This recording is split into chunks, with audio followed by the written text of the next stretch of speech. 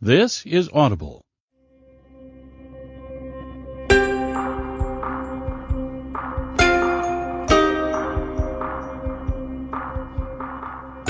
Brilliance Audio presents Shelter in Place by Nora Roberts. Performed by January Lavoie.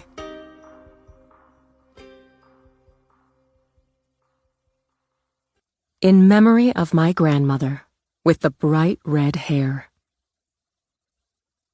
Part 1. Innocence Lost. No acquisitions of guilt can compensate the loss of that solid inward comfort of mind, which is the sure companion of innocence and virtue. Nor can in the least balance the evil of that horror and anxiety which, in their room, guilt introduces into our bosoms. Henry Fielding. Chapter 1. On Friday, July 22, 2005, Simone Knox ordered a large Fanta, orange, to go with her popcorn and Swedish fish. The choice, her standard night at the movies fare, changed her life, and very likely saved it. Still, she'd never drink Fanta again. But at that moment, she only wanted to settle down in the theater with her two best friends forever and lose herself in the dark. Because her life, currently and absolutely for the rest of the summer, and maybe for all time, sucked beyond infinity. The boy she loved, the boy she'd dated exclusively for 7 months, 2 weeks, and 4 days, the boy she'd imagined cruising through her upcoming senior year with, hand in hand, heart to heart, had dumped her. In a text. Done wasting time, 'cause I got to be with somebody ready to be all the way with me, and that's not you, so we are done. See you. Certain he couldn't have meant it. She'd tried to call him, but he didn't answer. She'd texted 3 times, humiliating herself. Then she'd gone to his MySpace page. Humiliation was too weak a word for what she suffered. Traded in the old defective model for a hot new one. Simone out. Tiffany in. Shook off a loser, and I'll be rolling through the summer and into senior year with the hottest girl in the class of 2006. His post, with pictures, had already generated comments. She might have been smart enough to know he'd ordered his friends to say mean, ugly things about her, but that didn't lessen the sting or the embarrassment. She grieved for days. She wallowed in the comfort and righteous anger of her 2 closest friends. She raged at her younger sister's taunts, dragged herself to her summer job and the weekly tennis lessons at the club that her mother insisted on. A text from her grandmother made her sniffle. Cece might be meditating with the Dalai Lama in Tibet, rocking it out with the Stones in London, or painting in her studio on Tranquility Island, but she had a way of finding out anything and everything. It hurts now, and the pain's real, so hugs, my treasure. But give it a few weeks and you'll realize he's just another asshole. Kick butt, and namaste. Simone didn't think Trent was an asshole, though both Tish and me agreed with Cece. Maybe he'd tossed her aside, and in a really mean way, just because she wouldn't do it with him. She just wasn't ready to do it. Besides, Tish had done it with her ex-boyfriend after the junior prom, and twice more, and he'd dumped her anyway. The worst was, she still loved Trent, and in her desperate 16-year-old heart, knew she'd never love anyone else ever again. Even though she'd torn out the pages of her journal where she'd written her future names.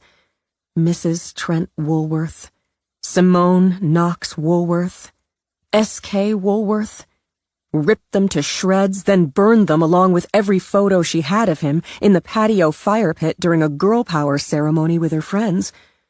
She still loved him. But, as me pointed out, She had to live, even though part of her just wanted to die. So she let her friends drag her to the movies.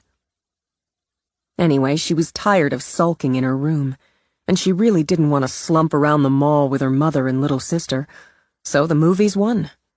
Me won, too, as it was her turn to pick, so Simone was stuck with some science fiction deal called The Island Me was crazy to see. Tish didn't mind the pick. As a future actress, she felt that experiencing movies and plays was both a duty and pre-career training. Plus, Ewan McGregor ranked in Tish's top 5 movie boyfriends. Let's get seats. I want good ones. Me, small, compact, with dark, dramatic eyes and a thick wedge of black hair, gathered her popcorn, no fake butter, her drink, and the peanut M&Ms she favored. Me had turned 17 in May, dated sporadically as she currently preferred science to boys, and skimmed just above the nerd line only because of her prowess as a gymnast and solid slot on the cheerleading squad. A squad unfortunately captained by one Tiffany Bryce, boyfriend stealer and slut. I need the ladies. Tish, double fake butter popcorn, a Coke, and Junior Mints, pushed her snacks at her friends. I'll find you. Don't fool around with your face and hair, Me warned her. Nobody can see them anyway once the movie starts.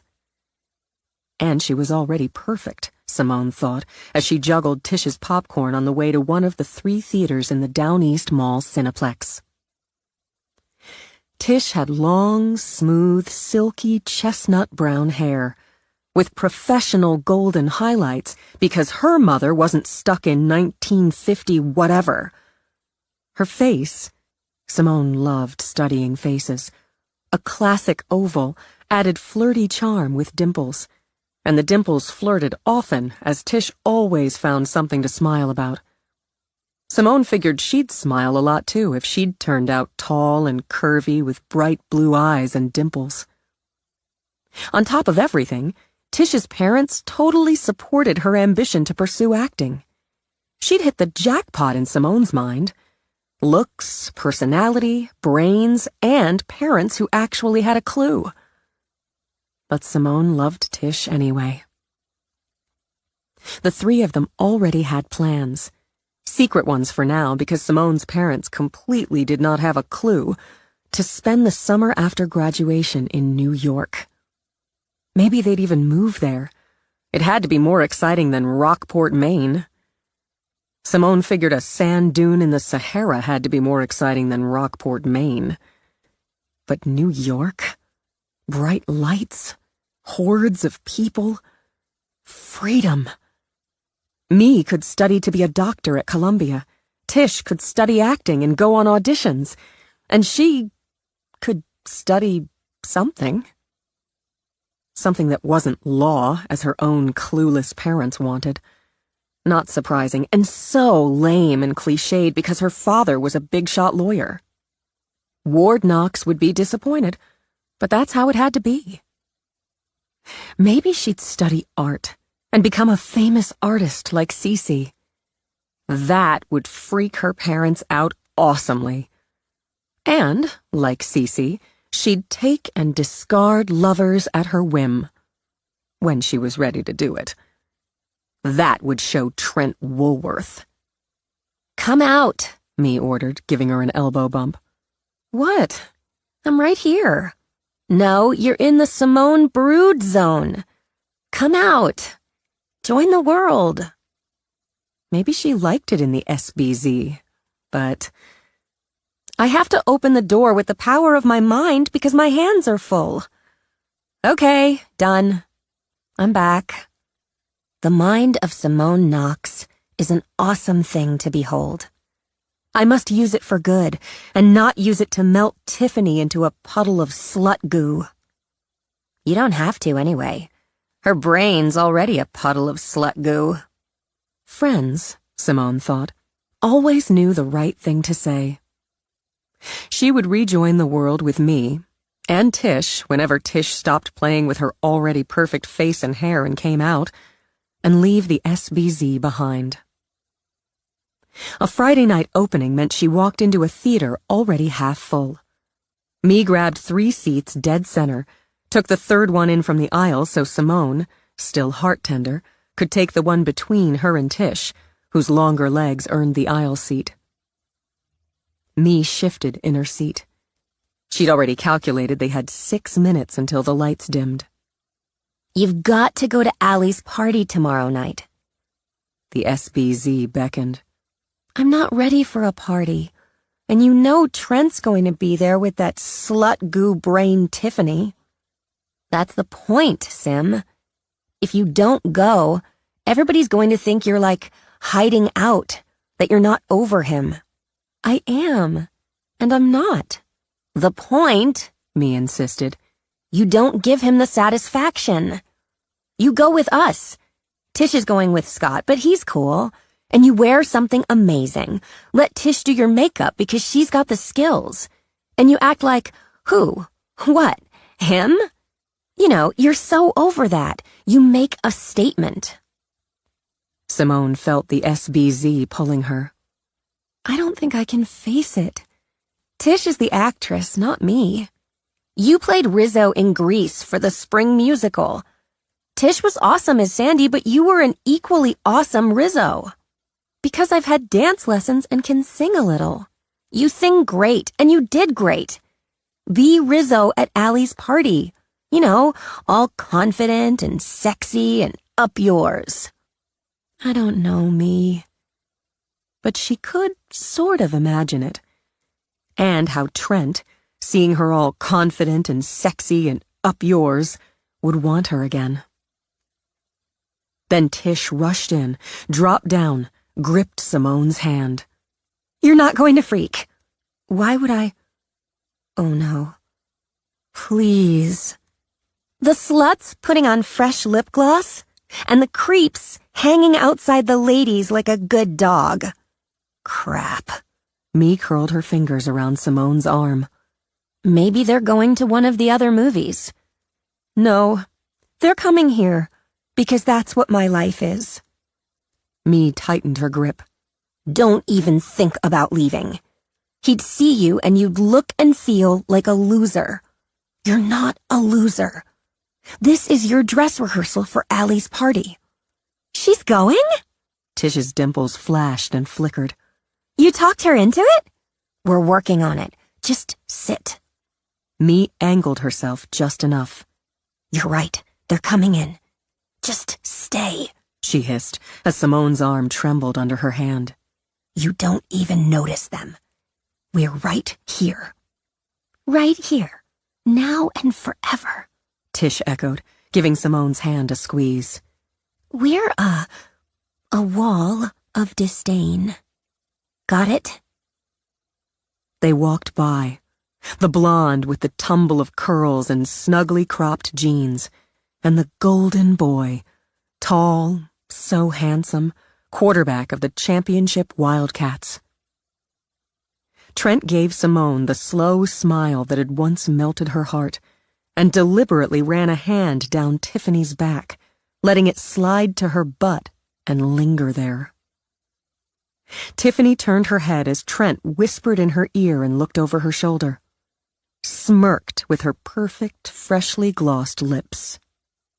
Broken-hearted, her life a Trentless void, Simone still had too much of her grandmother in her to take that kind of insult. She smirked right back and shot up her middle finger. Me let out a snorting giggle. Way to go, Rizzo. Though Simone's broken heart thudded, she made herself watch as Trent and Tiffany sat 3 rows ahead and immediately began to make out. All men want sex, Tish said wisely. I mean, why wouldn't they? But when that's all they want, they're not worth it. We're better than she is. Me passed Tish her Junior Mints and Coke. Because that's all she's got. You're right. Maybe her eyes stung a little, but there was a burning inside her heart, and the burn felt like healing. She handed Tish her popcorn. I'm going to Allie's party. Tish let out a laugh, deliberately mocking and loud, enough to make Tiffany jerk. Tish shot Simone a grin. We'll rule that party. Simone clamped her popcorn between her thighs so she could link hands with her friends. I love you guys. By the time the previews ended, Simone had stopped watching the silhouettes 3 rows down. Mostly. She'd expected to brood through the movie, actually planned on it, but found herself caught up. Ewan McGregor was dreamy, and she liked how strong and brave Scarlett Johansson came across. But 15 minutes in, she realized she should have gone to the bathroom with Tish, though that would have been a disaster with lip gloss Tiffany in there. Or she should have taken it a lot easier on the Fanta. 20 minutes in, she gave up. I've got to pee, she whispered. Come on, Me whispered back. I'll be fast. You want me to go with you? She shook her head at Tish, gave her what was left of the popcorn and Fanta to hold. She shuffled by, strode quickly up the aisle. After making the turn to the right, she hurried to the ladies, shoved the door open. Empty. No waiting. Relieved, she grabbed a stall and contemplated as she emptied her bladder. She'd handled the situation. Maybe Cece had been right. Maybe she was close to realizing Trent was an asshole. But he was so cute, and he had that smile, and doesn't matter, she muttered. Assholes can be cute. Still, she thought about it as she washed her hands, as she studied herself in the mirror over the sink. She didn't have Tiffany's long blonde curls or bold blue eyes or killer bod. She was, as far as she could tell, just average. Average brown hair her mother wouldn't let her have highlighted. Just wait until she hit 18 and could do whatever she wanted with her own hair. She wished she hadn't worn it in a ponytail tonight, because it suddenly made her feel juvenile. Maybe she'd cut it, spike and punk it up. Maybe. Her mouth was too wide, even if Tish said it was sexy like Julia Roberts. Brown eyes, but not deep and dramatic like Me's. Just brown, like her stupid hair. Of course, Tish, being Tish, said they were amber. But that was just a fancy word for brown. That didn't matter either. Maybe she was average, but she wasn't fake. Like Tiffany, whose hair was brown too under the bleach. I'm not a fake, she said to the mirror. And Trent Woolworth's an asshole. Tiffany Bryce is a slut bitch. They can both go to hell. With a decisive nod, she held her head high and walked out of the bathroom. She thought the loud pops, firecrackers, and the screams were from the movie. Cursing herself for stalling and missing an important scene, she quickened her pace. As she neared the theater door, it burst open. The man, eyes wild, took one stumbling step before he fell forward. Blood. Was that blood? His hands clawed at the green carpet, the carpet where red spread, then stilled. Flashes. She saw flashes through the door that was wedged open a few inches by the man's legs. Blasts and blasts, screams, and people, shadows and silhouettes falling, running, falling. And the figure, dark in the dark, walking methodically up the rows. She watched, frozen, as that figure turned and shot a woman in the back who was running. She couldn't breathe. If she'd been capable of drawing a breath, it would have expelled in a scream. Part of her brain rejected what she'd seen. It couldn't be real. It had to be like the movie, just pretend. But instinct kicked in, had her running back to the bathroom, crouching behind the door. Her hands didn't want to work, fumbled on her purse, fumbled on her phone. Her father had insisted on 911 as her first memory code on the phone. Her vision wavered, and her breath came in ragged pants. 911, what is your emergency? He's killing them. He's killing them. Help! My friends! Oh God! He's shooting people!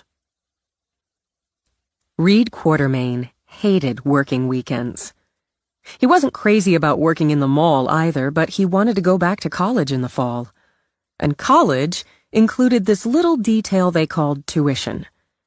Add in books, housing, food, and you had to work weekends at the mall. His parents covered most of the freight, but they couldn't manage it all. Not with his sister heading off in another year, and his brother already 3 years in at American University in D.C. He sure as hell didn't want to wait tables for the rest of his life, so college. And maybe before he donned another cap and gown, he would figure out just what the hell he did want to do for the rest of his life. But summers, he waited tables and tried to look on the bright side. The restaurant's mall location worked okay, and the tips didn't suck. Maybe waiting tables at Manja 5 nights a week with a double shift on Saturdays killed his social life, but he ate well. Bowls of pasta, loaded pizzas, hunks of Manja's renowned tiramisu hadn't put much meat on his long, bony frame, but it wasn't for lack of trying. His father once had hoped his middle child would follow in his football star cleat prints, as his oldest son had, resoundingly. But Reed's complete lack of skill on the field and skinny frame dashed those hopes. Still, standing on a yard of leg by the time he'd hit 16, with a willingness to run all damn day, had made him a minor sort of star on varsity track, so that balanced it out some. Then his sister took the heat off with her fierce talent on the soccer field. He served a table of 4 their starters. Insalata mista for the mother, gnocchi for the dad, mozzarella sticks for the boy, and fried ravioli for the girl. He flirted harmlessly with the girl, who gave him long, shy smiles. Harmless because he figured she was maybe 14, and off the radar for a college man heading into his sophomore year. Reed knew how to flirt harmlessly with young girls, older women, and pretty much all in between. Tips mattered, and he'd honed the charm for customers after 4 summers of waiting tables. He covered his section. Families, some old couples, a scatter of date night 30-whatevers, probably dinner and a movie, which made him think he'd see if Chaz, assistant manager at GameStop, wanted to catch the late showing of The Island after their shifts. He ran credit cards. Chatting up table 3 had bagged him a solid 20%, turned tables, swung in and out of the insane kitchen, and finally hit break time. "Dory, taking my 10. The head waitress gave his section a quick scan, gave him the nod. He stepped out of the double glass doors and into the Friday night mayhem. He had considered texting Chaz and taking his 10 in the kitchen, but he wanted out. Plus, he knew Angie worked the Fun in the Sun kiosk on Friday nights, and he could take 4 or 5 of his 10 for some not-so-harmless flirting. She had an off-and-on boyfriend, but the last word he heard said off. He could try his luck there and maybe score a date with somebody whose miserable schedule matched his own. He moved fast on long legs through shoppers, through cliques of teenage girls and the teenage boys who scouted them, around moms pushing strollers or herding toddlers, through the incessant brain-numbing music he no longer heard. He had a mop of black hair, his mother's Italian half. Dory didn't bug him about getting a trim, and his dad had finally given up. His eyes, deep-set, pale green against olive-toned skin, brightened when he saw Angie at the kiosk. He slowed his pace, slipped his hands into his trouser pockets, casual, and sauntered over. "Hey, how's it going?" She flashed him a smile, rolled her pretty brown eyes. "Busy. Everybody's going to the beach but me." "And me." He leaned on the counter with its display of sunglasses, hoping he looked smooth in his uniform of white shirt, black vest, and pants. I'm thinking of catching the Island. It's got a 10:45 last show. It's almost like a trip to the beach, am I right? Want in? Oh, I don't know. She fussed with her hair, a beachy blonde that went with the golden tan he suspected she got from the self-tanner in another display. I do kind of want to see it. Hope sprang, and Chaz was bumped off his list. Gotta make some fun, right? Yeah, but I sort of told Misty we'd hang after closing. Chaz jumped back on the list. That's cool. I was heading down to see if Chaz wanted to catch it. We could all go. Maybe. She flashed that smile again. Yeah, maybe. I'll ask her. Great. I'm heading down to see Chaz. He shifted to give more room to the woman waiting patiently while her kid, another who hit about 14, tried on half a zillion pairs of sunglasses. You can text me either way. If I could have 2 pairs, the girl began, checking herself out in a pair with metallic blue lenses. I'd have a spare. 1, Natalie. This is your spare. I'll text you, Angie murmured, then shifted to work mode. Those look awesome on you. Really? Totally, Reed heard Angie say as he headed off. He quickened his pace. He had to make up time. GameStop buzzed with its usual crowd of geeks and nerds, and, for the younger geeks and nerds, the glazed-eyed parents trying to move them along. Monitors previewed a variety of games, the PG variety on the wall screens. The less friendly ones were on individual laptops for use with over 18 ID or with parental supervision. He spotted Chaz, king of the nerds, explaining some game to a confused-looking woman.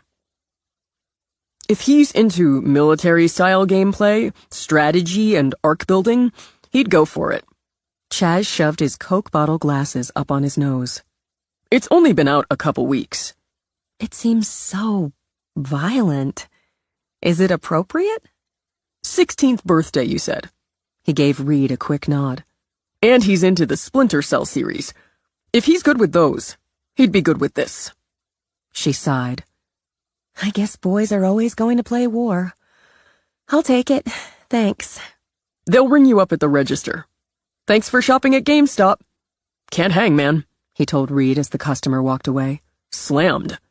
30 seconds. Late show, The Island. I'm all about it. Clones, baby. Solid. I've got Angie on the hook for it, but she wants to bring Misty on. Oh, well, Don't let me down, man. It's the closest I've got to a date out of her. Yeah, but Misty's a little scary. And do I have to pay for her? It's not a date. I'm working on turning it into a date. For me, not for you. You're my wingman, and Misty's Angie's. Clones, he reminded Chaz. Okay, I guess. Geez, I wasn't figuring on— Great, Reed said before Chaz changed his mind. Got a book. Meet you there. He rushed out. It was happening. Group non-date could clear the way for a one-on-one let's hang out, and that opened the door to the possibility of a little touch. He could use a little touch. But right now he had 3 minutes to make it back to Manja, or Dory would scorch his ass. He started to lope when he heard what sounded like firecrackers, or a series of backfires. It made him think of GameStop's shooting games. More puzzled than alarmed, he glanced back. Then the screaming started. And the thunder. Not from behind, he realized. From up ahead. The thunder was dozens of people running. He jumped out of the way as a woman careened toward him, racing behind a stroller where the kid inside wailed. Was that blood on her face? What? She kept running, her mouth wide in a silent scream. An avalanche rolled behind her. People stampeding, stomping on discarded shopping bags, tripping over them, and, as some fell, over each other. A man skidded over the floor, his glasses bouncing off to be crushed under someone's foot. Reed grabbed his arm. "What's happening? He's got a gun! He shot! The man shoved to his feet, ran on in a limping sprint. A couple of teenage girls ran weeping and screaming into a store at his left. And he realized the noise, gunfire, came not only from in front of him, but also from behind him. He thought of Chaz, a 30-second sprint behind him, and his restaurant family, double that ahead. "Hide, man," he muttered to Chaz. "Find somewhere to hide." And he ran toward the restaurant. The cracking, popping sounds went on, seeming to come from everywhere now. Glass shattered and crashed. A woman with a bloodied leg huddled under a bench and moaned. He heard more screams, and worse, the way they cut off like a sliced tape. Then he saw the little boy in red shorts and an Elmo t-shirt staggering like a drunk past Abercrombie & Fitch. The display window exploded. People scattered, dived for cover, and the kid fell down, crying for his mother. Across the mall, he saw a gunman. Boy? Laughing as he fired. On the ground, a man's body jerked as the bullets tore into him. Reed scooped up the kid in the Elmo t-shirt on the run, hooking him under one arm like the football he'd never been able to handle. The gunfire, and he would never forget the sound of it, came closer. Front and back, everywhere. He'd never make it to Manja, not with the kid. He veered off, running on instinct, did a kind of sliding dive into the kiosk. Angie, the girl he'd flirted with 5 minutes before, a lifetime before, lay sprawled in a pool of blood. Her pretty brown eyes stared at him while the kid hooked under his arm wailed. "Oh God, oh Jesus, oh Jesus, oh God." The shooting wouldn't stop. Okay, you're okay. What's your name? I'm Reed. What's your name? Brady. I want Mommy. Okay, Brady. We're going to find her in just a minute. But now we have to be really quiet. Brady, how old are you? This many. He held up 4 fingers as fat tears splashed on his cheeks. That's a big guy, right? We have to be quiet. There are bad guys. You know about bad guys? With tears and snot running down his face, eyes huge with shock, Brady nodded. We're going to be quiet so the bad guys don't find us. And I'm going to call for the good guys, for the police. He did his best to block the boy's view of Angie, did his best to block his own mind from the idea of her and death. He yanked open one of the sliding doors for storage, shoved out stock. Climb in there, okay? Like hide and seek. I'm right here, but you get in there while I call the good guys. He nudged the kid in, got out his phone, and that's when he saw how badly his hands shook. 911, what is your emergency? Down East Mall, he began. Police are responding. Are you in the mall?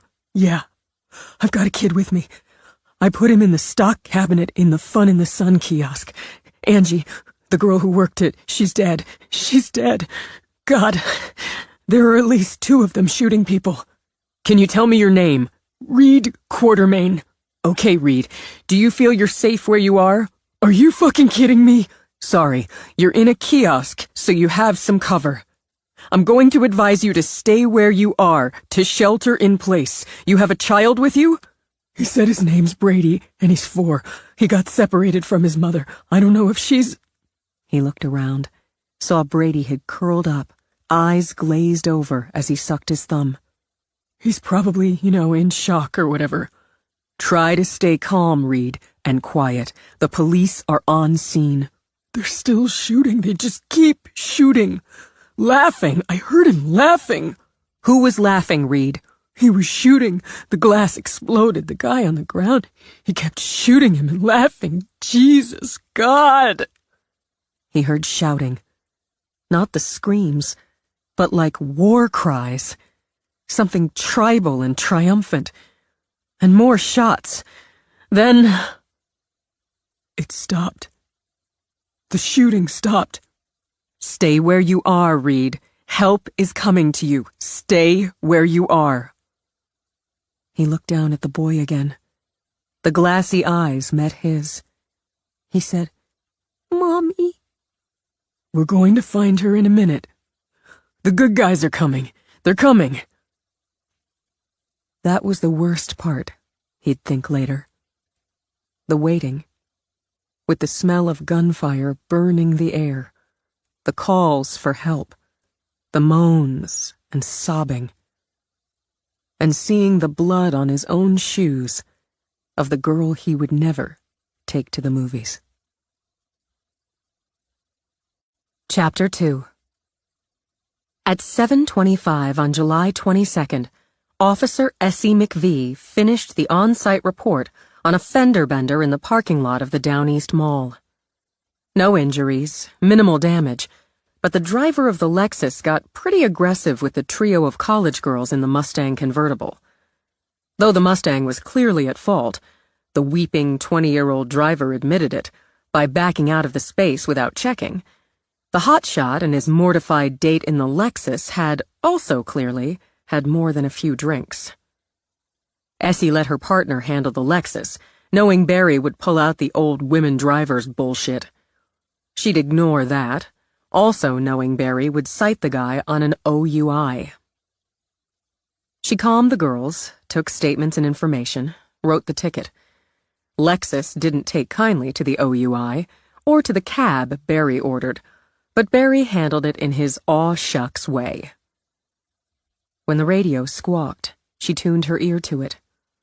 4 years on the job didn't stop her heart from banging. She jerked around to Barry, saw by his face his ear had been tuned in as well. She turned her head to her mic. "Unit 45 is on scene. We're right outside the theater." Barry popped the trunk, tossed her a vest.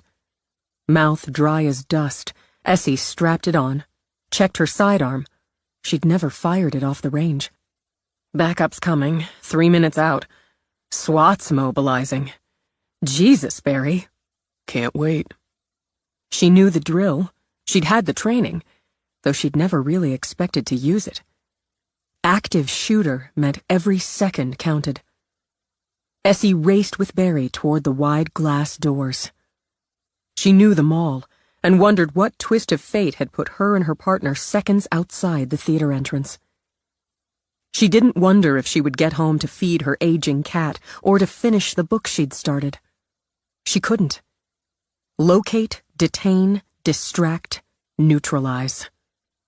She put the scene inside her head before they hit the doors. Theater lobby opening to the main mall, turn right to ticket booth, move to concessions, left to corridor to the 3 theaters. 911 stated shooter in 1, the biggest of the 3. She scanned through the glass, went through, tacked left as Barry tacked right. She heard the piped music from the mall, the rumble of shoppers. The 2 guys at concessions gawked at the pair of cops, weapons drawn. Both shot their hands up. The jumbo soda in the hand of the one on the left hit the counter, smashed and splashed. "Anybody else here?" Barry demanded. Just Julie in the lockers." "Get her. Get outside, now. Go, go!" One of them leaped toward a door behind the counter. The other stood, hands up, still stammering. What? Move!" He moved. Essie turned left, cleared the corner, saw the body face down outside the doors of one and the blood trail behind it. "We got a body," she told dispatch, and kept moving. Slow. Careful.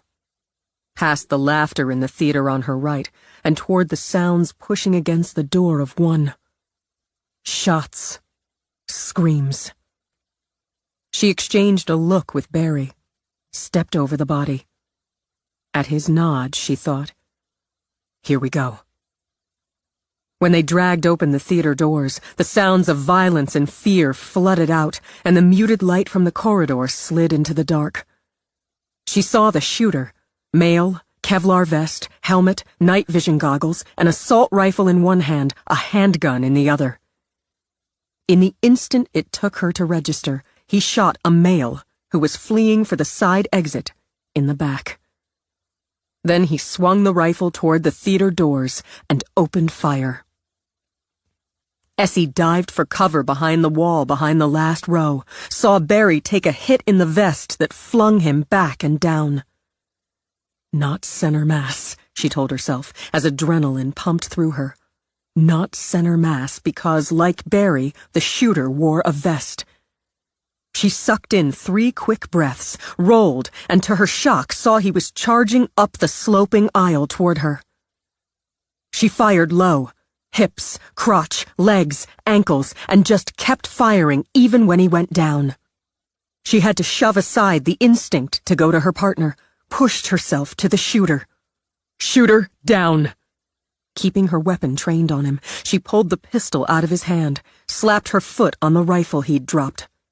"Officer down. My partner took a hit. We need medical. God, multiple gunshot victims. We need help here. We need help." "Reports of another active shooter, possibly 2 or more in the mall area. You confirm one shooter down?" "He's down." She scanned his lower body, the mass of blood. "He's not getting up." Even as she said it, the shooter's harsh, rapid breaths went out. He had a pimple on his chin. She stared at it until she could lift her head, until she could look at what he'd done. Bodies, splayed in the aisle, slumped in the seats, crumpled in the narrow spaces between rows where they'd fallen or tried to hide. She'd never forget it. When a quad team burst through the theater doors, she held up a hand. "Officer McVee, shooter's neutralized. My partner." As she spoke, Barry coughed, moaned. She started to straighten from her crouch, swayed as her head swam. "You hit, McVee?" No, just... no." Bearing down, she went to Barry. "Next time I bitch about how hot and heavy these vests are, slug me," he hissed in a breath. "Hurts like a motherfucker." She swallowed bile, took Barry's hand. "Would have hurt more without it." "You got him, Essie. You got the bastard." "Yeah." She had to swallow again, hard, but she nodded. "I think he's a kid.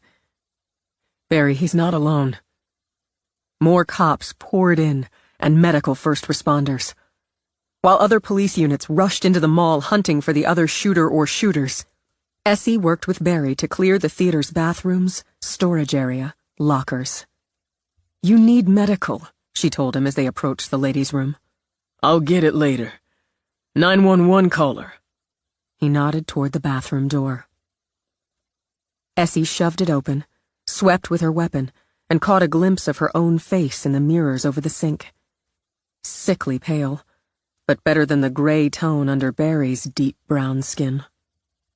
"This is the police," Essie called out. "Simone Knox? This is the police." Silence echoed back. "Maybe she got out." The stall doors stood open, but one hardly more than a crack. "Simone," Essie repeated as she walked over. "I'm Officer McVee with the Rock Point Police. You're safe now." She eased the door open, saw the girl crouched on the toilet seat, her hands pressed to her ears. "Simone?" Hunkering down, Essie laid a hand on Simone's knee. "You're all right now." "They're screaming. He's killing them. Tish, me, my mom, my sister." "Help's here now. We'll find them for you. Let's get you out of here, okay? You were really smart. You saved lives tonight, Simone, by calling for help. Simone looked up then, huge brown eyes drenched with tears and shock. My phone died. I forgot to charge it and it died. So I hid in here. That's good. That's fine. Come on with me now. I'm Officer McVee. This is Officer Simpson. The man ran out and fell. The blood. I saw. Tish and me are in the movie. My mom and sister are shopping. We're going to find them for you. She put an arm around Simone, helped her down, helped her out. You're going to go with Officer Simpson, and I'm going to go find your mom and your sister and your friends. Essie. You're hurt, Barry. Take the kid. Get her checked out. She led the girl down the corridor past the theaters. The situation report on her radio claimed 2 more shooters were down. She hoped that was all of them, but she needed to be sure. But when Barry took over, steering Simone toward the glass doors and the flashing lights of cop cars and ambulances, Simone stopped, looked directly into Essie's eyes. Tulip and Natalie Knox. Mi Hee Jung and Tish Olsen. You have to find them. Please. Please find them. Got it. On it. Essie headed the opposite way. She didn't hear gunfire anymore, and somebody, thank Christ, had shut off the music. Her radio crackled about areas cleared, calls for medical assistance. She stopped, stared at the mall she'd shopped in, wandered in, grabbed her first meal in for as long as she could remember. It would take time, she thought, almost numb, to clear the dead, to treat and transport the wounded, to take statements from those who'd escaped injury. Physical injury, she corrected. She doubted anyone who lived through this night would come through unscathed. Paramedics poured in now, but there were so many beyond their help. A woman with blood running down her arm cradled a man, beyond help, in her lap. A male in a Red Sox jersey lay face down. She could see gray matter in his head wound. A female, early 20s, sat weeping in front of Starbucks, her apron spattered with blood. She saw a little pink sneaker, and though she prayed the girl who'd lost it found safety, it wrenched her heart. She saw a man, early 20s, late teens, stagger out of GameStop. His thick glasses sat askew over eyes as dazed as a dreamer's. Is it over? He asked her. Is it over? Are you injured? No. I banged my elbow. Those dazed eyes skimmed over her, then over the bleeding, the dead. Oh, geez. In the back room. I got people in the back room, like they said to do if they're in the back room. Just hold on a minute. She turned away to use her radio, to ask if she could lead a group out and to what checkpoint. What's your name? She asked him. I'm Chaz Bergman. I'm like the manager on duty tonight. Okay, Chaz, you did good. Let's get your people out now. There are officers outside who'll take your statements, but let's get everybody outside. I've got a friend, Reed Quartermain. He works at Manja, the restaurant. Can you find him? I'll find him. Essie added him to her list. Is it over? Chaz asked again. Yes, she told him, knowing it for a lie.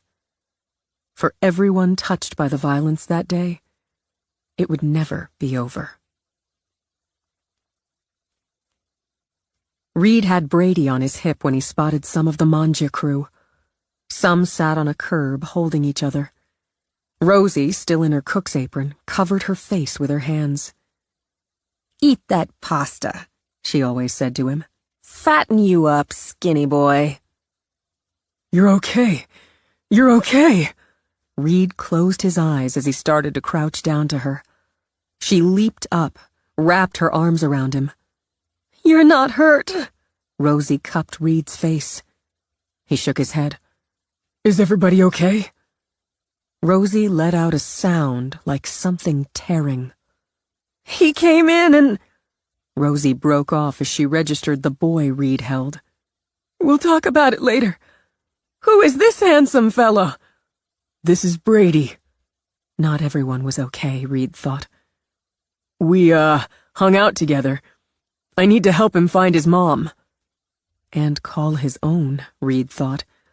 He'd texted her from inside, told her he was okay, not to worry. But he needed to call home. "The good guys came," Reed said. "Yes, they did." Rosie worked up a smile with tears flowing over it. "I want Mommy." "I'm going to ask one of the cops to help."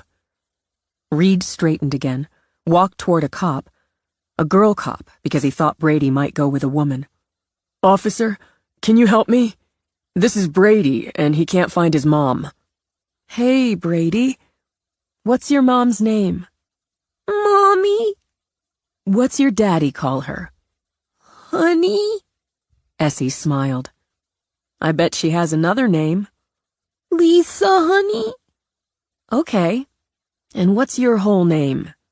"I'm Brady Michael Foster. I'm 4 years old. My daddy is a fireman, and I have a dog named Mac." "A fireman? And what's his whole name?" "He's Michael, honey." "Okay. Hold on a minute." Firefighters were among the first responders, so Essie tracked one down. "I need a Michael Foster. I've got his son." "Foster's one of mine. You've got Brady? Is he hurt?" "No." "His mother's en route to the hospital. 2 shots in the back. Fuck me. Foster's looking for the boy now. He didn't know they were here until our paramedics found Lisa." He rubbed his hands over his face. "Can't say if she'll make it. Here he comes." Essie saw the man rushing through the shell-shocked crowd. Compact build, brown, close-cropped hair.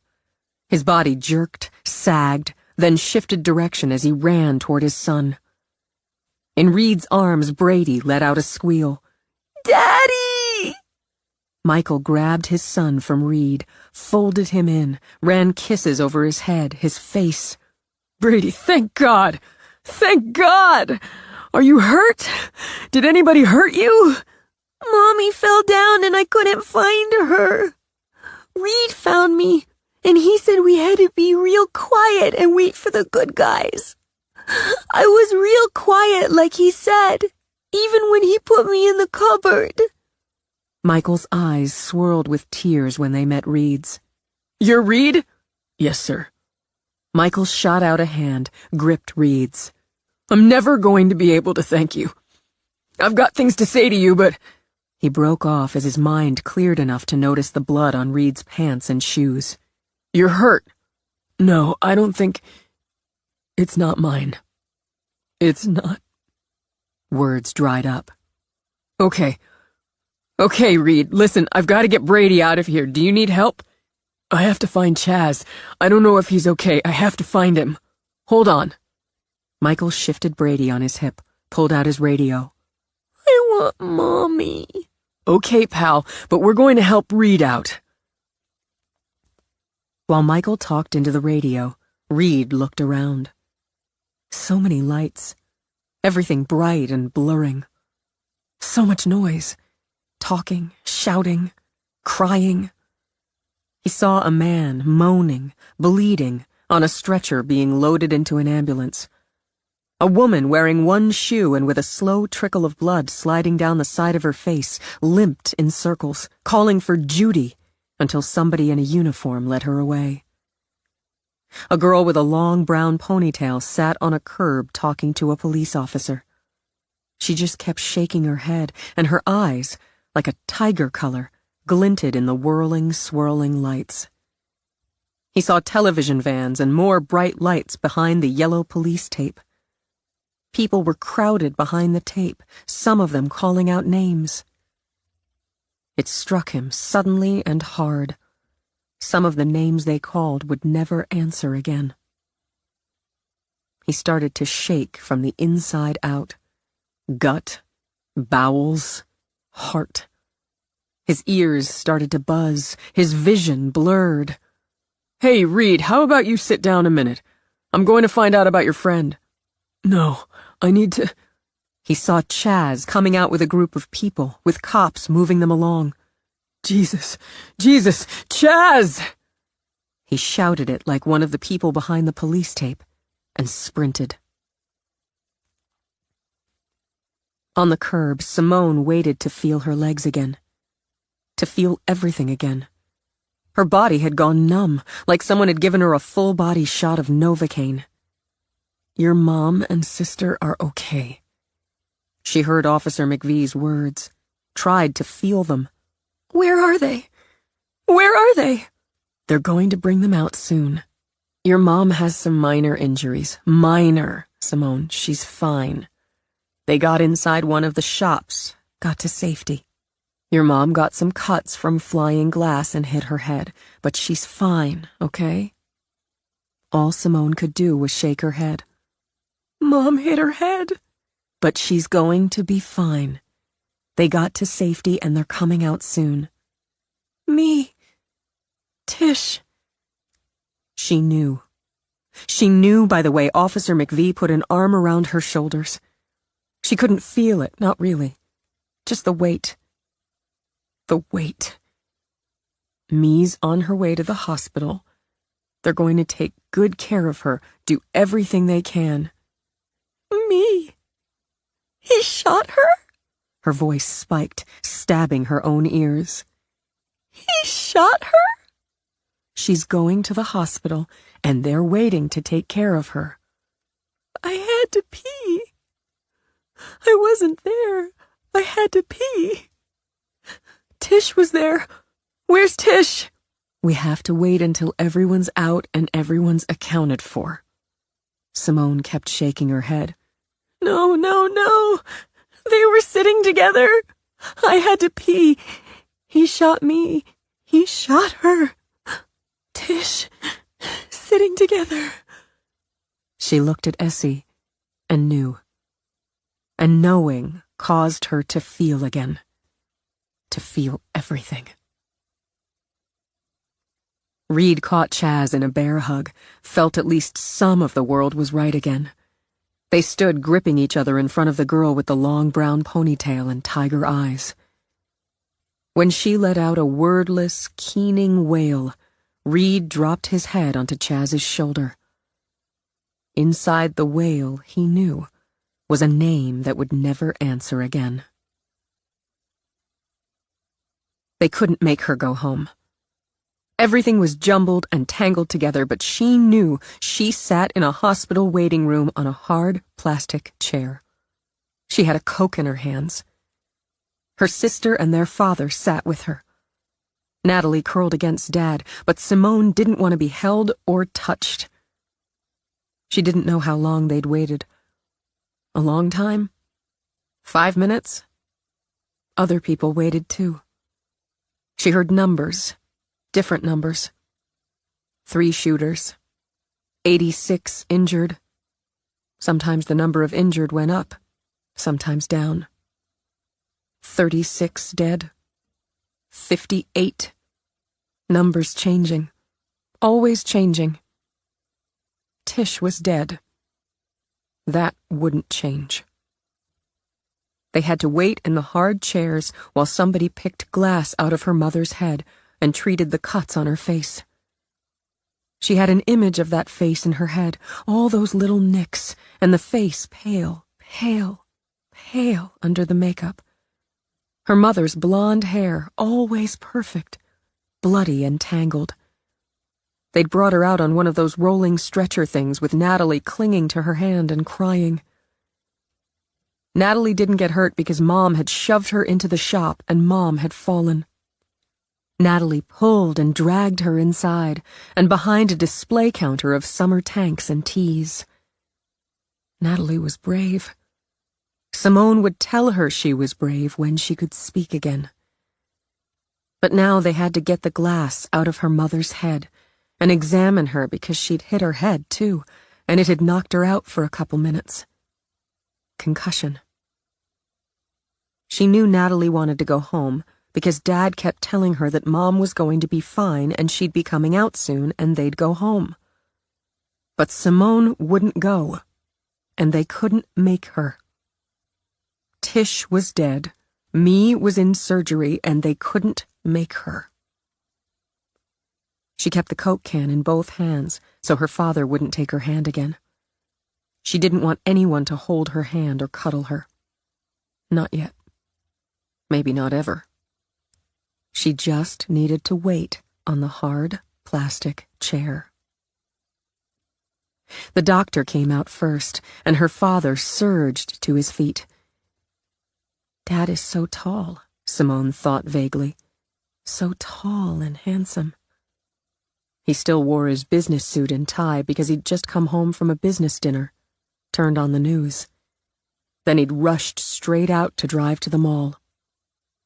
The doctor gave her father some instructions. Minor concussion, some stitches. When her mother came out, Simone got shakily to her feet.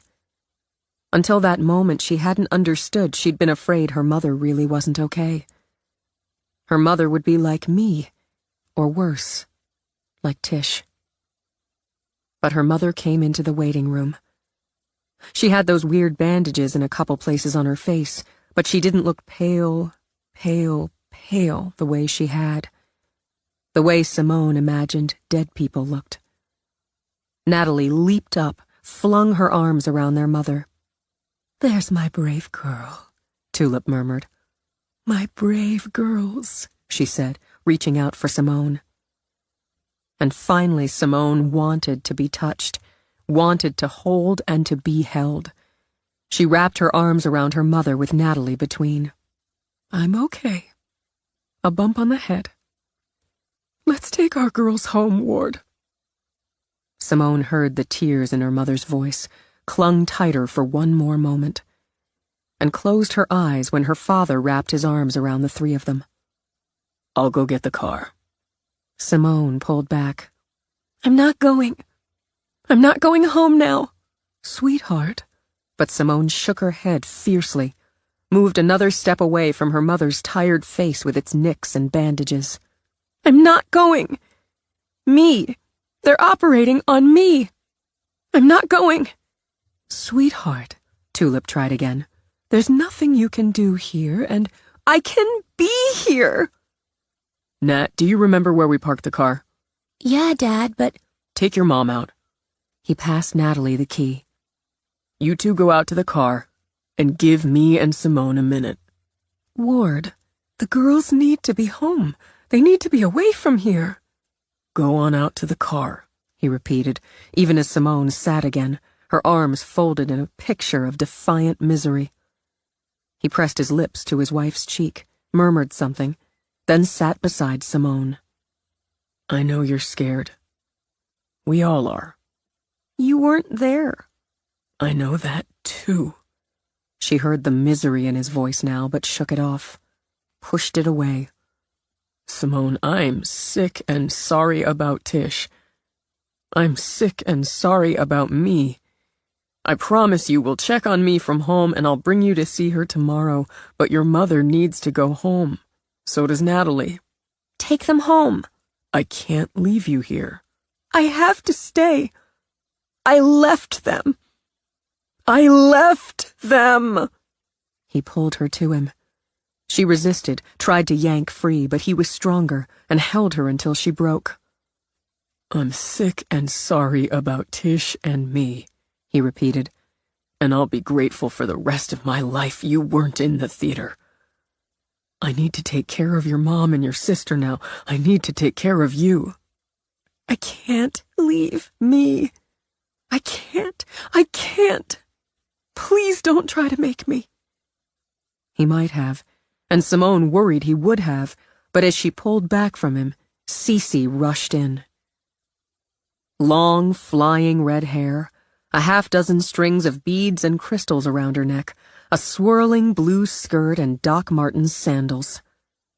She scooped Simone up and folded her in yoga-fit arms in a cloud of peachy perfume with just the faintest hint of marijuana. "Thank God, oh, baby. Oh, thank every god and goddess. Tulip?" she demanded of Ward. "Natalie?" They just went out to the car. Tulip got a couple of bumps and scrapes, that's all. Nat's fine. Cece will stay with me. Simone turned her lips to her grandmother's ear. Please, please. Sure I will. Are you hurt? Are you... He killed Tish. Me. They're operating. Oh, no. Cece rocked her, swayed her, wept with her. Those sweet girls. Those sweet young girls. Dad has to take Mom and Natalie home. I have to wait here. I have to wait for me. Please. Of course you do. I've got her, Ward. I'll stay with her. I'll bring her home when Me's out of surgery. I've got her. Simone heard the snap of steel in Cece's words and knew her father had been about to object. All right. Simone. He cupped her face, kissed her forehead. You call if you need me. We'll pray for me. She watched him go, slipped her hand into Cece's. I don't know where she is. Can you find out? Cece Lennon had a way of getting people to tell her what she wanted to know, of doing what she thought they should do. It didn't take long for her to lead Simone up to another waiting room. This one had chairs with pads, sofas and benches, even vending machines. She saw Me's parents, her older sister, her younger brother, her grandparents. Me's father saw her first. He looked 1,000 years older than he had when they'd picked Me up for the movies. He'd been working in his front garden, she remembered, and had waved them off. He rose, walked over with tears swirling in his eyes to hug her. I'm so glad you weren't hurt. His English was perfect and precise, and he smelled of freshly cut grass. I left them. I had to use the bathroom, and I left them. Then... Ah, I'm glad for it. Ms. Lennon, it's kind of you to come. Cece, she corrected. We're all family now. We'd like to wait with you. Send all our healing thoughts and lights to Me. His chin wobbled as he fought to compose himself. Simone, my treasure, why don't you go sit with Me's mom? She put an arm around Mr. Jung's shoulders. Let's take a little walk. Simone went over to sit by Mrs. Jung. And when Mrs. Jung gripped her hand, Simone held tight. She knew Cece believed in vibes and light and burning sage and meditation, and all sorts of things that made her daughter roll her eyes. Simone also knew that if anyone could make Me be okay through sheer force of will, it was Cece. So she clung to that, just like she clung to Me's mother's hand. Chapter 3. When Cece came back, Simone got up so Mr. Jung could sit next to his wife. Before she took another seat, Me's sister, Nari, took her arm. Help me get tea. Simone went with her across the big room to a counter with pots of hot water, coffee, tea bags, and disposable cups. Nari, slim, studious, in her second year at MIT, efficiently set up a cardboard tray. They won't tell you. She spoke quietly, giving Simone a long look, dark eyes through the lenses of dark-framed glasses. It's bad. Me was shot 3 times. Simone opened her mouth, but no words came out. There were no words. I heard one of the police talking to a nurse after they took her to surgery. She lost so much blood. She's so tiny, and she lost a lot of blood. Will you go with me to give blood for her? It might not go to her, but... Yes. What do we do? Where do we go? Because she was a minor, Simone needed Cece. They took turns because so many people were doing just as they were. Simone looked away before the needle went in because needles made her feel a little sick. She drank the little cup of orange juice after as instructed. On the way back, she told Cece she needed to use the bathroom. "I'll go with you." "No, that's okay. I'll be right there." She wanted to go alone, mostly because she needed to throw up the orange juice. But when she went inside, she saw a woman standing at one of the sinks, crying. Tiffany's mother. Mrs. Bryce had been her 7th grade language arts teacher.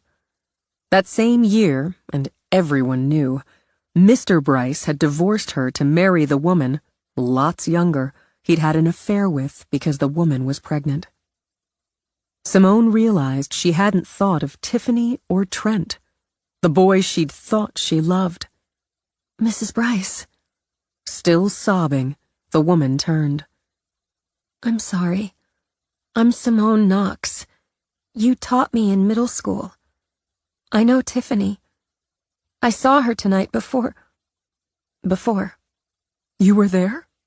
With Mi Hee Jung and Tish Olsen. In the movies. They're operating on me. She got shot. He killed Tish." Oh, God. They stood, tears streaming. Tish Olsen, oh, God. Oh, God. When she threw her arms around Simone, Simone clung to her. Tiffany's in surgery.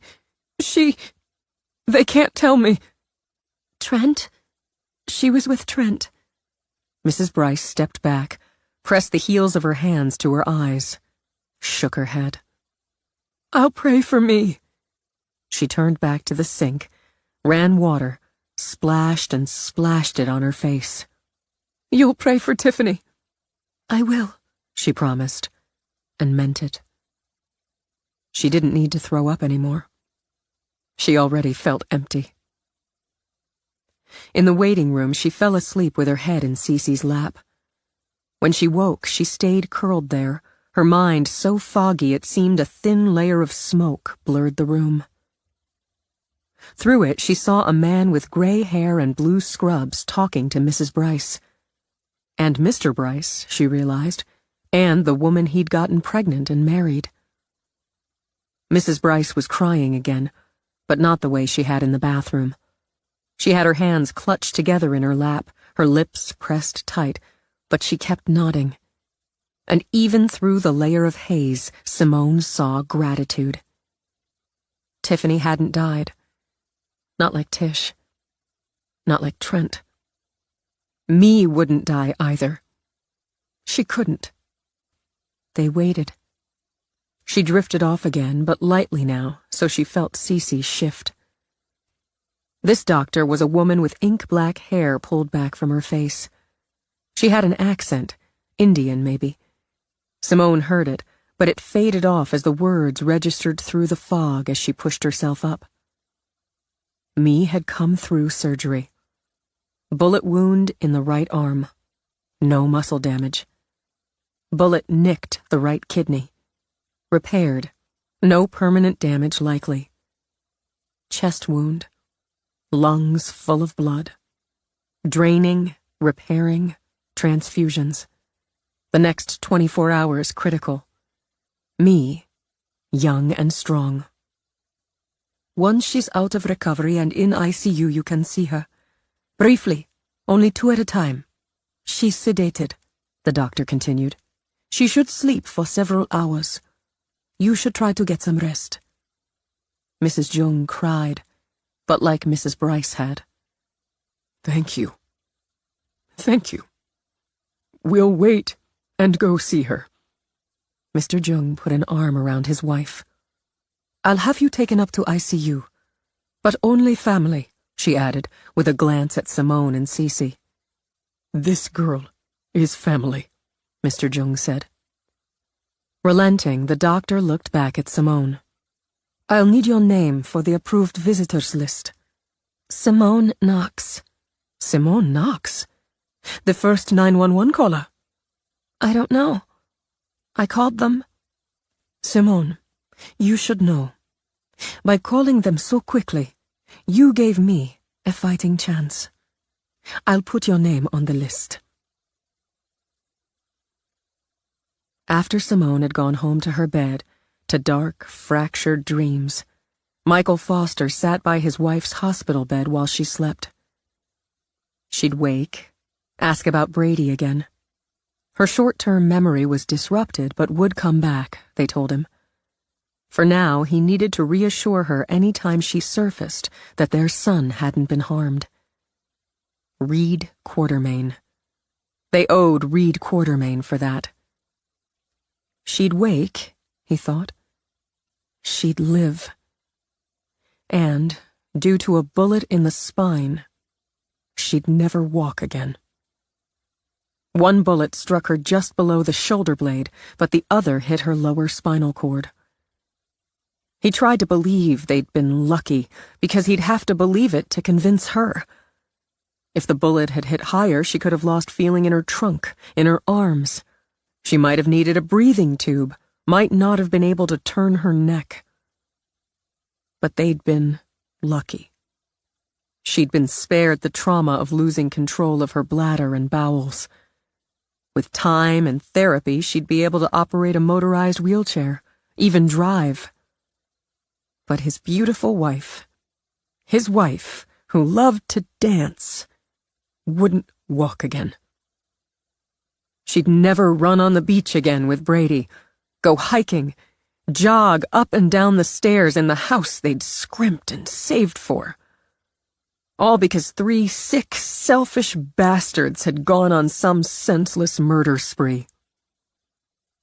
He didn't even know which one of the 3 had hurt his wife, the mother of his child, the love of his goddamn life. It didn't matter which, he thought. They'd all done it. John Jefferson Hobart, a.k.a. JJ, age 17. Kent Francis Whitehall, age 16. Devin Lawrence Paulson, age 16. Teenagers. Sociopaths, psychopaths, he didn't care what label the shrinks slapped on them. He knew the death count, at least as of 4 a.m. when he'd last checked. 89.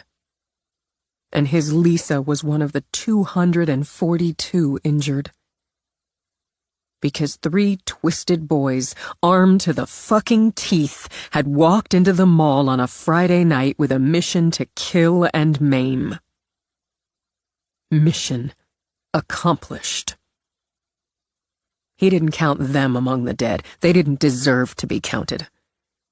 But he could be grateful to the cop who'd taken out Hobart, and grateful the other 2 had killed themselves, or each other. That detail remained unclear as of 4 a.m. He could be grateful there would be no trial. Grateful he, a man who'd dedicated himself to saving lives, wouldn't spend sleepless nights imagining killing them himself. Lisa stirred, so he shifted closer. When her eyes opened, he brought her hand to his lips. Brady? He's fine, baby. He's with your mom and dad. He's fine. I had his hand. I started to grab him up and run, but then... He's fine, Lisa, honey. He's fine. So tired. When she drifted off, he went back to watching her sleep.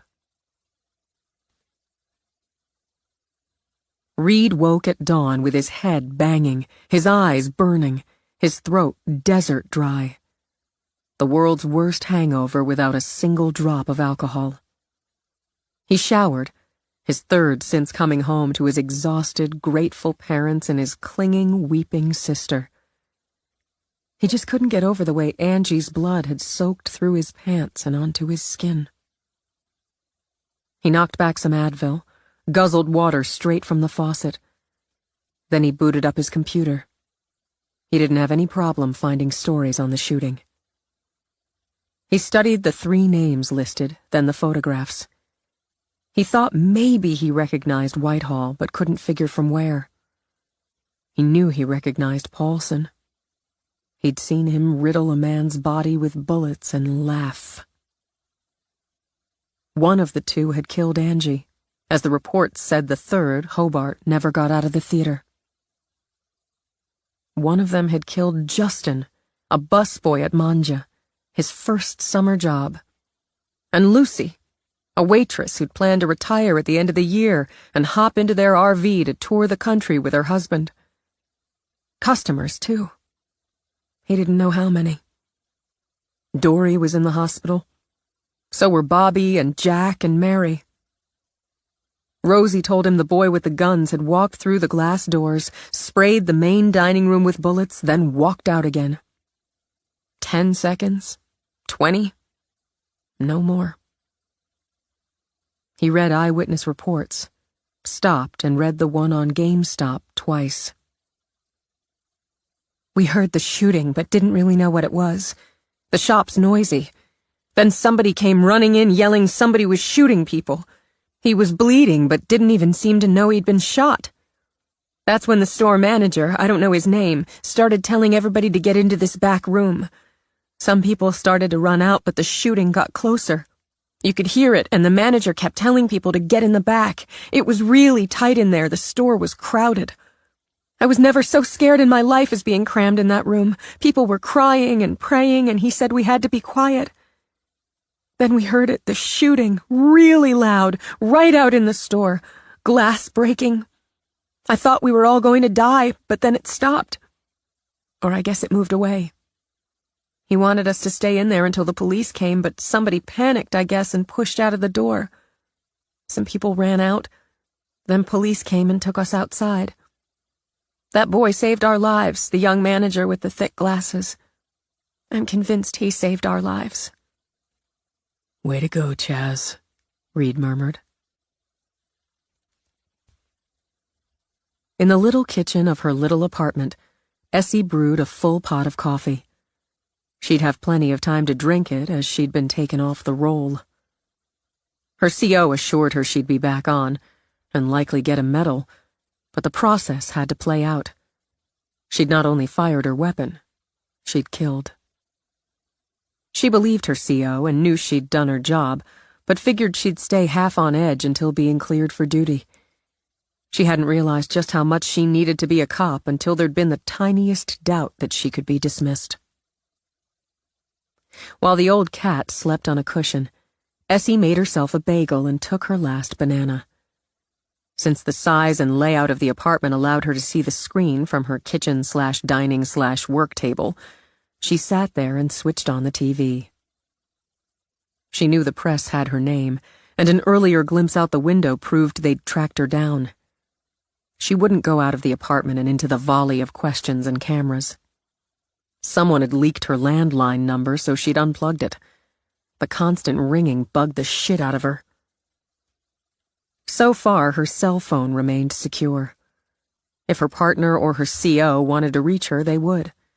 Plus, she still had email. She opened her laptop as she ate and watched the early news shows for any information she didn't already have. Using the laptop, she made a list of names she had in her head.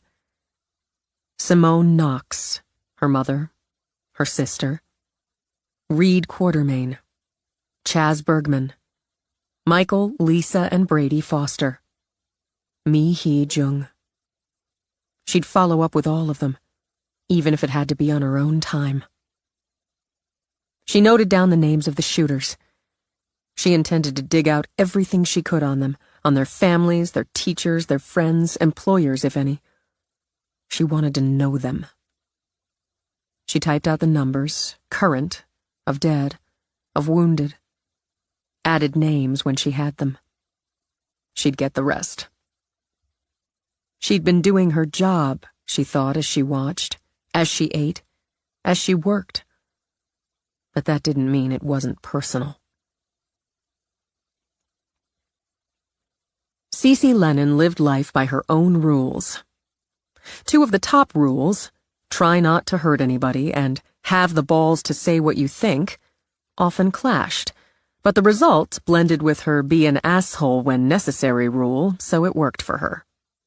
She'd been raised by sober, Methodist, traditional Republican parents in Rock Point, an upper-class suburban haven of Portland, Maine. Her father, a financial executive, and her mother, a housewife, self-proclaimed and proudly, had belonged to the country club, attended church every Sunday, and hosted dinner parties. Her father had bought a new Cadillac every 3 years, played golf on Saturday mornings and tennis, doubles with his wife, on Sunday afternoons, and collected stamps. Her mother had had her hair done on Mondays, played bridge on Wednesdays, and belonged to the garden club. Deborah, never Deb or Debbie, Lennon, had kept her pin money inside a white glove in her top dresser drawer, had never in her life written a check or otherwise paid a bill, and greeted her husband with freshened makeup after his day of work. She had mixed his evening drink, a dry gin martini, 1 olive, except during the summer season when he switched to gin and tonic with a twist of lime, so he could unwind until dinner. The Lennons had employed a daily housekeeper, a weekly groundskeeper, and, in the season, a pool boy. They had owned a vacation home in Kennebunkport and were considered by themselves and others pillars of the community. Naturally, Cece rebelled against everything they were and stood for. What was a child of the 60s to do but appall her conservative parents with her passionate embrace of the counterculture? She denounced the patriarchal structure of the church and their lifestyle, railed against the government, actively protested the war in Vietnam, and literally burned her bra. At 17, Cece packed a bag and hitchhiked to Washington to march. From there, along with sex, drugs, and rock and roll, she traveled.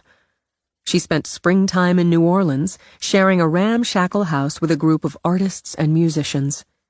She painted for tourists. She'd been born with the talent. She rode to Woodstock in a van she helped paint into psychedelic wonder.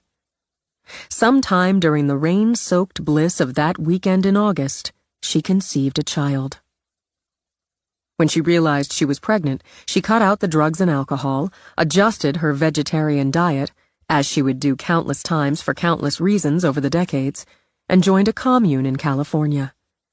She painted, learned to weave, planted and harvested vegetables, tried and failed at a lesbian relationship, but she tried. She gave birth to her daughter on a cot in a dilapidated farmhouse on a pretty spring afternoon as Janis Joplin rocked it out on the record player and tulips swayed in the breeze outside the open window. When Tulip Joplin Lennon was 6 months old, Cece, missing the green of the East Coast, caught a ride with a group of musicians. Along the way, she hooked up briefly with another musician-songwriter who, stoned, offered her $3,000 to paint him. She did, with him wearing only his Fender Stratocaster and a pair of shit-kicker boots. Cece moved on. The subject of her painting got a record deal and used her painting for the album cover. As luck would have it, he had a major top 40 hit with the single Farewell Cece, and the album went gold.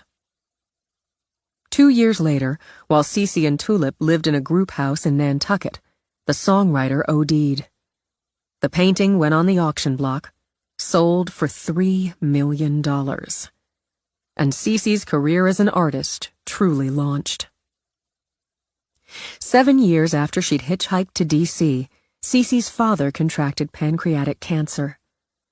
Though she'd sent postcards and mailed photos of their granddaughter, called them 2 or 3 times a year, communications had remained scattered and tense. But her mother breaking down over the phone had Cece following another of her rules: help when you can. She packed up her daughter, her art supplies, and her bike in a third-hand beater of a station wagon and went home.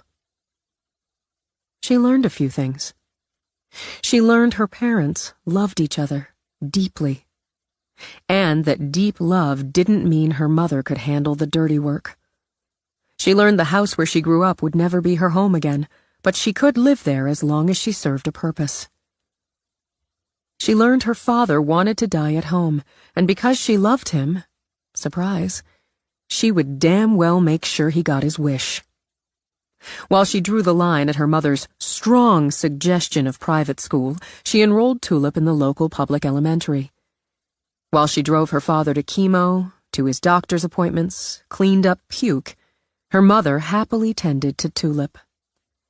Cece hired a male nurse whose compassion, kindness, and love of rock made them lifelong friends. For 21 months, she helped nurse her dying father and ran the household accounts, while her mother clung to denial and spoiled Tulip. Her father died at home, with the wife who loved him curled beside him in their bed, and his daughter holding his hand. Over the next few months, she accepted that her mother would never become independent, would never learn how to balance a checkbook or fix her own leaky faucet. And accepted she would go raving mad if she stayed in suburbia in a not-so-mini mansion with a woman who could barely figure out how to change a light bulb. As her father had left her mother more than financially secure, Cece hired a business manager, an on-call handyman, and an eager young housekeeper, as the other had retired, who would also stand as a companion. When she learned, during those 21 months, her father had changed his will and left her $1 million after taxes, her first reaction was rage. She didn't need or want his conservative right-wing establishment money. She could, and was, supporting herself and her daughter through her art. The rage faded when she took Tulip for a ferry ride to Tranquility Island and saw the house. She loved the ramble of it, the wide terraces on the first and second levels, the views of the water, its narrow little strip of beach, that curve of rocky coastline. She could paint forever. The for sale sign was just that to Cece. A sign. Only a 40-minute ferry ride from Portland. Far enough, thank God, from her mother, but close enough to assuage any guilt. A village with a cheerful artists' community and easy bike ride away. She bought it, after a hard-eyed negotiation, for cash, and began the next chapter of her life. Now she was back in upper-class suburbia, briefly, she hoped, in the home of a daughter who'd always been more like her grandmother than the mother who'd tried to give her a sense of adventure, independence, and freedom. Because help when you can was still a rule. And she loved her grandchildren beyond measure. She made breakfast for her daughter and Ward in their sleekly modern kitchen. She'd unplugged the phones, closed the curtains and drapes as reporters gathered outside.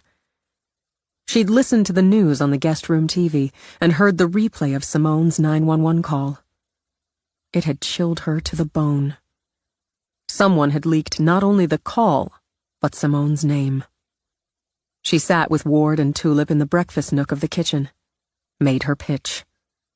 "Let me take Simone to the island, at least until school starts." "She needs to be home," Tulip began. "The press isn't going to leave her alone. She was the first call for help. She's a beautiful 16-year-old girl. One of her friends died and the other is in the hospital." "Me made it through the night," Cece added. "She's still critical, but she made it." Ward let out a shaky breath. "They wouldn't give me any information on her when I called." Cece looked at him. He was a good man, she thought. A good man, good husband, good father. At the moment, he looked exhausted. "Juan had them put my name and Simone's on the family list." Because he was a good man, Cece reached out, laid her hand over his. "You should call him." "I will. Yes, I'll call him." Now Cece laid a hand over her daughter's. "Tulip, I know you need your girls and they need you right now. I'll stay as long as I can help. Simone won't leave until she's sure you're all right and me's all right. And I imagine the police are going to need to talk to her." "We'll have to make a statement to the press," Ward added. "You're right. They won't leave her alone." "You're right, too. But after all that, let me take her. Give her a few weeks of peace and quiet. Even with the crazy of summer people on the island, I can give her that, and me when she's well enough. No one will bother her or them, I'll see to that." And Simone's going to need someone to talk to about everything, besides us. I have a friend. He spends part of the summer on the island. He's a therapist with offices in Portland. You can check out his credentials, Ward. You can meet him. Talk to him. I'd have to do all of that. I know, but you'll learn he's very good. She'll need to talk to someone. So will you and Natalie, baby.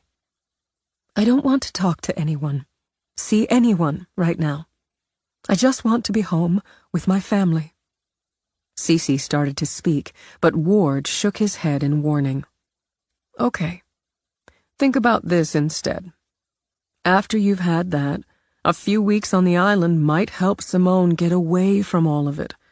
Natalie, too, if she wants to come, but I know she's had her heart set on that equestrian camp, and that's coming up in a couple weeks. She likes spending time on the island, but Simone loves it. We'll talk about it, Ward said.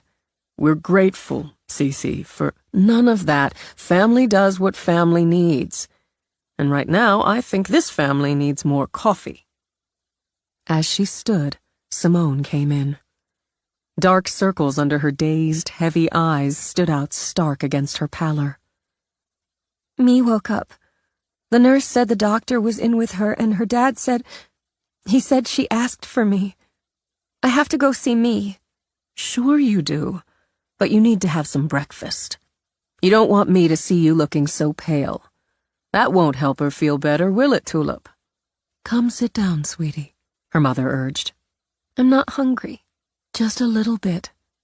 Cece's going to fix you just a little bit. She sat, looked at her mother's face. The bandages, the bruises. Are you feeling better? Yes. But her eyes welled. Don't cry, Mom. Please. I didn't know where you were. I hit my head, and poor Nat... It was only for a minute, she said. But I was confused and scared. I could hear the shooting, the screaming, and I didn't know if you were all right, if you were safe. I know me needs to see you, but I need you for just a little while first. I didn't know if you and Nat... I didn't know. She sat next to her mother, pressed her face to Tulip's shoulder. When I woke up, I thought it was a bad dream. But it wasn't. We're okay now. Tish isn't. Tulip stroked, rocked. I'm going to call her aunt. I'd call her mother, but I think I'll call her aunt. I'll ask if there's anything we can do. Trent's dead, too. Oh, Simone. I saw on the news. I looked before I came down and I saw the names, the pictures of who did this. They went to my school. I know them. I went to school with them. I had classes with one of them, and they killed Tish and Trent. Don't think about it right now. Denial, Cece thought, like her grandmother. Close your eyes to the bad shit until you couldn't. Cece watched Simone get up and go sit on the other bench to face her parents. They said my name in the news report. I looked outside and there are people, reporters. You don't need to worry about that, Ward told her. I'll take care of it. It's my name, Dad. And my voice. They played my call to the police. They had my yearbook picture. I don't want to talk to them. Not now. I need to see me. Your dad'll talk to them, Cece said briskly as she brought over a single scrambled egg, 2 strips of bacon, a piece of toast with butter. And your mom's going to help you with some makeup. My tool always had a hand with makeup. We're going to put your hair up under a ball cap.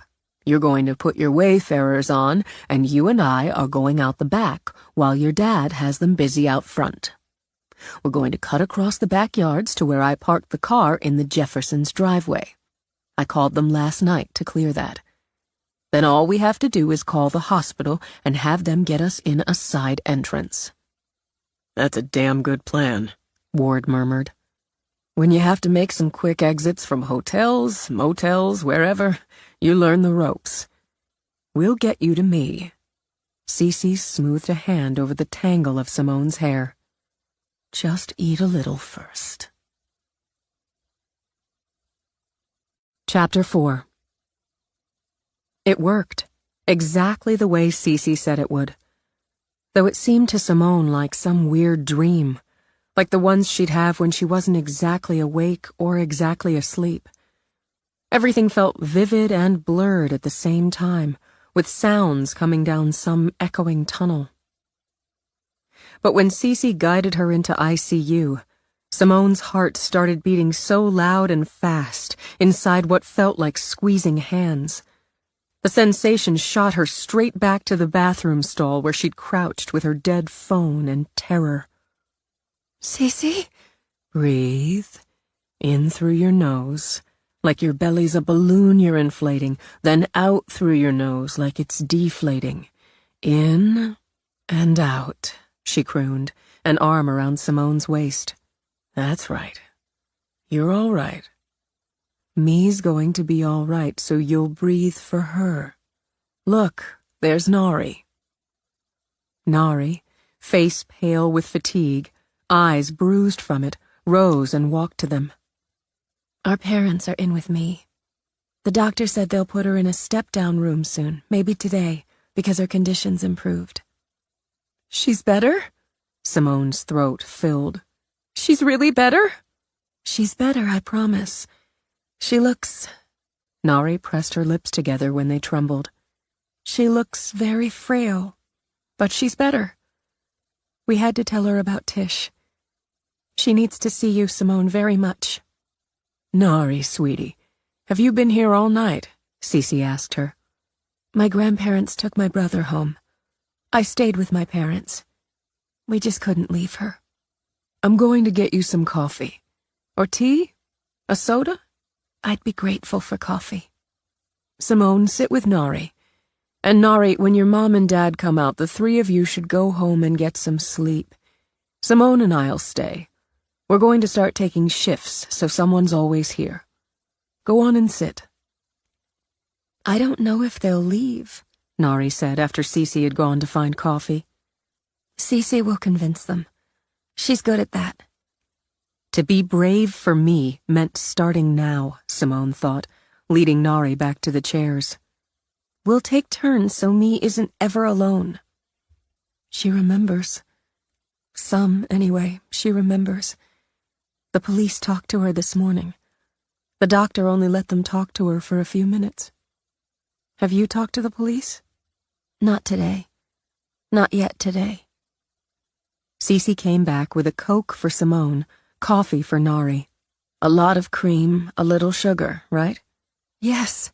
Nari managed a smile. You remembered. Got it locked in. Cece tapped a finger on her temple, sat.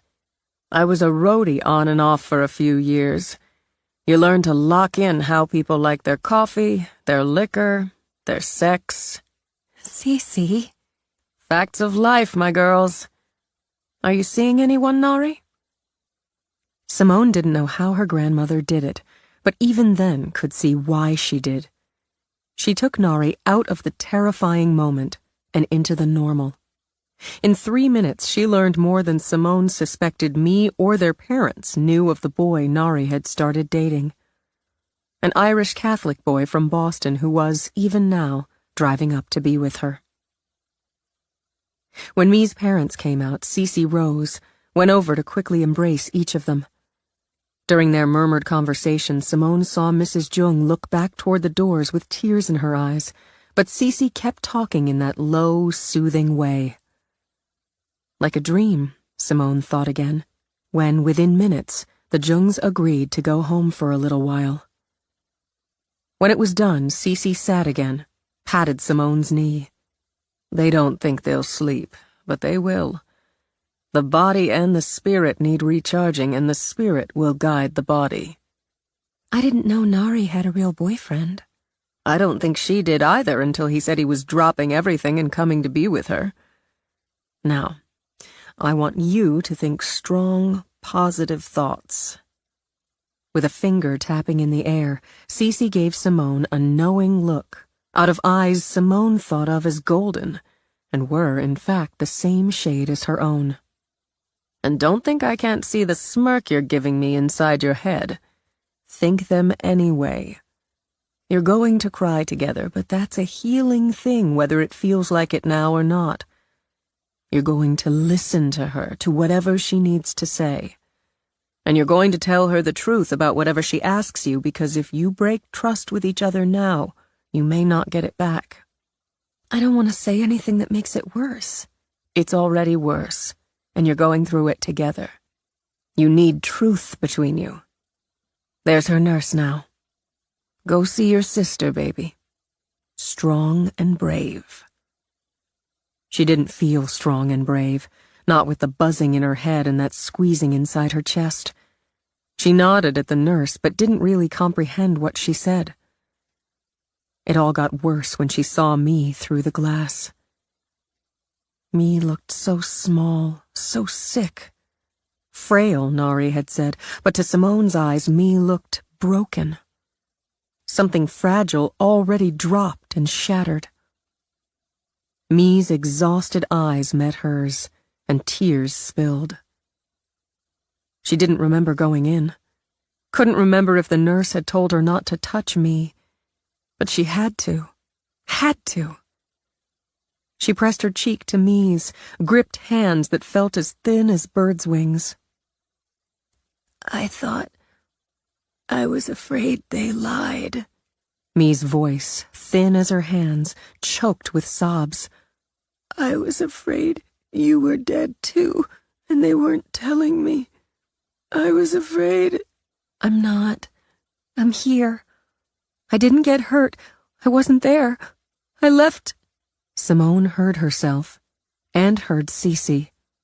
Listen to her. Is Tish really dead? Her cheeks still pressed to Me's, Simone nodded. They cried together, with Me's frail body shaking under hers. Simone shifted so she could sit on the side of the bed, hold Me's hand. He came in. I didn't see him at first. Then we heard the shooting and the screaming, but it happened so fast and we didn't know what was happening. Tish said, "What's happening?" and then... Me closed her eyes. Can I have some water? Simone got the cup with the bendy straw, held it for me. He shot her. Simone, he shot her. And I felt this awful pain, and Tish fell on me, just sort of tipped over on me. And I felt more pain, and she was, I don't know, jerking. Simone, he kept shooting her, and she was kind of over me, so she died. I didn't. She saved me. I told the police. I couldn't move. I couldn't help her. And I was awake, but it didn't seem real. He just kept shooting and shooting. Then it all stopped. The shooting. But people were screaming and crying. I couldn't scream and I couldn't move. I thought I was dead, and then I just went away, I guess. I don't remember until I woke up here. Her fingers squeezed, light as wings, on Simone's. Am I going to die? Tell her the truth. You were really hurt, and we were so scared. It took hours before the doctor came out, but she said you did really well. And today they said they're going to take you out of ICU because you're not critical anymore. Cece's here with me, and she talked your parents into going home for a little while to sleep. They'd never go home if you were going to die. Me closed her eyes again. Tish did. Why? I don't know. I can't. I still think it's not real. You went to the bathroom. What happened? I was coming back, and I thought the noise was from the movie. But someone, a man, tried to run out, and he fell. I saw the blood all over him. I looked in just for a second, and I saw somebody shooting, and I heard everything. I ran back to the bathroom and called 911. They said for me to stay where I was, to hide and wait, and while I was talking, my phone died. Me smiled a little. You forgot to charge it again. I never will again, ever. The police came. A policewoman. I gave her your names and my mom's and Natalie's. They were in the mall. I forgot. There were 3 of them, me. That's what the news said. 2 in the mall, 1 in the theater. Your mom and Natalie? No, Simone, no. They're okay. Mom got a concussion and some cuts from flying glass. Nat dragged her behind a counter. She's okay. They're okay. She hesitated a moment, then pushed on. 3 of them. Killing people. Killing Tish. And we knew them. We knew them? Me repeated slowly. They're dead. I'm glad they're dead. J.J. Hobart. Oh my God. Kent Whitehall and Devin Paulson were in the mall. J.J. was in the theater. He killed Tish. I saw them in school almost every day. They killed Tish. And Trent. He's dead. Tiffany's hurt bad. I saw her mom last night. Tiffany's. J.J. shot her. She might have brain damage and her face. I only heard a little. I don't know how bad she is. I knew J.J. especially was mean. Stupid mean sometimes, but... Me's bruised eyes spilled over with tears again. I'm the one who picked that movie. I wanted to see that movie especially, and now Tish is dead. It's not your fault. It's not my fault I went to the bathroom and wasn't there, but it feels like it. It really feels like it. But it's their fault, me. I hate them. I'll hate them forever. I'm so tired, Me murmured as her eyes closed. Don't go. I'll be right outside, Simone said after the nurse came to the door and signaled her time was up. I won't go. Once or twice in the past, Reed had had very interesting dreams about getting Angie naked. Now, after recurring nightmares of hiding beside her dead body, he sat in the back row of the Methodist church for her funeral. He'd nearly talked himself out of coming. They hadn't really been friends. He hadn't really known her. Like he hadn't known her parents were divorced, or that she'd played the flute, or had a brother in the Marine Corps. Maybe he'd have learned those things if they'd gone to the movies or grabbed a pizza or taken a walk on the beach. But they hadn't. Now he felt lost and guilty and stupid, sitting there while people who had known her, loved her, cried. But he'd had to come. He'd probably been the last person, who was not a customer, to have an actual conversation with her. He'd spent those terrifying minutes hiding a little boy in her kiosk with her body right there. He'd had her blood on his shoes, his pants. So he sat through the prayers, the weeping, the heartbreaking eulogies in a suit too tight in the shoulders. His mother had told him when he'd come home for the summer to get a new suit, and he'd ignored the idea as a waste of money. As usual, his mother was right. Thinking about his suit made him feel disrespectful. So he thought about the 3 faces he'd seen again and again on the news. Younger than he was, all of them, and one of them had killed Angie. Not Hobart, he remembered. He'd been in the theater, and the cop, Officer McVee, killed him. The reports said Hobart had worked in the theater. They said he'd been the ringleader. But either Whitehall or Paulson had killed Angie. They looked normal in the pictures on TV and in the papers, on the internet, but they hadn't been normal. The one he'd seen, still saw in nightmares, all geared up in Kevlar, laughing as he shot a man in the head, hadn't been normal. He knew more about them now, the 3 who'd killed a girl he'd liked during their 8-minute slaughter. Hobart had lived with his father after an ugly divorce. His younger sister lived with the mother.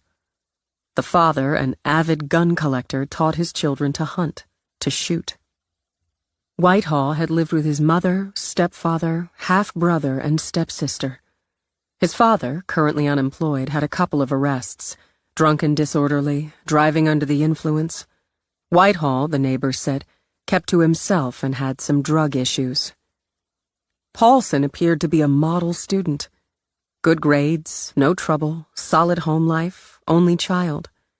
He'd been a Boy Scout and had a sports shooting merit badge. He'd been a junior member of the USA shooting organization with an eye toward the Olympics. His father had competed for the USA in Sydney in 2000 and Athens in 2004. People who knew Paulson said they'd noticed a change, hindsight, maybe 6 months ago when he'd seemed to become more closed in. That would be about the time the girl he liked decided she liked someone else better, and he'd hooked up with Hobart. About the time the three who'd become mass murderers began to feed each other's internal rage. They'd documented it, so the reports claimed, on computer files the authorities were still studying.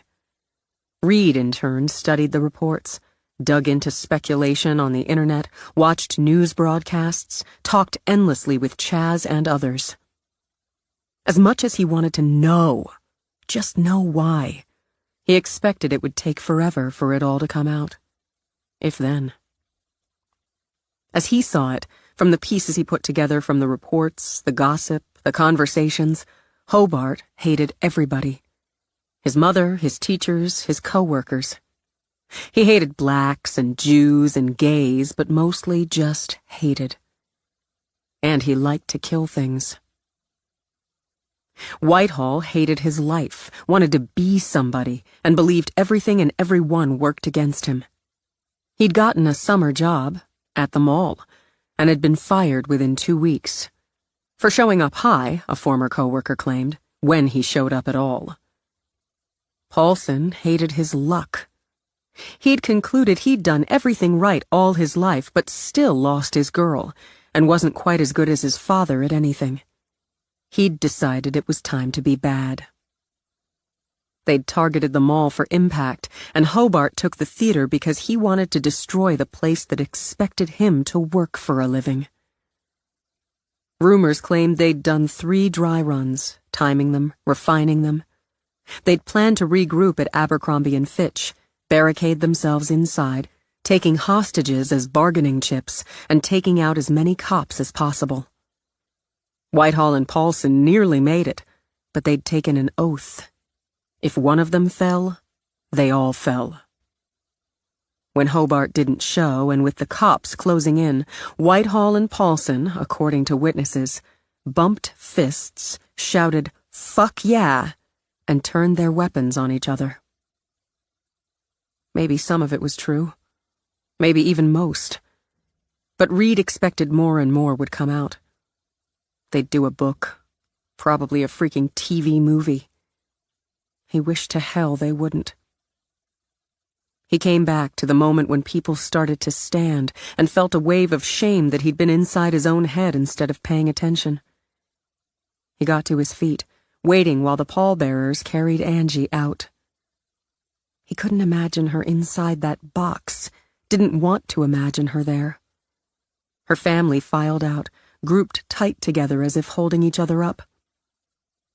He saw a couple people he knew now, Angie's friend Misty, some others who worked at the mall. It shouldn't have surprised him to see Rosie. He'd sat with her the day before at Justin the busboy's funeral. He knew Rosie had spent the last few days at funerals or in hospital rooms. He hung back, let her go on her way. Probably to another memorial, or to visit one of the injured, maybe to take food to someone who'd suffered a loss or was recovering at home. That was Rosie. The opposite of the 3 who'd killed. When he stepped out of the church, he walked into a perfect summer afternoon. The sun shined out of a blue, blue sky dotted with soft white clouds. Grass grew summer green. A squirrel darted up a tree. It didn't seem real. He saw reporters across the street shooting video or taking photographs. He wanted to despise them for it, but wasn't he clinging to every word they reported? Every photo they published? Still, he angled away from them, started for the car he'd parked nearly 2 blocks away. When he heard his name called, he hunched his shoulders rather than turn. But a hand dropped lightly on his arm. "Reed, it's Officer McVee." He gave her a blank look. Her hair fell down her back in a bouncy, honey-blonde ponytail. She wore a plain white t-shirt and khakis. She looked younger. "Sorry, I didn't recognize you. No uniform. Were you at the funeral?" "No, I waited out here. I called your house. Your mom told me where you were. I gave my statement and all, a couple times. I'm off duty. I'm just, well, trying to do my own personal follow-up with anybody I connected with that night. For myself. Are you going to the cemetery?" "No, I don't feel right about it. Her family and all that. I didn't know Angie all that well. I was trying to get her to go out with me. We were maybe going to that same movie, the last show, and... Jesus." He fumbled on sunglasses with shaking hands. "You want to go over to the park? Sit and look at the water for a while? It always helps me level out." "I don't know. Maybe. Yeah, I guess. How about you ride with me and I'll bring you back for your car after?" "Okay, sure." When he thought of it later, he wondered why he'd gone with her. He didn't know her.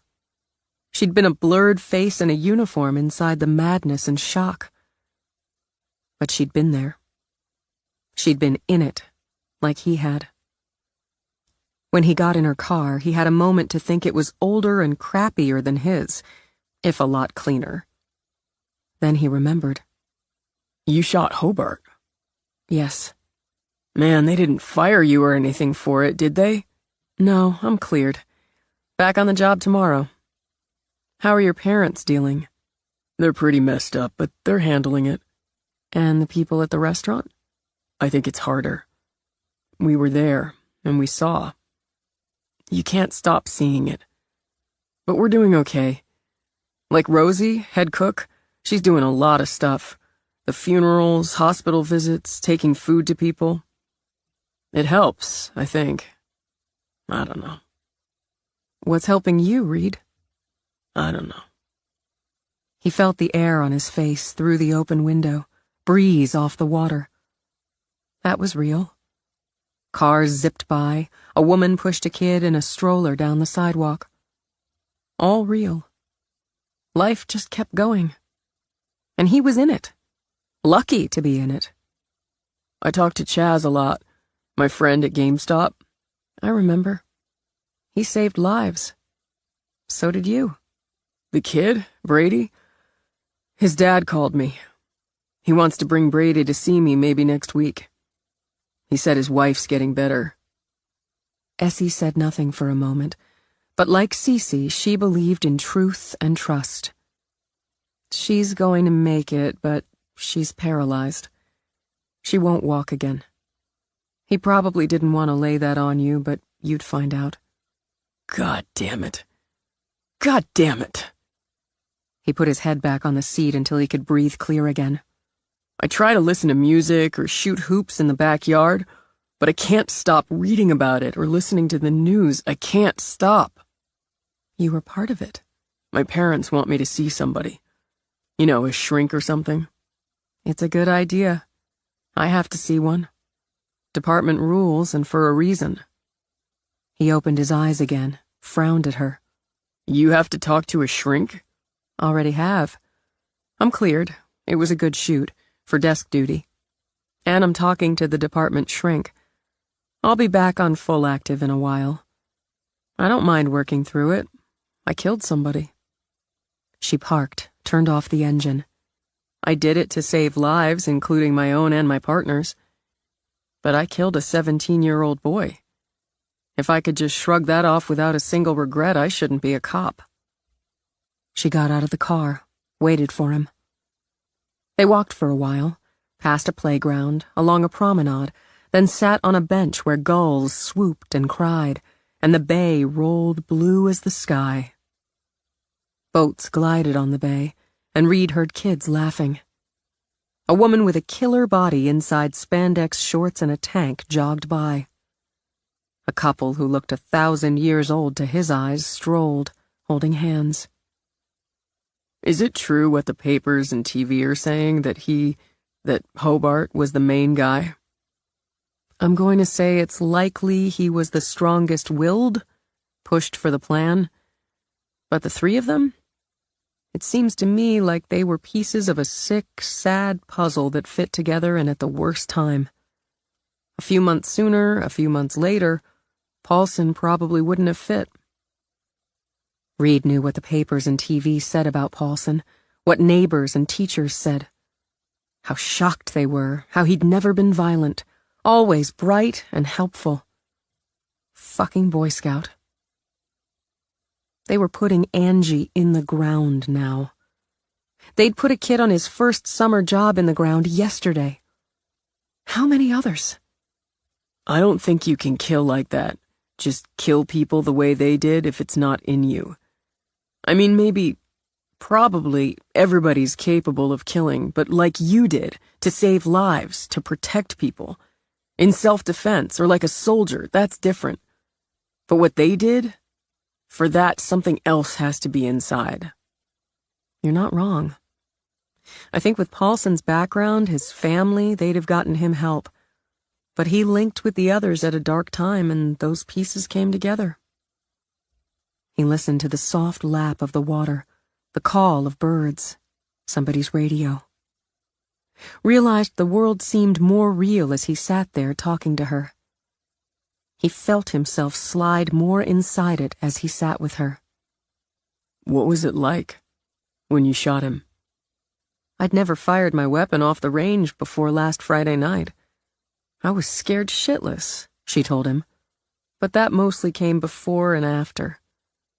In the moment, I guess it came down to training and instinct. He shot my partner. I could see people dead and dying. He shot at me, and I just did what I'd trained to do, take out the threat. Then I had to do what came next. My partner, down but not seriously injured. There was the kid in the bathroom, the first 911 caller. That's, Simone Knox. Right. You know her? No, I just can't stop reading and watching. I remember her name. She's in your club. She saved lives. She kept her head, hid, contacted the police. Barry and I, my partner, were right outside in the parking lot. I read that too. You were right there. It's playing out that Simone's call came in about a minute, maybe two, after Hobart pushed in the exit door he'd left unlocked. She lost a friend that night, and another's still in the hospital recovering. She's coping, but it's rough. You talked to her too? To her, to her friend me, to Brady and his dad. With a sigh, Essie lifted her face to the sun. It helps me, and I'd like to think maybe it helps them. Why'd you become a cop? Seemed like a good idea at the time. She smiled, then sighed again as she looked out over the water. I like order. I believe in law, but it's the combination that works for me. It's a good fit for me. Rules and procedure and trying to help people. I never saw myself in a situation like Friday, but now I know I can get through it. I can do the job. How do you get to be a cop? She turned her head, gave him a raised eyebrow. Interested? Maybe. No. Yeah, he realized. I am. I never thought much about what I was going to do. Just get a job eventually. I like college. My grades are okay, but I just like being there, so I haven't been thinking too hard about what happens when I'm out. I told Brady we were waiting for the good guys because we were. So, yeah. I'd like to know how to become a cop. By the time she took him to his car, Reed had, for the first time, a life plan. It had forged itself out of death, but it was his life he could see rising from it.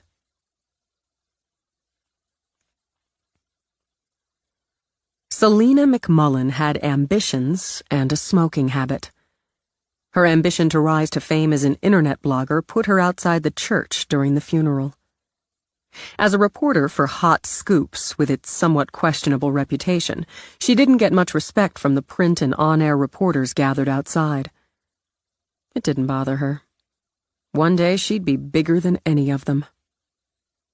She'd developed both the attitude and the ambition during high school and college.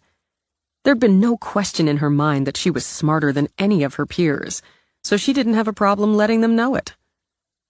If that meant she had no real friends, so what? She had clients. She credited Jimmy Rogers in 8th grade for helping her forge a clear path. By pretending to like her, telling her she was pretty, also she'd gullibly do his homework while he laughed behind her back, he'd provided her with the impetus to start her own business. Sure, she'd do homework assignments. For a fee. By the time she'd graduated high school, she'd had a considerable nest egg and had grown it throughout college. Fresh out of college, her journalism degree hot in her hand, she'd snagged a job on the Portland Press. It hadn't lasted long. She had considered her editor and her coworkers idiots and didn't trouble with tact. Still, she'd seen the internet as the future, and at 24 hitched her wagon to Hot Scoops. She worked primarily out of her own apartment, and since she saw her current position as no more than a stepping stone toward her own site, her own successful blog, she tolerated editorial interference and crap assignments. Then the Down East Mall massacre fell into her lap. She'd actually walked into the mall on a quest for new running shoes seconds before the first shots were fired. She'd seen one of the shooters, identified as Devin Lawrence Paulson, cutting his bloody swath, and had hunkered behind a mall map as she'd pulled out her camera, her recorder. She had scooped every paper, network, site, and reporter. As follow-ups, she'd dogged victims, family members, hospital staff.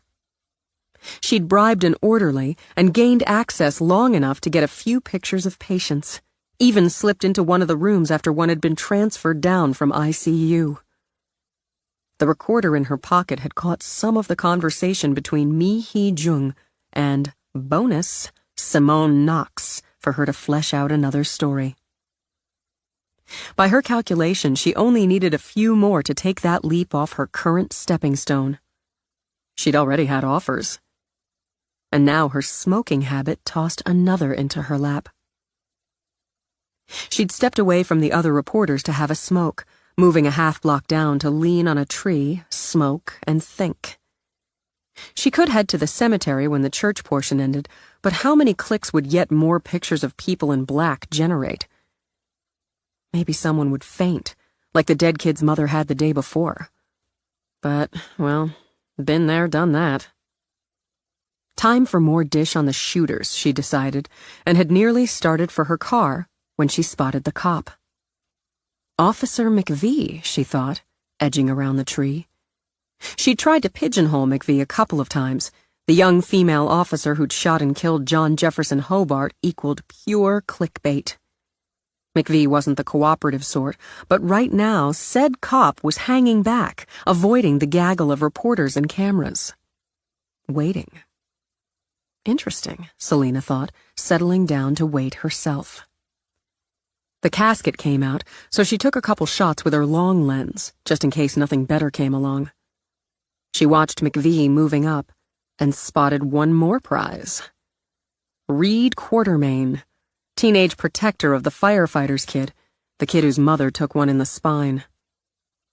Selena took a couple shots of them talking, then walking together, then getting in the cop's car. And while everyone else headed to the cemetery, she ran to her own car. She nearly lost them twice, but considered that more good luck. If she looked like a tail, the cop might spot her. Running potential copy in her head, she parked a good distance away, watched from the car until her quarry settled on a bench. Pleased with the investment she'd made in the lens, she wandered as close as she dared. She was just one more person casually taking photos of the bay, of the boats. Maybe she couldn't get close enough to hear the conversation. The cop wouldn't talk to her. But she had her lead as she framed her shots.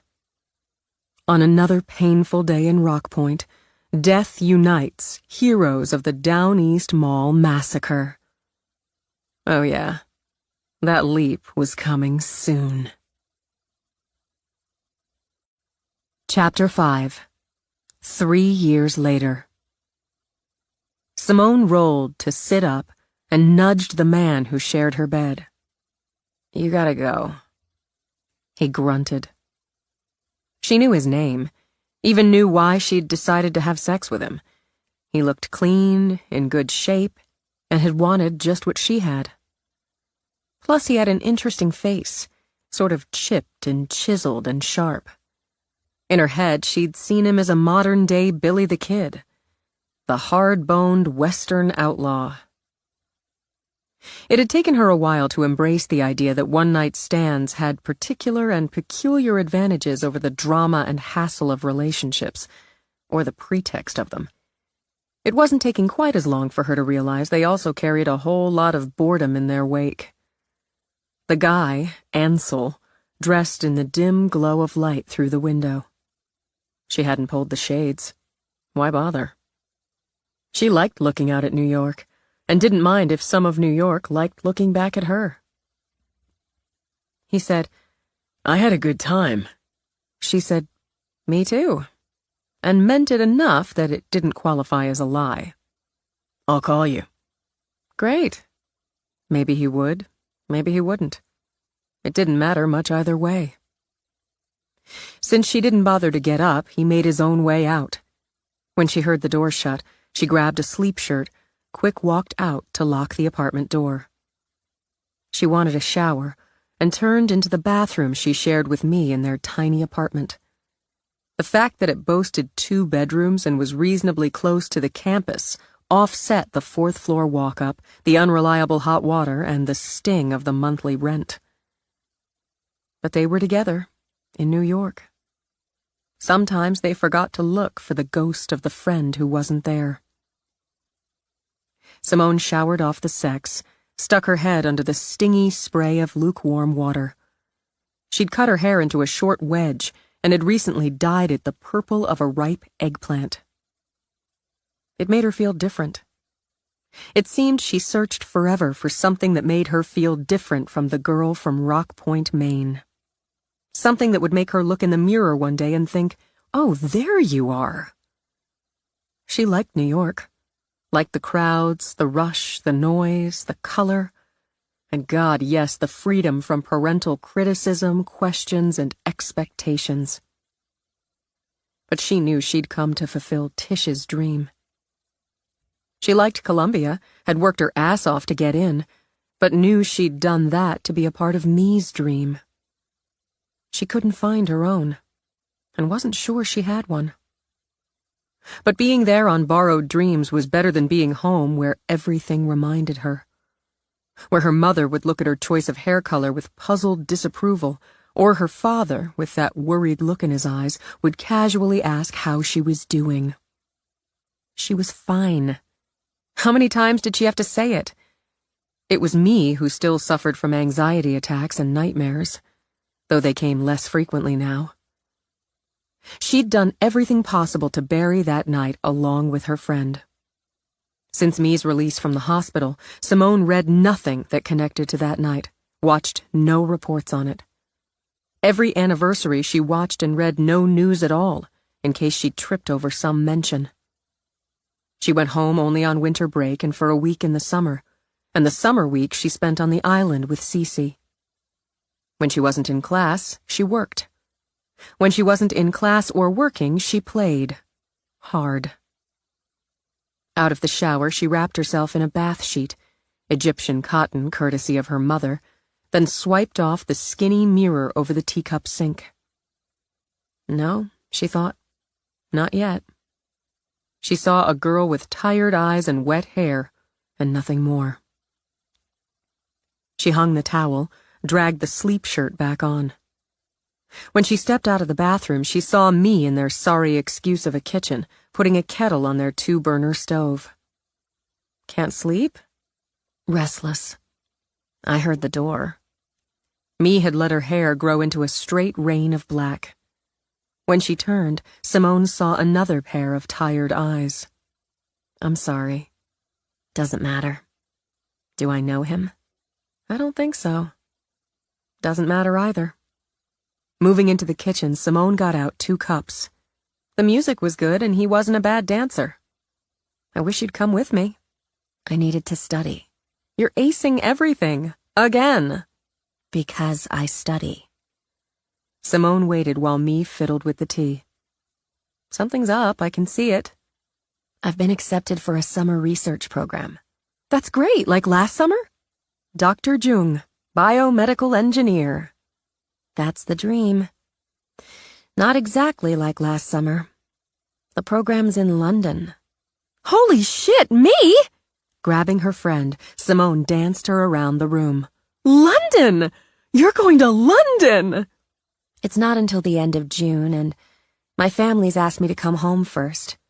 To spend the time, after the semester ends and before I leave for London, at home. I need to give them that. Okay. Maybe her heart dropped a little, but Simone nodded. Come home with me. Come home, Simone. I've got a job. You hate that job, me interrupted. If you want a waitress at some dump of a coffee house, you can do it anywhere. You're not happy here. You're doing okay at Columbia, but it doesn't make you happy. You have sex with guys that don't make you happy. Rock Point's not going to make me happy. Trim, tiny, with that gymnast's grace, me went back to finish making the tea. You need to find what does. You're here because of me and Tish, and I'm not going to be here all summer. You should find what makes you happy. Your art— Don't do that, she snapped when Simone rolled her eyes. You've got talent. Cece has talent. I'm just playing around. So stop playing around, me snapped again. Stop playing around, stop screwing around, stop fucking around. Wow. Simone picked up the tea she no longer wanted, leaned back on a fridge manufactured in the last century. I like playing around, screwing around, and fucking around. I'm not going to spend my life studying, researching, holed up in a lab because I don't want to have a life. Jesus, when's the last time you had sex? You have enough for both of us. Maybe if you got laid, you wouldn't be such a bitch. You won't go to parties, won't go to clubs, you haven't had a date in months. It's school, labs, or this shithole apartment. Happy my ass. As her eyes fired, me curled one hand into a fist. I'm going to make something of myself. I didn't die, and I'm going to make something out of my life. I am happy. Sometimes it's almost happy, and sometimes I hit it, but I know I'm working towards something, and I'm watching my best friend pushing back at everything. I go to classes, I go to work, I go to clubs. How's that pushing back at anything, much less everything? You go to classes, but you don't care enough about any of them to do more than get by. You go to work at a job that means less than nothing to you instead of looking for something that would. It poured out now, a flood over a broken dam. You go to clubs because you can't stand being alone, being quiet for more than an hour, and you hook up with guys you have no intention of seeing again because you have no intention of seeing them again. Not letting yourself be close or involved with anything or anyone is the freaking definition of pushing everything away. Simone smirked, adding nasty to it. I was damn close to the guy who just left. What's his name? Austin. Angel. Adam. Shit. Ansel, she remembered. You had to dig for it. You brought some guy home, had sex with him, and have to dig for his name in less than an hour. So what? So the fuck what? If I'm such a hoe, why do you care what I do? What I feel? Because, goddammit, you're my hoe. Simone opened her mouth to rage, and laughter gurgled out. As me, face bright pink with temper, tears of fury sparking in her eyes, stared at her, the gurgle built into a roll. Even as me let out an insulted huff, Simone toasted with her tea. This calls for a t-shirt. Me he's ho. She tapped her free hand on her chest. While she knuckled temper tears out of her eyes, the absurdity pushed a watery laugh out of me. You'd wear it proud, too. Why wouldn't I? Oh, hell, Sim. Me set her tea aside, scrubbed her hands over her face. I love you. I know. You're wasting yourself taking classes you can basically sleep through. I'm never going to be a biomedical freaking engineer, me. Most of us are still figuring stuff out. The only courses you've shown any real interest in are art-related. So focus there and figure it out. You're wasting yourself on a job you don't like, don't need, where you're so stupidly overqualified you should be running the shop. I don't want to run the shop. A lot of people don't like their jobs. And I need it because I'm going to at least pay for some of my own expenses. Then find a job you like.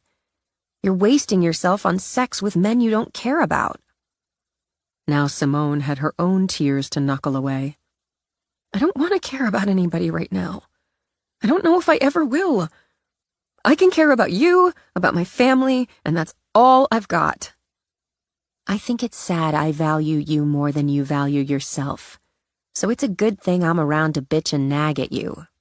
You're really good at it. I'm president of the Bitch and Nag Club. You barely qualify as an honorary member. Take the summer, Sim. We can hang out at the beach until I leave for London. You can spend time with Cece. Even let her take you around Europe like she wanted to after graduation. We can sublet the apartment. Don't stay here alone. I'll think about it. That's what you say when you want me to shut up. Maybe. Look, I'm tired and I've got to be at the shop at 8 to do the job I don't like. I want to get some sleep. Me nodded, dumped the tea neither of them had finished in the sink. Simone knew the quality of that silence, and it read anxiety. Sleep over time? She suggested. Me's shoulders dropped in relief. That'd be good. We'll use your virginal bed for obvious reasons. She slung an arm around me as they walked to Me's bedroom. I got Aaron's number.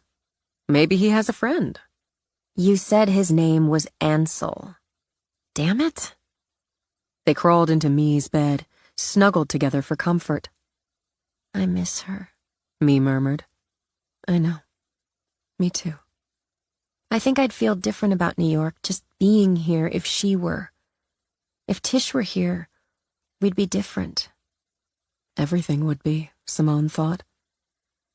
She dreamed of it, of sitting with me, watching Tish alive and vital on stage, in the spotlight, just owning it. She dreamed of me working in her lab, so crisp and brilliant in her white coat. And when the dreams turned inward, she saw herself sitting on a raft on a still and silent sea, drifting nowhere.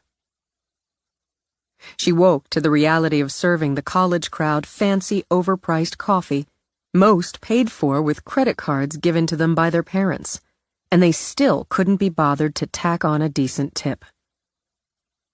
When she found herself, for the second time that week, scrubbing out the toilet in the unisex bathroom, she took yet another good look at herself in the mirror. She knew the fuckhead of a manager dumped the bathroom duty on her twice as often as anyone else because she wouldn't have sex with him. Married, at least 40, ponytail, so yuck. So screw it, she told herself. She walked out of air that smelled like bleach and fake lemons into the constant hum of espresso machines and conversations pontificating about politics or whining about relationships. She pulled off the stupid red apron she had to pay to have laundered, got her purse out of the skinny locker, the rent of which also came out of her sorry excuse for a paycheck. Manager Fuckhead sneered at her. It's not time for your break. You're wrong about that. It's past time for my break. I quit. She strolled out into the world of noise and color and realized she felt something she'd missed for entirely too long. She felt happy. 6 months after graduating from the academy, Reed rode patrol with Bull Stockwell. Officer Titus Stockwell had earned the name Bull not only from his physicality but from his personality. A 15-year vet, Bull was foul-mouthed, hard-assed, and claimed to have a nose that could detect bullshit from 2 miles off. He had several red flags that caused him to charge, including anything he considered anti-American, a sliding scale, assholes, a wide range of qualifications, and motherfuckers. His top candidates for motherfuckers were anyone who harmed children, beat women, or abused animals. He hadn't voted for Obama, he'd never voted for a Democrat in his life and saw no reason to deviate. But the man was President of the United States and as such had his respect and loyalty. He didn't have a bigoted bone in his body. He knew assholes and motherfuckers came in every color and creed. He might not understand the whole gay thing, but didn't actually give a shit one way or the other. He figured if you wanted to get off with somebody built the same as you, that was your business. He had 2 divorces under his Sam Brown belt. From the first, a 10-year-old daughter he unabashedly worshipped, and he owned a one-eyed, one-legged cat he'd rescued after a drug bust.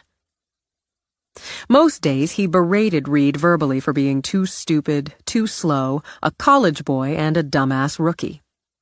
And in the 6 months since he'd been on the job, Reed had learned more about the down and dirty and nitty-gritty of cop work than he had in all his college courses or in his months at the academy. He'd sure as hell learned, when answering a domestic disturbance call, to put himself between Bull and the offending party, male, before that red flag had his partner pawing the ground and snorting. So when they rolled up to a potential double D in a townhome they'd visited for the same reason 4 times before, Reed prepared to do just that. "She's got an RO on him now, so his ass is mine." Reed recalled the she in question, one LaDonna Gray, had taken her husband, one Vic Gray, back after a black eye and split lip, and again after a broken arm and clear-cut marital rape. But the third incident, knocking her unconscious and knocking out 2 teeth, 2 months after she'd given birth to their son, had been the restraining order charm. "He better not have touched that baby." Bull hitched up his pants as they started for the door, down a frost-heavy walkway slushy with snow. A woman ran out of the connecting unit. "He's killing her! I swear this time he's killing her!" Reed heard it now. The screams, the shouts, the wails from the baby. He had time to think, oh shit. He saw, too, the front door had already been broken in. He went through the doorway with his partner, noted the signs of violence on the main level with the overturned table, broken lamp. Upstairs, the baby screamed as if someone had shoved an ice pick through his ear, but the shouts, curses, sobs, thuds came from the rear of the house. Reed moved faster than Bull, younger, longer legs, and had time to see Vic Gray bolt out the back door. The woman lay moaning, sobbing, bleeding on the kitchen floor. "I've got him." Reed sprinted out the back. As he ran, he called it in. "Officer Quartermain in pursuit of suspect in assault. Suspect is Victor Gray, Caucasian male, age 28, heading south on Prospect on foot. Suspect is 5 feet 10 inches, 180 pounds. He's wearing a black parka, red watch cap, jeans, turning east on Mercer." Gray cut across a yard, carving a path through the 8 inches of snow from the fall the night before, scaled a fence. Reed thought how much faster he'd be if he had his Nikes instead of the uniform shoes. His breath in visible clouds, Reed went over the fence, dropped into snow, heard screams, kicked up his speed. He hadn't lettered in track in high school for nothing. He spotted a woman sprawled in the snow in her yard beside a half-built snowman. With her nose dripping blood, she clutched a wailing toddler. "He tried to grab my baby!" Reed kept going, saw Gray cut east again, reported it as he gained on him. He went over another fence, saw Gray veer toward the open door of another townhome where music and a woman's laugh pumped out. Reed heard the woman say, I don't need to see how well you shoveled the patio. Close the door, it's cold. His only thought. He's not getting in there and hurting somebody else. Reed may not have been his father's football star, but he knew how to tackle. He leaped, left the ground, and took Gray out at the knees on the narrow patio outside the open door. When Gray's face scraped along the stone, he screamed. Hey, what the fuck? A man stepped out, wineglass in one hand, iPhone in the other. Jesus Christ, he's bleeding all over the place. I'm recording this. This is police brutality. You go ahead and record it. Out of breath, with his own bones rattled from the hit, Reed pulled out his cuffs. Go ahead and record the asshole who beat his wife to a pulp a few blocks over, assaulted a second woman, and tried to kidnap her child as a hostage. The guy who was heading straight into your house. I've got him, Reed reported into his radio. Suspects contained, may require medical attention. What's the address here? I don't have to tell you, dick. Shut up, Jerry. The woman who'd been laughing shoved the man with the phone aside. It's 5237 Gilroy Place, officer. In the rear of 5237 Gilroy Place. Thank you, ma'am. Victor Gray, you're under arrest for assault, 2 counts. For battery. He snapped the cuffs on Gray's wrists. For attempted child abduction, resisting arrest, and violating the terms of a restraining order. That man has rights. Reed looked up. Are you a lawyer, sir? No, but I know. Then why don't you stop interfering with police business? You're on private property. My property, the woman said. So shut the hell up, Jerry. You're bleeding some too, officer. He tasted it in his mouth, felt it on the stinging heels of his hands. I'm okay, ma'am. Victor Gray, you have the right to remain silent. As he recited the Miranda warning, Jerry smirked. Took you long enough. Not a lawyer? Reed pulled Gray to his feet. Just a dick in general. I'm filing a complaint. That's it. Out! Get out of my house, Jerry! Reed heard the sirens as the woman handed the dick his ass. Since she appeared to have that situation under control, he stiff-walked Gray around to the front of the house. I'm gonna sue your fucking ass, Gray mumbled. Yeah, you do that, Vic. LaDonna Gray suffered 3 broken ribs, a broken wrist, a broken nose, 2 black eyes, a shattered cheekbone, and internal injuries. Her son wasn't harmed. Sheridan Bobbitt, who'd been in her yard playing with her 2-year-old, sustained minor injuries, and the minor child had some bruises on his arms and shoulders. According to her statement, Gray had rushed into her yard, knocked her down. She'd fought him when he attempted to yank her son out of her arms, then he had run away when a police officer had come over the fence in pursuit. Eloise Matherson, resident of 5237 Gilroy Place, served as an eyewitness of the takedown and arrest, stating she'd seen through her open door the man identified as Victor Gray running toward her house, saw the officer tackle him just a foot away from her door, and restrain him when Gray attempted to resist. She expressed her gratitude for the officer stopping a violent man from entering her home. And gave Reed her number on the sly. Bull dumped the paperwork on Reed. That's how it went for rookies. And Reed overheard him talking to the hospital, checking on LaDonna Gray's condition. By the time Reed had filed the paperwork, Jerry the Dick's phone video hit the local newscasts. Reed took the ribbing. That's how it went for cops, winced a little at the cold fury on his face, and figured he'd take some heat from his CO over the Dick remark. You hit the internet already, Quartermain. One of the other uniforms tapped a computer screen. McMullen's blog! Crap. Aw, she calls you young and studly and... What?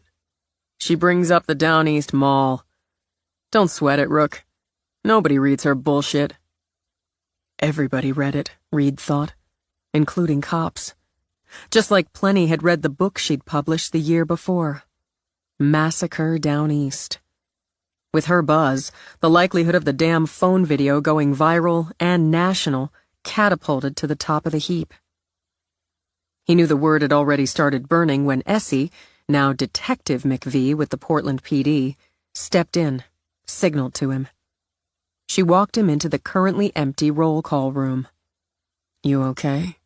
"Yeah, sure." Something left a mark. She tapped a finger to his bruised jaw. "Hit the back of his head on the takedown. It's okay." "Get some ice on it. The media is going to play with this a little. Young hero of Down East Mall becomes hero cop with a bite. And like that." He shoved at his hair, cop short as his sergeant insisted he keep his loosely curling mop trim. "Shit, Essie. "You'll deal. Your sergeant's going to give you a little flick over the dick remark, but he and every cop in Portland and its burbs is going to give you a nice golf clap over it. Don't worry about it, and don't worry about McMullen or the rest of the media. Keep your head down and do the job." "Well, I was," he pointed out. "That's right. And what the Dick's video showed was a cop doing his job, maintaining his composure and control, with the exception of a muttered word. A word the video also shows was well earned by said Dick. You did it right, Reed. And I wanted you to hear that from me since I feel I had something to do with getting you in that uniform." "You had a lot to do with it. I felt I had to get him. When I saw that woman bleeding on the floor, I had to get him. It wasn't like a flashback sort of thing. I didn't flash back to that night or anything like that, but it was sort of like when I knew I had to get that kid." "Instincts, Reed. You've got them." With approval, she gave him a fake punch on his bruised jaw. "Keep using them. And learn from Bull. He's a solid son of a bitch despite his bullshit." "He rides my ass. That's not a complaint. Especially.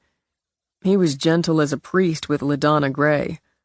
I guess that's something I'm learning from him, how to handle victims so they don't feel so victimized." "That's a good one. How about you come to dinner next week?" "I could eat. Are you still seeing that professor?" "Some cop you are." She held up her left hand, wiggled her fingers to show off the ring. "Holy shit, Essie!" He started to reach out, stopped himself. "I can't hug a detective in the precinct. It'll wait. He's a lucky guy." "Damn right. If you need to talk, you know who to call.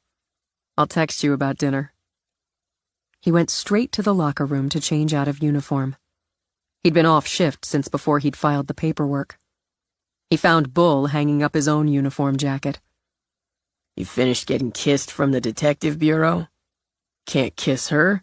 She just got engaged." "Huh. Cops ought to know better than to get married." He pulled on a plain white t-shirt. "Did you call that civilian witness a dick when you fucking knew he was recording you?" "It's on the recording, so I'd be stupid to deny saying it." "Well." Studying himself in his locker mirror, Bull scraped a hand over his crew cut. "Looks like I'm going to buy you a beer." He shut his locker. "You might make a half-decent cop after all." Chapter 6. Patricia Jane Hobart devoured McMullen's blog along with a bowl of veggie sticks with gobs of hummus. She'd been a tubby child, routinely indulged by her mother with cookies, snack cakes, and her favorite M&Ms. Her interests, computers, reading, watching TV, and the occasional video game, merged well with her appetites. She'd often consumed an entire bag of Oreos, she preferred double stuff chilled in the fridge, washed down with a liter of Coke while immersed in a spy novel, a murder mystery, the occasional romance, or testing her hacking skills.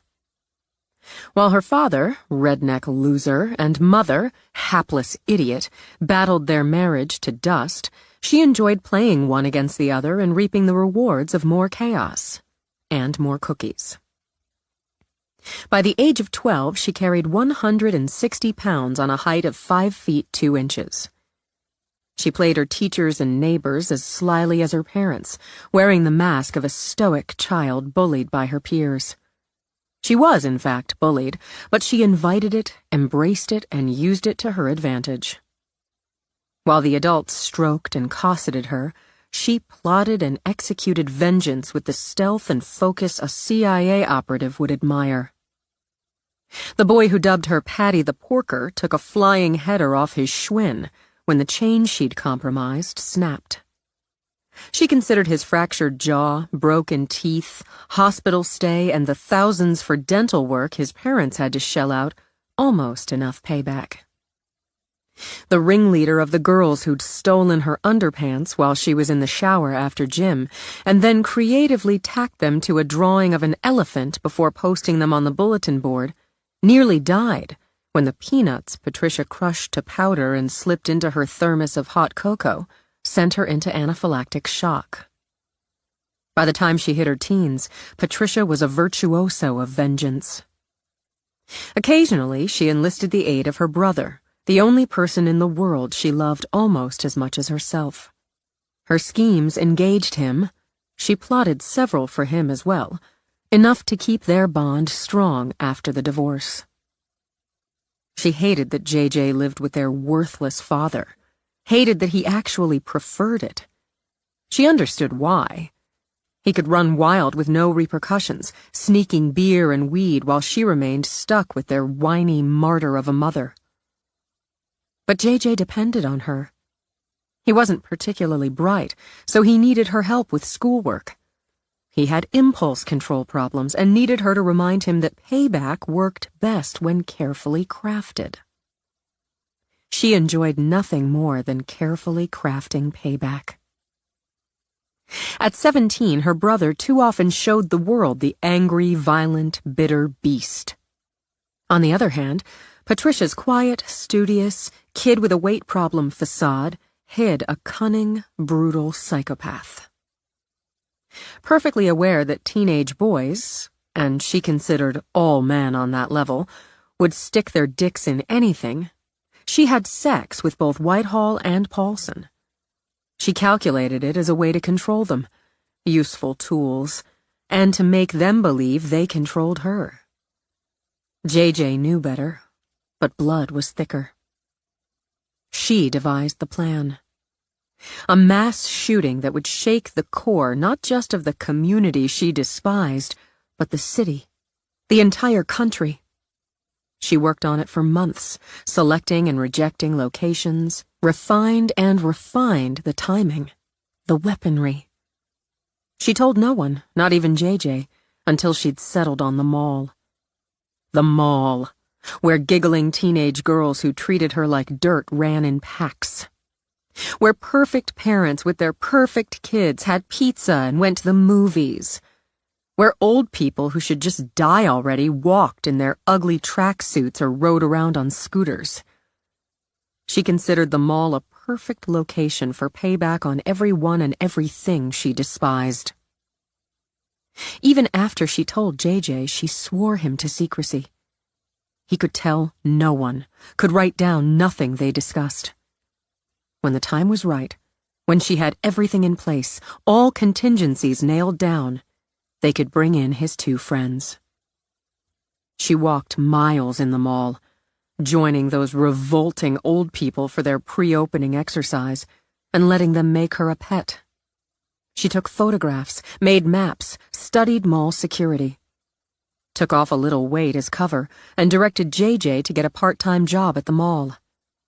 He chose the theater, so she worked that sector in for him. By her calculations, Operation Born to Kill would go green mid-December, giving her time to work out kinks and capitalizing on the holiday crowds for the most impact. They would take out hundreds. But then JJ literally jumped the gun and hadn't even told her. After all the work she'd done, he'd let his impulses rule him. She found out about the shooting from a bulletin when the local news broke in during a rerun of Friends. She'd had to scramble to destroy her notes, her maps, her photos, every scrap of 6 months' work.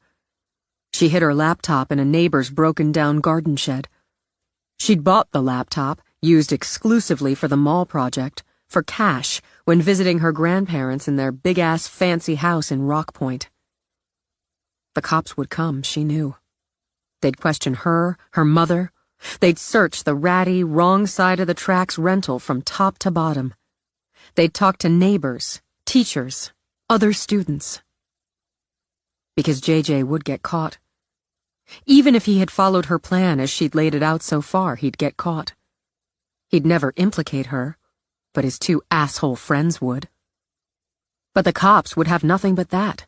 The word of two assholes against a 15-year-old girl, a distinguished honor roll student without a single mark on her record. While she paced, waiting for the next bulletin, she worked out what she'd say, how she'd react, every word, every expression, her body language. Shock and deep, genuine grief dropped her to the floor when the grim-eyed reporter announced the shooters, believed to number 3, were dead. Not JJ. Not the only person in the world who knew her and gave two shits about her. Not her brother. That grief rose up in a single wail. Then she shoved it back. She'd save it for the police. Save it for her idiot mother when the cops pulled her out of her second job, cleaning the offices of a bunch of lying lawyers. She'd save it for the cameras. And when they came, when they notified her and questioned her with her trembling mother beside her, when they searched the house from top to bottom, talked to the neighbors, they'd see a 15-year-old girl in shock. A girl who clung to her mother and sobbed. A girl as innocent as her brother was guilty. As expected, her mother fell apart. Her father raged and picked up a bottle he'd never come out of. She bore up, asked one of the lawyers from the offices where her mother cleaned to help write a statement expressing their shock and horror and grief. A statement, she insisted tearfully, that apologized to everyone. And because her parents couldn't handle it, she read the statement herself through choked sobs. They had to move. She secreted the laptop in a box of stuffed animals. They couldn't move far. Her mother needed her jobs and her employers kept her on. She finished her high school years with a tutor. Her wealthy paternal grandparents paid. She kept her head down and gathered her vengeance to her, preparing to serve it ice cold. At 18, she carried a sharply honed 112 on a 5-foot 4-inch frame. Her family attributed her initial weight loss to stress and grief, but Patricia worked to turn herself into a whippy weapon. She had people to kill, and compiled dossiers on all of them. Time, she calculated, remained on her side, and she had college to finish. With her stellar grades and smarts, she had numerous choices, and settled on Columbia as two of her targets, and the one, her primary, chose it. How better to keep tabs on the person she held most responsible, even more than the cop who'd put the bullets in him, for her brother's death. Without Simone Knox, the cops didn't get there so quickly, didn't enter the movie theater, didn't kill her brother. He'd have walked out the way he'd walked in, but for Simone Knox. She could have killed Knox and finished JJ's job on her little Asian friend 1,000 times already. But the dish was not cold enough, and they would be far from the first to pay. On the food chain of her revenge, she'd placed her parents first. But now, reading McMullen's blog in the studio apartment her grandparents paid for, she just couldn't live with people. She reconsidered. Not the cop, and not the boy hero who'd become one. They ranked too high to be shifted that far down. But maybe, just maybe, she could pick one of the lessers, run a kind of test. She munched her hummus and veggie sticks in an apartment across the street from her prime target and began the selection process. On July 22, 2005, Roberta Flisk was 36. She'd gone to the mall with her sister and her young niece to have the 10-year-old Caitlin's ears pierced. They'd planned to conclude the rite of passage with ice cream sundaes. But as Caitlin with her tiny gold studs, Shelby carrying the bag of overpriced daily cleaner, and Roberta strolled out of the earring boutique, everything changed. Roberta stopped at a kiosk to buy her little boy some beach toys for his long weekend away with his grandparents. She and her husband had planned their own long weekend on Mount Desert Island in hopes of reviving their troubled marriage. Later, she'd tell police, her family, reporters, how she'd seen the boy identified as Kent Francis Whitehall come into the mall as she, her sister, and her niece walked toward the same doors. She'd thought he was wearing a costume for some event, until he'd lifted the rifle. Her sister was the first victim of the attack. As she'd fallen, Caitlin screamed, dropping to the ground with her mother. Roberta threw herself over her niece and sister. Whitehall shot her twice, left shoulder, left leg, before he'd moved on to other targets. With her sister dead, her niece traumatized, her own injuries requiring 2 surgeries and months of therapy, physical and emotional, Roberta hadn't been shy about talking to the press. She became a passionate, vocal advocate for gun regulation. She helped launch For Shelby, an activist organization dedicated to safe, sane solutions. Their website and Facebook page ran totals daily of the number of gun deaths in the country: murder, suicide, accidental. Her marriage died, another victim of Down East. She gave speeches, organized rallies and marches, appeared on television, always wearing the heart locket that held a photo of her sister. In tragedy, she became a warrior, a name and a face, a well-known voice not only locally but nationally. For that reason, she fit Patricia's needs perfectly.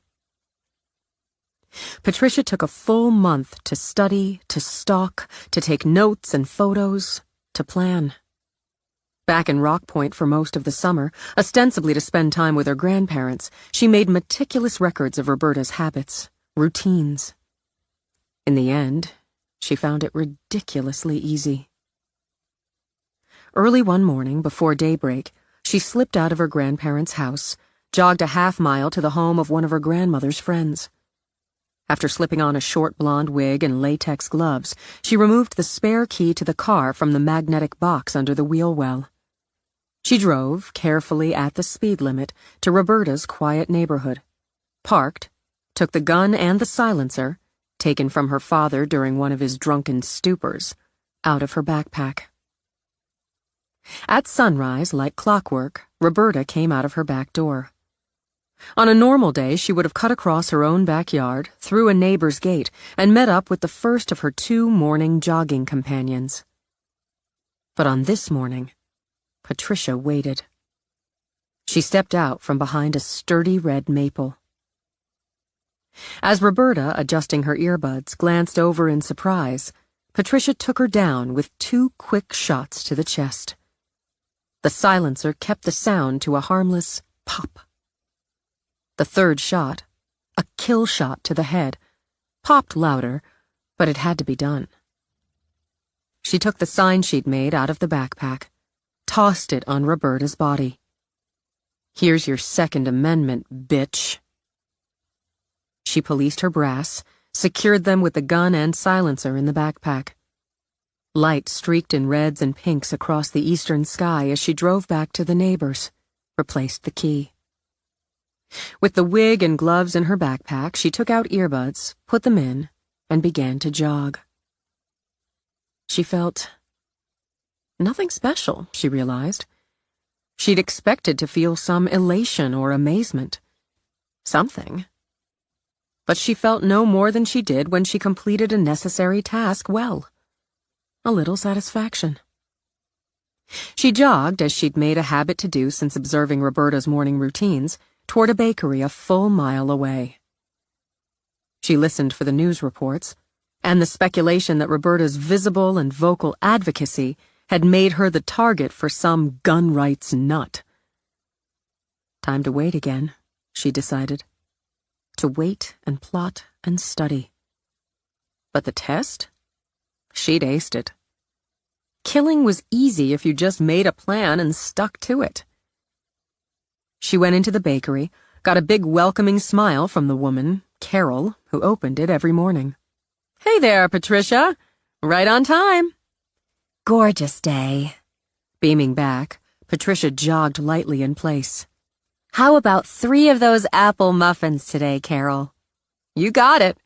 It's real sweet of you to get your grandparents a treat every morning. Best grandparents ever. I don't know what I'd do without them.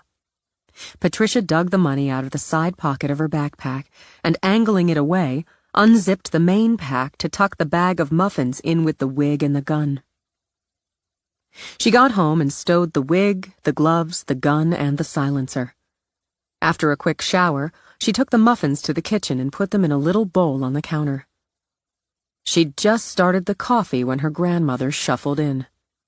You've been out running already, she said, as she said every fricking day. Up with the sun, and what a gorgeous morning. Apple muffins today, Grammy. You just spoil us, sweetie pie. Just spoil us to death. Patricia just smiled.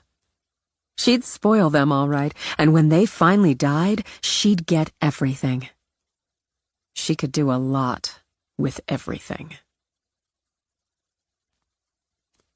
That evening, Essie and her fiancé hosted a summer barbecue in the little backyard of the house she'd talked herself into buying when she made detective.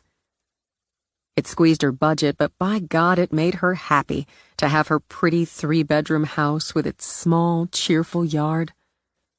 And since Hank had moved in, the budget could breathe just a little easier, and everything was happier. Right now, she had a house and a yard full of cops and teachers, with some family and neighbors tossed in. And it worked pretty damn well. Hank, adorable to her eye with his trim goatee, scholarly glasses, and will cook for sex bib apron, manned the grill. He'd also made the potato salad, the deviled eggs, and other sides. She'd peeled and chopped, even stirred, but Hank's apron spoke truth, and he'd proven himself a damn good cook. She poured herself a margarita. Those she could make, and watched the man she loved joke with her former partner. She and Barry hadn't parted ways, not personally, when she'd traded her uniform for a gold shield. It made her feel settled to see how well the cop she liked and respected blended with her man. Maybe it surprised her that they blended, even that she blended with Professor Coulson, the Shakespearean scholar with his classy horn-rimmed glasses. She certainly hadn't been looking for love, and had only gone on the blind date, her first and last, because a friend had nagged the resistance out of her. She'd fallen into smitten over drinks, into sincere like during the main course, and into lust over dessert. And into bed after the thin excuse of a nightcap, a word she'd never used before in her life. When he'd cooked her breakfast in the morning, she'd made it all the way to love. She walked to the grill, and her whole body smiled when he bent down to give her a casual kiss. Need any help here? Soon as I flip these burgers onto the platter, you can take them and the dogs over to the table. Can do. Did you get your incinerated dog yet, Barry? Got 2. Place looks damn good, Essie. The trouble is, Ginny's looking around and starting to complain we don't have flower beds as nice. She needs a Terry. Essie gestured toward an energetic blonde running herd on a pair of toddler twins. Our next-door neighbor's a genius with plants. She's teaching us. She's prevented several flora murders this summer, Hank added. Essie's thumb's turning green. Mine's still questionable. Here you go, beautiful. He flipped burgers onto the platter, added the hot dogs. I've got it, and that ought to hold the horde a while. You should take a break, get some food, Hank. Good idea. How about we get a cold adult beverage first, Barry? I'm all in. She wound her way toward the table, lost a few burgers and dogs on the way as people snagged them right off the moving platter. She set it down, picked up the nearly empty bowl of potato salad. She took it and an empty plate that had held sliced tomatoes, Terry's garden, into the kitchen for refills. She found Reed leaning on her counter, drinking a beer, and in what appeared to be a serious discussion with her current partner's 10-year-old son. No way, just no way, man, Reed said. I'm going with you on crossing the streams on this, but there's no way Batman takes down Iron Man. Iron Man's got the suit. Quentin, moon-faced, freckled, and bespectacled, begged to differ. Batman's got the suit, too. He can't suit up and fly, bro. Essie listened to the debate while she reloaded the bowl and plate. I'm going to write the story, Quentin claimed, and you'll see the Dark Knight rules. You write it, and I'll be the judge. Obviously delighted, Quentin ran back outside. You're good with him, Essie observed. Easy to be. The kid's just great. Even if he's wrong about Tony Stark. Who's Tony Stark? I don't think I can even talk to you right now. With a shake of his head, Reed downed some beer. Still, he reached for the bowl to carry it, and right then the phone in Essie's pocket signaled. She pulled it out, frowned, then sighed. Shit. You're not on the roll. Not that. I've got an alert set up that notifies me if anybody from the mall shooting comes over the wire. And we've got one. Who? What? It's Roberta Flisk. Found dead in her backyard early this morning. Shot 3 times. She was... I remember. Reed kept his own files. He'd pored over every report and news article, read every book on that night, and still did. Her sister was listed as the first victim outside the theater. She took a couple hits herself. Major player now for gun regulation. Details leaked claim a sign was left with her body. Here's your Second Amendment, bitch. Fuck. Who found her? A couple of friends. It's saying they jogged together every morning, sunrise. Every morning? Cop eyes met cop eyes as Essie glanced up, nodded. Yeah, routine. Somebody knew her routine. Either knew her or watched her. More than some sick fuck with a Second Amendment fetish. Divorced, right? Did she ever remarry? Boyfriend? Ex? Reed asked her. Bucking to make detective? Just follows you've got to look there first. Yeah, it does. No longer a rookie, she thought, and Reed had the makings of a smart, solid investigator. Not my case. But you're going to look, he countered. She was there. We were there. You've got to look. Right again, but not now. Not today. She handed him the bowl, picked up the plate. I'll reach out tomorrow to whoever caught it. Can you keep me in the loop? She nodded, looking out the back screen door. It's never going to be really finished. It's the kind of thing you never just close and box away. But you can't live with it every day either. The media will cycle it again. It's how it goes. Keep your head down. Do the job. But you'll keep me in the loop, he insisted. Yeah, now put it aside for today. Let's get you another beer. Over the next few days, Reed spent any time he could carve out compiling information on the Flisk investigation. Good as her word, Essie kept him in the loop, even nudged the lead investigators to clear him to visit the murder scene. He studied the yard. Established trees and plantings offered plenty of cover for lying in wait. The victim comes out her back door, he thought, as multiple statements confirmed that routine. He walked it off himself, moving from the back door, crossing the patio, stopping at the blood-stained grass. Take her out deeper in the yard, he concluded. Less chance for her to run back into the house, more difficult for anyone in the neighboring houses to witness the killing, and the view from the street was cut off. Smart. 3 hits, 2 center mass, then the headshot.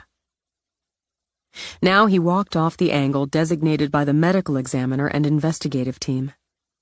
Plenty of cover, he noted, off to the right while the target moved toward the gate in the fence. Had the killer said anything? It seemed to Reed that if someone decided to murder a woman over her stand on gun regulations, he'd want to let her know why. But all he heard, as he imagined it, was silence. Had she flashed back, he wondered, to that moment in the mall, the moment she saw Whitehall raise the AR-15? He sometimes caught himself wondering if fate was waiting to send a bullet into him that had missed that night. One caught in the air like a video recording on pause that would rip into him when fate hit the play button. Had she? Since he'd already concluded he could do nothing to change whatever button fate opted to push, he worked to live, and to make a difference, to try to at least. He thought Roberta Flisk had done the same. He put the picture of her in his head. Black cap with its logo of a handgun in a circle with a slash through it over short, medium blonde hair, earbuds in place. A dark blue support tank and dark blue running shorts on an athletic frame. Scars on her leg a constant reminder of a nightmare. Her house key tucked into the inner pocket at the waistband. Pink and white Nikes and white socks. In his mind, she stopped her forward motion just for an instant. Shock, awareness, resignation. That he'd never know. 2 soft pops, he thought, as ballistics verified a .32 caliber silenced. Both struck center mass. Victim falls, he thought, once again crossing to the stains baked onto the grass by the summer sun. 3rd pop, louder as the silencer weakened, angled from above to the back of the head. Then the flourish of the sign, the message. It struck him as wrong, just off. The killing had all the elements of a cold, even professional hit, but the sign showed heat, angry and careless. The killer had taken the time and caution to police the brass, to leave no trace but the bullets in the body, then adds a hand-printed sign announcing himself as a pissed-off defender of the Second Amendment? It rubbed wrong because the killer hadn't been pissed off. The murder didn't feel personal.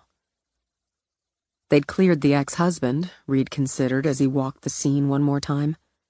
He and the victim maintained a cordial relationship. He didn't own a gun and, in fact, gave an annual donation to her organization in their son's name. At the time of her murder, he'd been helping make breakfast, plenty of witnesses, for a couple dozen Boy Scouts, including his son, at a campground on Mount Desert Island. She hadn't had a boyfriend, dated rarely and casually, no problems with neighbors, volunteers, or the staff of her organization. Some death threats, sure, from the very type who'd have written that message. But it just didn't fit. Or fit too well. He walked back to his car, recalling that 2 people had crossed from their own yards to ask him what he was doing there when he'd parked.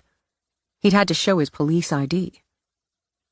While statements from neighbors claimed they'd either still been in bed or been just getting up at the time of the murder, it seemed to him that the killer, in order to stalk the prey, had to have blended easily into the quiet upper-middle-class neighborhood.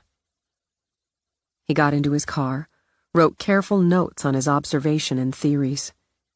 Maybe his leading theory was just a rookie mistake, but he outlined it anyway. The killer had patience and control, could blend in the victim's neighborhood, had killed with efficiency and precision. And the message? A countermeasure. Of course, none of his notes, theories, and speculation helped Roberta Flisk or her now motherless son one damn bit.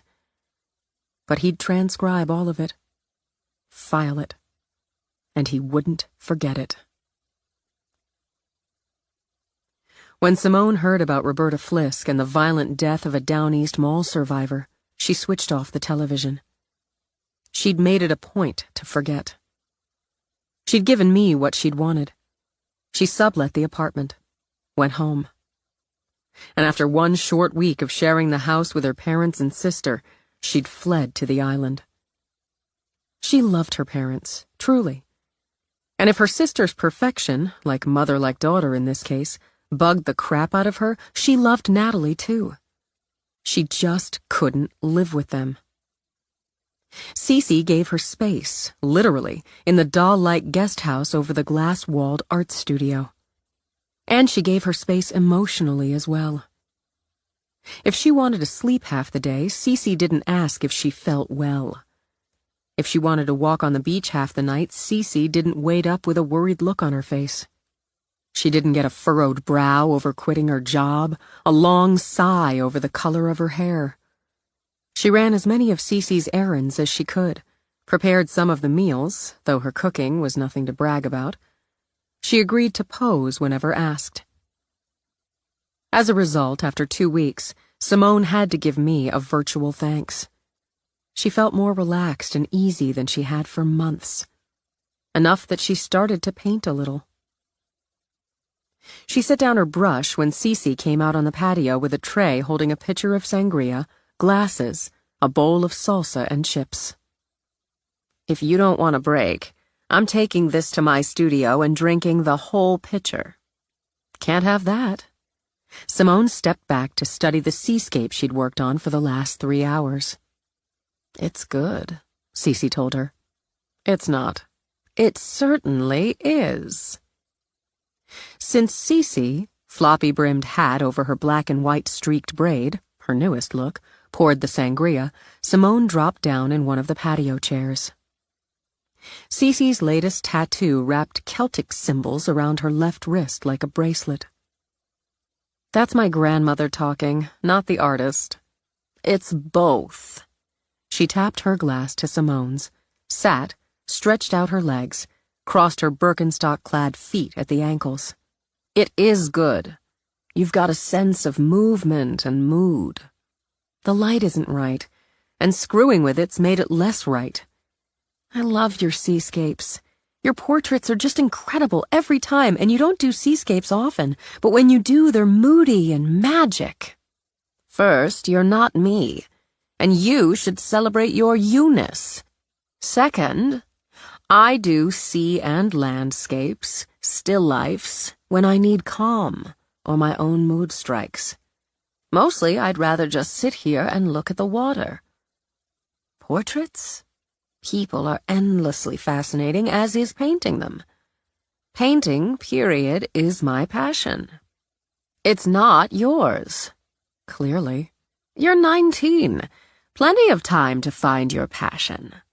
I tried sex." After a throaty laugh, Cece toasted and drank. "Me too. It's a damn happy hobby." Amused, Simone scooped up some salsa. "I'm taking a break there." "Me too. You're an artist, and don't contradict your grandmother. You're an artist with talent and with vision. Painting's a good discipline for you, but it's not your passion, and it's not going to be your primary medium. Experiment." "With what?" "Dad's still trying to nudge me into pre-law, and Mom thinks I should find a nice, reliable boyfriend.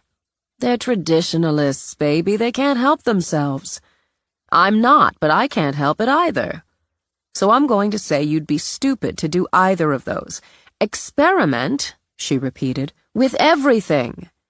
For art, I'm going to give you what nobody wants. Advice. You remember the August you spent here after the horrible?"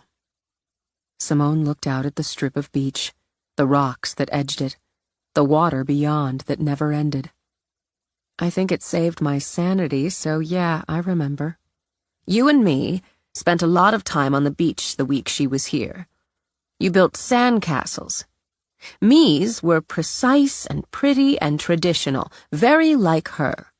And yours were fascinating and imaginative and fanciful." Simone took another drink. "So I should build sandcastles? Create. Try clay for a start. See where it takes you. You took the basics last year." "How do you know?" Cece only smiled, sipped. "I know a lot of things. And knowing we were going to have this conversation, I ordered some supplies. They're in my studio. We can share it. We'll work out a rotation. Try it. If it's not clay, it'll be something else. Take the summer to start. See if you find out what your passion is." Chapter 7. After checking Roberta Flisk off her list, Patricia decided she'd had enough of college. Besides boring her brainless, actually attending class and doing the work restricted her time and cut into her focus now that she'd experienced her first kill. She moved back to Rock Point and, with a little finagling, in with her grandparents. It thrilled them to have their sweet, considerate, helpful granddaughter under their roof. She made sure of it because there was no way she'd move back to some crappy rental with her useless wine fest of a mother. To satisfy her grandparents' questions about her education, her future, Patricia took some online and community college courses. They also served as a cover for her research on creating fake identification and credit cards. She had plans. She also had the run of her own wing in the dignified old mansion, a BMW Roadster, and already enough skills to skim from their accounts. With the extra funds, she began to stockpile weapons and to compile a healthy supply of cash. She laughed at their jokes, ran errands, drove her grandmother to salon appointments, and made herself indispensable. The vague talk of looking for a job, investing in a career, faded like mist. They never noticed. At the same time, she bought and delivered groceries to her mother, made her duty visits, arranged for snow removal from the walk and driveway of the miserable rental, and kept her head down. She kept it down for the 2 years she waited to kill her mother. She considered it a reward for her patience and her hard work playing the devoted daughter and granddaughter. Everyone knew Marcia Hobart was a weak and troubled woman. A woman who had never sloughed off the guilt for her son's actions or the grief of his death. Even when she'd turned to God, she'd chosen his most vengeful and punishing form. Her penance, as a daughter of Eve, demanded a lifetime of suffering and regret. The only light in her personal darkness came from her daughter. Patricia made sure of it.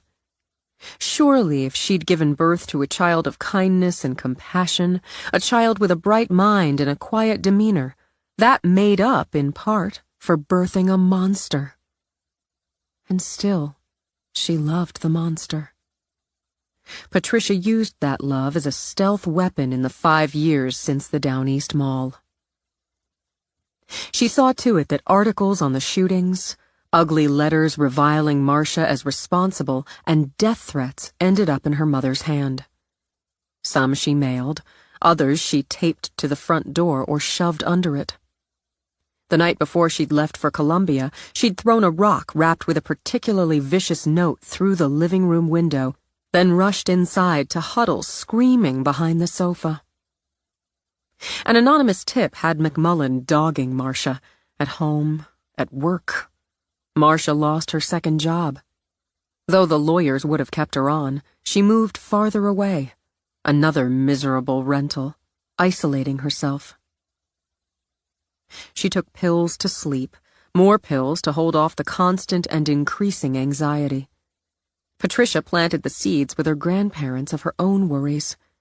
Her mother sometimes mixed up the pills or took a double dose because she'd forgotten she'd taken the first. They, who'd cut Marcia off for divorcing their asshole of a son, showered Patricia with sympathy. She planted nanny cams in her mother's house so she could watch her. She knew just when to call from the drop phone she'd bought, how to wake her groggy mother up out of a Xanax-assisted sleep and whisper her brother's name. On visits, she'd add an extra pill or two, grinding them into the soup the dutiful daughter prepared, then play old videos from when JJ was a baby. She tearfully reported to her grandparents about finding her mother in a stupor on the couch with the videos playing. While still in college, she'd asked her instructors and professors, she'd majored in psychology, for advice. She arranged an accidental overdose, placed a frantic 911 call, and held her mother's limp hand in the ambulance. She left the trail of a worried, loving daughter with a mother lost in pills and guilt. Even as she attended support groups for children of addicts, she found fresh ways to gaslight her mother. On the night before her brother's birthday, she slipped into the house, baked his favorite chocolate cake. Deliberately, she left ingredients scattered on the counter, the mixing bowl and pan in the sink, setting the stage. Then she blew out the oven's pilot light. After waking her drug-addled mother, she led her into a kitchen smelling of chocolate and baking. It's dark. Marcia shuffled and swayed. What time is it? It's time for cake. You baked such a nice one. I did? I don't remember. JJ's favorite chocolate cake. He wants you to light the candles, Mom. Marcia's eyes darted around the room. Is he here? He's coming. Turn on the TV. There's the remote. Obediently, Marcia picked up the remote, and with Patricia guiding her fingers, hit play. On the TV, a grinning, gap-toothed JJ giggled as his mother lit his birthday candles. Light the candles, Mom. For JJ. He was my sweet little boy. Tears, sentiment, and guilt filled Marcia's eyes. She took the long butane lighter, lit the candles. He didn't mean to be bad. He's sorry. Look, he's so happy. Why did he stop being happy? You need to take your pills. JJ wants you to take your pills. They're right there. You need to take your pills. I took them. Didn't I take them? I'm so tired. Where's JJ? It's dark outside. Little boys shouldn't be out in the dark. He's coming. You need to take your pills for JJ's birthday. I think you should take one for each candle. 6 candles. 6 pills. My baby boy is 6. Eyes damp as they stared at the TV screen, Marcia took 6 pills, one by one, with the wine Patricia had set beside them. That's good. Very good. JJ needs more light. He needs more light to find his way home. I think he's lost. No, where's my little boy? JJ! You have to light the curtains. If you squirt some of the lighter fluid on them, they make such a bright light. He'll see it and he'll come home. Marcia picked up the can of fluid. For a moment, Patricia wondered if she saw a kind of awareness in her mother's eyes. Maybe a kind of relief. Marcia doused the curtains with the fluid, set them to flame. See how bright? You need to turn on the oven, Mom. I baked the cake, just like always. Taking Marcia's arm, Patricia led her to the oven. Turn on the oven, and guided her mother's hand to the knob. I'm so sleepy. I need to sleep. Just turn on the oven, then you can take a nap. Then JJ will come? Oh, you'll see JJ soon. Turn on the oven, that's right. Why don't you just lie down over here on the couch? As her mother collapsed on the couch, Patricia used a second lighter, one she would take with her, to light the already soaked living room curtains. As she edged toward the door, she watched her mother's slack face. Sing happy birthday to JJ, Mom. Her voice slurred, her eyes closed. Marcia tried to sing. By the time the gas fumes did their work, when they met flame and combusted, Patricia was in her bed in her grandparents' house. She slept like a baby. The phone on Reed's nightstand signaled an alert. He rolled over, scooped it up, squinted at it. Ah, hell. Cop stuff? Eloise Matherson stirred beside him. Yeah. Not directly, he thought, but since he'd followed Essie's tack with alerts on incidents connected to the Down East Mall, not one he wanted to ignore either. Sorry. How it goes? She stirred again. Want me to take off? No, go back to sleep. I'll text you later. He gave her butt an easy pat as he got out of bed. Their friends with occasional benefits status suited them both. Nothing serious, as the friends aspect of the equation remained the priority. He grabbed some clothes in the dark and, taking a quick shower, thought about Marcia Hobart. He had a file on her and he'd refresh himself there, but he remembered she'd been divorced when her son had opened fire in the Down East Mall Cineplex. Hobart had lived with his father and his younger sister with the mother. Domestic worker, he recalled as he pulled on jeans. Moved twice that he knew of since the shooting. His alert reported firefighters battling a 5-alarm blaze at her current residence, one that threatened neighboring properties. They'd recovered a single body inside the Hobart residence. He snapped on his off-duty weapon, grabbed his keys and a bottle of Mountain Dew from the refrigerator. Chugging some, he jogged down the 2 flights of steps from his apartment to the weedy gravel lot and his car.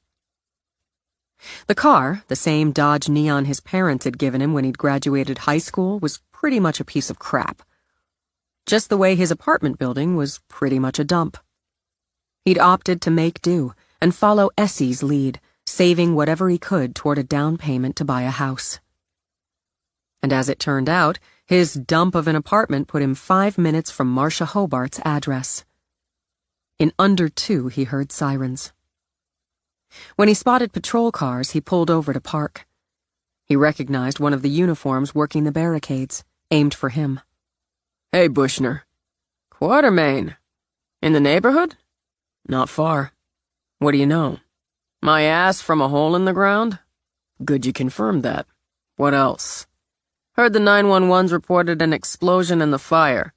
House down there is toast with a crispy critter inside. Smoke eaters is still knocking it down. The house on the east side took a hit, but everybody got out. Mind if I walk down?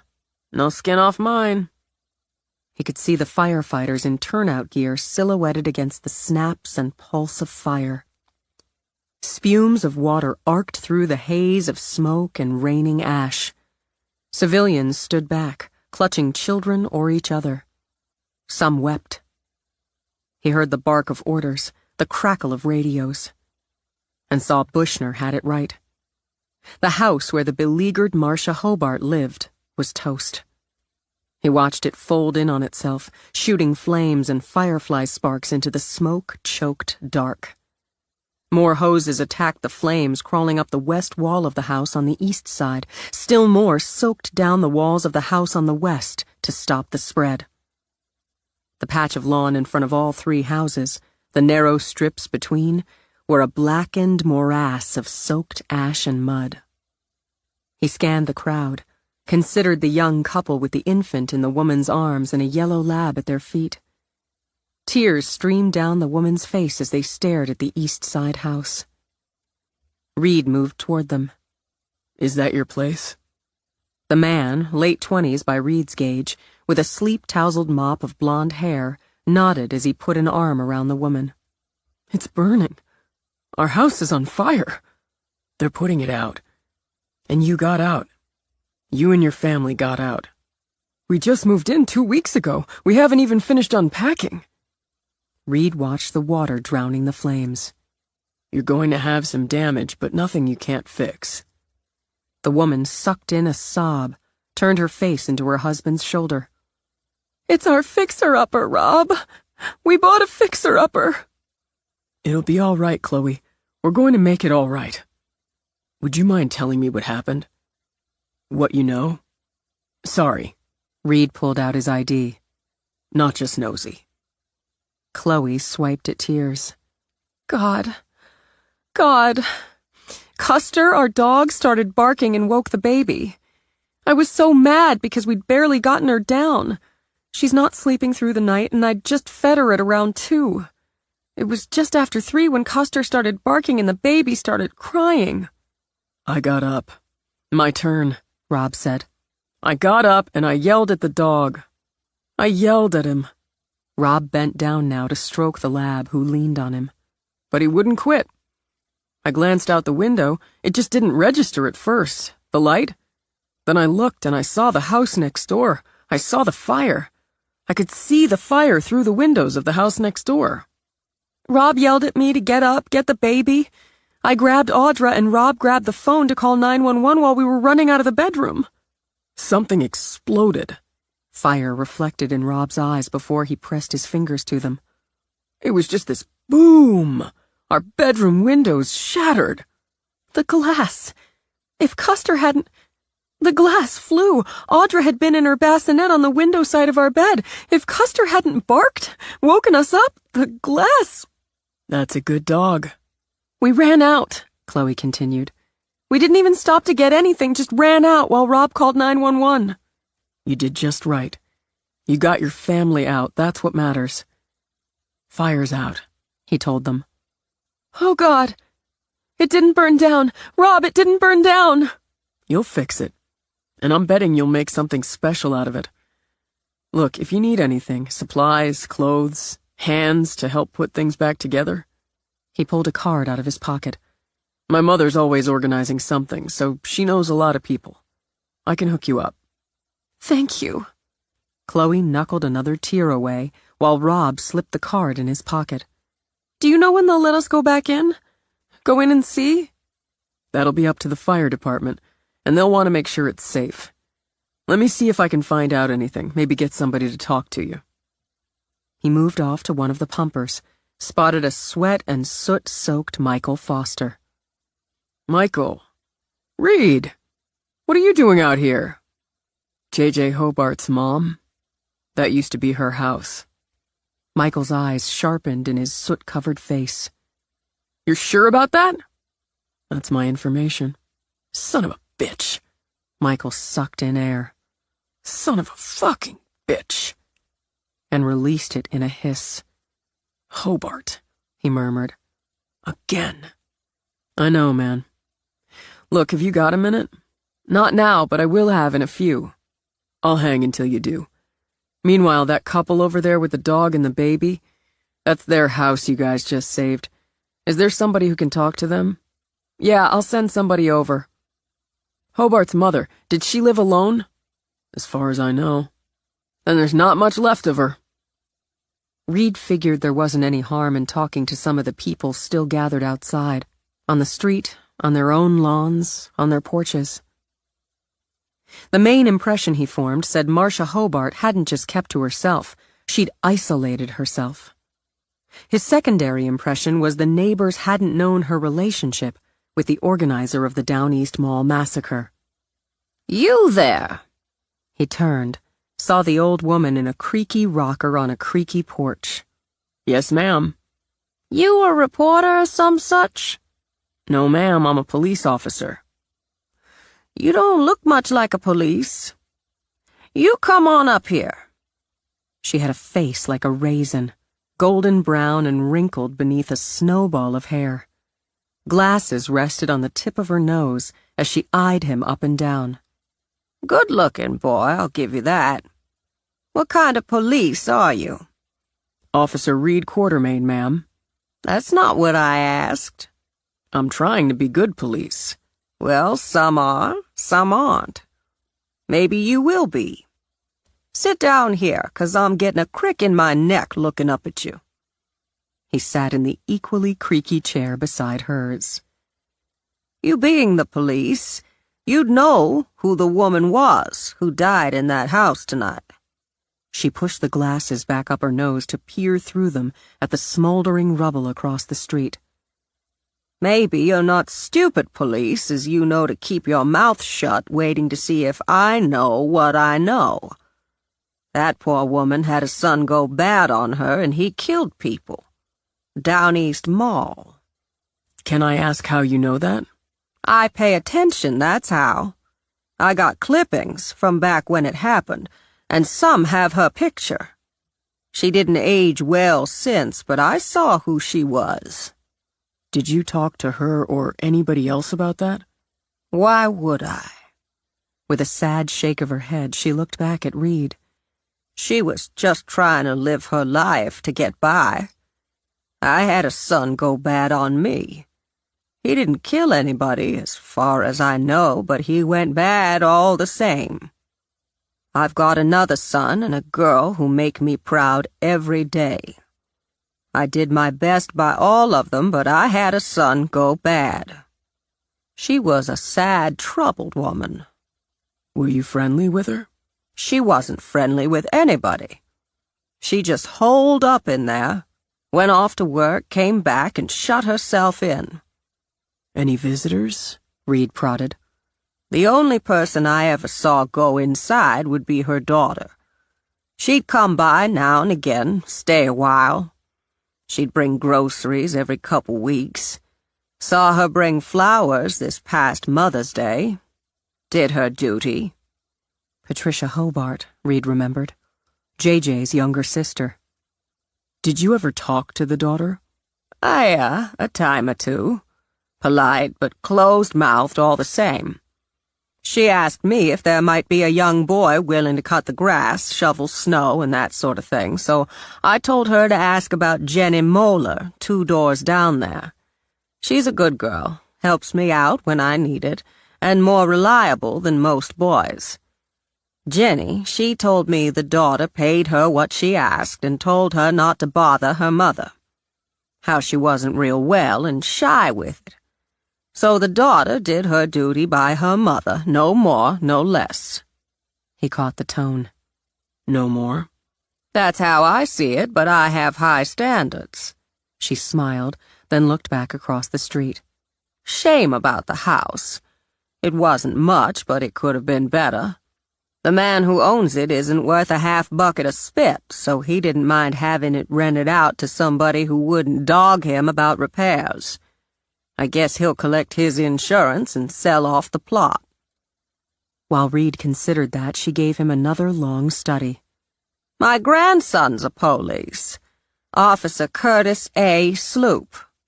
Seriously? Come on. I know Sloopy. She tipped down her glasses again. Is that so? Yes, ma'am. We went to the academy together and were rooks the same year. He's good police. He's trying to be. If you talk to him before I do, you tell him you met his granny. She offered a hand, small and delicate as a doll's. Mrs. Letitia Johnson. I sure will, and I'm pleased to meet you, Mrs. Johnson. You go be good police, young, good-looking Reed Quatermain. And maybe you'll come by and see me sometime. Yes, ma'am. He left her rocking, hunted up Michael, found him talking with Essie. Your case? He asked her. It is now. With her hands on her hips, she studied the wreck and rubble. The arson investigator's already in there, so we'll see. Official ID of the body's going to take a while. I hear the landlord isn't big on repair and maintenance. Essie slanted him a look. Is that what you hear? Mrs. Letitia Johnson, her grandson's on the job. I know him. He's solid. She's sitting on the porch across the street. You'll want to talk to her. Chloe and Rob from the house next door were awakened by their dog barking about 3 a.m. Rob got up as the barking woke up the baby in the baby thing beside the bed. He saw the fire, got his wife up, grabbed the phone to call it in while they headed out. The explosion came next, shattered their bedroom windows. Essie's eyebrows lifted. You've been busy, officer. Well, I was here anyway. She lived alone, didn't socialize, didn't have visitors except for the daughter. The daughter came by occasionally, brought groceries every couple weeks, hired a local kid to cut the grass, shovel snow in the winter. You bucking for a gold shield, Officer Quatermain? He smiled. Next year. He turned to Michael. Do you think arson? I can't say. I can say it looks like 2 points of origin, kitchen and living room, and my best guess would be curtains. It wasn't a gas leak, most likely gas from the stove. Actually, the explosion was fairly contained, and that'll help the investigators determine cause. My partner's talking to the neighbors. I think I'll walk over and have a chat with Mrs. Johnson. Officer Quatermain. Detective McVee. I'm requesting you be assigned to this investigative unit. Hot damn. Start by canvassing the block. Write up your notes. She walked across the street, leaving him grinning. Simone broke under relentless, benign family pressure. While her father conceded his dream of his oldest following in his lawyer footsteps wasn't to be, the change of tack worked. She would focus her studies on business management. She'd had her scattershot period, her parents told her, and now she had to buckle down. A degree in business management would keep her focused, open doors, forge a future. She tried. She pushed herself so hard in the next semester, even the responsible me urged her to ease off, take some breaks. She ended the year with grades that made her parents beam and spent the summer working as an assistant to the assistant of the manager of the accounting branch of her father's firm. By the end of June, she was back in therapy. In August, plagued with headaches, 10 pounds underweight, with a wardrobe of suits she hated, she thought of the girl she'd been, the one who'd called for help, then hidden in a bathroom stall. The one who'd feared she'd die before she'd lived, and realized there were other ways to die. She chose to live. On the night before she left for New York, she sat down with her parents and Natalie. "I can't believe both our girls are heading off to college," Tulip began. "What are we going to do, Ward, with our empty nest? Natalie off to Harvard and Simone off to Columbia?" "I'm not going back to Columbia." "We're just so—" "What?" Simone kept her hands gripped together in her lap. They wanted to shake. "I'm going back to New York, but I'm not going back to college." "Of course you are. You had a brilliant third year." "I hated every minute of it. I hated working in the law firm this summer. I can't keep doing what I hate, what I'm not." "This is the first I'm hearing about it." Ward shoved up, stalked across the room to mix himself a drink. "Your evaluations were glowing, just as Natalie's were in her internship. We don't quit in this family, Simone, or take our advantages for granted. You disappoint me." It stung. Of course it stung, as he'd meant it to. But she'd prepared herself for that. "I know I do. And I know I might always disappoint you. But I gave you a year of my life. I did everything you wanted me to do, and I can't do it anymore." Why do you have to spoil everything? She spun around to face Natalie, to take some of the burning sting out on her sister. "What am I spoiling for you? You're doing what you want, what you're good at. Go do it. Be good at it. Be the perfect white sheep to my black." Your sister's mature enough to understand she needs a foundation. She needs goals, and she has parents who've given her a foundation and support her goals. "They match yours," Simone told her mother. "Mine don't." "Since when have you had goals?" Natalie muttered. "I'm working on it. I'm going back to New York. I'm going to take some art classes." "Oh, for God's sake!" Tulip threw up her hands. "I knew this was Cece's doing. I haven't even talked to her about it. While I've been trying to please you, I disappointed her. But here's the thing. She's never thrown it in my face, not once. That's the difference. She's never tried to shove me into a box where I don't fit because it was what she wanted. I'm going to take art classes. I'm going to find out if I'm any good. I'm going to find out if I can be better than good." "And just how do you plan to support yourself?" Ward demanded. "You can't throw your education away and expect us to pay for it." "I don't. I'll get a job." "At some dump of a coffee shop?" Natalie tossed out. "If necessary." "It's obvious you haven't thought this through. Mom, I haven't thought of anything else for weeks. Look at me. Please, really, look at me. I can't sleep. I can't eat. I've got a closet full of clothes you picked out and bought. My social life this summer's revolved around the appropriate son of a friend you hand-picked for me. The clothes don't fit, and the son of a friend bores me to death. But I wore them, and I dated him, and I lay awake at night with my head pounding. I've been seeing Dr. Mattis since June 3 times a week and paying for it out of my savings so you wouldn't know." "You'll take a semester off," Tulip decided, her eyes going shiny with tears. "You'll rest, and we'll take a trip. "Tulip." Ward spoke gently now, coming back to sit without his drink. "Simone, why didn't you tell us you started seeing Dr. Mattis again?" "Because I knew part of the reason I needed to go back to him was you. And it's not your fault. It's just reality. It's me not being what you hope for. It's me closing myself into that bathroom stall in my head and being afraid to open the door. I have to open the door. I'm sorry, she said as she rose, but you have to let me. I'm of age and I've made my choice. I'm leaving tonight. We're going to talk this through, Tulip insisted.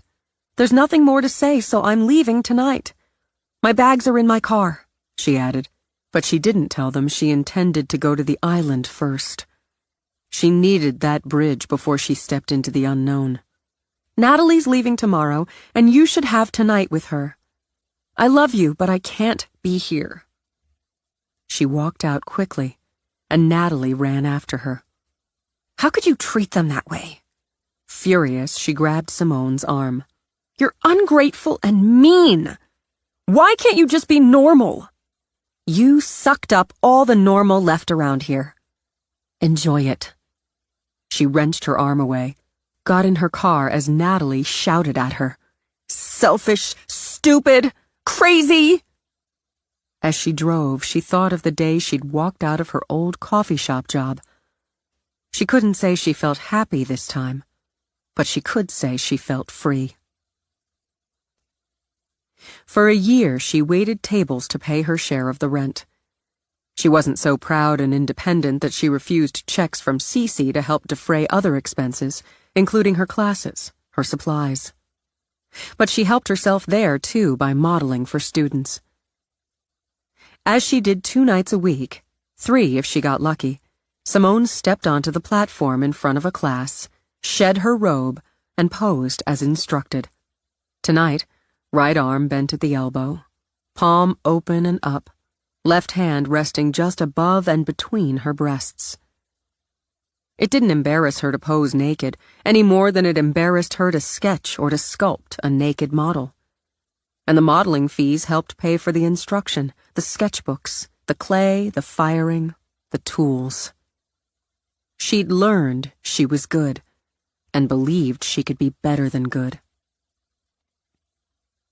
While Patricia baked her dead brother a birthday cake to commemorate the anniversary of her mother's death, Simone let herself back into her apartment after a long day, poured herself a glass of wine, and was happy. Chapter 8. In April of 2013, Essie gave birth to a healthy baby boy she and the besotted father named Dylan. As her partner retired that same month, she requested Detective Reed Quartermain as her new partner when she returned from maternity leave. Though she happily took that leave, she kept her finger in the pie with regular news, gossip, and reports from her future partner. Her life, Essie thought as she crept out of the bedroom where her husband and baby slept, had taken so many unexpected turns. She'd never expected to become a detective second grade, much less part of the major crime squad. She'd never expected to have a man as sweet, funny, smart, and sexy as Hank in her life. She sure as hell hadn't expected the dizzying wave of love she felt whenever she looked at or even thought about her son. Her life had taken a turn one night in July, and out of tragedy, the path from it had been, well, pretty damn great. She poured herself a glass of herbal tea over ice, grabbed one of the magazines off the stack, walked out to sit on the front porch and watch her little world go by. She'd probably fall asleep, and she should be upstairs doing just that. Sleep when the baby sleeps had been her mother's advice. But she wanted the spring air and a little time to bask. Maybe they'd take the baby out for a stroll later. And maybe the fresh air would help 3-week-old Dylan sleep longer than his record of 2 hours and 37 minutes. It could happen. Maybe she and Hank could snuggle up together, watch a movie, and if she pumped first, drink a little wine. Maybe... She dozed off in her Adirondack chair. Came awake with a start, reaching for the weapon she wasn't wearing. Sorry. Reed held his hands up. One of them held a bouquet of pink and white striped tulips. I didn't mean to wake you up. I was just going to leave these. What time is it? About 5:30? Okay, she sighed. I just dropped off for a few minutes. You brought me tulips. I have it on good authority, my sister, that people tend to forget the sleep-deprived mom after the first couple weeks. Why aren't you sleeping inside the house? I wasn't going to sleep yet. Sit down. My boys are snoozing upstairs. I could use the company to keep me from drooling on the porch. Wait, go in and get a drink first. There's this tea, there's beer. I could use a beer. At home at her place, he went in, got a cold bottle, popped it. He came back, sat down with her. How you doing? Honestly, I never thought anybody could be so damn happy. And the hits keep coming. Hank told me today he's decided to take a year's sabbatical. He's going to be a stay-at-home dad. I don't have to think about leaving Dylan with a nanny or at a daycare. When her eyes teared up, she slapped her own cheeks. God, hormones, will they ever go back to normal? Talk cop to me. That'll work. We closed the Bauer case. You got her. Yeah, the greedy, scheming widow's booked. Her boyfriend flipped. He gets the deal, she gets murder one. He filled her in on a couple of open cases, made her laugh over some office gossip. I looked at a couple more houses over the weekend. Reed, you've been looking at houses for nearly a year now. Yeah, but none looks back and says, here I am. Maybe you're too fussy, and you're going to end up living your life in that shit can of an apartment. An apartment's just a place to sleep.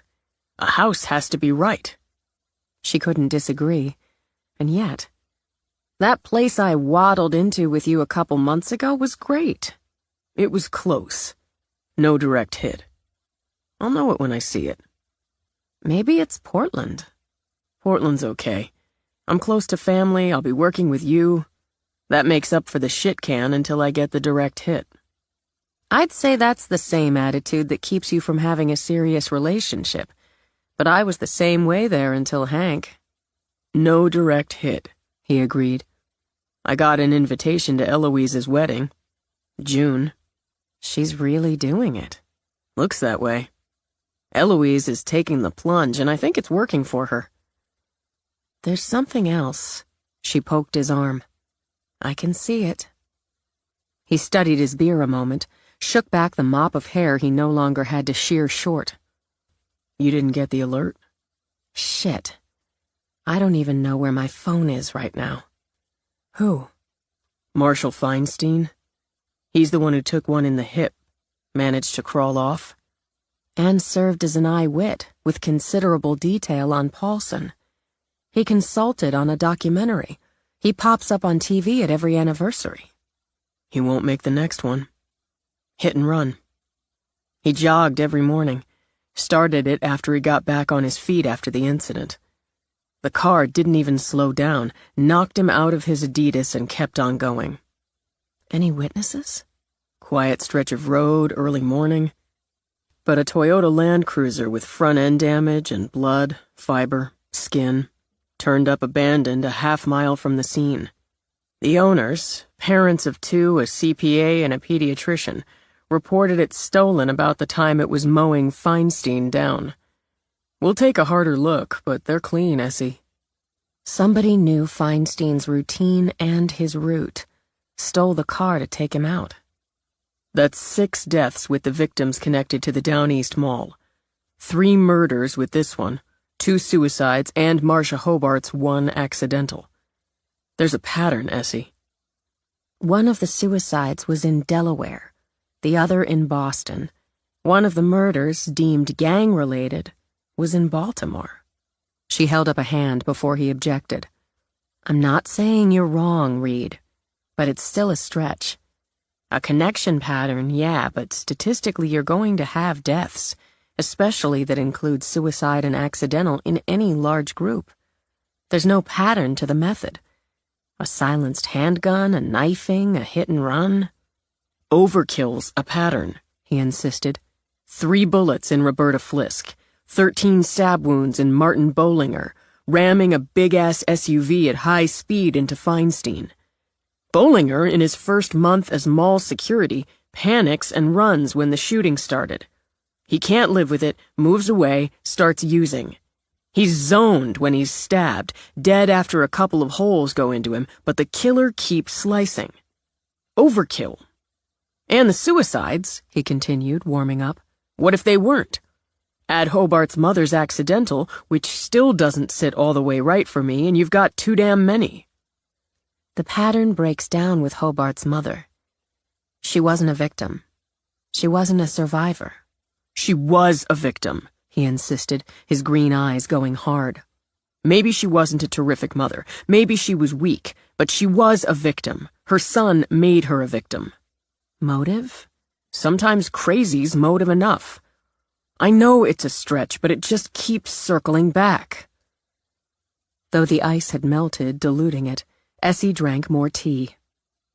And that might be the real reason you're still in that shit can. You can't keep circling back, Reed. Keeping track, that's one thing. I'm never going to not keep track. But you have to move on, too. I wouldn't be a cop if it wasn't for that night, if it wasn't for you. And the cops saying it feels like a pattern all the way through it. I want to look closer at the suicides and the accidental, on my own time, he said quickly. But I want you to know I'm going to look closer. Okay, all right. If you find anything, I'll be the first one to help you push. Good enough. They both heard the first fussy cries through the upstairs window. That's my cue, Essie said. Do you want to come in? Stay for dinner?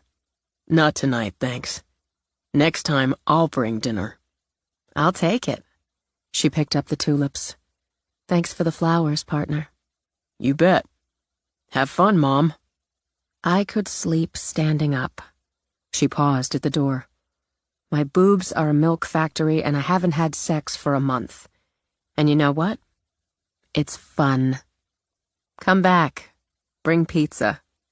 You got it. He walked to his car, decided he'd go back to his shit can, toss a frozen pizza in the oven, and dig a little into a couple of suicides. Simone hauled suitcases and boxes down 4 flights of steps to Me's Prius. Fork in the road, she told herself, determinedly cheerful. This was just a fork in the road and a big, bright opening for me with the move to Boston, the position at Mass General. Me deserved it, had worked for it, would be great at it. How are you going to get all this stuff in there? You should have shipped all these books. Everything'll fit. Me tapped a finger to her temple. I've got it all worked out. It's like Tetris. I never understood that game, but once a geek. Realizing her skill had been in the hauling, Simone stood back, watched me, her long, sleek ponytail through the back loop of a Boston Red Sox hat, a gift, calculate, arrange, shift. She wore cropped jeans, pink sneakers, and a Columbia t-shirt. Small hands, Simone thought, boxing away every detail. Short nails, never painted. The little Vietnamese symbol tattooed under her right thumb that meant hope. Lovely, long, dark eyes, soft jawline, slim, bladed nose. An oversized watch on a slender left wrist. Tiny gold studs in small, close-to-the-head earlobes. And, of course, the brain, as within minutes Me had everything loaded. There. See? Yeah, how could I have doubted? Except there's one more. Simone held out the box she'd kept behind her back. You can find room and open it when you get there. I'll find room, but I'm opening it now. Me tugged off the raffia tie, took off the lid, peeled back the cotton batting. Oh, Sim. The sculpture, no bigger than Me's hand, formed 3 faces. Me and Simone, with Tish centered between them. I was just going to do you and me, but she wanted to be there. It's how I think she'd look. It's beautiful. Tears rose up, thickened the words. "We're beautiful. She's with us. She'd have been so proud of you, almost Dr. Jung. Still have a ways to go for that. She'd have been proud of you, too. Look how talented you are." Gently, Me traced the features of her friends. "She'd have been a star," Me murmured. "Damn straight." "It's the first thing I'll put out in my new apartment." Carefully, Me replaced the cotton, the lid. "Oh God, Sim, I'm going to miss you. We'll text and call and email and FaceTime. We'll visit. Who am I going to talk to when I can't sleep? Me. You'll call me." Wrapping Me in a hard hug, Simone rocked them both. "You're allowed to make friends. You go ahead and do that. But you're never allowed to make another best friend. You either. Not a chance. You have to go. You have to go." Still she clung. "Text me when you get there. I love you." "I love you." Simone made herself pull back. "Go. Kick ass, Mihi. Kick ass, cure the common cold, and be happy." "Kick ass, Simone. Kick ass, make great art, and be happy." Me got behind the wheel, put sunglasses over streaming eyes, and with one last wave, took her own fork in the road. Simone went back in, up the flights, and into the apartment to face living alone for the first time in her life. She could afford it, and didn't want a roommate. She had a job, her modeling fees, and had even sold a few pieces here and there through a local gallery. Plus, her trust fund had kicked in, so she could, when stretched, dip into that. Me's bedroom would become her studio, her workshop. Though she cried more than a little while she did it, she moved supplies from her bedroom, from the section of the living room she'd claimed. She dragged shelves, her bench, and stool. Now, she thought as she set up, she'd be able to get in and out of bed without climbing over and around art supplies. The light in Me's room, correction, her studio, would do very well. She could bring up models instead of paying or bartering for space in someone else's studio. As she arranged and rearranged things, she made plans. Without Me's companionship, she wouldn't be so tempted to just hang out, wouldn't have those long conversations or impulse evenings out. She'd use that time to work.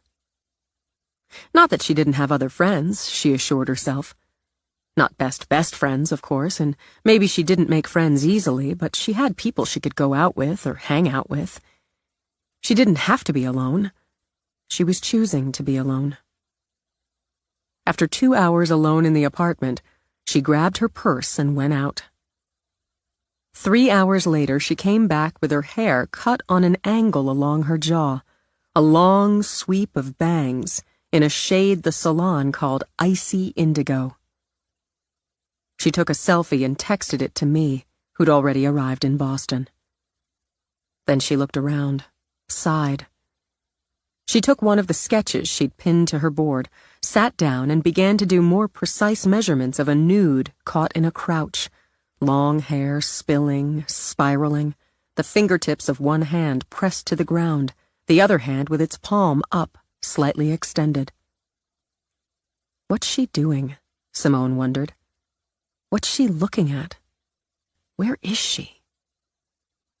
As she worked her measurements, she played with stories, considering, rejecting, hitting. She's taken the leap, Simone murmured. Not of faith, of courage. She jumped with nothing but herself. That's courage. I see you.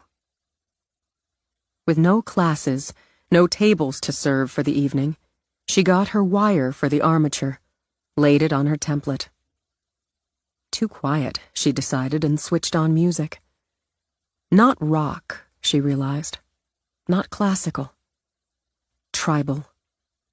Her woman would seek a tribe. Then she would lead it. With the image clear in her mind, the framework ready, Simone chose her clay, her tools, and began to free the woman who would lead a tribe. The feet long, narrow. The ankles strong, slender. Calf muscles defined. She built, carved away, brushed, sprayed the clay with water, smoothed the knees. As the figure emerged, she worked her way up the body until she realized the light had changed. Evening was sliding in. She covered the figure, made herself get off the stool, walk, stretch. A little wine, she decided, then ordered in Chinese because if she went back to work, she'd forget to eat. Forget to eat, hydrate, move. The work often showed the neglect. She spent her first night alone drinking wine, rotating it with water, eating noodles and stir-fried pork, and bringing her vision to life. For 3 weeks, she followed the same routine. Work, the sort that brought a paycheck with it. Class. Work, the sort that fed her soul. After a 15-hour day, much of it on her feet, she came home to the creeping silence of her apartment. She missed me like a limb. She couldn't deny it. But that wasn't the core of the problem. She sat, studying the sculpture she'd begun that first night. It was good. Really good. One of the best pieces she'd done, but she couldn't make herself take it to the gallery. "Because I need it," she said aloud. "She's telling me something, and has been all along. I'm talking to myself." She sighed, tipped her head back. "So what? So what? I have something to say, too. It's time to take a leap. I've done what I came to New York to do. It's time to move on." She closed her eyes. No more waiting tables. No more modeling for a fee or for supplies or for class time. I'm an artist, goddammit. She had another 2 months on the lease. She'd either tough it out or eat the cost. Eat it, she decided. She pulled out her phone, saw the time, and calculated the odds Cece was still up. She waited, and when her grandmother's voice came on, clear and alert, smiled. "Having a party?" "No, and I know it's late." "Never to." "Exactly. So I think it's time I had a taste of Europe.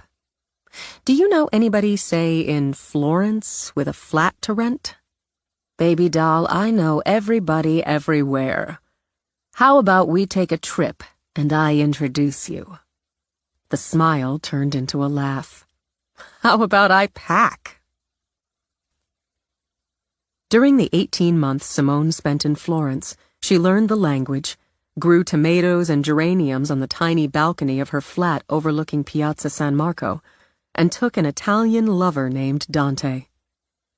Dante, absurdly handsome, played the cello and liked making Simone pasta. As he traveled with the symphony, their relationship didn't crowd her and left her all the time she needed to devote to her work. The fact that he had other women on his travels didn't concern her. For her, Dante was part of a lovely interlude of sun, sex, and sculpting. She'd given herself this time and place, saturating herself with all it offered. She studied, spent time with artists, with masters, with artisans and technicians, and sweated on the pouring floor of a foundry to learn more about casting in bronze. As she learned, experimented, discovered, she built enough confidence to wheedle her way into a show at a trendy art gallery, then spent 4 months completing more pieces for what she called gods and goddesses. Simone invited her family out of duty. They declined, but sent 24 red roses to the gallery with a card wishing her luck. Helping load in her art and debating with the gallery manager on placement ate up any time for nerves. She'd already told herself countless times if the show failed, it meant she wasn't good enough. Yet. It didn't mean she'd go home a failure.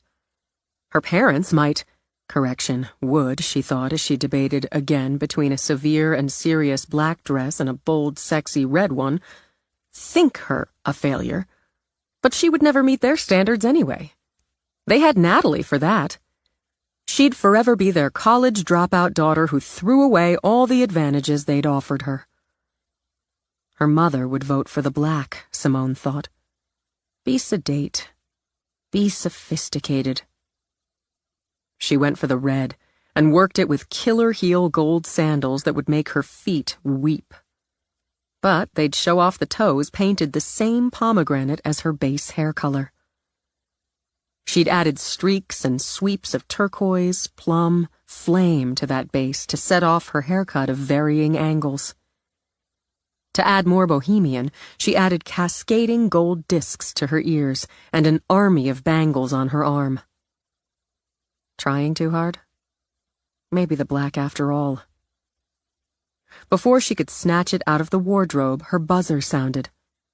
Another delivery from Dante, she decided, as she clipped from the bedroom through her parlor already fragrant with the white roses he'd sent the night before, the red lilies that morning, the orchids in the early afternoon, and the pink tulips after that. She opened the door, squealed, and threw her arms around her grandmother. Cece! Cece, you're here! Where else would I be? You came! You came all this way! Wild horses, Kata. Wild, wild horses. Oh, come in, sit down. Did you just get here? Let me get your bag. I came straight here, but don't worry. I'm staying with Francesca and Isabel. No, they can't have you. You have to stay here, please. Cece shook back the hair that fell past her shoulder blades, now in burnished copper. I'd love a threesome with that luscious Italian pastry of yours, but it's too awkward when one of the three's my grandbaby. Dante's in Vienna. The schedule just didn't click. But he's everywhere. She opened her arms to the room full of flowers. The man's a romantic. Then if it's just you and me, I'm happy to stay. I'll let Francesca and Isabel know. They're coming tonight, and I'm going to take us all out to celebrate after. God! Beaming, Cece let herself soak in her greatest treasure. Just look at you. Your hair's a work of art. And that dress! I was just thinking I should change. I have a black dress that might cliched, expected. Don't be. Really? Are you sure? You look bold and confident and ready. But do yourself a favor and take the shoes off until we leave. How long do we have? We've got over an hour. Good. Time enough for you to get me a glass of wine before I make myself beautiful. You're the most beautiful woman in the world. I can't tell you what it means to me that you'd come for this. For me. No tears. Cece tapped a finger to Simone's nose. Your eyes look fantastic. In fact, I'm going to have you do my makeup. After wine. After stepping out of her shoes, Simone padded over to the kitchen, chose a local red, tossed together a quick plate of cheese and bread and olives. I know it's not an important show, she began. Stop that right now. No negative vibes allowed. They're all important, and this one is especially. It's yours. It's your first European show. Opening the balcony doors, Cece took one of the metal chairs, then the wine Simone set on the table beside her. Salute, my treasure. Simone clinked glasses with Cece. I'm grateful for the chance. I just don't want to overdo my expectations. Well, I can see I'm sure as hell needed here to keep you from dimming your own star. It's going to shine tonight, trust me there. You know I'm a little bit psychic. And you're going to let it shine or I'll have to kick your ass. I'm so glad you're here. How long can you stay? I'm taking a couple of weeks to catch up with you, some friends, do some painting. It's a beautiful city, Cece murmured, looking out at the piazza, the red tile roofs and sun-washed stucco. Is it your place, Simone? I love it. I love the light and the people, the art. The air breathes art here. I love the color and the history, the food, the wine. I think being here didn't just open something in me, but fed it. And who feeds body and soul better than the Italians? And still, and still. While it's a place I'll need to come back to, it's not mine. If you can stay 3 weeks, I'll fly back with you. I'm ready. Then I'll stay. At the opening, Simone played her part, making conversation in Italian and English, answering questions about particular pieces. People wandered in, milled around. She knew many came for the little cups of wine. But they came. She greeted Francesca and Isabel when they arrived, exchanged warm hugs and kisses with the long-time couple who'd taken her under their wings when she'd arrived in Florence. The gallery manager, a woman of 50 who made severe and sober black look spectacular, slipped up and murmured in Simone's ear, "We have just sold your Awakened." Simone opened her mouth, but nothing came out. The piece, one of the few she'd chosen to do in bronze, had involved weeks of planning and countless second guesses about the pose, the medium, and then the price the gallery set. And now the figure of a woman half rising from a bed of flowers, one arm stretched up as if to take the sun, the hint of a smile Simone had agonized over getting exactly right, belonged to someone. Who? Oh God, don't tell me my grandmother bought her. She did not. Come and meet who did. Her ears buzzed when she walked through the serpentine layout of the gallery to meet the businessman and his stylish wife who'd given Simone her first major sale. Then the buzzing gave way to cheering inside as she shook hands, chatted. She had to tell Cece. She worked her way through, finally found Cece standing by a piece she'd titled Emergence. While she considered the bronze her most complicated and difficult piece in the show, this was her personal favorite, because it held her heart. The female head and shoulders rose out of a pool, the head tipped back, the hair flowing down sleek and wet, the eyes closed, the face rapturous. She'd done it in pale blues. Cece, What's wrong? Seeing tears in her grandmother's eyes, she rushed forward. You're not feeling well? Do you need air? Do you need some water? No. Cece gripped her hand. Step outside with me a minute before I embarrass myself. Okay, here. She slipped an arm around Cece's waist, guided her out. It's hot and crowded. I'm going to find you a chair. I'm fine. Jesus, don't treat me like an old lady. I just need a second. Outside, the air smelled of flowers and food. People sat on the patio of the restaurant across the street, enjoying dinner, conversation. A woman walked by, long legs in a short skirt, with a dog on a leash. I knew you were talented. I knew it would be clay. I'm a little bit psychic, as you know. Cece took the wine Simone had forgotten she held, sipped. I could see your work moving when I visited last fall, and you've sent me pictures, videos. But they don't show it, my baby. They don't show it like this, like seeing it. The textures, the details, the feeling. There's so much brilliance here I can't begin, and you've barely started. Cece patted away tears. I'm telling you this, artist to artist, so don't give me any crap when I say that your emergence has to be mine. I'm buying it not because you're my granddaughter. I'm buying it because it made me weep. It touched my soul. It's Tish. Yes, I know. And she and you touched my soul. Then it's a gift. No, it will not be a gift. You can give me something else, but not that. Now go in there and tell them it's sold before somebody buys it out from under me. I need to drink this wine and pull myself together. Hurry up! I'll be right back. When she came back, she found Cece leaning against the wall, smiling. I've still got it. The most charming man, not much older than you, stopped and offered to buy me a real glass of wine. We should go back in before I create a sexual disturbance. Now I need a minute. Cece. She groped for her grandmother's hand. Cece, I've sold 4 pieces. 5, she corrected. 5 with yours. Anna Teresa is thrilled.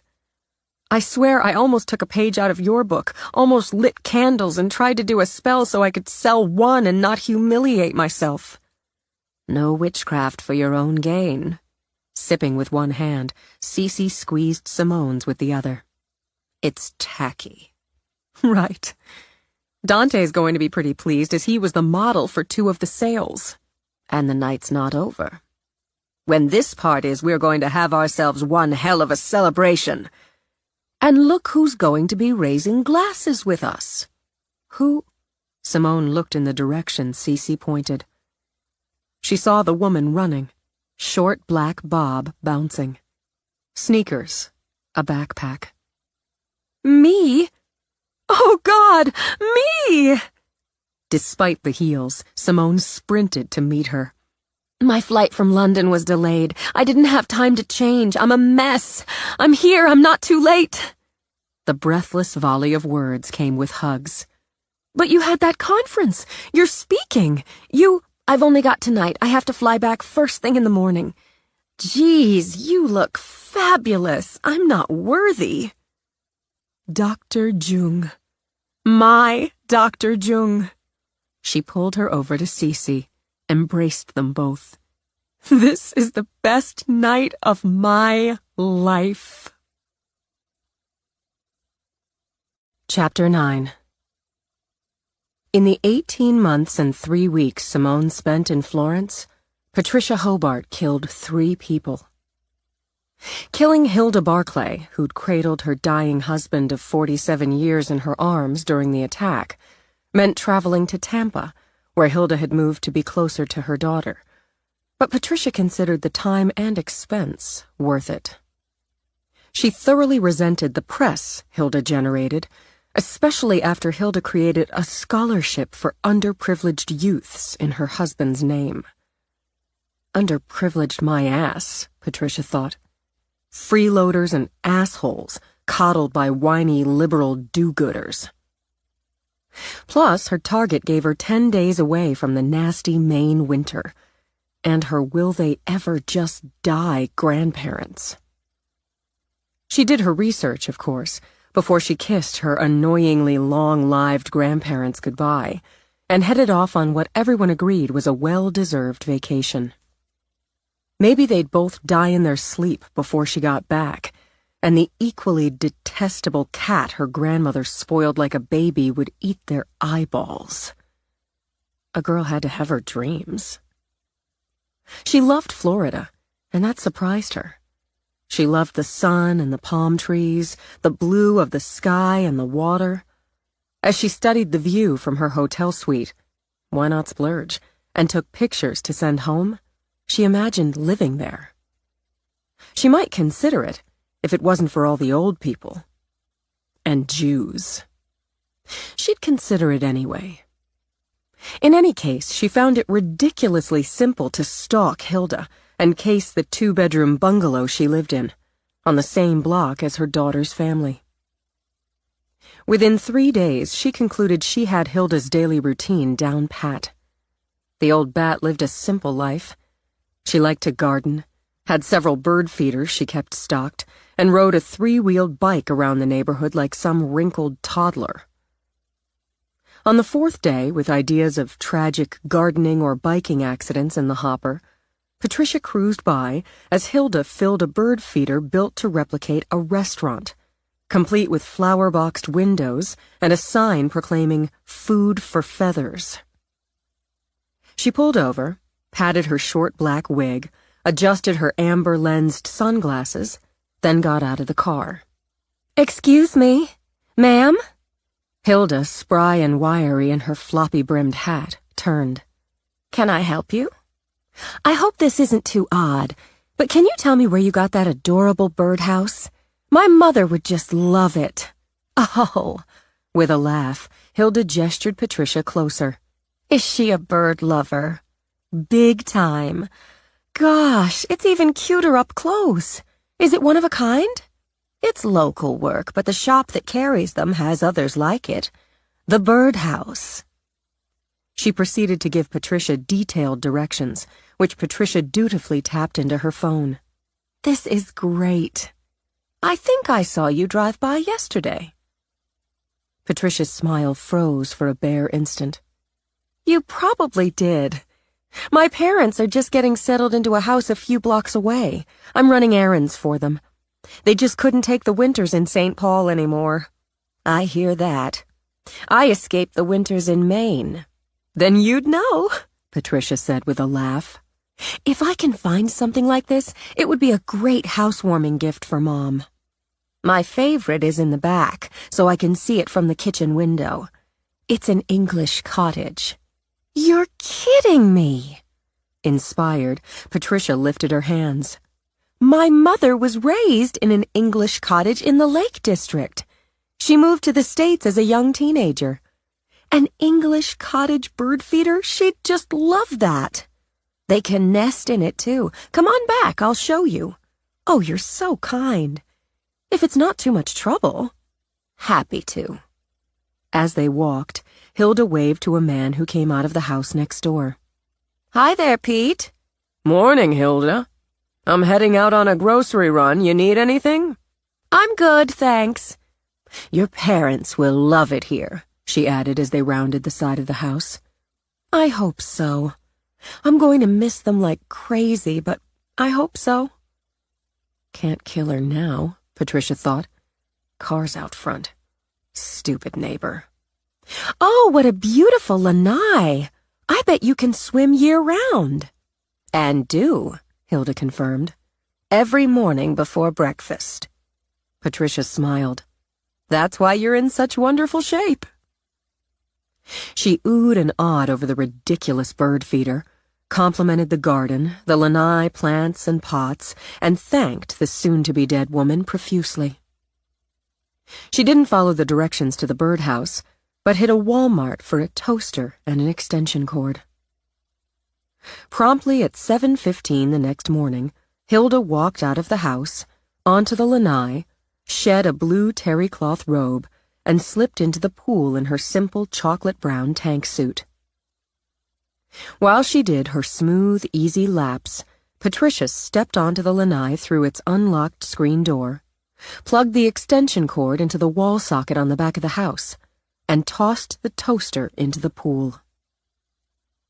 She watched Hilda's body flop as the water flashed, watched it float face down as she unplugged the cord, used the pool net to scoop out the toaster. They'd figure it out, probably, but why give them any help? She stuck the murder weapons into her backpack and, dressed in her running capris, a tank, and a ball cap, jogged 3 blocks to her rental car. She tossed the toaster in a dumpster behind a restaurant, dumped the extension cord a couple miles away in the parking lot of a strip mall. That done, she stuffed her auburn wig back in her pack, went back to her hotel to enjoy a hearty room-service breakfast of a spinach omelet, turkey bacon, berries, and fresh orange juice. She wondered who'd find Hilda floating. Her daughter? One of the grandkids? Good neighbor Pete? Maybe she'd keep an eye on the local papers.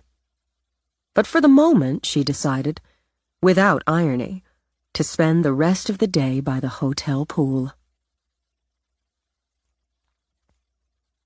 Her grandparents failed to accommodate her by dying in their sleep. She settled for indulging herself with dreams of various methods of killing them. Actually killing them had to wait, but her father obliged her by getting hammered before getting behind the wheel of his Ford pickup. He took a mother of 2 and her teenage son with him when he crossed the center line and plowed into their compact, but those were the breaks, to Patricia's mind. Now she could cross another off her list. She'd crossed Frederick Moseley off the list on a balmy summer night, pre-Hilda, with an explosive device she'd stuck under the driver's seat of his unlocked car. That checkmark especially pleased her, as Moseley had some minor local success with a self-published book he'd written about the Down East Mall. And more, it was the first time she'd built a bomb. She thought she had a knack for it. She checked off her 3rd for the year, had to spread them out a while longer, by bumping into him in a crowded bar and jabbing him with a syringe of botulinum toxin. It seemed poetic as Dr. David Wu, who'd been having pre-dinner drinks with his wife and another couple at the upscale restaurant and had been credited with having saved lives on that fateful night, was a cosmetic surgeon. Patricia figured since he made a living, a rich one, injecting people with Botox, he could die being injected with the same basic substance. She disposed of the syringe on the way home and slipped quietly into the house. For a moment, a sweet, sweet moment, she thought her prayers had been answered. Her grandmother lay on the floor of the foyer, moaning, still breathing, but that could be remedied. On another moan, her grandmother turned her head. "Patty, Patty." God, she hated that nickname. "Thank God, I fell. I hit my head. I think I broke my hip." Could be finished, Patricia thought. She just had to place a hand over the old bitch's mouth, pinch her nose closed, and, "Agnes, I can't find the remote. Where did you—" Her grandfather shuffled out of the first-floor master suite, brow furrowed in annoyance over his bifocals. He saw his wife, let out a cry, and Patricia acted fast. "Oh my God, Gram!" She lunged forward, dropped to her knees, gripped her grandmother's hand. I fell. "It's all right. It's going to be all right." She yanked her phone out of her purse, hit 911. "I need an ambulance." She rattled off the address, careful to put a good shake into her voice. "My grandmother fell. Hurry, please hurry. Grandpa, get Gram a blanket. She's shivering. Get the throw off the sofa. I think she's in shock. Hold on, Gram. I'm right here." So the night wouldn't be a lucky twofer, Patricia thought as she gently, so gently, stroked her grandmother's cheek. But a broken hip, hopefully, and an 83-year-old woman had lots of potential. Patricia hid her bitter disappointment when Agnes recovered, and she earned the admiration of the medical staff, the aides, and the neighbors with every performance of devoted caregiving. She used the time to persuade her grandparents to not only give her power of attorney, the lawyers agreed, but to put her name on every account, checking, investments, the main residence, and the vacation home investment property they owned on Cape May. As she'd inherit her grandmother's jewelry anyway, she took some pieces now and again and converted them into cash on drives to Augusta or Bangor, and once on a weekend holiday, at the urging of the doctors, to Bar Harbor. She converted some of the cash into good fake identification and used that to open a small bank account and to rent a safe deposit box in a bank in Rochester, New Hampshire. Between the jewelry, the regular skimming, the sale of the vacation home her grandparents were too stupid to know they signed off on, she had more than $3 million in the box, along with 4 fake IDs, including passports and credit cards. She kept a cool $100,000 in cash with other essentials in a run-for-the-hills bag in the top of her closet, and had started a second bag. As neither of her grandparents used the steps any longer, she had the entire second floor to herself. She installed police locks on her master suite, and the guest suite she used as a workshop. If the weekly housekeeper found it odd the second floor was off limits, she said nothing. She was paid well, and it meant less work. As the next anniversary of the Down East Mall approached, Patricia made plans. Lots of plans. And crossed a couple more off the list. Selena McMullen rode the approach to July 22nd on her blog and on her talk show. It gave her a chance to hype the updated edition of her book. She didn't quibble over the fact that the tragedy had made her career. As a matter of routine, every time a lunatic shot up a public place, she served as a talking head on cable TV. She did the circuit every couple of years and raked in decent speaking fees. She'd copped a gig as executive producer on a well-received documentary about the shooting, and, when things were really cooking, snagged a small guest shot on Law and Order SVU. It ebbed and flowed, she could admit that. Every anniversary she pumped it up and she'd be front and center. She had staff, an agent, a hot boyfriend, after a brief marriage and a messy divorce. Still, the divorce and the hot boyfriend had bumped up the ratings and clicks. They'd go through the roof with the lineup she had for the anniversary week. She had the cop who'd taken out Hobart. Admittedly, Selena had to pressure the mayor to pressure the cop's captain to pressure the cop, but she had her. She couldn't get the once teenage hero, now the cop's partner, and that stuck in her throat. Portland PD had given her a choice, one or the other, not both. She'd gone with the female cop, the first on scene, and let the other go. She had a woman who'd been in the theater and nearly died, and lived with facial scarring and brain trauma.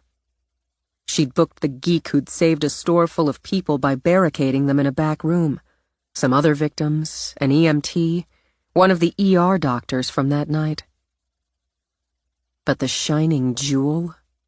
The sister of the shooter, the baby sister of the ringleader. She had Patricia Jane Hobart.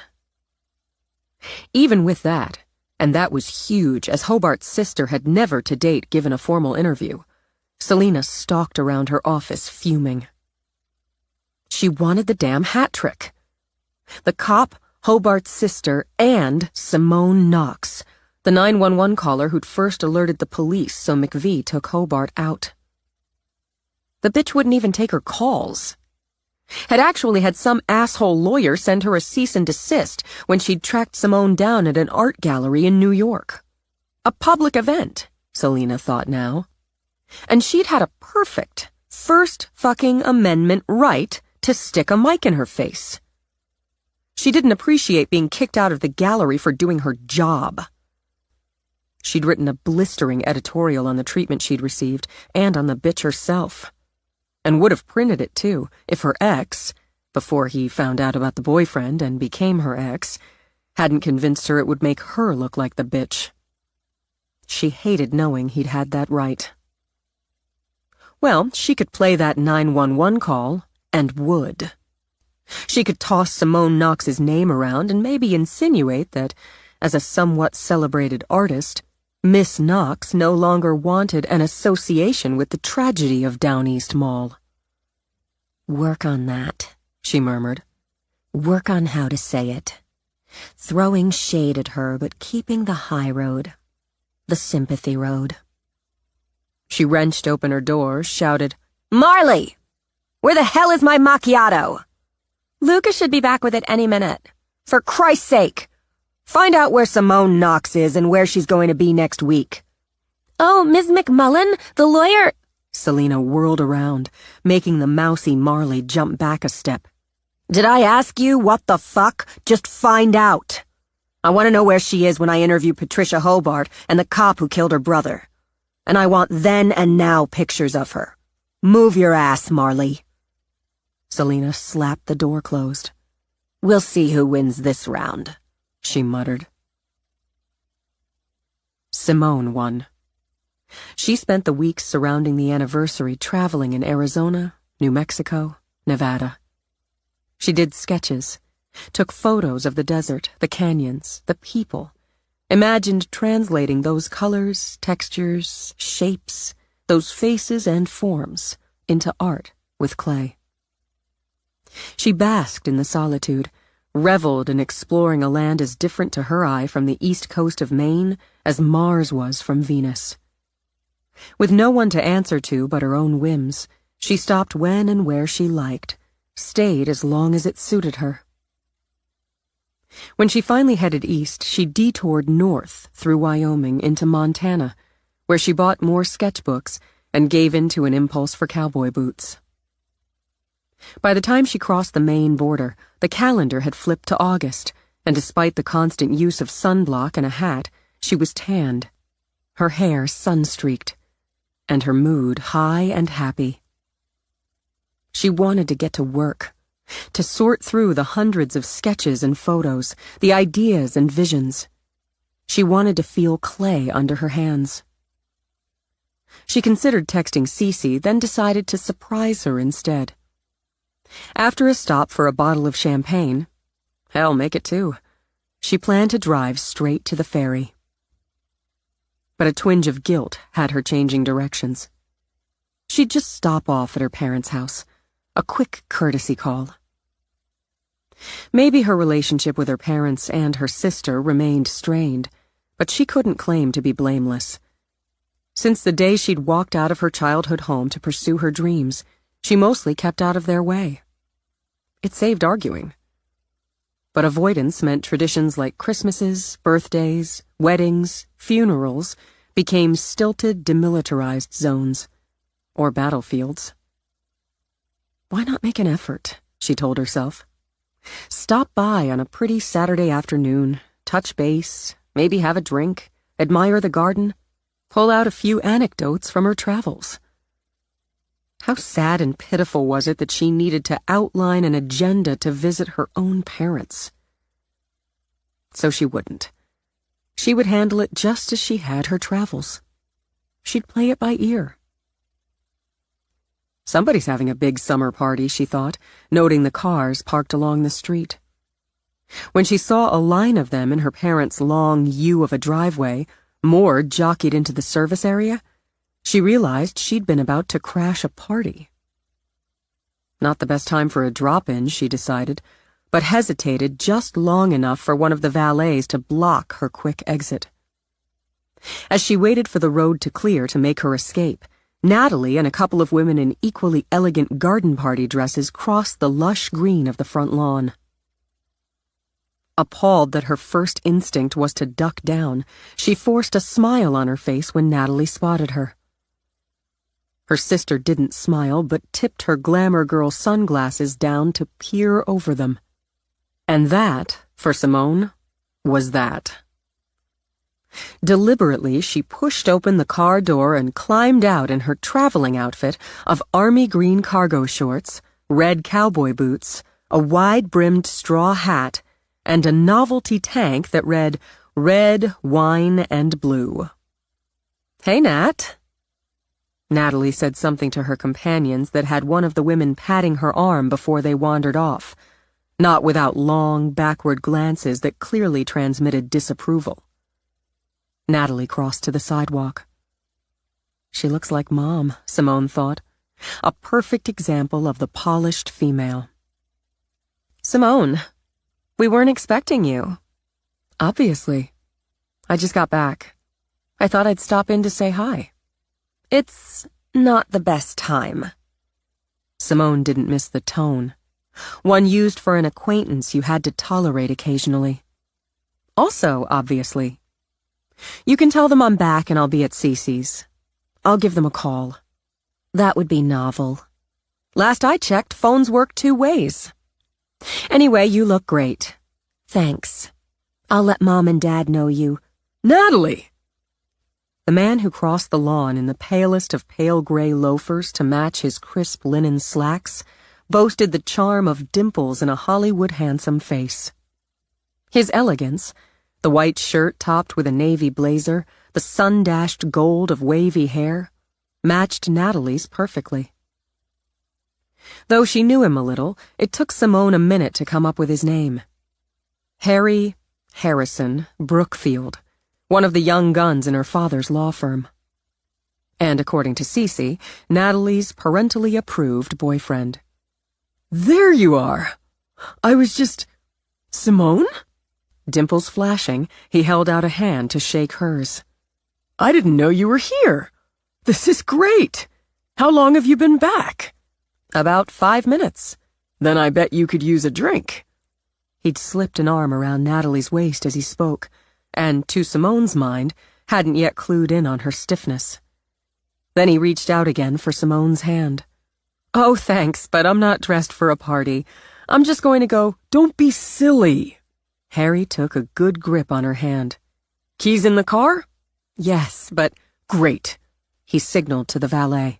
Family vehicle. Really, Harry? Simone's gotta be tired after the drive. All the more reason she needs that drink. Like a carpenter's plane wrapped in velvet, he smoothed right over the rough bark. Now you've got your whole family here to celebrate, sweets.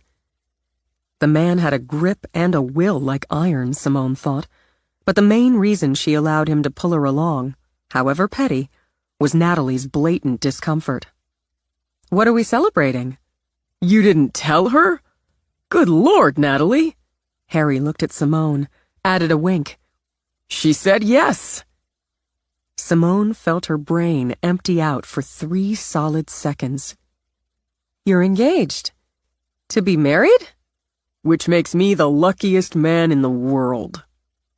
She heard music now and voices as they started up the walk that would wind through the side garden to the backyard. Congratulations! How had it happened, she wondered. How had it happened that the sister who'd once slipped into her bed to whisper secrets hadn't shared such vital, life-changing news? Such happy news that raided a party with elegant dresses and white tablecloths decked with white flowers, with uniformed servers carrying trays of drinks and pretty finger foods. This is wonderful! Exciting! You're still so young and so pampered, Simone thought. Are you sure? Would you tell me? Harry stopped a server, took 3 flutes of champagne.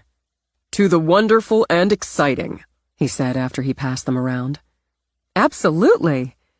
So have you set a date? October. A year from this October, Natalie said. I couldn't talk her into the spring. I'll wait. If you'll excuse me a minute, I want to find my mother. She'd love to meet you, Simone. She's especially admired the statue of Natalie holding the scales of justice you made her when she graduated law school. I'll be right back. You're engaged. God, Nat. Engaged. He's gorgeous, and he seems like a terrific guy. If you'd bothered to get to know him over the last 2 years, you'd know he is terrific. I'm happy for you, Simone said carefully. He's obviously crazy about you, and I'm happy for you. If I'd known about the party, I'd have come home sooner, and I'd have dressed appropriately. I'm going to leave.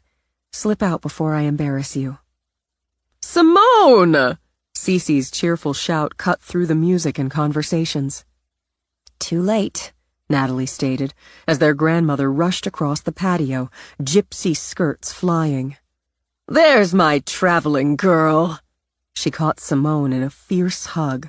Look at you, all toned and tanned. Isn't this a kick in the ass? She caught Natalie into the hug.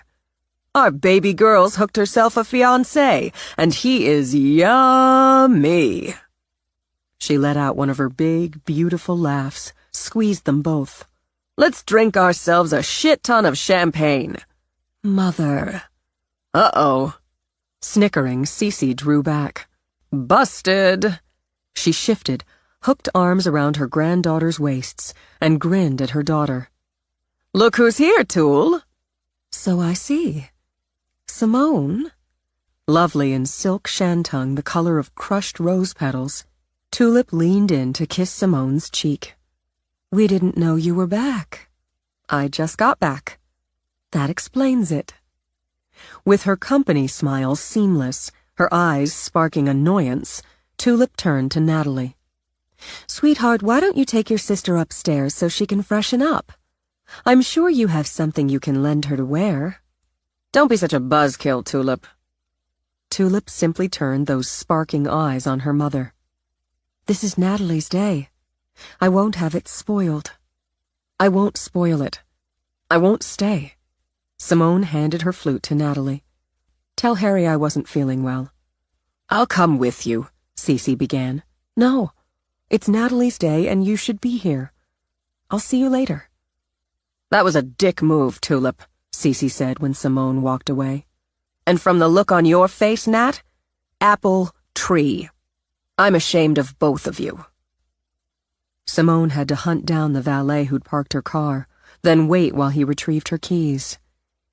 While she waited, her father strode briskly down the walkway. Oh well, she thought, what was one more elbow in the gut? Instead, he put his arms around her, drew her close. Welcome home. The snipes and jabs hadn't filled her throat with tears, but his gesture did. Thanks. I only just heard you'd gotten back, then that you'd left. You need to come back out, honey. It's a big day for Natalie. That's why I'm leaving. She doesn't want me here. That's nonsense. She made it clear. My unexpected arrival, in attire inappropriate for the occasion, embarrassed your wife and daughter. You could have come home a bit earlier, worn the appropriate. I would have if I'd known. Natalie contacted you 2 weeks ago, he began, then saw her face. Sighed. I see. I'm sorry. I'm sorry she indicated she had, otherwise I'd have contacted you myself. Come back with me. I'll have a word with her. No, don't, please. She doesn't want me here, and I don't want to be here. Sorrow clouded Ward's eyes. It hurts me to hear you say that. I'm sorry.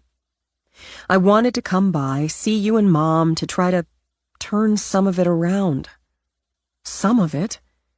I had a good summer. Productive, satisfying, illuminating. I wanted to tell you about it. And maybe you'd see I did the right thing for me. Maybe you'd see that. I have seen it, he said quietly. I've seen I was wrong. I clung to wanting to be right and lost you. And losing you, it was easier to blame you than myself. Now my younger daughter's going to be married. She'll be a wife and not just my little girl. It struck me that with you, I wanted to be right more than I wanted you to be happy. It shames me to look that square in the face, but I have. I hope you'll forgive me. Daddy.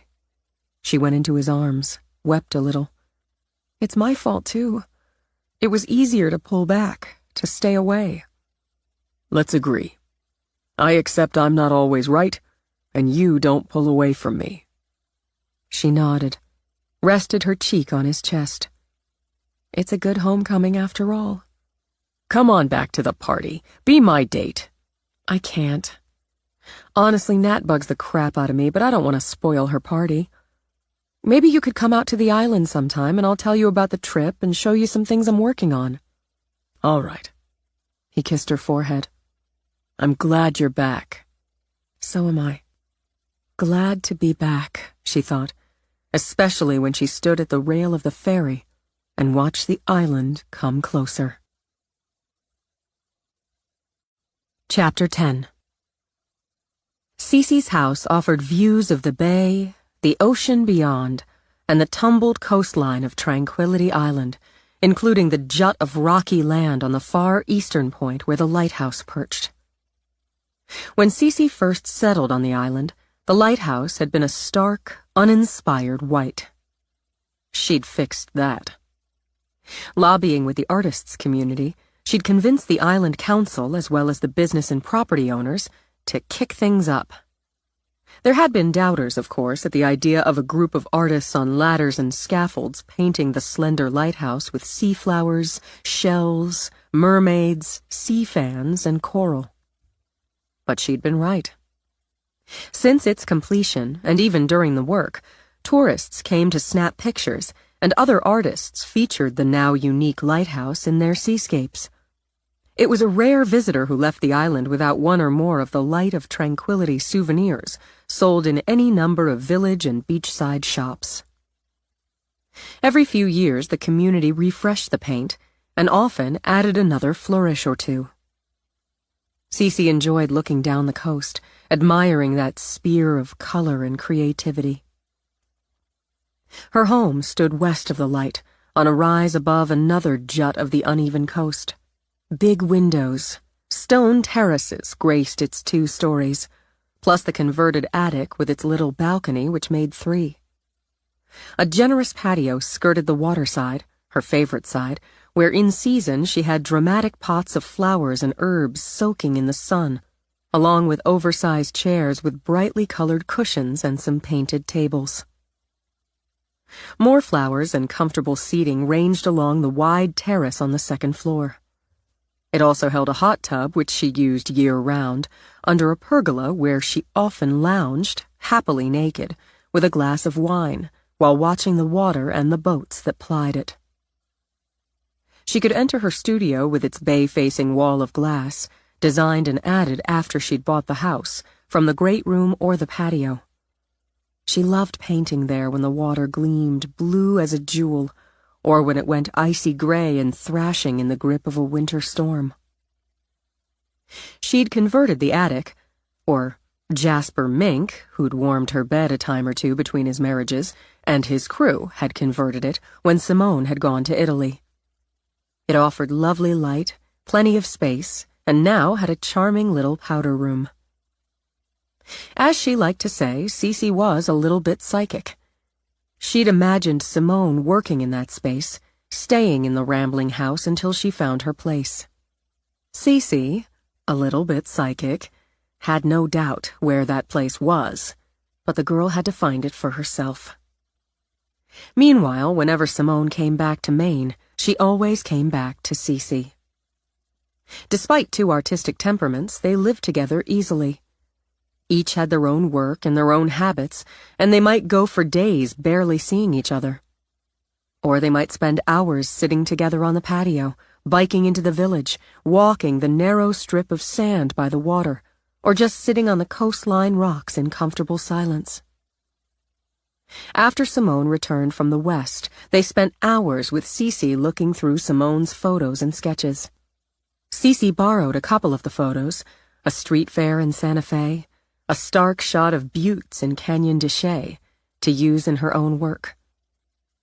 When Ward came to visit, Cece slipped away to light candles and incense and meditate, pleased father and daughter were making an effort to reconcile. For 10 days, while the summer people thronged the island, they lived happily enough in their own world, with their art, the water, and cocktails at sunset. Then the storm came. Natalie whirled into the house like a force of nature. Cece, still on her first cup of coffee, she still preferred seeing a sunrise as the last thing before bed instead of the first out of it, blinked owlishly. "Hi, honey. What flew up your ass?" Where is she? "I'd offer you coffee, but you seem pretty hyped already. Why don't you sit down, catch your breath, my cutie?" I don't want to sit down. Simone! God damn it! She shouted, raging as she stormed through the house, swirling negative energy Cece already accepted she'd have to white sage away. Is she upstairs? "I wouldn't know," Cece said coolly. "I just got up. And while I'm all for self-expression, you're going to want to watch your tone with me." I'm sick of it. Sick of all of it. She can do whatever she wants, whenever she wants, and you're just fine with it. I work my butt off. I graduate in the top 5% of my class. Top 5. And the two of you can hardly be bothered to show up. Sincerely stunned, Cece lowered her coffee mug. "Have you lost your mind?" We were both there with fucking bells on, young lady. And I can't believe you just pissed me into saying young lady. I sounded like my mother. Simone worked weeks on your gift, and Simone, fucking moan. Now you're the X-rated Jan Brady. Get a grip, Natalie. What's going on? Simone came in a fast trot. I could hear you yelling all the way up in my studio. Your studio. Yours, you! Natalie whirled, shoved Simone 3 steps back. Hold it! Stepping forward, Cece snapped out the order. There will be no physical violence in my house. Shouting, foul language, fine, but no physical violence. Don't cross my lines. What the hell, Natalie? Shifting, Simone laid a hand on Cece's shoulder. Look at you! Always the two of you! Face bright pink with fury, blue eyes molten with it, Natalie jabbed out with a finger from each hand. I'm sick of that, too! It's not right. It's not fair that you love her more than me. First, there's no fair about love. And second, I love you just as much even when you're being a crazy person. In fact, I might love you more when you're being a crazy person. It's an interesting change of pace. Just stop it! Tears spurted, hot with rage. It's always been her. She's always been your favorite. If you're going to accuse me of things, be specific, because I can't remember ever slighting you. You didn't convert an attic for me. Close to fed up, Cece gulped down coffee. It didn't help. Did you want me to? That's not the point. It is the goddamn point. I didn't take Simone to D.C. after her high school graduation and arrange for tours of Congress because she didn't want me to. You did, so I did. Get over yourself. I can't even come out here anymore because she lives here. That's on you. And it sure looks like you're here now. And one more thing before I trade this coffee in for the Bloody Mary I now crave. Simone can and will live here as long as she wants. It's not up to you who lives in my fucking house. If you wanted to move in, you'd be welcome, but it's not what you want. Cece went to the refrigerator. Anybody else want a Bloody Mary? As a matter of fact, Simone began. There it is, Natalie sneered. Just like Mom says, 2 peas in a snarky pod. So what? Simone threw up her hands. So we have things in common. You and Mom have things in common. So what? You have no respect for my mother. Our mother, Nat the brat, and I certainly do. Bull. You barely spend any time with her. You didn't even bother to spend any with her on Mother's Day. I was in New Mexico, for God's sake, Nat. I called her. I sent flowers. Natalie's eyes, the same searing blue as their mother's, burned. Do you think that means anything? Clicking on some flowers on the internet? Simone angled her head. You should tell Mom and Dad that, since that's what they've done for every one of my openings. That's different, and don't try to shift the blame. You don't care about her or any of us, whatever you've convinced Dad to think. They've been arguing because of you. Because of you, Harry and I had a terrible fight on the night of our engagement party. Jesus Christ. Don't spare the vodka, Simone told Cece. Believe me. The 2 of you, Natalie spat out. All smug out here in your alternate reality, while I live in the real world. A world you barged into, uninvited, looking like something that just stumbled off the trail. But you managed to play up to Harry and Dad, didn't you, playing the victim? I didn't play up to anyone or play anything. Maybe if you hadn't lied to both of them about contacting me, you wouldn't have had a problem. I didn't want you there. It ripped a jagged hole in Simone, even though she already knew. Clearly. But you weren't honest about it, and that's not on me. You're selfish, hateful, and don't care about anyone but yourself. I might be selfish by your gauge, but I don't have a lot of hate. And if I didn't care about anyone, I wouldn't have stopped off at Mom's and Dad's and ended up embarrassing both of us. You, on the other hand, you nasty little bitch, are a liar and a coward, and in your real world, you don't take responsibility for being either. Fuck that, Natalie, and you along with it. I'm not going to be your punching bag or Mom's. Though her heart thudded and her hands wanted to shake, Simone picked up the drink Cece had set on the counter, lifted it in a nasty toasting gesture. Enjoy your version of reality, Nat. I'll stick with mine. Tears, fired by rage, fumed in Natalie's eyes. You disgust me. Do you know that? I'm fairly astute, so yeah, I picked up on that. Okay, girls, Cece stepped in. That's enough now. You always take her side, don't you?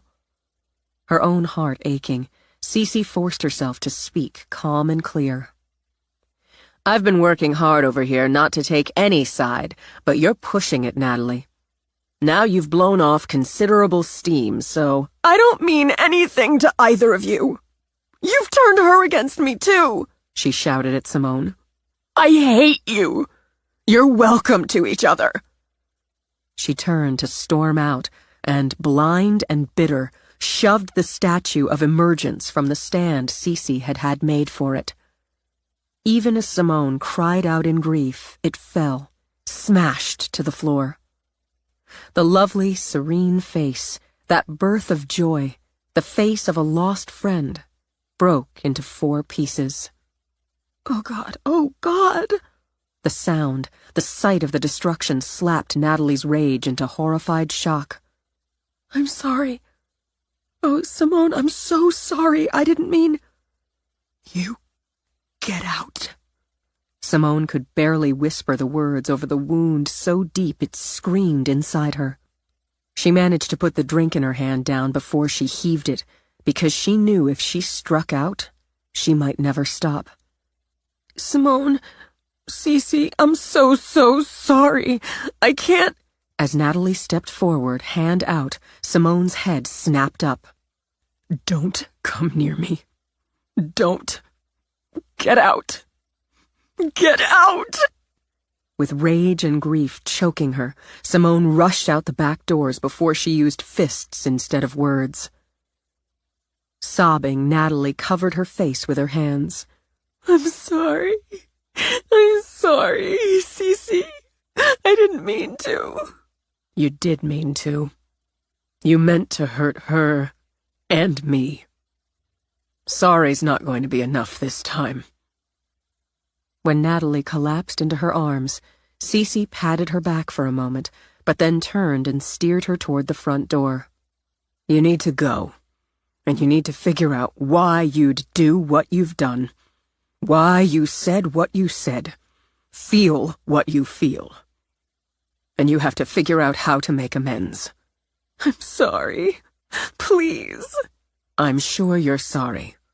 But you destroyed a piece of your sister with a temper tantrum. You broke her heart. And mine." "Don't hate me." As Cece opened the door, Natalie clung to her.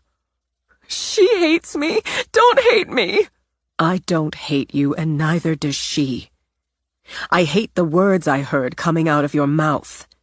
I hate what you did because you wanted to hurt us both, and I hate having to say to my own grandchild, and I love you, Natalie, but you can't come back here until you face what you did, until you find a way to make those amends." "She does hate me. You stop." Snapping it out, Cece pushed Natalie away.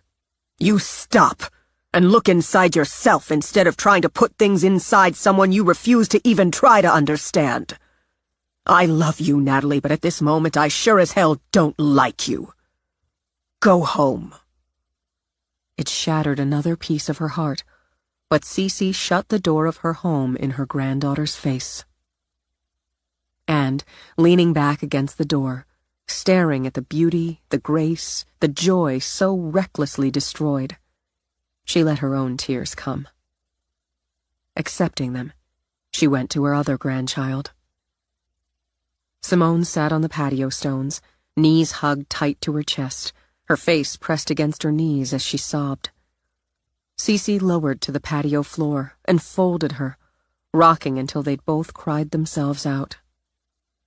"How could she do that? How could she hate me that much?" "She doesn't hate you. She's jealous and angry and, God, disdainful. She's her mother's daughter there. But I know, I do.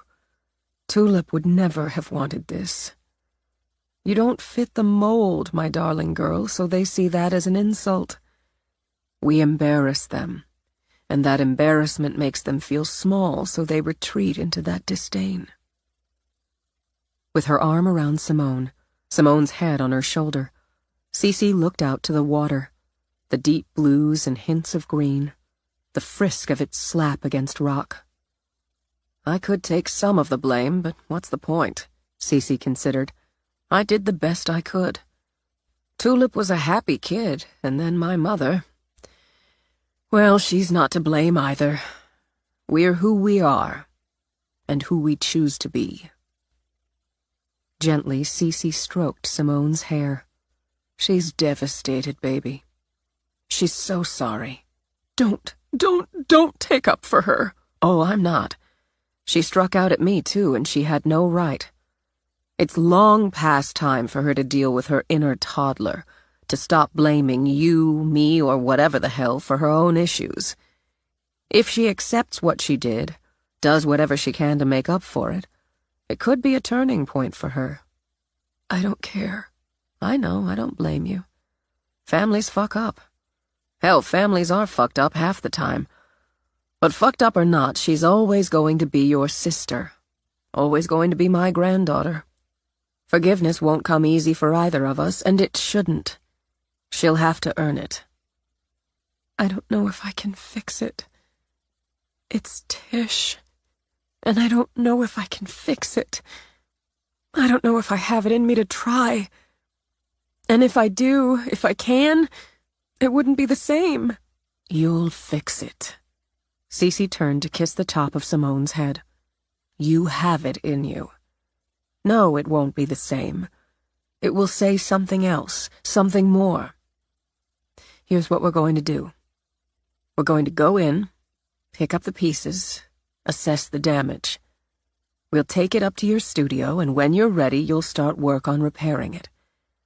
In the meantime, we're going to white sage the house and banish all that negative energy. Okay. But can we just sit here a little longer? Let's do that. Harry came home from a round of golf feeling pumped. He'd knocked a couple strokes off his previous personal best to start what he had decided would be an excellent day. He had an hour before he was due to pick up Natalie for lunch with friends. Then he intended to surprise his bride-to-be with an early evening showing at a house he thought might suit them both. A house, their house, equaled the next stage. Something they'd find and buy and outfit and finally live in together. The lady wanted a fall wedding? He'd wait. She wanted a big, formal wedding. He got on board the train. But he wanted that next stage. He let himself into his apartment, set his golf clubs by the door. Then he spotted Natalie curled on his living room sofa. His already bright mood went brighter still. Hey, sweets, I didn't...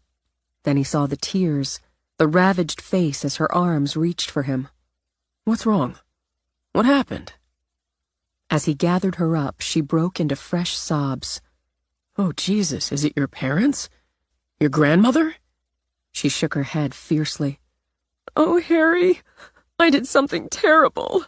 That's hard to believe. Shh, don't cry. He dug out a handkerchief. His mother had trained him to carry one at all times. Dabbed at her face. Did you rob a bank? Kick a puppy? I went to see Simone. Okay, I'm guessing that didn't go well. She hates me, Harry. Cece hates me, too. They don't. You don't know! You don't understand. Simone's always been Cece's favorite. She dotes on her. Peas in a pod, just like Mom says, and I get whatever's left. If that's true, there must be a lot left. Because every time I've seen you with your grandmother, I've seen how much she loves you. How proud she is of you. I don't see any hate. They do hate me. If they didn't before, they do now after what happened. What happened? I didn't mean to do it. Gripping his shirt, she burrowed against him. I was just so mad, and Simone was saying awful, awful things to me. And Cece's making them goddamn Bloody Marys, and I could just feel her laughing at me. I just lost my temper. God, Natalie, you didn't hit your sister, did you? No, I just lost my temper, and I pushed it over, and it broke. I didn't mean to do it, and I was so sorry, but they wouldn't listen. Pushed what? The statue. The bust of the woman. Sick all over again, Natalie pressed the heels of her hands to her eyes. Simone's statue from that damn show in Florence. Cece bought it, was always showing it off. I just shoved it, and it fell, and it broke. And after, like a second after, it was like someone else had done it. I was so shocked and sorry, and I tried to tell them. They wouldn't listen. The woman coming out of the pool? He'd seen it, admired it. The one in Cece's great room? Yes, yes, yes. I just lost my temper. They ganged up on me, and I lost my temper, and then they wouldn't let me apologize. He pushed off the sofa to walk to the window. He could see the piece in his head, remembered that when he'd admired it, how Cece had told him about the show, about how she'd felt when she'd seen it. Natalie, you knew what that piece meant to your grandmother, and to your sister. It was just there, and I didn't mean it. He came back, sat again, took her hand. Natalie, I know you, and I know you're not telling me the whole story. You're taking her side! She tried to pull her hand free, but he held tight. I'm listening to your side, but don't shade the truth. I didn't come here to fight with you. I didn't come here to fight with you over Simone again. We didn't fight over Simone. We fought because you hadn't told me the truth. You told me your sister couldn't make it home for the party, that she was too busy. You let me think you'd told her and she'd said she couldn't come. She was out west somewhere, so I assumed— We're lawyers, he interrupted. We both know how to use half-truths and semantics. Don't use them on me. What happened today? Genuinely terrified, she gripped his shirt again. Don't turn on me, Harry. I couldn't stand it if you turned on me. Now he cupped her face with his hands. That's never going to happen. But we're going to be straight with each other. Honest with each other. My mother's upset because my father's gone over to the island twice since the party. Your mother's upset because your father's spent some time with your sister? You don't understand! You don't understand! Simone's just full of disdain where my mother's concerned, and she's ungrateful. After all they did for her, she dropped out of college, ran off to Europe. He'd heard all this before and tried to be patient. Which sounds like it was the right decision for her. And if there's an issue, it's between your mother and your sister. It's not your issue, Natalie. I love my mother. Of course you do. So do I. He smiled, kissed her lightly. Peas in a pod. Did you go to see her, to talk, or to fight? I'm a lawyer, she tossed back. I went to talk, and then she— His gaze held hers patiently. Love for him tangled up with guilt. That's not true. It was when I left home, but by the time I got to the island, to Cece's, I was furious. I started it. Oh God, Harry, I'm a terrible person. Don't say that about the woman I love. He gathered her up for a minute, loving her as much for her flaws as for her perfection. Just loving her. Sit for a minute, sweets. I'm going to cancel our lunch plans. And the showing, he thought. I forgot all about it. We'll reschedule. Then I'm going to pour us both some wine, and you're going to talk this through with me. We'll figure it out, sweets. I love you, Harry. I really love you. She clung to him, a port in a storm. You're the best thing that ever happened to me. Right back at you. I want it to be all her fault. I want to stay mad at her. It's easier. I'm looking at your beautiful face and those tears, so I don't think it's easier. Cece set up her easel on the patio. Summer would fade before she knew it, so she counted every day of it as precious. She wouldn't paint the view, but would continue to work on the study from one of Simone's photos. The woman in the red hat, the wide, flat brim over a face lined with time and sun, perusing a bin of tomatoes at a street fair, with the wizened old man in the stall smiling at her. In her version, the tomatoes became magic eggs, bold as jewels, and the bird perched on the striped awning a winged dragon. She'd played with the tones, the feel, the message for a week. Just as Simone had spent the week in focused, meticulous repair of the bust. Cece wished them both blessings on their work, lit a candle for each of them, and began to mix paints. She called out a "Come in!" at the ring of her doorbell. She rarely locked the door, and this was one good reason. Whoever came calling could just come in rather than making her stop and go answer. I'm out here. Cece. Unsure whether to be relieved or wary at the sound of Natalie's voice, Cece set aside her paints, turned. The girl looked penitent, she decided, and full of nerves, with her hand gripping the boy Cece thought of as Handsome Harry.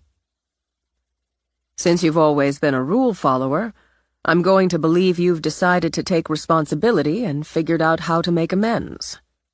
I'm taking responsibility. I'm going to try to make amends. I don't know if I can, but I want to try. I'm so ashamed, Cece, for what I said that day, for what I did. There are a lot of things I need to say to Simone, and I hope she'll listen. But I need to tell you, I knew how much that piece meant to you. I knew it represented a bond between you and Simone. I broke it because I don't share that bond, and that's unforgivable. I decide what I can forgive. I think making amends to you starts with trying to make them to Simone. To try to do that, I have to say things to her. Then you should do that. She's up in her studio. With a nod, Natalie released Harry's hand. You've never been anything but wonderful to me, and I'm ashamed of what I said to you. You've never once let me down, ever, even when I deserved it. Long walk for her, Cece murmured when Natalie went inside. Yeah, it is. We interrupted your work. I can wait out. Don't be silly. I can't work wondering if I'll hear screaming, shouting, and cursing. Let's have a beer. I could use one. Cece stepped up to the doorway, reached up to pat his cheek. You're good for her, Harry. I wasn't sure of it, but you're good for her. I love her. Love's the glue. Use it right. It can fix most anything. Simone used glue, metal pins, sandpaper, paints. After a week of intense work, she began to believe she could bring Tish back. She could bring the life back into the face. She heard the footsteps as she pushed back to study the morning's progress. Come see. I think maybe. Then she looked up, saw Natalie. Slowly, she got to her feet. You're not welcome here. I know. I'm asking for 5 minutes. Please. There's nothing... Oh, God! You fixed it! Don't you dare. Natalie stopped her rush forward to the work table, gripped her hands behind her back. There's nothing you can say to me I don't deserve.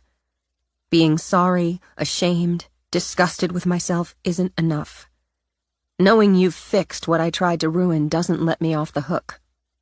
She isn't fixed. But she's so beautiful, Simone. I resented that. Resented what you can create out of freaking mud. I'm ashamed of that. I can't even explain how ashamed. I didn't tell you about the engagement, the party, because I didn't want you to come. I told myself you wouldn't anyway. It wouldn't matter to you. I was only going to have you in the wedding party because people would think poorly of me otherwise. I let myself think and feel terrible things about you. Why? You left me. It felt like you left me. After the mall... She broke off when Simone's face went blank, when she turned away. Like that! You wouldn't talk about it with me. I talked about it in therapy. I talked about it to the police. Over and over. You wouldn't talk to me, and I needed my big sister. I was so scared. I'd wake up screaming, but I had nightmares, Nat. Cold sweats, gasping for air. No screams, so Mom didn't rush in, but I had nightmares. Staring, Natalie brushed tears from her cheek. You never said. I didn't want to talk about it then. I don't want to talk about it now. I put it away. You put me away. Oh, bullshit. Simone whirled back. Bullshit. It's not. It doesn't feel like bullshit, Simone, not to me. Before, you included me. It was you and me and Tish, but you included me. They were my friends, too. After you shut me out, it was just you and me. Jesus Christ. Tish died. Me was in the hospital for weeks. I know. I was 14, Sim. Please, God, have some pity. I thought she was dead. When I dragged Mom behind that counter, I thought she was dead. I thought you were dead. Then you weren't, and I kept dreaming you were. Everybody but me. Tish was my friend, too. And me. And all I saw was me being replaced as a sister. I know how stupid and selfish that sounds. The two of you came here when me got out of the hospital, to Cece. And all I could think was, why did they leave me behind? She needed me, and I needed... Natalie hadn't been hurt, Simone thought. But of course she had. Of course she had. I didn't think, Simone managed. I didn't think of it as leaving you out or behind. I just needed to get away from it. The reporters, the police, the talk, the looks. I was 16, Natalie. And broken inside. It was always me after that. You had each other. I was broken too. I'm sorry. Simone dropped back on her stool, rubbed her hands over her face. I'm sorry. I didn't see it. Maybe I didn't want to see it. You had Mom and Dad, Cece, friends of your own. You got so involved in school and projects. It helped me stop thinking. It helped stop the nightmares. But I wanted you, Simone. I was too mad to tell you. Not mad, she corrected. More sorry for myself. Then you went to New York, to college. With me. You started dyeing your hair weird colors, wearing clothes Mom just hated. So I hated them too. I wanted my sister back, but I wanted you back the way I wanted you. You weren't the way I wanted you or I thought you should be. Then you sort of were, and I didn't like you. Finally, Natalie sat, let out a breath that ended with a baffled laugh. I just realized that. I didn't like the Simone who wore business suits and dated that... What was his name? Gerald Worth, the freaking fourth. Oh, yeah. Natalie sniffled. He was kind of a jerk, but he didn't mean to be. I didn't like you that way. Or the other way because you weren't the big sister I had before the world changed for us. Then you dropped out of college and went back to New York. Then you went off to Italy, and I didn't know who the hell you were. You hardly came home. The welcome wasn't exactly warm there. You don't put much effort into it either. Maybe not, Simone replied. Maybe not. Everything I said last week, I felt. I believed. I was wrong, but I felt it sincerely. I was wrong to expect you to, I don't know, freeze in place from before, when we all changed that night. I was so wrong to say those things to Cece, who's the most loving and amazing person in the world, and I'll never stop being ashamed of that. She wouldn't want you to be ashamed forever. I know. Another reason for the shame. I'm here because of Harry. Because he makes me a better person. Those blue eyes teared up again. He makes me want to be a better person. You've been selfish, Simone. So have I. But this is who you are and who I am. I'm going to try to be a better person, the one Harry sees when he looks at me. I'm going to try to be a better sister. It's the only way I know how to make amends for what I did. I don't know if we'd be any different from who we are, but I'm sorry. I am sorry I wasn't there for you, that I didn't see I wasn't there. We can try starting from here, with who we are now. Yeah. Yes. Tears swirling, Natalie got to her feet, stepped forward. Her gaze fell on the bust, and she saw what she hadn't before. It's Tish. Yes. Her hand flew up to her mouth, clamped there. More tears now, spilling over her fingers. Oh, God. Oh, my God. It's Tish. I never really looked. I didn't want to." Shuddering, Natalie lowered her hand, and as Simone rose, she saw deep grief. "It's Tish. You made something beautiful, and you had to feel as if she died again. Oh, Simone." Yes, I did. But she came around the work table, felt herself able and more willing to pull Natalie to her. "I did. But I can bring her back. I can bring her back," she said, with her eyes on the clay. "This time.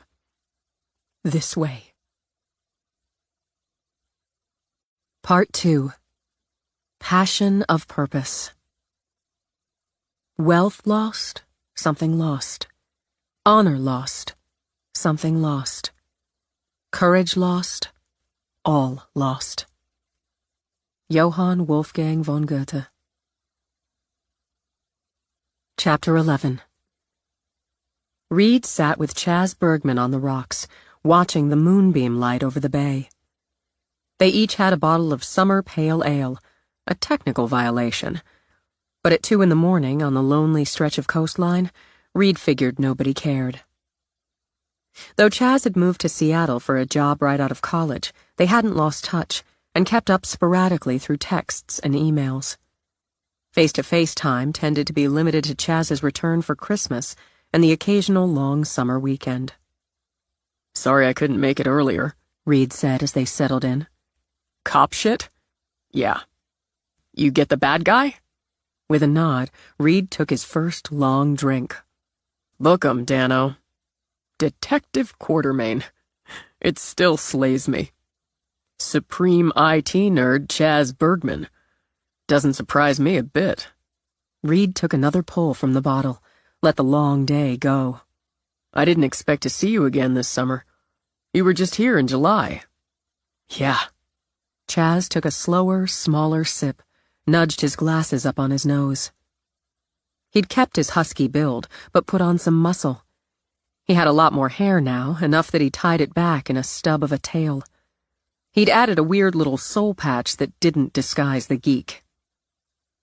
Chaz looked out at the water, shrugged.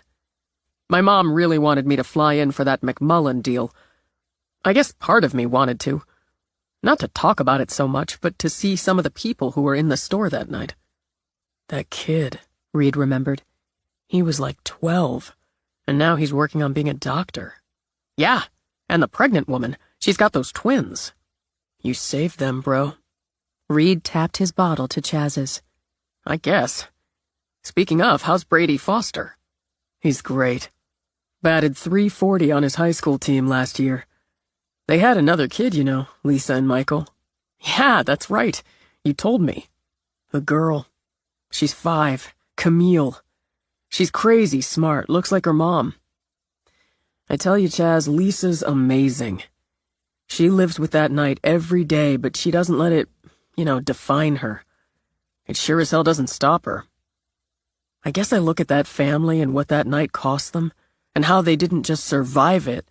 They didn't even just overcome it. They shine, Like that damn moon up there. I never asked you, but do you ever go back there? To the mall?" "Yeah." He'd drawn maps, marked points of attack, victims, movements, numbers. He had it all in his files. "It's changed a lot. I can't go in there. I don't even like driving by. I never told you, but I took the job in Seattle because it was the farthest away I could get and stay in the country. Well, the mainland, and I didn't get offers from Alaska or Hawaii. It's a great job, a good company," Chaz added, "but it was the distance." "Nothing wrong with that," Reed said after a moment. "I don't think about it for weeks, months. But I come back here and it hits me all over again. Weird. Because I was in a locked, crowded room for the worst of it, not in the thick like you. Jesus, we were just kids, Reed." Chaz took a longer drink. "Or I'll hear about another mass shooting and it all flashes back. I hear that. I go to Seattle and you go to the front line. You took a job, man. You built a career. Yeah, about that. The reason I'm back? I'm taking a transfer to New York. Taking a little downtime first, heading down to check out some apartments the company's got lined up. Chaz shrugged. They want me to head up the cybersecurity division there. Head it? Holy shit, Chaz. Reed gave him a congratulatory elbow in the ribs. You're a fucking honcho nerd. It made him smile, but Chaz shook his head, shoved his glasses back up on his nose. I almost turned it down. New York's a lot closer than Seattle, but I can't let that damn mall, what did you call it? Define my damn life. So I'm moving to New York in November. Congratulations, man, all around. How do you do it? I mean, the badge and the gun and putting it on the line every fucking day. Detective work's mostly detecting, and a boatload of paperwork, legwork. It's not like TV. It's not car chases and shootouts. You're going to tell me you've never been in either one. Some car chases, more foot chases, and why do they run? But some car chases. They're crazy, I'll give you that. Shootouts? It's not like the OK Corral, Chaz. Chaz just looked at him, those quiet eyes behind the thick lenses. I've been involved a couple of times when we had shots fired. Were you scared? Bet your hairy white ass. But you did it anyway, and you keep doing it. See, that's the thing about you, Reed. You face up and do it anyway, and you always have. New York's not facing down some asshole with a gun, but it's sort of my do it anyway. Chaz paused, smiled. With a promotion and a big fat raise. Lucky bastard. I bet you've got the rest of a six-pack in a cooler in that rental car. Eagle Scout, we're always prepared. But I'm driving, so one's it. So let's take it back to my place, polish it off. Tomorrow, well, today now, Sunday, and I'm not on the roll. You can sleep on the couch. I could do that. Why are you still living in that dump? It's not so bad, and there's talk about some gentrification in the neighborhood. I could be sitting sweet before you know it. Anyway, I might not be there much longer. I'm looking at a house tomorrow afternoon. It feels like the one from the outside in the video tour. Nice yard, new kitchen. You don't cook. Doesn't matter. Excellent master suite and so on. I like the neighborhood. I can walk to pubs and restaurants, mow my own grass. Best, if I can whittle the price down just a couple clicks, I can afford it without selling my blood or taking bribes. You could sell your sperm, Chaz suggested. Remember that guy, Fruensky, who did that in college? I think I'll try my hand at negotiation first. Anyway, he said as they rose, you ought to come with me tomorrow, check the place out. I gotta go see my grandparents. Already on the books. Then Monday, I'm heading to New York to check out my own digs. Then let's go make the best of what's left of the six-pack. Reed slept till noon, then threw together some coffee and scrambled eggs since he had company. He saw Chaz off with the promise of a wild New York weekend once his old friends settled in. When he showered, in lukewarm water as apparently the building's hot water heater was dying again, he thought how good it had been to spend time with Chaz, and talk about things he realized Chaz had avoided talking about. He dressed, studying his bedroom wall, the one he used as a makeshift caseboard. He had tacked up photos of every Down East Mall survivor who'd died, with the death designation above each group: accidental, natural causes, homicide, suicide. He had maps with each of the deceased's location when they died, pinned with the name, date, time. And he cross-checked each along with their reported locations and any injuries incurred on the night of July 22nd, 2005. Too many, he thought again. Just too many. He couldn't argue with Essie's debate point on the variety of weapons and methods in the homicides, but he knew there was a pattern in there. One that just hadn't come clear for him yet. He had autopsy reports, witness statements, copies of interviews with next of kin. He'd compiled articles and recordings from a dozen years back right up to the McMullen special. It had surprised him to see Hobart's sister on there. Patricia Hobart, pale, hollow-eyed, looked older than 26. Then, he guessed, having your brother murder a bunch of people, your mother blow up her house under the influence of drugs and alcohol, as the ME report stated, having your asshole father drink himself drunk and kill a woman and her kid along with himself, rated premature aging. She hadn't cried, Reed recalled as he studied her picture on the wall. Plenty of nervous tics, though. Hunched shoulders, fingers twisting together or pulling at her clothes. Dumpy suit, he remembered. Ugly shoes. Lived with her grandparents, stood as main caregiver for her grandmother, who'd used a walker since recovering after a broken hip, and her grandfather who'd suffered 2 small strokes. Paternal grandparents, really well off, who'd disinherited the asshole father and uncle, who'd had their shitload of guns available for a trio of fucked-up teenagers to take, to use, to kill what came to be 93 people in the space of minutes. What a fucking family, he thought, strapping on his off-duty weapon, shoving his wallet, ID, and phone in his pockets. On the way out, he pulled out his phone, called Essie. An actual call because she might ignore a text. He jogged down the steps as she answered. "I'm heading to the house I told you about, meeting realtor Renee. Come on and see it with me. Bring the gang." "It's a hot, lazy afternoon, Reed." "That's why it's perfect. We'll go to the park after. The dog and kid can run around. And I'll take you all for pizza to celebrate me making an offer. I really think this is the one." "You said that with that weird Victorian 3 months ago." "I liked the weird Victorian, but it had a bad vibe when we walked through it." Yeah, vibe bad. You're a house-shopping addict, Reed." Since it might be true, he evaded. "It'll be fun. This one's only a few blocks from your place." "It's over half a mile." "A nice Sunday stroll, right? Then the park. Pizza. I'll spring for a bottle of wine." "That's so unfair." He laughed. "Come on. I need somebody to talk me out of it if it's wrong, or into it if it's right. The damn water heater's on the death watch here again. I really do have to get out of this place." He knew by the long, windy sigh he had her. "What time's your appointment?" 2. I'm heading there now." Puck and Dylan could use the walk and the runaround time. Hank and I could use the wine. I've got to get it together first. Don't make a damn offer until we get there." "You got it. Thanks. See ya." He glanced back at the building. Someone who couldn't spell had added some fresh graffiti advising somebody else to fuck a duke. He assumed they meant duck, but maybe they knew somebody named Duke. Maybe they wanted to fuck an aristocrat or something.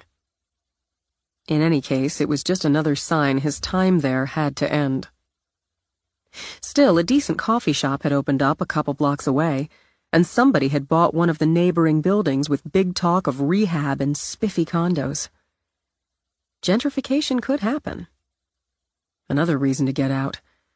He'd appreciate seeing the neighborhood cleaned up, spruced up, but he didn't want to live out his life in a condo. As he drove, he imagined setting up a grill on his new back deck. He knew how to grill. Sort of. Maybe he'd even learn how to cook something besides scrambled eggs and grilled cheese and bacon sandwiches. Maybe. He'd have parties with the grill smoking, or in the great room in the winter with the gas fireplace going. Keep one of the 3 bedrooms as a guest room, turn the other into what would be his first ever actual home office. Buy a big, and he did mean big-ass flat screen for the wall, and sign up for every fucking sports channel on cable. That's what I'm talking about, he decided, as he cruised into what he had determined would be his new neighborhood. Older homes, sure, but he didn't mind older. Most had been remodeled with the ever-popular open concept, the snazzy bathrooms and kitchens. Lots of families, and he didn't mind that either. Maybe he'd come across some sexy single mom. He liked kids. Kids were no problem. He pulled up into the drive of the sturdy 2-story brick. thought how much he'd liked the unabashed weirdness of the Victorian over this, more traditional. But sturdy was good, sturdy was fine. And the owners had definitely put some effort into curb appeal with the plants, shrubs, the new doors on the garage. He could use a garage. As he got out, he glanced at the car already parked there. Not Renee's, his extremely patient realtor. Curious, he noted the license plate, pure habit, as he crossed what he told himself would be his brick walkway. The woman opened the door before he pressed his doorbell. Hi, Reed, right? The attractive blonde in the tailored red shirt and white pants held out her hand. I'm Maxie Walters. Okay. I'm supposed to meet Renee. Yes, she called me. She had a family emergency. Her mother had a little fender bender. Nothing serious, she said quickly. But you know moms. Renee's going to try to get here, but she didn't want you to have to delay or postpone. Especially when we got the inside scoop the sellers are cutting the price $5,000 tomorrow. That doesn't hurt a thing. He stepped inside, scanned the high-ceilinged foyer he'd admired on the video tour. I've just been familiarizing myself with the property. It does have some lovely features. Original hardwood floors, and I think they did a terrific job refinishing them. And don't you love the open feel of the entrance? She continued as she gestured him ahead, closed the door. Yeah, the house has a good feel. He wandered the living room. Staged well, he thought, as he'd seen every level of staging, and imagined that big-ass screen on the wall. He liked the sightline, straight back to the kitchen with the wide breakfast counter and the dining area, to the wide sliders that opened onto the back deck he wanted for his own. So you work with Renee? He didn't know why he asked. He knew everyone who worked with Renee. He turned toward her. Blonde and blue, mid-20s, about 5'4" and 115. Good muscle tone. We're friends, she said as she led the way toward the kitchen. Actually, she's been my mentor. I only got my license 3 months ago. Granite countertops, she added. The appliances are new. Not stainless, but I think the clean white suits the space. Her voice, he thought. Something about her voice. He stopped on his way to that beckoning deck, turned with the breakfast bar between them. Do you cook, Reed?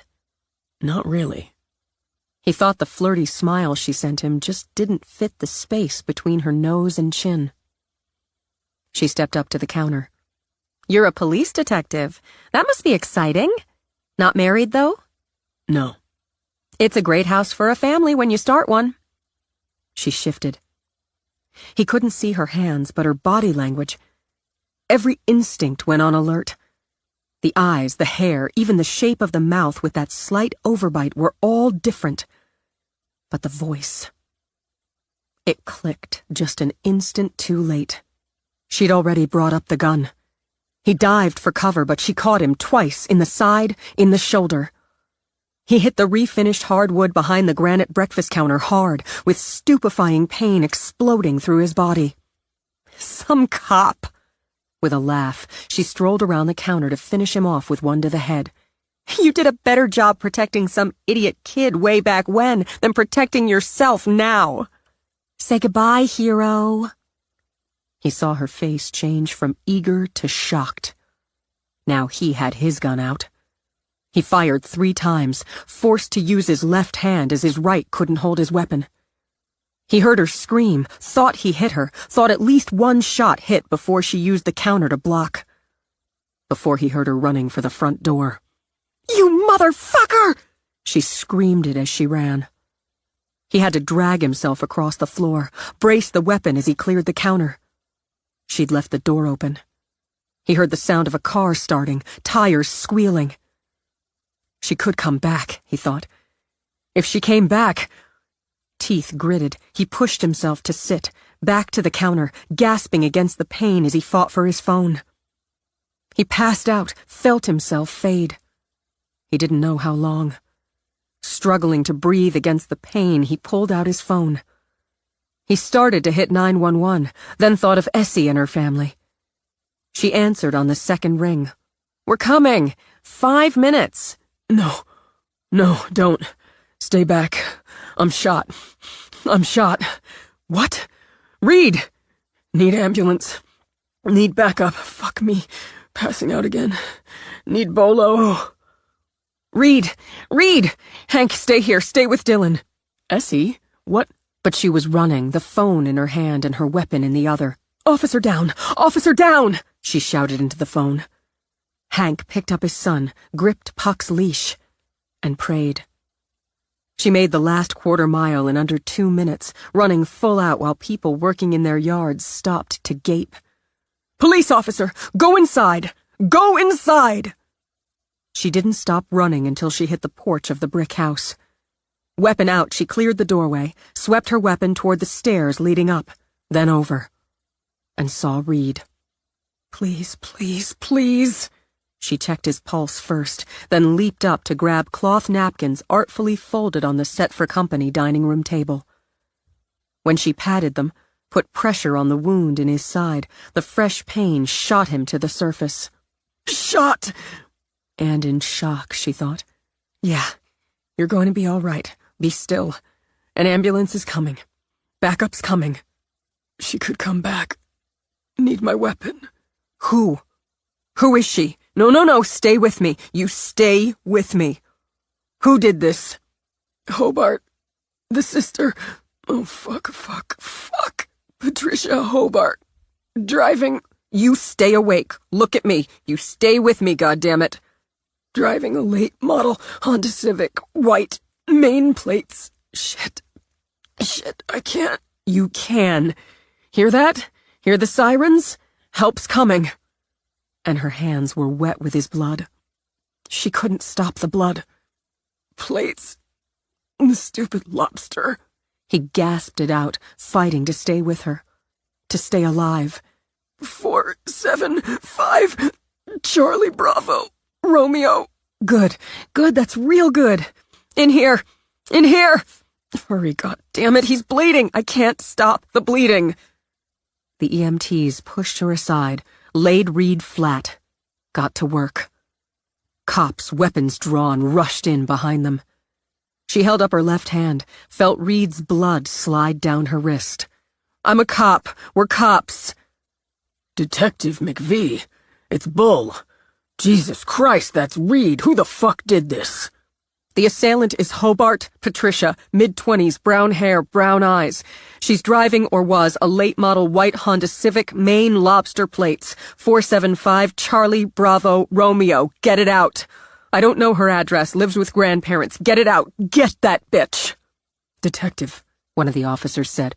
There's some blood leading out. She could be hit. She looked back at Reed and dearly hoped so. Alert hospitals and clinics. 2 of you clear the house and let's move. Let's move! Patricia moved.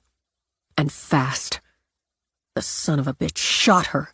She couldn't believe it. She hoped he died screaming. She couldn't stop to check, but the bullet had gone in just under her left armpit. And she thought, hoped, right out again. A through-and-through, they called it, she remembered as she blinked away tears of pain and fury.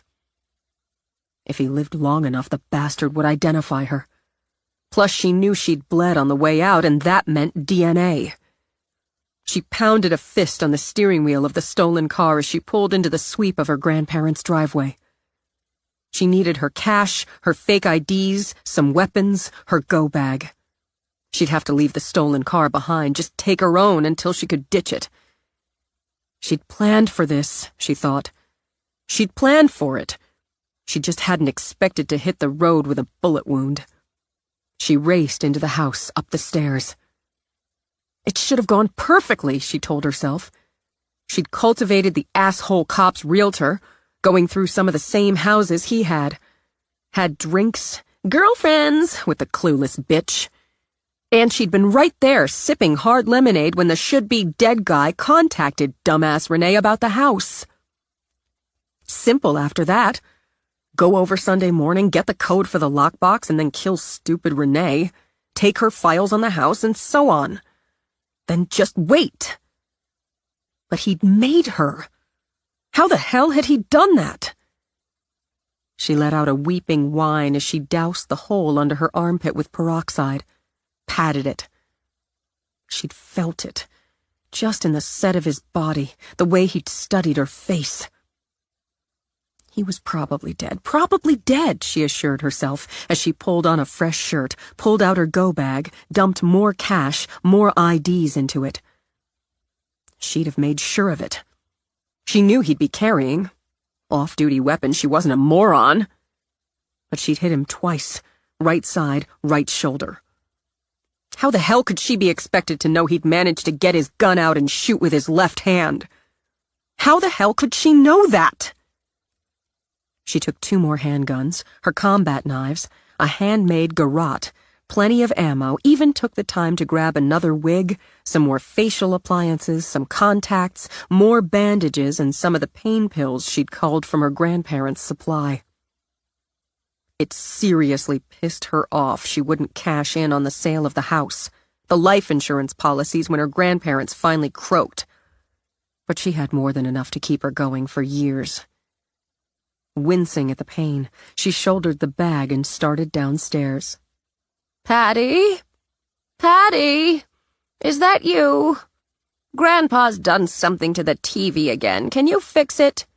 Sure, I can fix it, she said when her grandmother thumped out with her walker.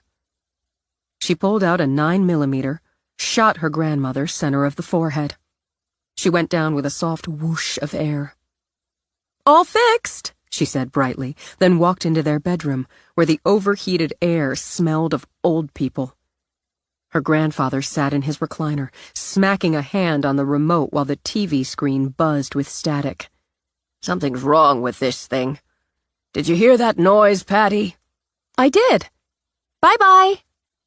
He looked up, squinted behind his bifocals. She shot him in the head, too, let out a happy little laugh. Finally.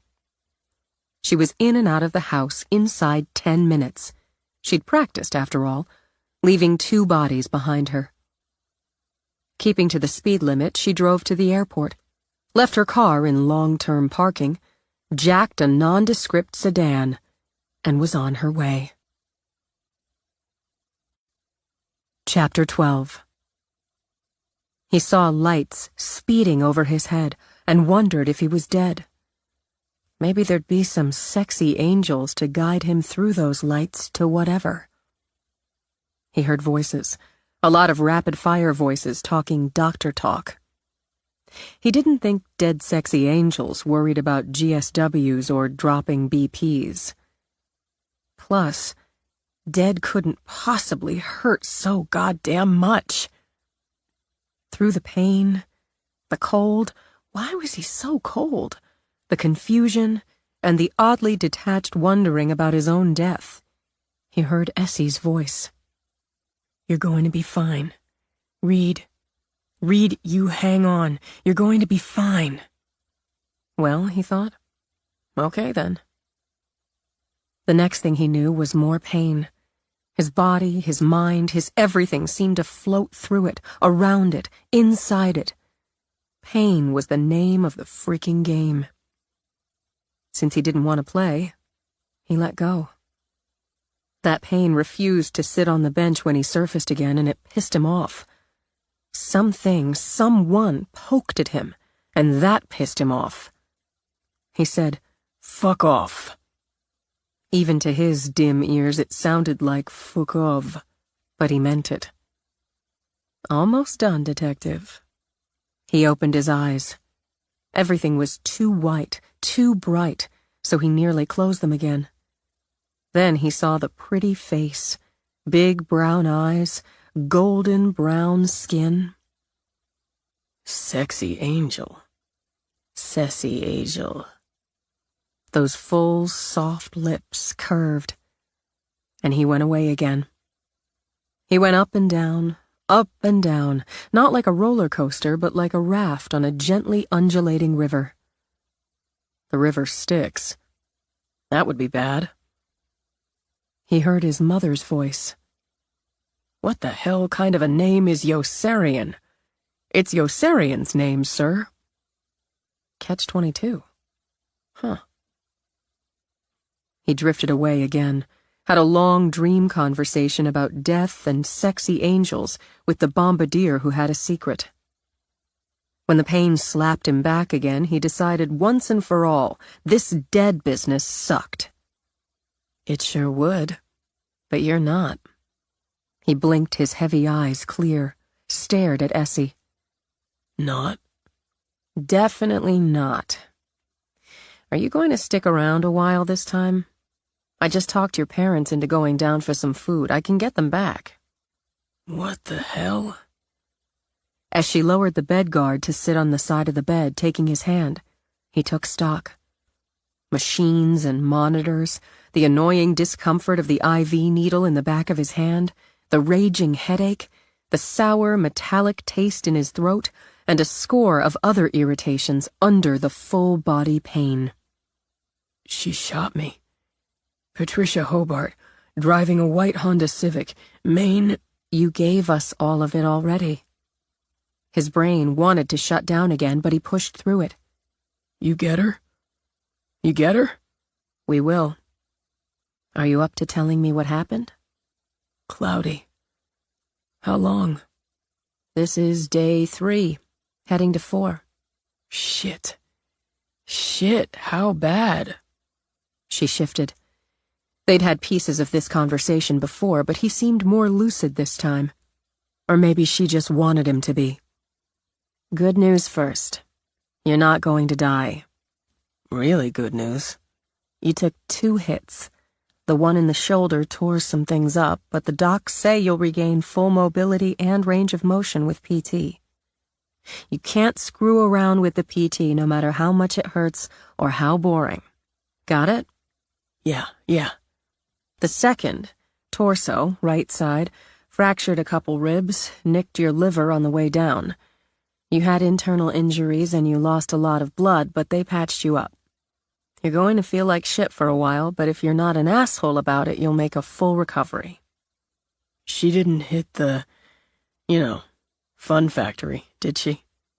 Because it doesn't feel right down there. That's the catheter. It'll come out when you can move around. So I've been mostly dead for going on 4 days, but not dead yet? Leave it to you to do a mashup of 2 movie classics. How'd she get the drop on you? He shut his eyes, made himself bring it back. Blonde wig, blue contacts, an appliance, sexy little overbite. Said Renee had... Renee. His eyes opened and he saw it. He saw it before Essie told him. I'm sorry, Reed. We found her in her house. 2 shots to the head. TOD's estimated at roughly 2 hours before she shot you. From what we've pieced together, Hobart, as a redhead going by the name of Faith Appleby, connected with Renee a few months ago. She claimed she was house hunting, and it looks like she followed your footsteps on properties. She got friendly with Renee, so she must have known about the appointment, saw that as her opportunity to take you out. She said Renee was delayed and asked her to show me through the house. I didn't make her straight off, but her voice. I watched some interviews and I recognized her voice. Took too long to put it together. Partner, if you hadn't put it together, you'd be really most sincerely dead. And yet another movie classic. She got the drop on me, Essie, and let me just add, getting shot hurts like a motherfucker. She came around the bar, the kitchen island deal, to finish me off. I couldn't use my right arm, but I got my weapon out with the left. I think I got 3 rounds off. I know I hit her. I fucking know I hit her. You did. Blood trail led out the front door. Good. We just missed her, Reed. She had to have an escape plan worked out. She killed her grandparents before she walked out the door.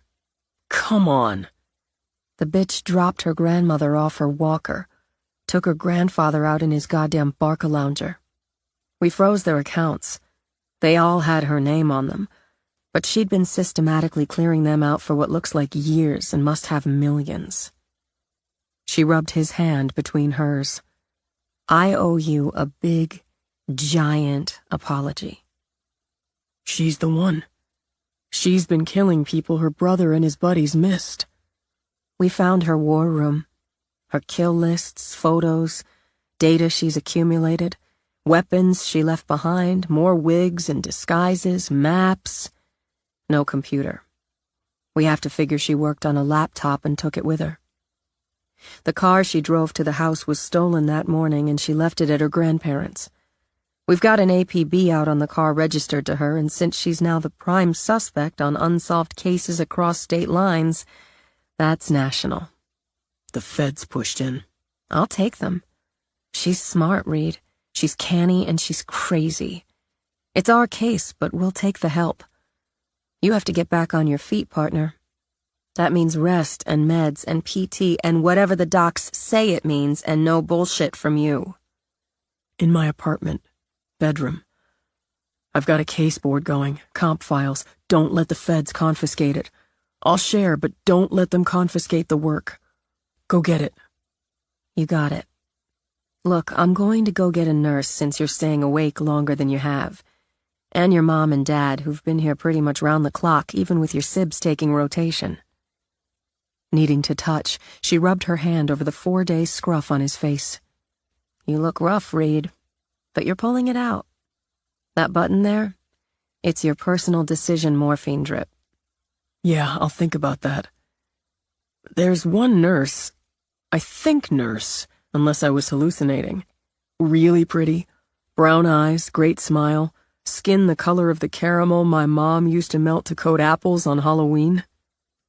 Trust you. That's Tanette. I'll see if she's on. Then she leaned over, laid her lips lightly on his. Scared the shit out of me, Reed. Try not to do that again. He went in and out for another 24, but as much in as out. They wanted him up, taking short walks, and the lovely, unfortunately for him, married, Tanette, cracked a velvet whip.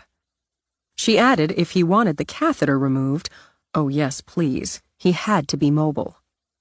He shuffled, pulling his IV along, usually with one of his family or another cop beside him. It touched him that Bull Stockwell didn't miss a day, even if Bull harangued him about getting his skinny, malingering ass moving. In the 10 days since steel met flesh, he had lost 8 pounds and could all but feel his muscle tone dissolving. His mother brought him meatloaf, his father snuck him pizza, his sister baked him cookies, his brother slipped him a beer. His first PT session left him covered in cold sweat and exhausted. His hospital room, full of flowers, plants, books, and a ridiculous teddy bear outfitted with a detective's shield and a 9mm, began to feel like prison. The only plus there was that getting in was as hard as breaking out. The one time Selena McMullen slipped through, Tanette, now Reed's hero, kicked her right out again. She managed to get a shot of him with her cell phone. When he saw it posted on the internet, he decided maybe everyone lied to him and he had died. He sure as hell looked like a zombie. Bull lived up to his name and bullied him into getting up and moving after the second round of PT, when all Reed wanted to do was sleep off the misery. Quit your belly aching. It's not my belly that aches. Bitch, moan, whine. You want to be a cop again? I never stopped being a cop. Reed gritted his teeth as they walked. At least they allowed him cotton pants and a t-shirt now, instead of the humiliating hospital gown. They'll put you on a desk and keep you there if you can't draw and fire your weapon like a man. Essie'd kick your ass for the like a man. She ain't here. He walked Reed out to a small garden area where at least the air smelled like air. She ain't giving it to you straight either. Doesn't want to put stress on your poor little feelings. What are you talking about? The feds. They're pushing us back, taking over. I knew it! Disgusted, Reed punched out at the air. His vision went gray when his shoulder exploded. Okay, take it easy, killer. Bull gripped Reed's good arm, pushed him down on a bench. She fought the good fight, you ought to know. You've been ahead of the pack on this for years and nobody got on board. That includes yours truly. Thing is, it's not just a hot case, it's hot press. They can put on their stern, fed faces and claim the press doesn't have dick to do with it, but that's a crock of shit. But the other thing is you were part of the Down East Mall, and now you've been a target of the sister of one of the shooters. She had a part in that. I'm telling you, she knew what her brother was up to. Not saying otherwise. I'm saying the feds see that as 2 strikes against you staying on the investigation, and the brass on our blue line agrees. That's a crock of shit.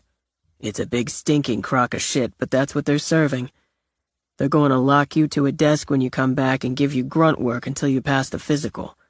And even then they're going to block you out of the Hobart case. Son of a bitch. Get your sad, skinny ass back in tune, kid. There are plenty of us who'll work this on the side, but you need to shake off getting shot. And don't tell me it doesn't give you some cold sweats in the dark. I see that gun coming up. Slow motion. Like I've got all the time in the world to take cover, return fire. But I'm in slower motion and the damn gun's as big as a cannon. Shake it off. Get back to work. Your compassion and sympathy are so heartfelt. Bull snorted, as bulls do. You get enough of the soft stuff and forehead kisses, you need a kick in the ass. It's appreciated. And for shit's sake, eat something. You look like a zombie scarecrow.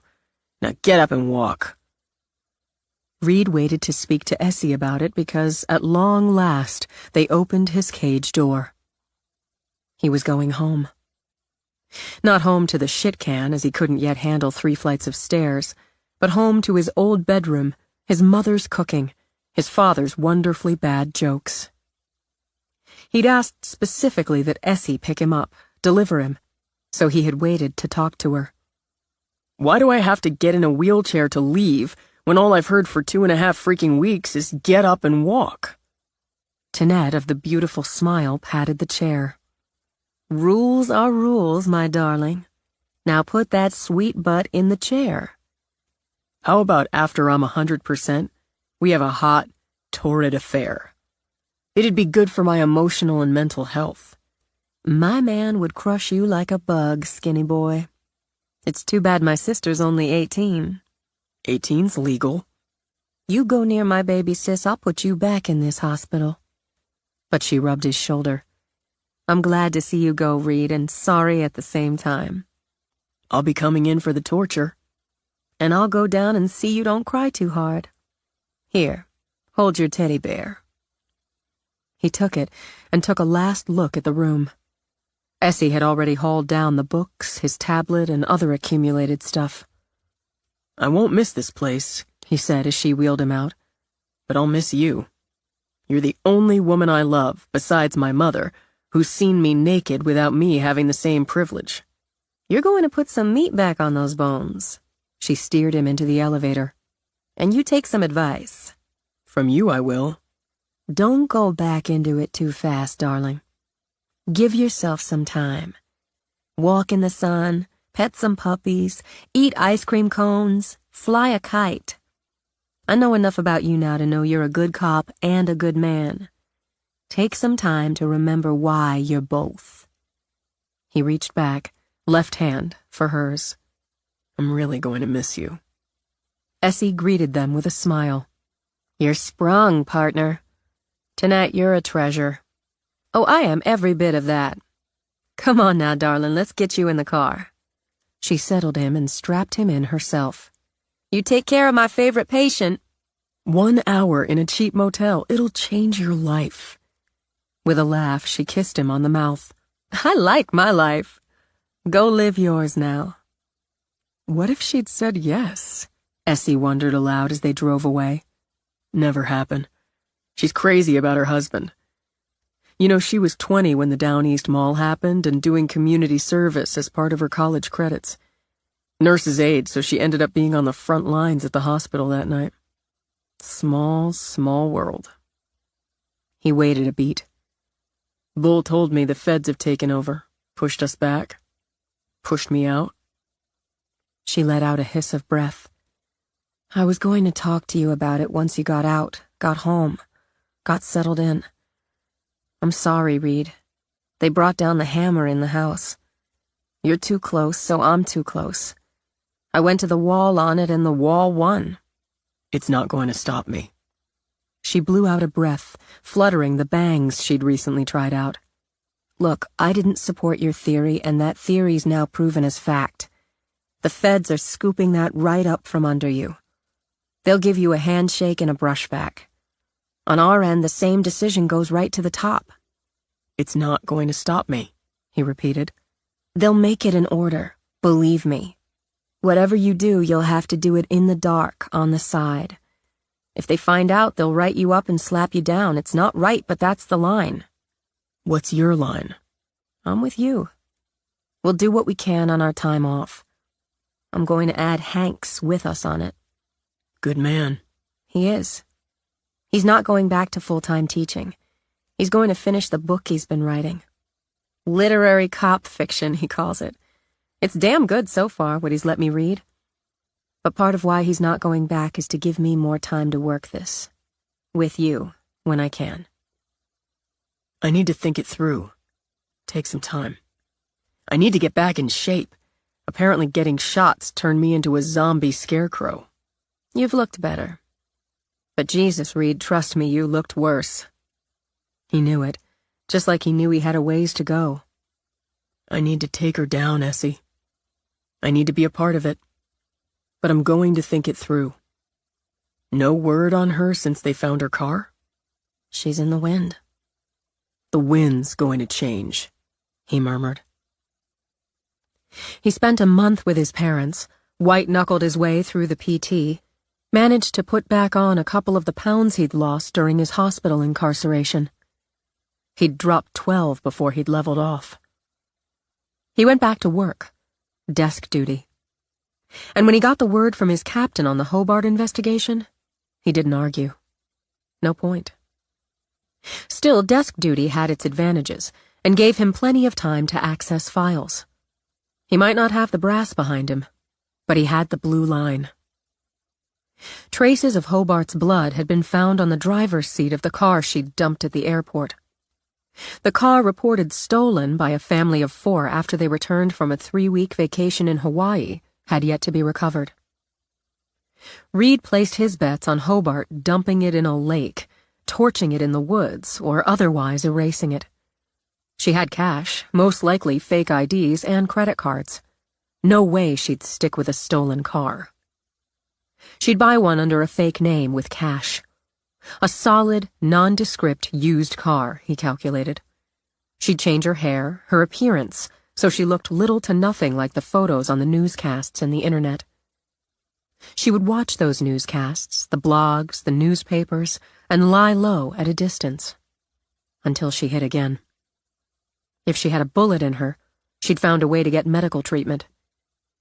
He tried to check for break-ins, clinics, veterinary hospitals, pharmacies, but found nothing to fit. He tried to search for deaths, medical profession. Doctors, nurses, aides, vets. Ran down a couple, but again, none fit. He thought about what he'd do, where he'd go in her place. His mind wandered north. Canada. Fake ID, fake passport. Cross the border, settle in, take a breather. That's just what he'd have done. No need to risk air travel. No need to learn a new language. Rent a freaking cabin in the woods, keep a low profile. But she wouldn't be able to cut her losses. He knew. She'd need to finish what she started. Sooner or later, he'd get an alert that someone else who'd shared that nightmare with him had died. So he shuffled papers, did the PT, ate his mother's cooking. And one day he woke up realizing he didn't feel like a good cop anymore. He barely felt like a cop at all. He could rotate his shoulder without agony, and could lift a 10-pound weight for a handful of reps, but he didn't feel like much of a man either. He was, well, the zombie scarecrow with a vulture on his shoulder, just waiting for somebody to die. Time to pull it out, he decided, and take Tinette's advice. He needed to walk in the sun, and remember what he'd been, and why. Chapter 13. For the second day, while she enjoyed her morning coffee on her patio, Cece watched the man on the narrow strip of sand below. He'd jog a little, walk, jog, back and forth for about a half hour before he'd climb, slowly, onto the rocks to sit and watch the water. Then, like a man who'd been fit and strong and was recovering from a long illness, he'd do it all again before walking back along the beach to the bike path toward the village. After day 1, she'd gotten his name from the rental agent who'd booked him into a bungalow. A 3-week booking in October, heading into November, wasn't without precedent for the island, but it was unusual. Plus, before she had his name, she'd used her binoculars to get a good look at his face. Good-looking, but thin and too pale, with a lot of scruff. Personally, she liked a man with some scruff. She'd recognized him. She kept up with current events, but she'd wanted to be sure. So she knew who he was, what had happened, and wondered what went through his mind as he jogged, walked, sat. Since she wanted to find out, on day 3 of the morning routine, she did her makeup, fluffed up the hair she'd recently dyed a deep plum, put on some leggings, she still had good legs, a long-sleeve tee and a denim jacket.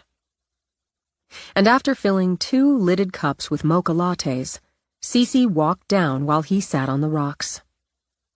He glanced over as she started to climb up to join him, earned points for immediately getting up to take her hand.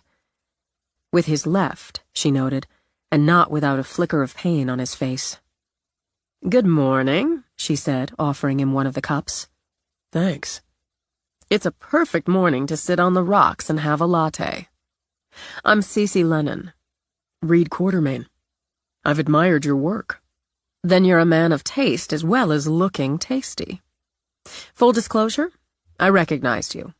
I know who you are and what happened to you. But we don't have to talk about it." I appreciate it.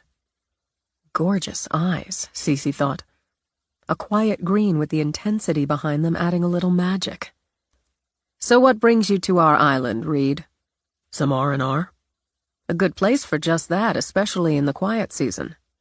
I've been here a few times in the summer, with my family as a kid, with some pals when I got old enough to drive. But I haven't been in, I guess about 10 years. It hasn't changed very much. No, and that's nice. Slowly, carefully, he angled around to look back. I remember your house, and thinking how cool it would be to live there. All those windows, see the water all the time, be able to walk right down to this little beach. It is cool. The only place for me, as it turns out. Where's yours? Still looking. Actually got shot looking in the wrong place. He smiled, quick and easy. That'll teach me. There was another house here I remembered, and it's still there. I walked over from the village to see if it was. 2-story with a widow's walk. What you'd call rambling, like yours.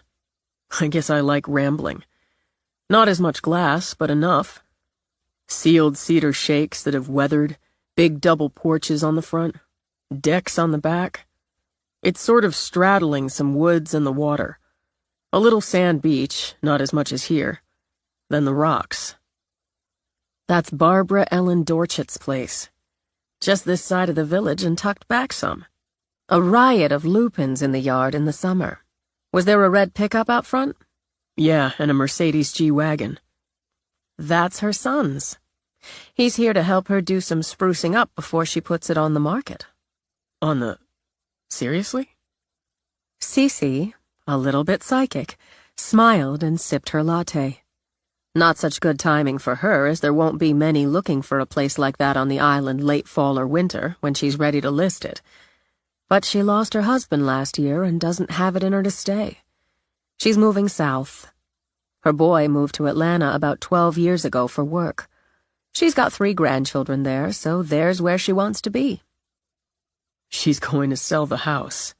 He let out a half laugh. I've been looking for the right house for years now, and I realized after I got here, saw your place and the other, they're why nothing I looked at rang the bell. Looking in the wrong place, she added. You should make her an offer. I can find out her ballpark easy enough. I wasn't figuring on... He trailed off, sipped some of the really excellent latte. This is downright weird. I'm a fan of the downright weird. Well, come on, Detective Delicious. I'm going to cook you breakfast. You don't have to... He broke off to study her, the fabulous hair, the amazing eyes. Do you invite strange men for breakfast often? Only ones who interest me.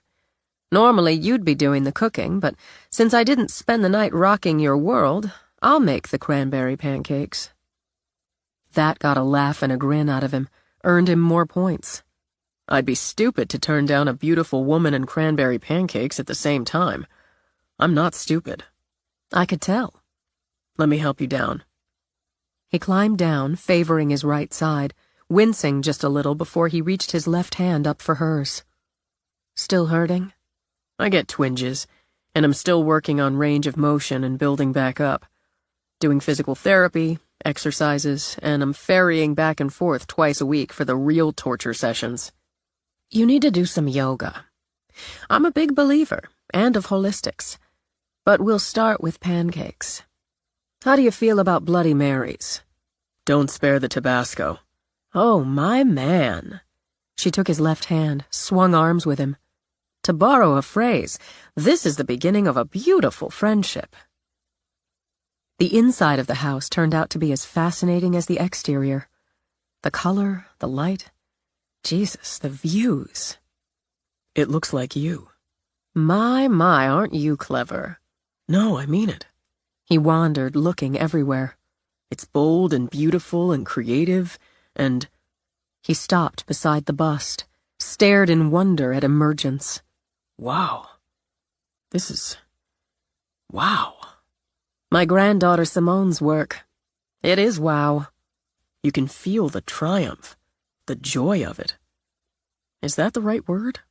It's an excellent word. She was in the mall that night, too. My Simone. I know. He couldn't take his eyes off the statue, the face. Simone Knox. Have you met her? Huh? What? Sorry, no, I kept track.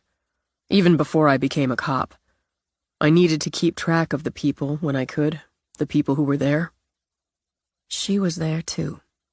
Cece touched a gentle hand to the bust before she went into the kitchen to mix the drinks. That's the face of the friend Simone lost that night, as Simone imagines her. So yes, triumph. She was the first 911 caller, your granddaughter. You do keep up. The cop who took out Hobart, the first on scene, she became my partner when I made detective. She's part of the reason I became a cop. Isn't the world a fascinating place, Reed? How it intersects, crosses, separates, pulls back. That boy destroyed that sweet girl, and she was a sweet girl. He destroyed all her potential. Simone brought her back triumphantly with her talent and the love she had for our Tish.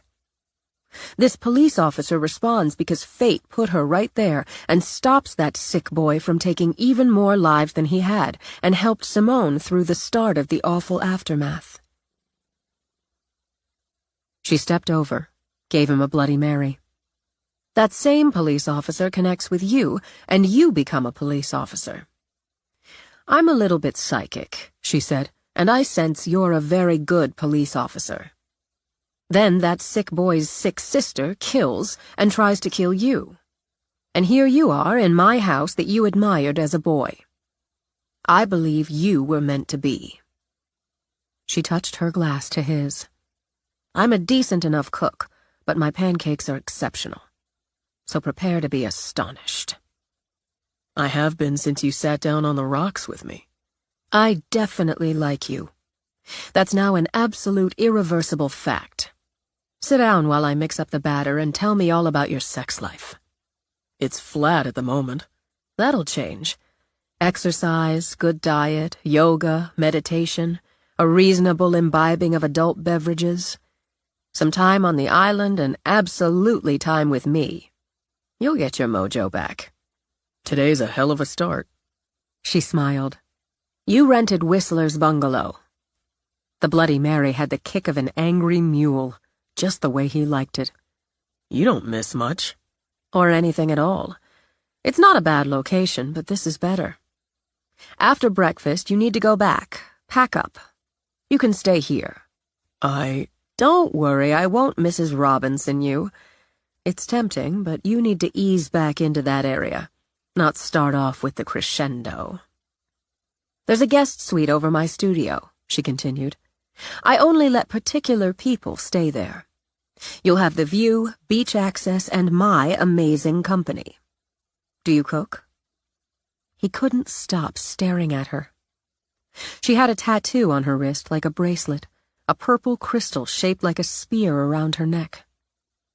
Not really at all. Oh well, you have other qualities. You'd be doing me a favor, too. How's that?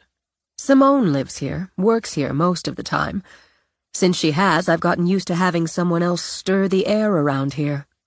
Someone simpatico and interesting. You fit. Simone just left the other day for Boston, then New York. Do a lonely woman a favor. I promise not to seduce you. I might want you to.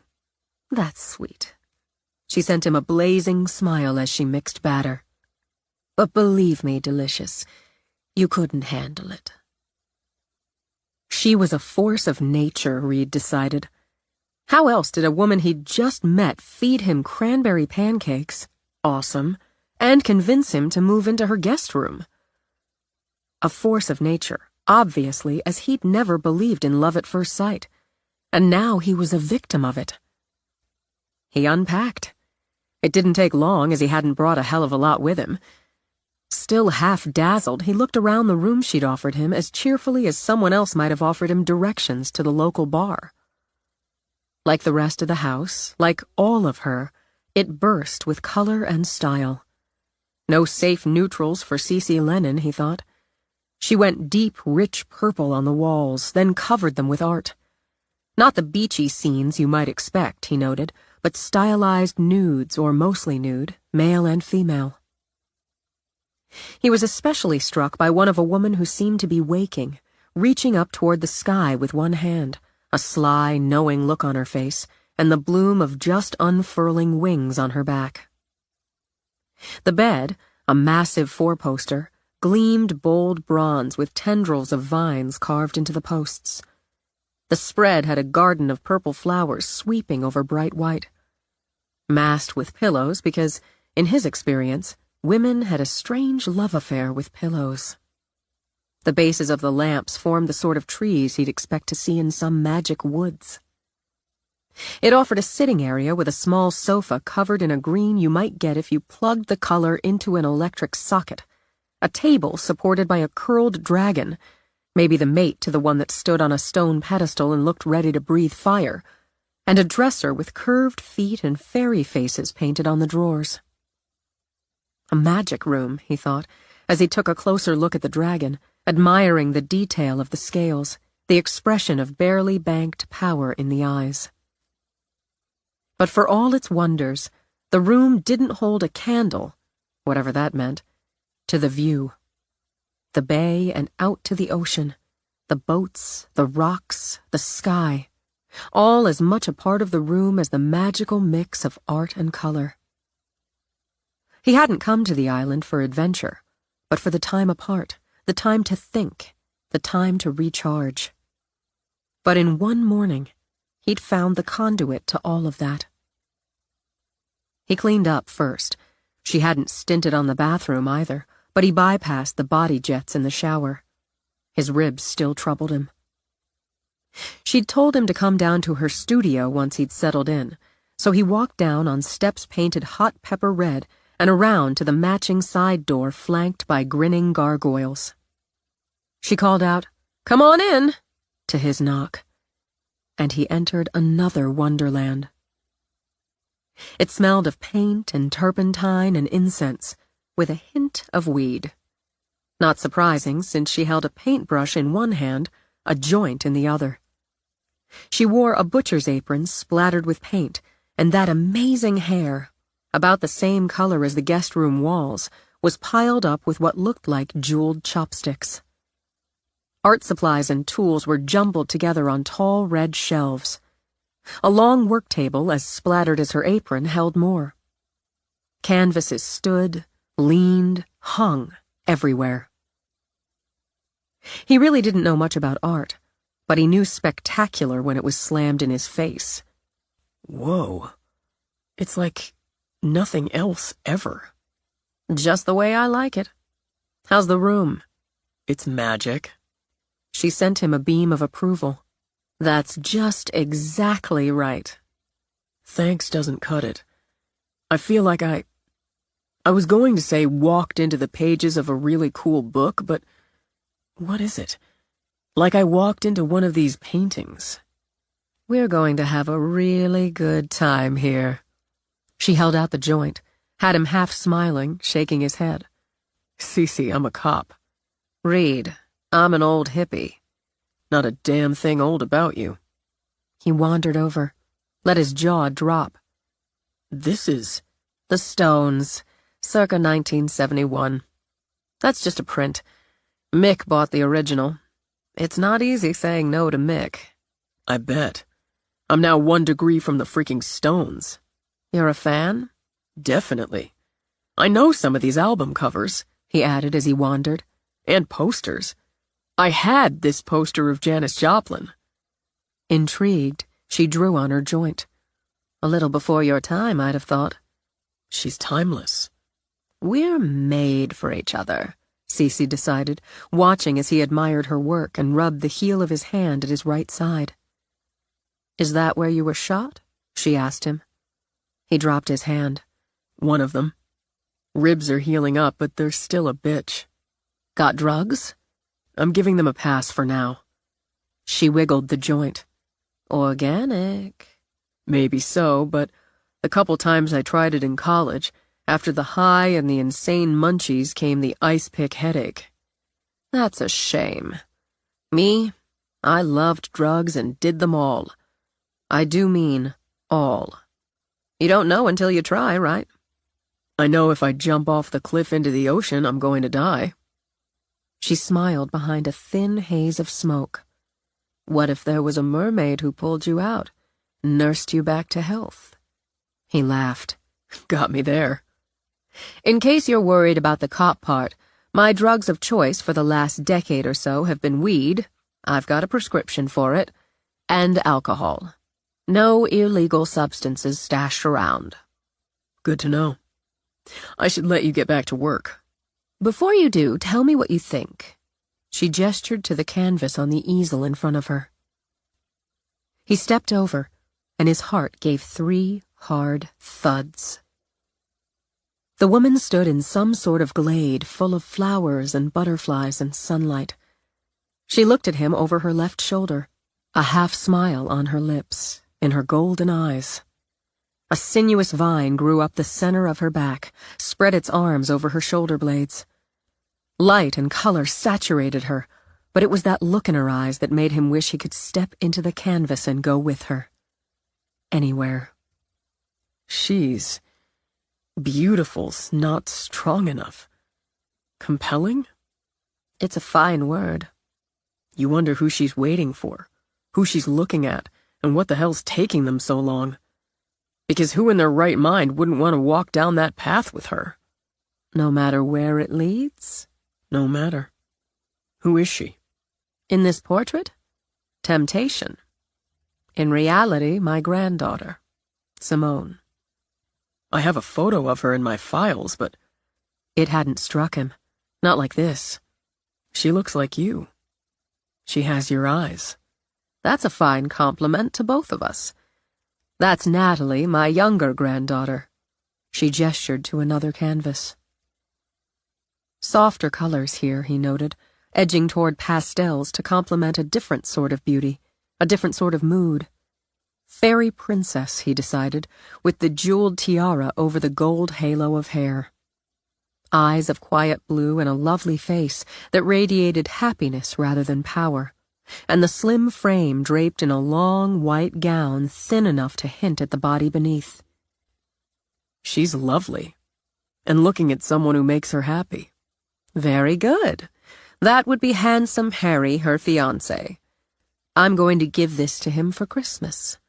She'd never let him hang it if I'd done a nude, so I compromised. You love them a lot. It shows. My greatest treasures. I'm going to want you to pose for me. Well, I'll ease you into it.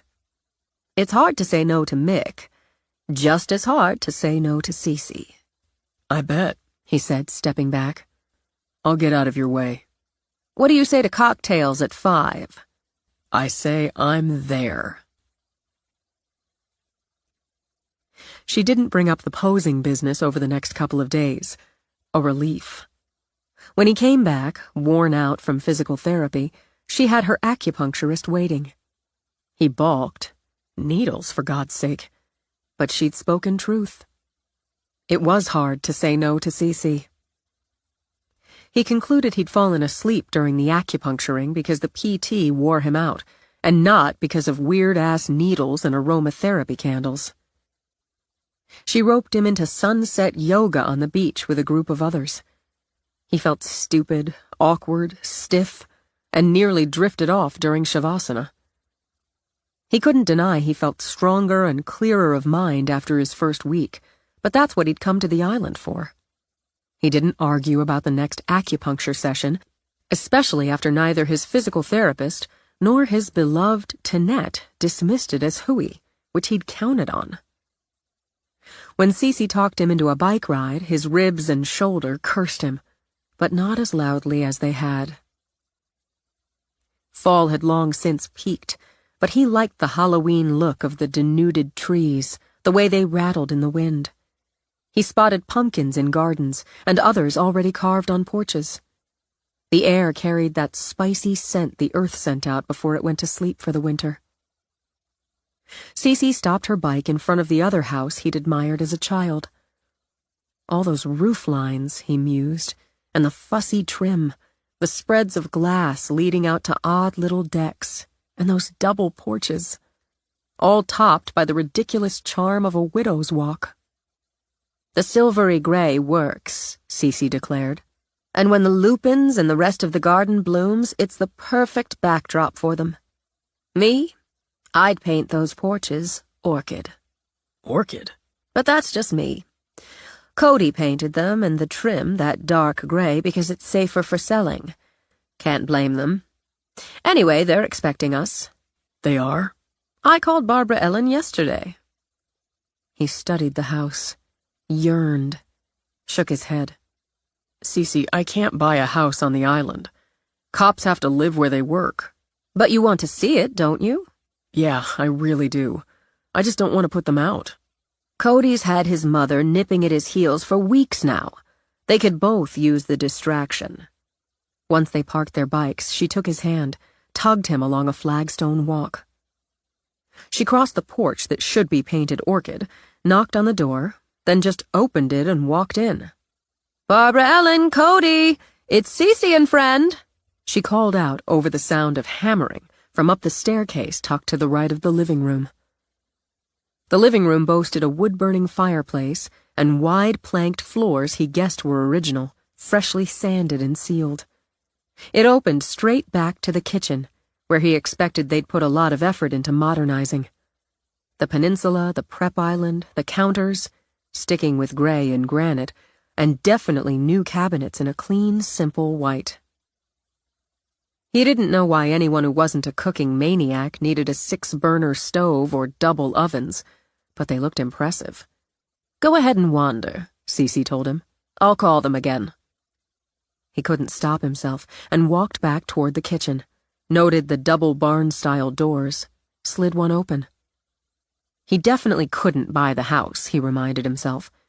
Not only for obvious reasons, but because he wasn't worthy of a kitchen with a pantry big enough to hold enough supplies to withstand an alien invasion. Why had they put those cool Edison lights over the peninsula? He really had a weak spot for those lights. He turned as he heard someone coming down the stairs, chattering all the way. "Cece, I barely heard you with all the noise. Cody's redoing one of the bedroom closets. I don't know what I'd do without that boy." She was a tiny woman and made Reed think of a busy bird as she gave Cece a hug, still chattering. "He's staying a whole month this time, and he's going to come back this winter to finish up if need be so we can get the house on the market come spring. Spring's the best time, everybody says, though I had my heart set on listing it before the first of the year. I'm going home with him when he leaves to start looking for a little place, maybe a condo, I don't know, but I know I just don't want to spend another winter here alone." "We'll miss you, Barbara Ellen. Come meet my Reed." "Oh my goodness, of course. How do you do? Cece's told me all about you." She put her little hand in Reed's, smiled up at him with dark brown eyes through dusty glasses. "You're a policeman. My Uncle Albert was a policeman in Brooklyn, New York. Cece said you remember my house from when you came to the island as a boy." "Yes, ma'am." "Well, it's some different now in here. Cody's been working like a mule." "It looks great." "I hardly recognize the place. It's just not mine anymore. But I will say the kitchen's a treat. Let me get you some tea and cookies." "Now don't worry about that." Cece patted her hand. "Cody tucked a pretty little powder room under the stairs here, didn't he?" "He did. That boy's so handy. I don't know what I'd do without him." Singing Cody's praises, Barbara Ellen, nudged by Cece, showed off the first floor. Reed had to steel himself against the views of the woods, the water. With Cece leading, they headed upstairs. 4 fricking bedrooms, including a newly remodeled master suite. Gas fireplace, killer views, attached bath nearly as big as the bedroom in his old shit can. Everything about the house pulled at him and pushed against his reality. He met the handy Cody, talked a little construction before Cece waved him off. "Go on up to the Widow's Walk." "Oh, yes, you should," Barbara Ellen agreed. "It's the crown of the house. I don't go up anymore, just don't trust myself on the narrow stairs, but you should take it in." Narrow, yes, but sturdy. Cody at work again, Reed thought. Then he stepped out onto the circling deck and couldn't think at all. He could see everything. The water, the woods, the village, Cece's amazing house to the west, then the fanciful lighthouse to the east. The world in all its color and beauty spread out for him like one of Cece's paintings. It could be his. Not once, he thought, in all the houses he'd walked through, studied, considered, had he ever felt not that it could be his, should be his, but already was. Fuck. When he, without thinking, dragged a hand through his hair, his shoulder snarled. I'm crazy. He rubbed absently at his shoulder. Maybe not. Shit. Investment property. What about that? Rent it out during the season. Use it for long weekends. For vacation time off season.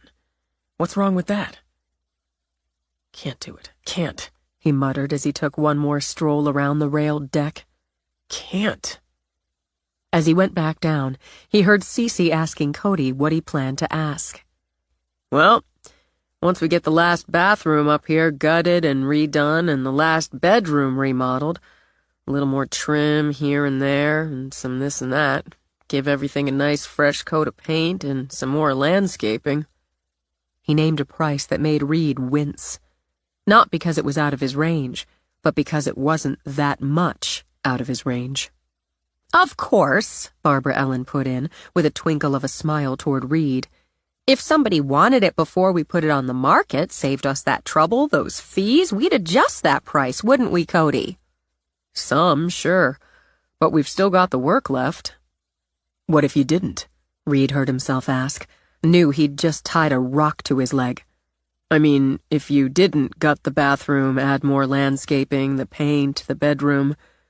If, say, you finished what you're doing in here with the closet and that was that. Well now, Cody sniffed, rubbing his chin. That'd make a difference, wouldn't it? Enough of one, when Cody ballparked another figure, to tie on the next rock. He didn't commit, wouldn't let himself. He needed to run some numbers, give some hard thought to what it would mean to his life. He'd never afford a house in Portland if he did this. But he didn't want a house in Portland. You want it, Cece said as they rode home. I want a lot of things I can't have. Like you. What if you could? Have you? Pedal faster. She laughed her glorious laugh. I'm mad for you, Delicious. You said, and I agree, a cop lives where he works. Yeah, that's a sticking point. What if you could do that? Live and work on the island. Chief Wickett's retiring. He isn't saying so officially as yet, but he told me. He's giving it until February, maybe March, so he's telling the Island Council next month. To give them time to find his replacement. Chapter 14. Chief of Police? That was just more craziness. Cece let it drop on him, then blithely went into her studio. So he took a solo walk on the beach, hoping the air would blow his brain back to sanity. He sat on the rocks and brooded. He walked some more.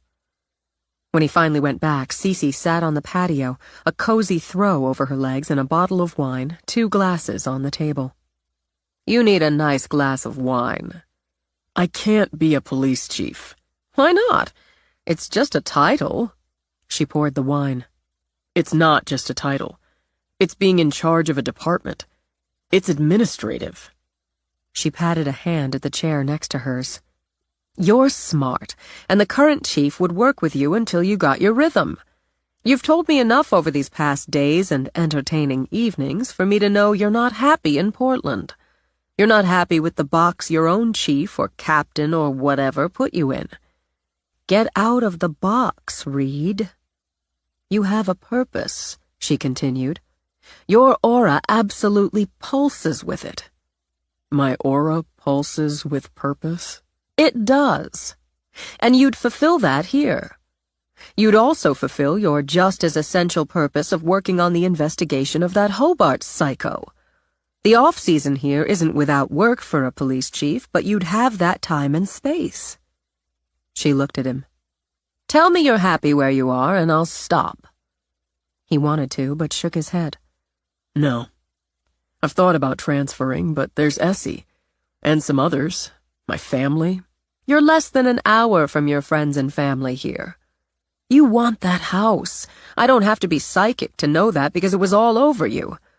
But since I am a little bit psychic, I know you'll be happy here, happy in that house because it's your place. Clear as day. You'll have your purpose, your home. You're going to find the love of your life. I already did, he interrupted. She reached over and took his hand. You're going to find the one who'll share that home with you. You're going to raise a family there. I can barely afford the house. Who knows if I'm qualified for chief of police, or if the Island Council would offer me the position. She smiled over the rim of her glass. Silver hoops with blood-red drops glinted at her ears. I have some not inconsiderable influence. We need good, young, bright blood in the job. And here you are. You're biased because you love me, too. I do, but if I didn't think this was right for you, for the island, not even just right for you, but the answer, I wouldn't have spoken with Hildy yesterday. Hildy? Mayor Hildy Ince. She'd love to talk with you. Jesus, Cece. Laughing, she poked him in the arm. Shit's getting real, am I right? It makes me think of Simone. I told you how she tried to fit in the box and finally realized she couldn't. When she took that leap, she found the answer. Or one of them. Don't let them keep you in their box, Reed. Damn, that's my phone. I left it inside. I'll get it. He hurried in, brought it back to her. Huh. Barbara Ellen. With a wiggle of her eyebrows, she answered. Hi, Barbara Ellen. Yes.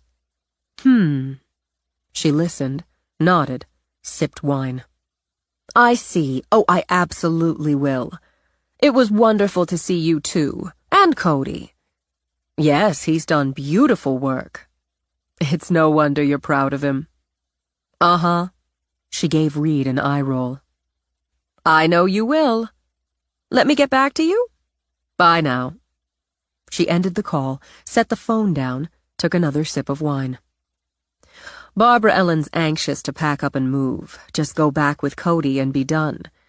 Factoring that, she's nagged Cody into lowering the price, for you, if you take it as discussed, another $7,500. Oh, shit. She knows you'll love the house she loved, the house where she raised her children. Obviously, she's right about that. I shouldn't have gone up on the widow's walk. More rocks, he thought, sinking fast.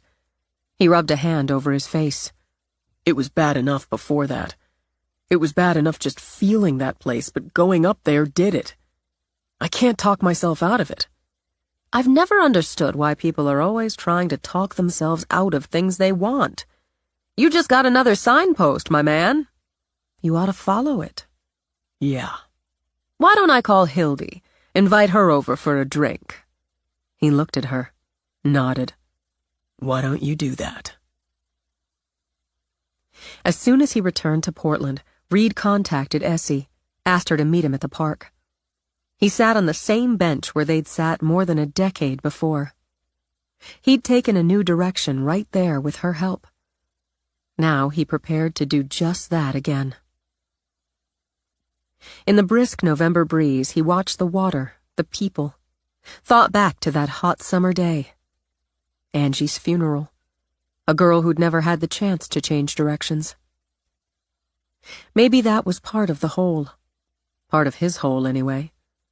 He'd been given the chance, twice, and believed he had to make the best of it.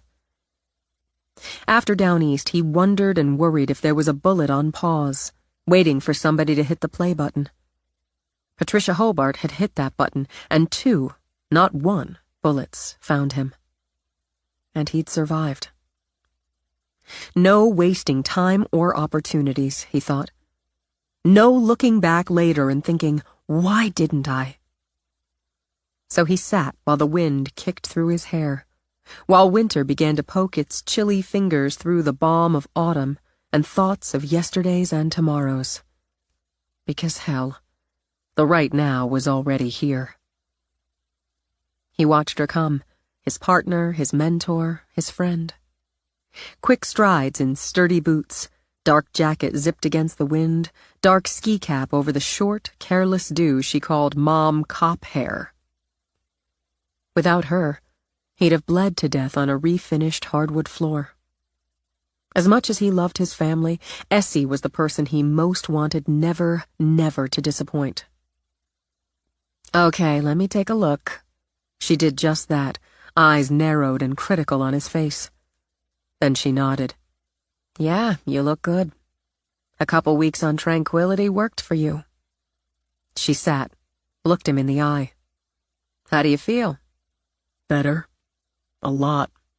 Walked every day, jogged a little, kept up the PT, fell in love with a sexy, fascinating woman. That didn't take long. Boom. He snapped his fingers. Have you heard of Cece Lennon?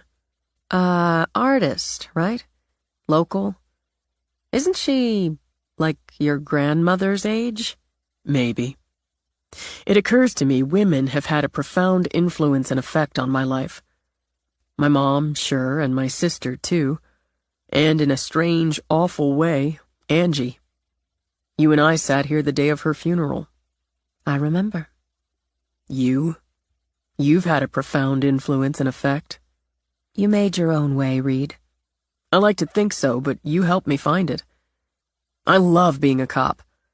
I hated seeing that worry on my parents' faces in the hospital, and I hate knowing that's going to be inside them from now on. But I know they'll deal. I need to be a cop. I never doubted it. He studied the water. The thing is, neither did I. Even lying on the floor wondering if that was it. Game over. The decision I made right here, or at least started to make, was the right one. A big part of that decision was Angie and that night. I can't stop pursuing that, Essie. I can't stop trying to take Patricia Hobart down. Essie angled toward him. The bitch shot my partner. Look, I'm pissed we got locked out, and I can still hope the feds run it aground. But either way, we'll work it, Reed. We'll work it off the books on our own time. They'll keep me on the desk for a while. 3 to 6 months, I figure. The department doesn't have our backs on it. You've got a family, Essie. We could carve out some time to work it, sure, but by the time they let me come back to full duty, they're going to have you with another partner. I'm pushing back on that, she began. We've got to work the actives. That's priority. They're never going to let either of us work the Hobart investigation, even peripherally, and I can't get too pissed about it. But Hobart's the key to the rest, and I'm not letting it go. By the time I'm cleared, they'll put me with someone else.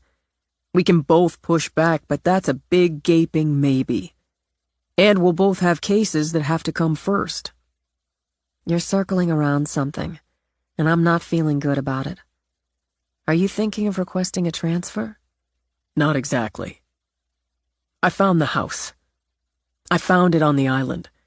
It's everything I want and need, and it's the reason I never found that here. Well, Jesus, Reed. I get how much you want to find a place, but... The place, Essie, that's the thing. I stayed in Cece's house most of the time I was on the island. Not like that, he said with a quick laugh. Though if she'd give me a shot. Anyway, I found a lot of things. Bloody Marys and pancakes, yoga on the beach.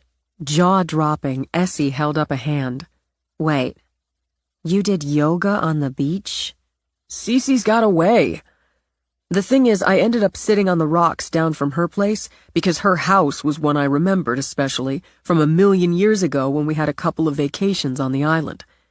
And she ended up asking me to stay because she recognized me, from the shooting and from my connection to the mall.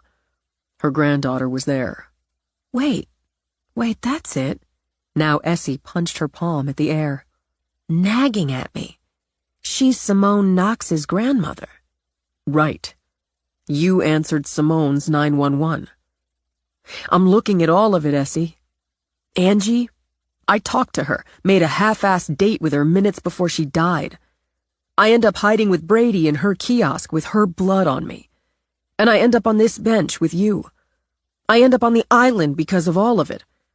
I don't want to get all metaphysical or whatever, but it just means something. Are you telling me you bought Cece Lennon's house? No.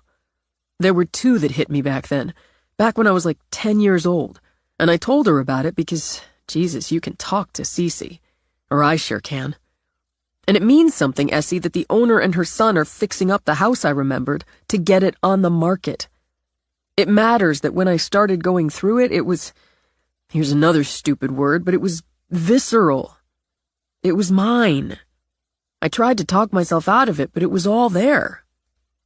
I said, okay, fine. I could think of it as an investment, rent it out, take some vacation time there, because a cop has to live where he works, and I need to be a cop. But the thing is, I don't want to rent it out. Reed, please tell me you're not going for an island deputy job. You're an investigator. No, not a deputy. Then what the hell? Chief of police. She stopped, let out a whoosh of air. Seriously? I don't have it yet. The island council has to vote and all that. But I did an interview, a couple of them, and I wrote up a resume. They're going to call you, Bull, the lieutenant, pretty soon. If I don't get it, I'm young, not from the island. Those are strikes against me. I'm a police detective with a few years under my belt, a good closed case history who's already got a contract on a house there. Those are pluses for me. And the big guns? Cece. So I rate my chances at about 70-30. She sat a while, saying nothing, working through it. You want it. Downside? Farther away from the family than they're going to like. And not working with you. Not being able to drop by, see you and Hank and Dylan and mooch a meal. I'm hoping to offset that by having you guys come and hang out. Because yeah, I want it. I want it because I found things I needed there. And because I think I could do good work. I want it because I'll have the time and space, especially in the fall and winter, to work Hobart. I can't be a cop, look at myself in the mirror, and not work Hobart. I hate this. She pushed herself off the bench, walked toward the bay and back. I just hate it. Essie. She threw up a hand to stop him as he rose. I hate it because it feels right for you. It just feels like the right thing.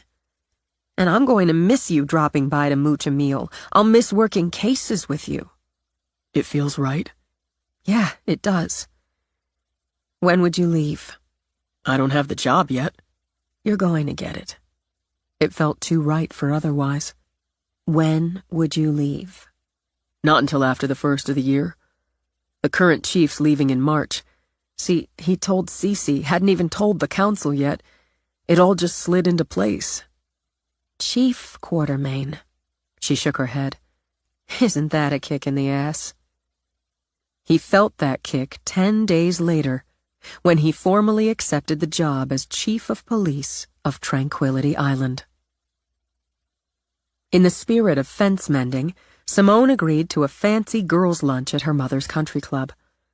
She'd have preferred spending the blustery November afternoon in her studio, but her relationship with Natalie had improved. Natalie wanted the lunch and pushed.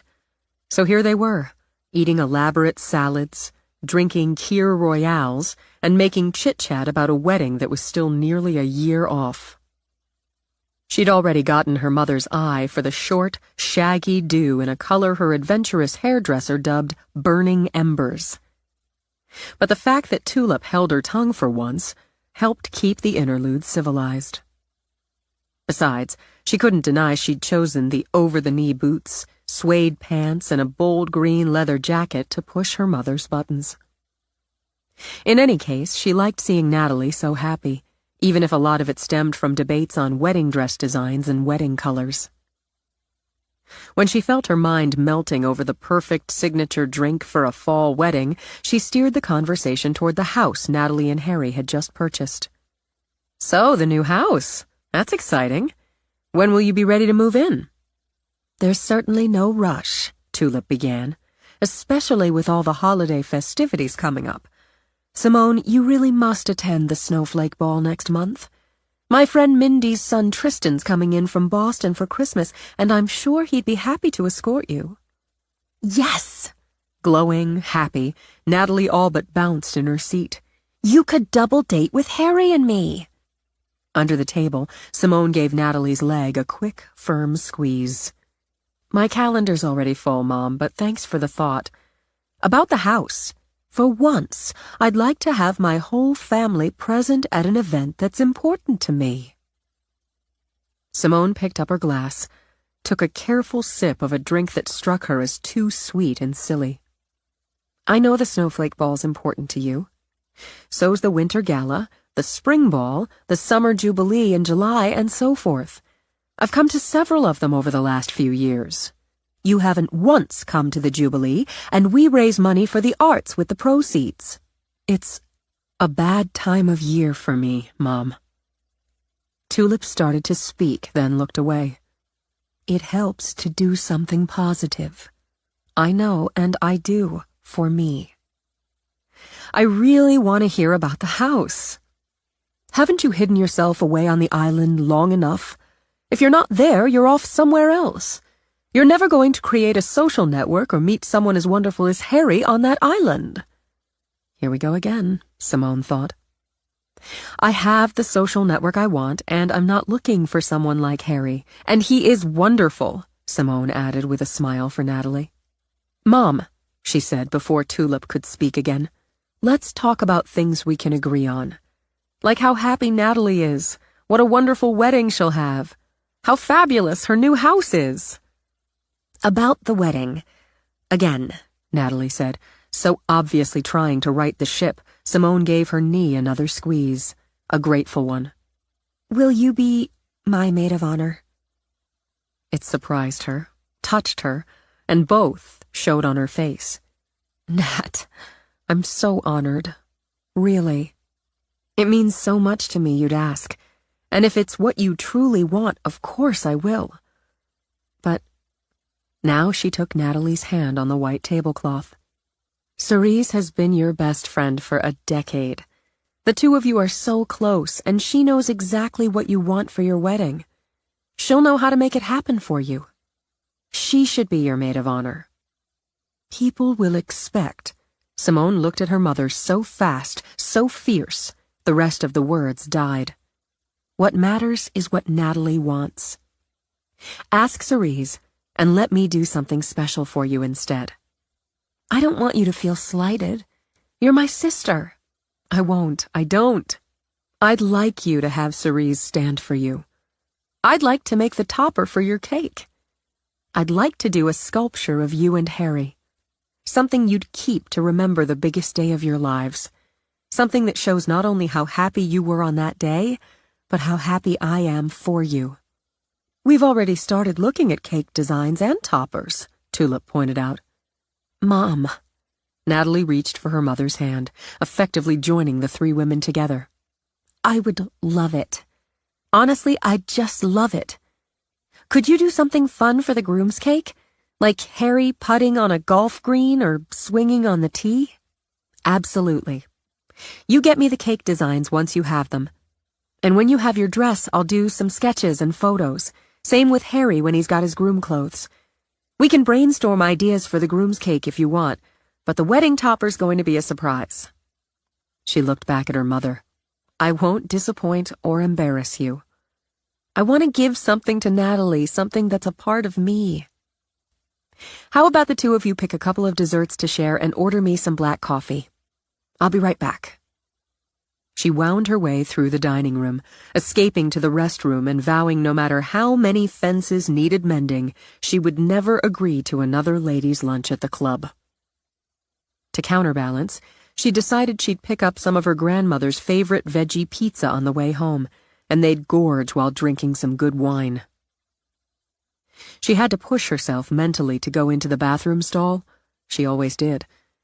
But the little flutter came and went, as it always did. When she came out, she barely glanced at the blonde carefully touching up her lipstick in the mirror over the long silver counter, with its line of deep vessel sinks. She needed to figure out how to put a cheerful smile on her face, get through dessert and coffee, and escape. Simone Knox. She looked over at the blonde. She heard the sneer in the voice, saw it on the deep rose lips. Before she realized, the physical sneer was caused by the pull of carefully masked scarring. The left eye, boldly blue, drooped just a fraction. A casual observer might not have noticed, but an artist who'd studied facial structure and anatomy couldn't miss it. She kept her own face as neutral as her voice. That's right. You don't recognize me? She hadn't in those first few seconds. But it all flooded over her. All. Tiffany. Sorry, it's been a long time. Hasn't it just? How are you?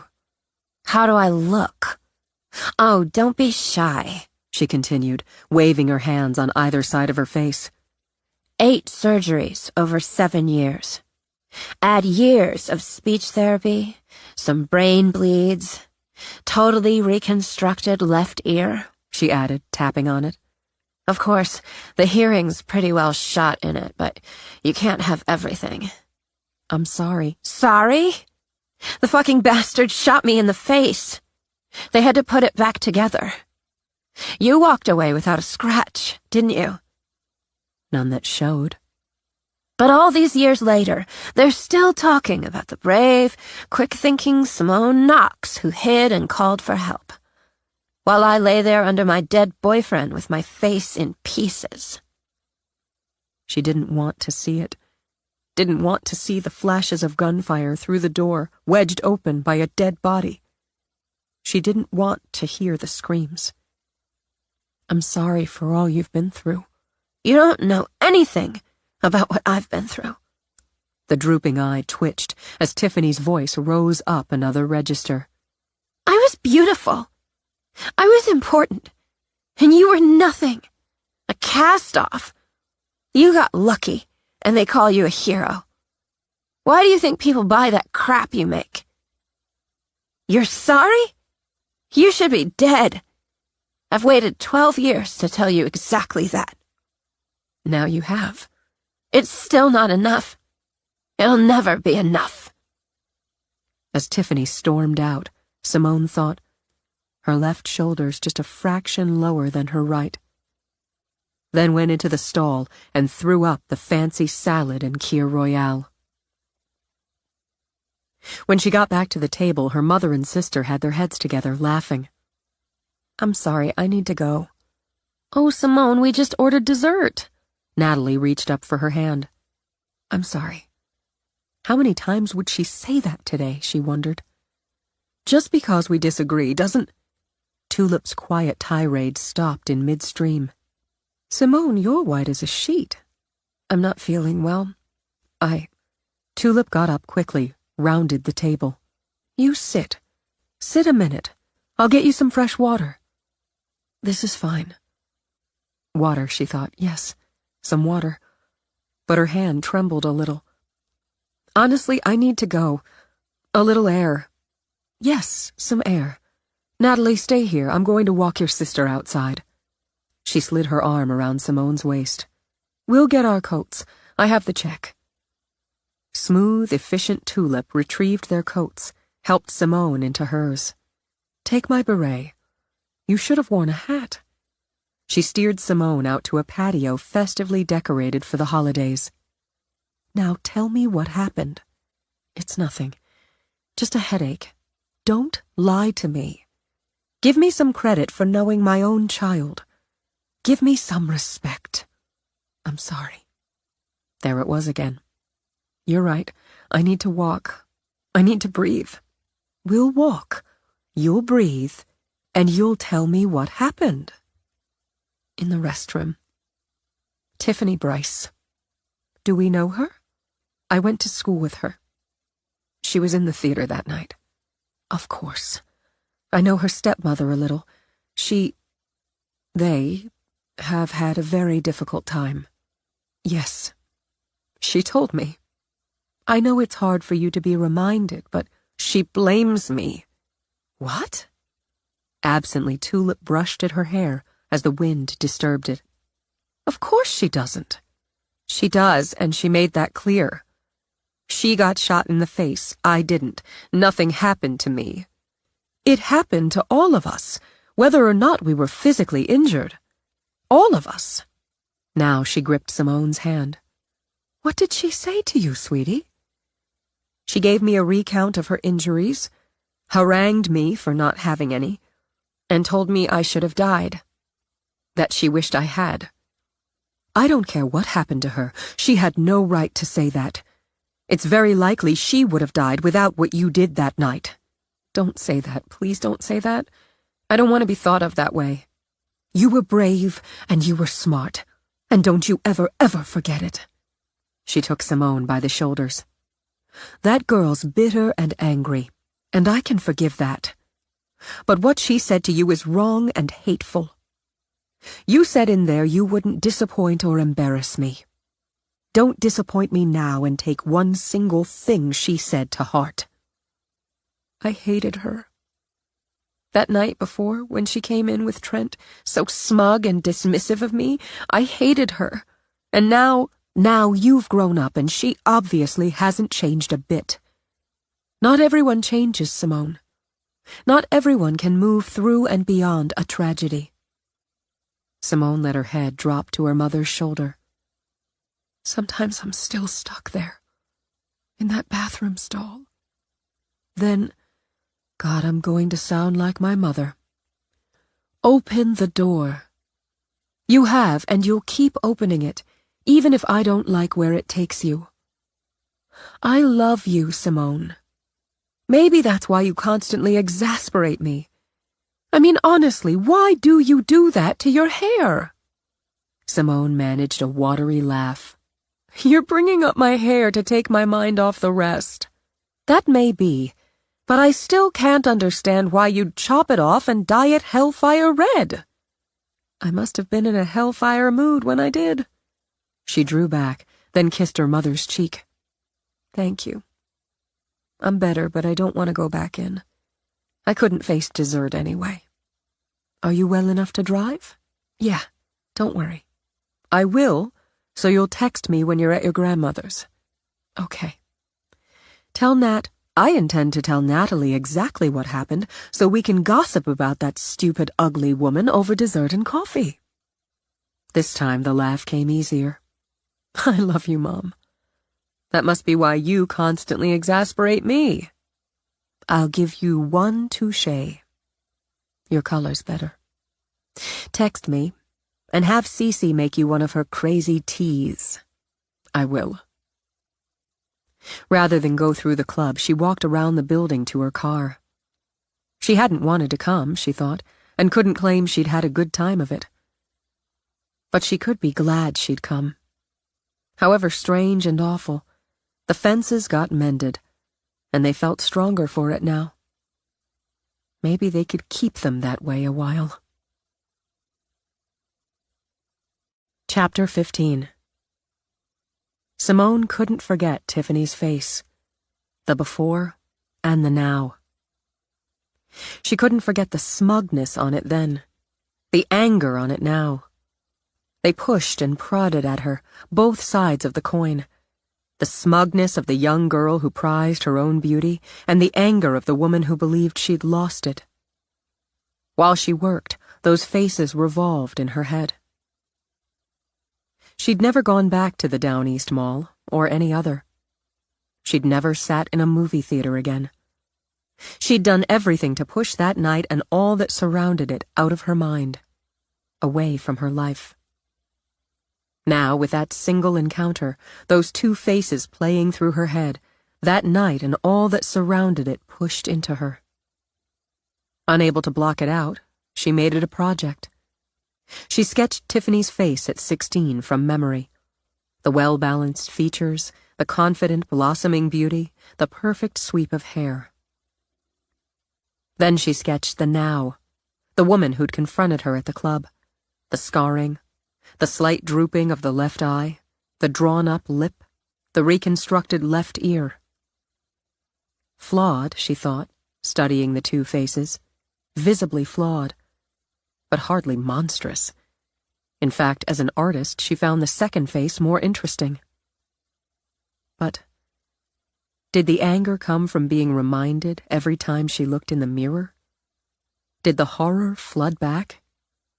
Instead of being able to shut it away, move on, the results of that single night lived in the face in the mirror.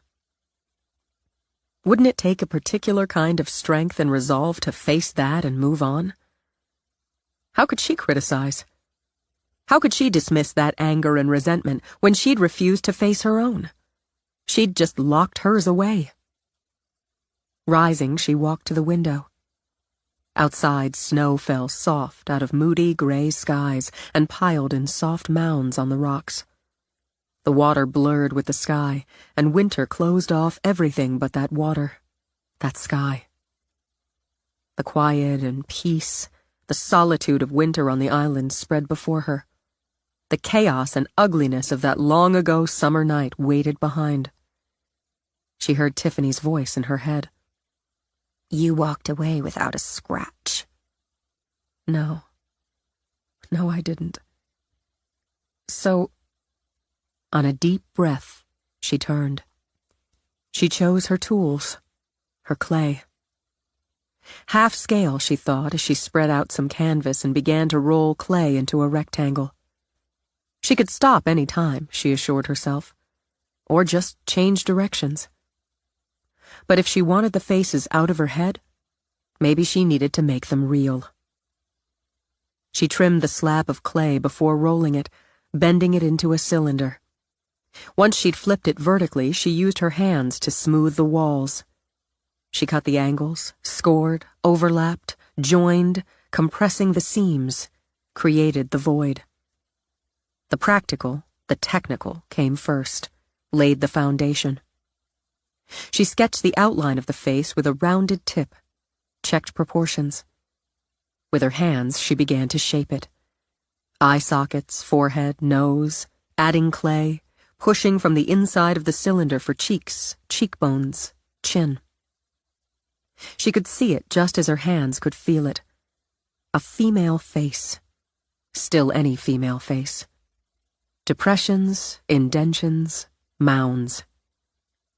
Thinking of the then, the now, the smug, the bitter, she turned the clay to do the same on the opposing side. The two sides, she thought, of a life. Now the dome of the head, coiling seams, compressing, adding a slit, until she left an opening only wide enough for her hand. She studied the work. Yes, simple, basic, rough, letting the clay stiffen a bit before cutting another dart the shape of a football on the sides. Her transition from neck to skull. She darted the front, taking her time to create the chin and neck. Repeated on the back with subtle changes from damage and the years. Rising again, she walked around the work table, studying the roughed-in faces, the sketches. She sat, made her commitment by using her thumb to draw down the depression of the left eye socket. Here we go, she mumbled, and began to roll a small ball of clay. I don't know what I'm trying to prove, but here we go. The eyeballs, the corners of the eyes, the lids, she structured with fingers and tools. As was her habit, she jumped from feature to feature, roughing in the eyes, moving on to the nose, the chin, the ears, and back again. Shifting as her mind and hands demanded, from face to face. The mouth, so perfect on the then, and with that hint of smug. On the now, that drawn-up corner. Not a smile, she thought, adding clay, scoring with a square edge, pushing with her thumb, her fingers.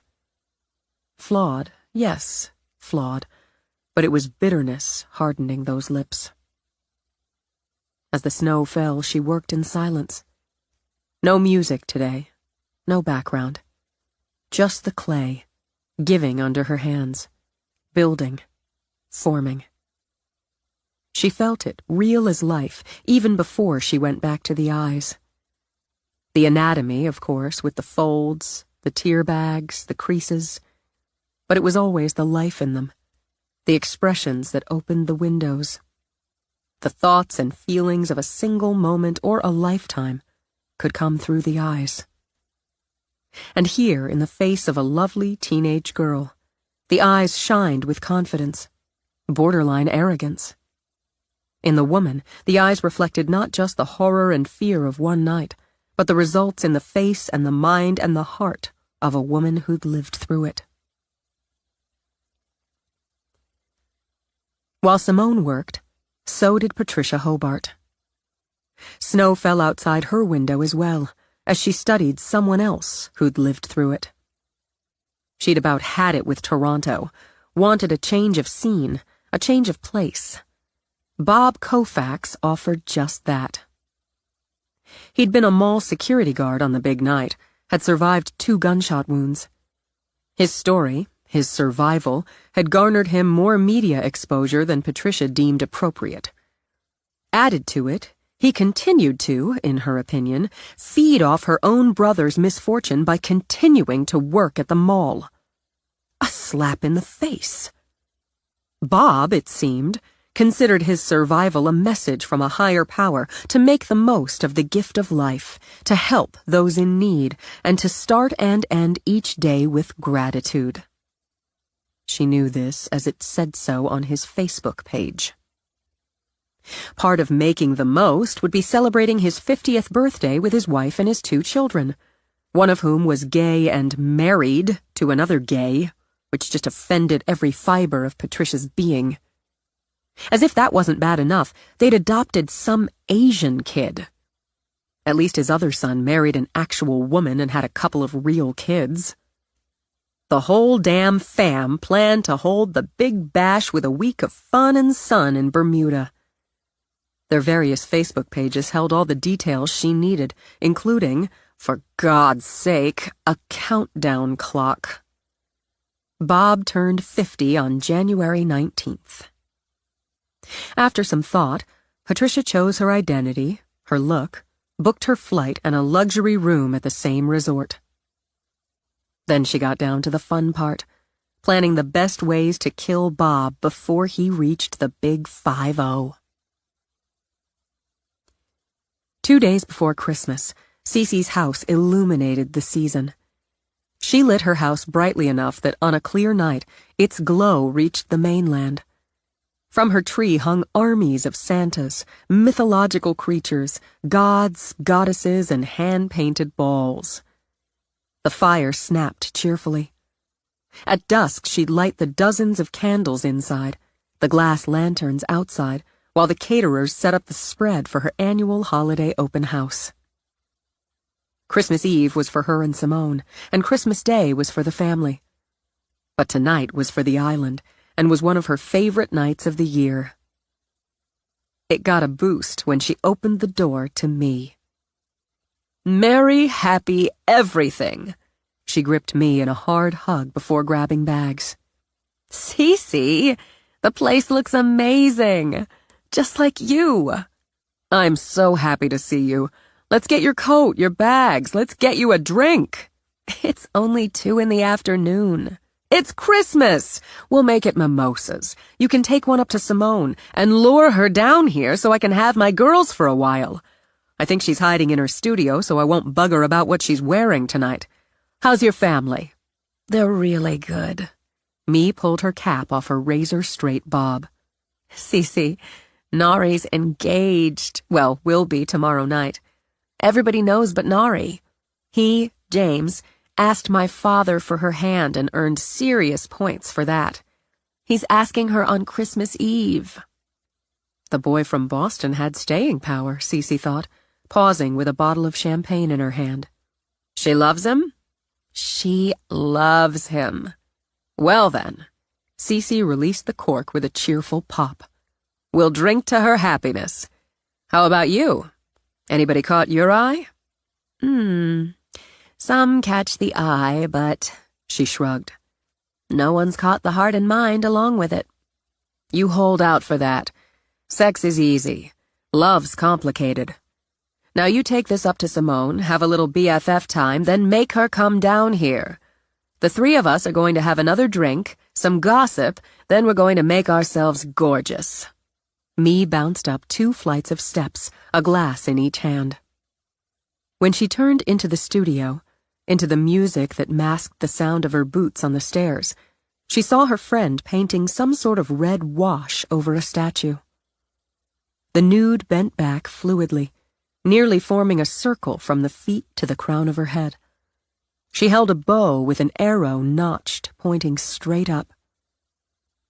Power and grace, me thought. And beauty. She could and would say the same about her friend. Simone wore her hair, a deep brown with bold red highlights, in a short braid, had jeans splattered with clay and paint with holes in both knees, a similarly splattered sweatshirt with ragged half sleeves, and bare feet with toes painted midnight blue. She felt a rush of love, a click of all's right with the world, and a little tug of envy for Simone's effortless artistic style. Simone stepped back, angling her head to study the work, and spotted me. She squealed, a sound Cece heard 2 floors below, causing her to grin, splattering red wash as she tossed down her brush. You're here! With mimosas. You're better than a dozen mimosas. I can't hug you, I've got paint all over me. Oh, screw that.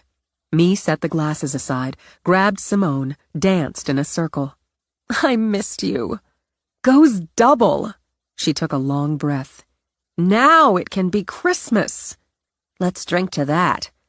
Or I can drink to that while you finish what you're doing. It's finished. Who is she? The Archer. She's a shopkeeper I saw in Sedona. She had this bold serenity. You captured just that. You think? Well, Simone picked up the glasses. I love this room, Me said, taking one of the glasses. It's so you. So different from my lab, which is so me. But here we are. She gave Simone's hand a squeeze before she started to wander. These are inspired by your trip out west? Most, yeah. I've sent a couple pieces to my agent so she can see where I'm heading. Anyway, She looks familiar, Mee began, then lowered her glass, turned. Is this Tiffany?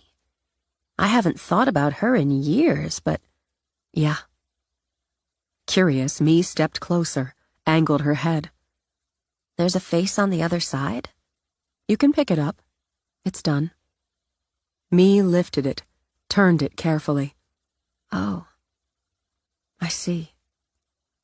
One from before and one from now.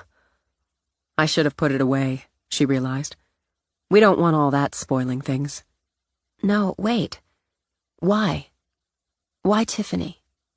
I ran into her a few weeks ago. Simone shrugged. It's so strange. We've got a reversal. Once I believed absolutely that this girl, she trailed a finger over the unlined brow, the smooth cheek. This girl ruined my life.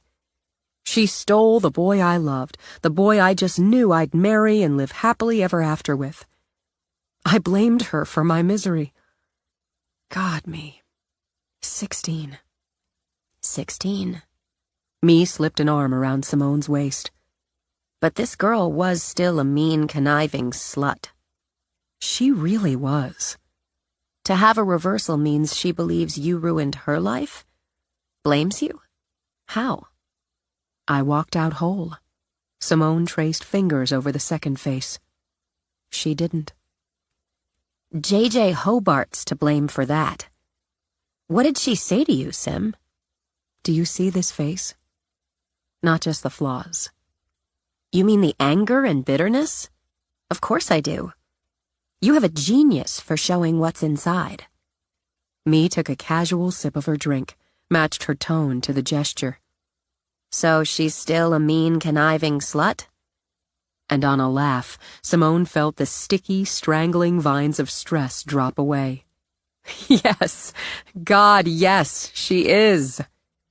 Tragedy doesn't necessarily change us. More often, I think it just brings out more of who we are, or were, all along. Deliberately, Mee turned the bitter face out, set the bust back on the shelf. Tiffany was always this inside. In a careless toast, Mee lifted her glass. Maybe she isn't as perfectly beautiful as she would have been, on the outside. But she's alive, and plenty aren't. She may very well be alive because of you. I am. Don't shake your head at Dr. Jung. My blood loss?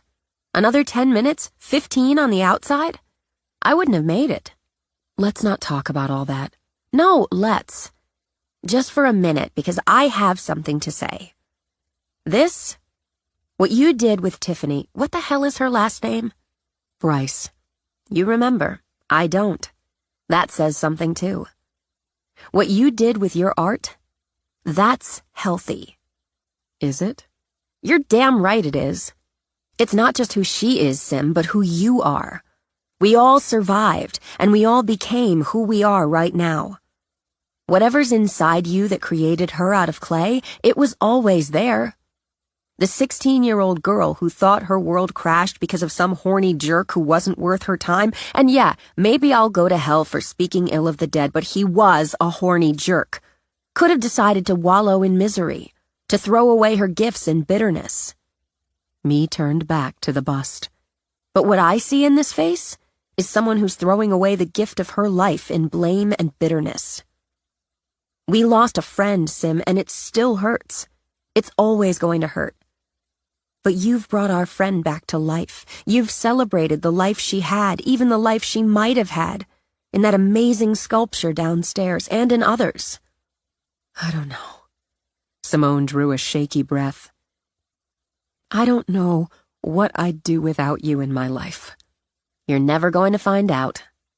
Me? I've channeled my skill, my art, I guess, into working to find ways to alleviate pain, suffering, to improve quality of life. It doesn't make us special, but it makes us who we are. We're better than Tiffany fucking Bryce, Sim. We always were. Simone drew in another breath, let it out on a long exhale, and managed a wow. I mean every word, including the jerks dead or alive. And now every time you look at those two faces, you should remember it. Screw the bitch, Simone. Frowning, Simone took a last study of the bust. I can be sorry for what happened to her. Nobody deserves it. But I can still hate her? Yes! I don't know why I didn't think of that. Even when I formed those faces with my hands, I didn't think of that. That's what friends are for. Well, best friend ever, you just answered the question I couldn't quite grab onto. Yes, screw the bitch. Now let's go down and get a lot more champagne. I'm going to need it to socialize until freaking dawn. I love Cece's parties. As they started out, Me turned with a cheerful smile. I bought a new dress just for tonight. It's a killer. Damn you. Now she'll be all over me even more. Well, screw that too, Simone decided. I'm throwing caution to the freaking winds. She can pick out my outfit. Delighted, Me gave Simone a shoulder bump. This is going to be so much fun! Cece had already picked the outfit, since she'd bought it and hung it in her own closet with the intention of cajoling Simone into wearing it. After considerable champagne and gossip, she dragged the girls to her master bath for a makeup and hair session. She decreed sleek and sexy for Me, then wielded the curling iron to give her uncharacteristically cooperative granddaughter a head full of tousled curls.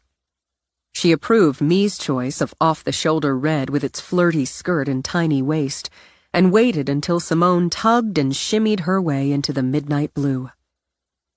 The long sleeves and the to-the-knees length might have hinted at modesty, but the deep V front and back, the slit up the right leg, hinted at the opposite, especially as it fit like a second skin. This is why you handed me the blue nail polish yesterday. Good match, Cece agreed, then pulled out her next weapon. Especially with these. The shoes, a series of metallic blue straps from toe to ankle, boasted high, thin silver heels. Sexy bohemian, Cece declared. They're gorgeous. Simone sat, strapped them on, stood. I may limp for weeks, but it'll be worth it. Happy Yule! Cece grabbed her camera. Strike a pose, girls. As they hammed for the camera, Cece thought she'd paint them as young sirens. Crap, that's the caterer. Jewelry. Me, delicate, Simone, arty, and a little over the top. Go. In a flurry of swirling skirts, lace-up booties, and a flying mane of wild red, she rushed out. How does she do it? Me asked. I don't know, but I'm determined to look just that good, move just that fast, live just that big when I'm her age. Let's play with earrings and get down there. Give her a hand. With the wind kicking, the temperatures dropping, Cece's house filled with people. The island came out for Cece, as did off-islanders. People from the art world and the music world mingled with locals over mini lobster rolls, shrimp kebabs, and champagne. Some spilled out onto the patio with its portable heaters. Music blared from the speakers, or when those with talent and the whim picked up a guitar or played a keyboard and jammed. Cece mingled, enjoying every moment, even as she kept her eye out for one particular person. When she spotted him, she wound her way over to Simone. Sweetie, would you mind running upstairs? I think I might have left my Yule candle burning in my bedroom. Don't want to burn the house down. Sure. Great party, Cece. I never throw any other kind. As her gorgeous girl went on her fake mission, Cece headed straight for Reed. He broke into a grin when he saw her. You said it'd be a party to end all parties. You weren't lying. Merry Christmas. He handed her a gift bag. Aren't you sweet? I'm going to put this under my tree. She kissed him first, brushed a hand down the sleeve of his dark gray jacket. And handsome. Gotta dude it up for the party to end all parties. You look amazing. Say, after the party, why don't we run away to... Cece smiled as his words trailed off, as his face went from flirty to stunned. She didn't have to look to know Simone had come back down the stairs, just as she'd planned. He knew her. Of course he knew her face. He'd studied it as he had so many others in his files. He knew her, too, from photographs artfully scattered throughout Cece's house, from the painting that had lit a low burn of lust and the fire of wonder inside him. But that was art. Those were photos, witness statements, a couple of TV interviews. This was the woman in the flesh, and she shut down his brain for a solid 10 seconds, where the only thing that got through the buzz was a stunned, "Uh-oh." As she walked straight toward him, the buzz got louder. "All clear," the goddess said. "Thanks, baby. This is Reed, the island's soon-to-be chief of police and one of my favorite people in this life and all the others. Reed, my most valued treasure, my Simone." Reed, of course. Those lips, those gorgeous lips, curved into a gorgeous smile. The voice was like soft mist over a magic pool. "I'm so happy to meet you finally." He took the hand she offered. Did she feel that? Did she feel that rush? Same here, he managed. "Simone, why don't you take Reed over to one of the bars, get him a drink? You want a beer, right, Delicious?" Sure. Beer, fine. Good. Jesus. "Let's fix you up." Simone gestured and led the way while he tried to pull himself together. It helped a little that a few people called out a greeting or gave him a slap on the back, an easy punch on the arm. She signaled to the bartender, turned to Reed to make party conversation while they waited on his beer. "So, you bought the Dorchett place?" Yeah. I'm, moving in all the way after the first of the year. "It's a great house." You been in it?" "Sure you have," he said immediately. "I fell pretty hard." "I can't blame you. The widow's walk," they said together. She laughed Cece's laugh, said, "Exactly," and he felt some of his balance restore. He took the beer, took a chance. "You've probably got stuff to do, but can I have a minute?" "Sure." He eased her away from the crowd around the bar to a breathing space on the far side of the great room. "I wanted to say, I know a little more about art since hanging around Cece."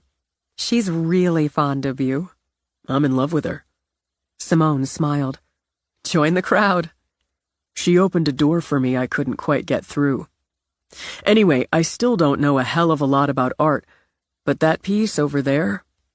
He gestured toward Emergence. "If I could ever afford real art and it didn't already belong to Cece, that would be mine."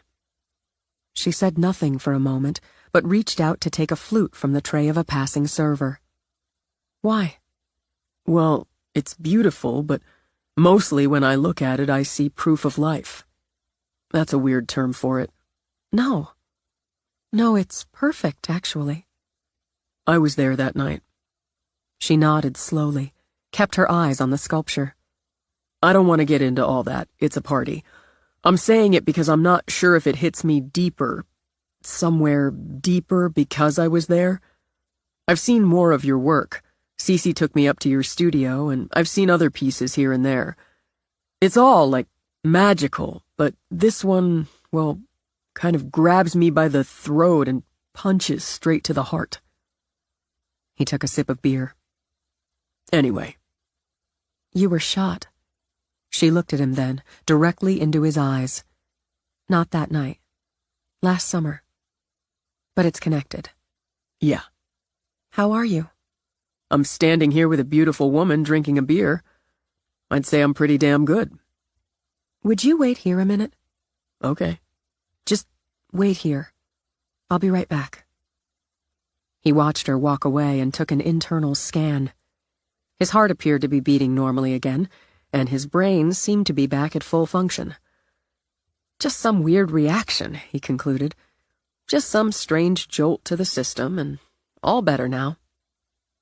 Then he saw her coming back, felt that same damn jolt, and had his second uh-oh of the night. She had a pretty woman in a red dress in hand. He recognized her face as well. "Me, this is Reed." Hi, Reed. Mi-hee Jung. Dr. Jung, Simone added. Me. Smiling easily, Mi held out a hand. It's nice to meet you. Reed bought the Dorchet house, the one with the widow's walk with its back to the woods. Oh, that's a great house.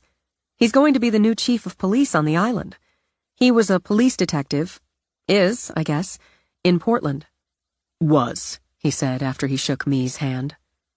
He was there that night. Simone didn't have to say what night. They all knew. The three of us were all there. It's odd, isn't it? We were all there. Now we're all here. Reed became a cop. Mi's a doctor, a scientist, a biomedical engineer. And I... She looked toward the sculpture. Did you become a cop because of that night? It pointed me in that direction. It and Essie McVee. Simone's gaze held his intensely now. Officer McVee. She's the one who found me. She's the one who responded first. You know her. Yeah, she's a good friend. She was my partner the last few years. I remember now, Mi said. You grabbed the little boy, got him to a safe place. You weren't a cop then. No, college kid. I was working at Manja, the restaurant. You weren't hurt that night, Simone remembered out loud. But later, Mi was hurt. A cop and a scientist. Tragedy, you said, Mi, brings out more of who we are. Excuse me. I upset her, Reed began as Simone walked away. No. Mi laid a hand on his arm, watched her friend. No, you really didn't. Upset, she'd have been frigid or molten. She's thinking, and she's looking at something she's refused to look at for a long time. Mi turned back to him, positively beamed. I don't know what you said or did, but I'm even happier to meet you. Chapter 16. Reed's on-the-job training began in January in earnest. He knew how to be a cop, how to be an investigator, how to interview a suspect, a witness, a victim, how to build a case. He knew the demands and reasons for procedure, for paperwork. He understood the value of community relations and connections. He wasn't as confident in his skills as an administrator, a boss, or with politics, and in particular, island politics. And he understood clearly he came into the job as an outsider. He did what he could do to counteract the outsider status. He walked or biked into the village every morning, had coffee and tried out the menu of breakfast items at the Sunrise Cafe, open all year from 6 a.m. to 10 p.m. He chatted up waitresses, shopkeepers, bought his first snow shovel from the local hardware store, and when January dumped a couple feet of the white stuff on the island, went back and invested in a snowplow. At Cece's suggestion, he hired Jasper Mink to deal with a handful of the take-it-as-it-is items in the house that actually needed addressing. He hit it off just fine with the Willie Nelson look-alike contractor with the Def Leppard tee under his flannel shirt. He shopped at the local market, warmed a stool at Drink Up, the only bar open winters, and generally made himself visible and accessible. He learned the rhythm of the island in winter.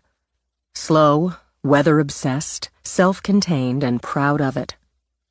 He made a point of talking to the volunteer firefighters, the local doctors, and got scooped up for an exam. Same damn thing happened at the dentist. Because politics had to play a part, Reed sat in on his first town hall meeting, listened to complaints about the power outage on the south side of the island during the last storm, concerns about erosion on the north end. He noted the bitter exchange about mandatory recycling and those, called out by name, who ignored the ordinance routinely. He hadn't expected to do any more than listen and take note, and felt his stomach sink when the mayor called out his name. "Stand up there, Reed, so people can see you. Most of you know, or should, that Reed's taking over as chief of police when Sam Wickett retires in a couple months. Come up here, Reed. Introduce yourself. Tell people a little about yourself and why you're here." Crap, he thought. Crap, crap, crap. He caught the gleam in Hildy's eye. She was a savvy mayor, knew her people, her politics, and didn't suffer fools. He'd better not make a fool out of himself at the town hall. He walked to the front of the room, scanned the few dozen faces of those who'd bothered to show up. "I'm Reed Quartermain, formerly a detective with the Portland Police Department." "Why formerly?" somebody called out. "You get fired?" "No, ma'am. I don't think Mayor Ince or the town council would have offered me the job if I had. I guess the best way to say it is, like a lot of people I know in Portland, I spent some time in the summer on the island.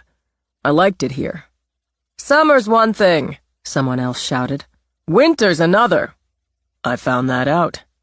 He added a smile with it. "I bought a snowplow from Cyrus at Island Hardware and Paints, and I learned how to use it. I bought a house on the island last fall when I was here for a couple weeks because I remembered the house from when I was a kid, and because when I saw it again, when I went inside it, I knew it was the one. I'd been looking for a home for a while, and I found it on the island, in that house." "The Dorchet place is a lot of house for a single man." A woman with steel-gray hair wound in a braid eyed him more than a little dubiously while she continued to knit something out of bright green yarn. "Yes, ma'am. I'm working on finding enough furniture so it doesn't echo. A lot of you don't know me, but I'm around. Chief Wickett's showing me the ropes, and when he leaves, I'm going to continue his open-door policy. I'm going to do my best for you. This is my home now. You're my neighbors. As chief of police, I'm sworn to serve and protect you and this island. That's what I'm going to do." He started to go back to his seat, stopped when a pudgy guy with a gray speckled beard stood up in the front row. "You're cozied up with Cece Lennon, aren't you?" "If you mean that in a romantic sense, I can only say, I wish." The answer brought some laughter and gave Reed enough time to flip through his mental files and identify the questioner. John Pryor, he recalled, year-rounder, plumber, owned a couple of summer rentals with his brother. "It seems to me you wouldn't have this job if Cece hadn't pushed you for it." "Now, just 1 minute," Hildy began, but Reed held up a hand. "It's okay, Mayor. It's a fair enough question. It's true I wouldn't have known about the job or the house coming up for sale if Cece hadn't told me. I'm grateful she did, so I had a shot at both." "You got shot back in Portland. Maybe you figure being chief of police here is going to give you a safe, easy ride." Mutters rose up, disapproving ones, and Pryor's face only hardened. "It's not about me getting a safe, easy ride, John. It's about doing my duty, about ensuring a safe ride for the people who live here, for the people who come here during the season to fill the hotels and B&Bs. You and your brother, that's Mark, isn't it, own one of those B&Bs. You've got a nice place," Reed added. "If you have any trouble after March, you give me a call. Meanwhile, if you've got any more questions for me, we can head over to drink up after the meeting. I'll buy you a beer."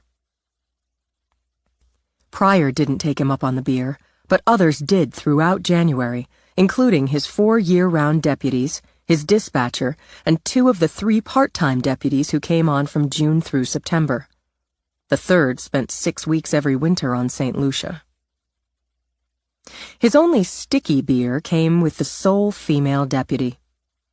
Maddie Stevenson had served 4 years in the Army, put in 3 years with Boston PD before moving back to the island where she'd been born. She'd taken another 18 months to work as full-time caregiver to her mother, a widow, when her mother contracted breast cancer, before becoming the first female full-time deputy on the island force. She'd served as deputy for 9 years.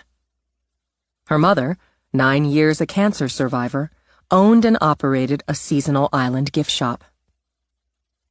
Maddie sat across from him at a two-top, her hair short, straight, ashy blonde, her eyes blue and hard. She wore a flannel shirt, brown wool trousers, and Wolverine boots. He'd done his research, which was as much a matter of talking to people as reading her file. So he knew after an angry marriage and divorce, she'd taken up with, or started seeing, longtime bachelor John Pryor. He didn't have to do any research to glean she wasn't particularly pleased with her new incoming boss. He decided to play it straight and to the point. You're pissed they're bringing me in as chief. They snuck you in from the outside. I've got close to 10 years on the island force. Nobody so much as asked if I wanted the job. I'm asking you. Doesn't make a damn bit of difference now. I'm asking you, he repeated. I'm not chief yet. You've got the contract. Yeah, I'm still asking you. You've got 4 years military, a dozen years with the police, and a long time on the island. You're probably more qualified than me. She sat back from her beer, folded her arms over her chest. I am more qualified. Why do you figure they didn't offer you the job? You're male. You took a couple bullets. You're one of the heroes of the Down East. He shrugged.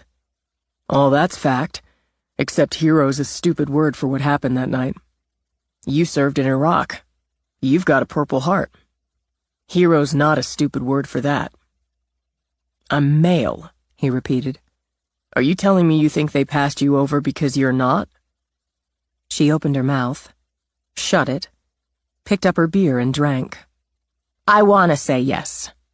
I want to because they never gave us a heads up.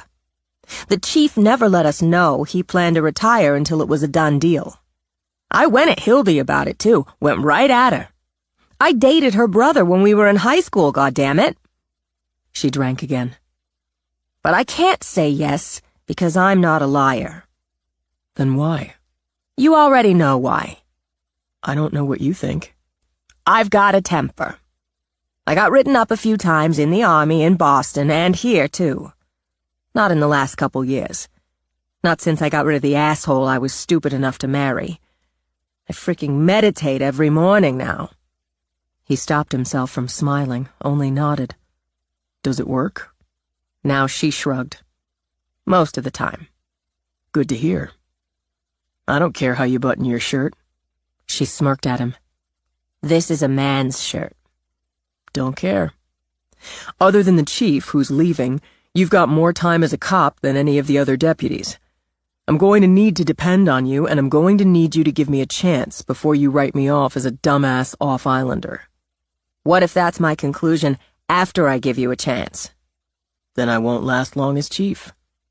She considered. That's fair. Okay. One more thing. If I need a plumber and call John Pryor, is he going to fuck with me? Now she snorted. He shouldn't have given you grief at the meeting. It wasn't that much grief. He shouldn't have anyway. Makes us both look like assholes. And bringing Cece into it made him look like an even bigger asshole. The answer's no. He takes too much pride in his work. Also, good to know. Thinking of Cece, he drove over to her house on his next day off. When she didn't answer, he walked around, as he often did, to her studio. He could see the art through the glass, but not the artist. He felt a little tug of worry, told himself it was just the cop always looking for worst case, but he walked around to the patio. He'd try the door, he thought, just step in and call out. Then he spotted the woman sitting on the rocks on the snowy beach. He made his way down, enjoying the slap of the wind, the sound of the water, and the look of it. As hard a winter blue as the sky overhead.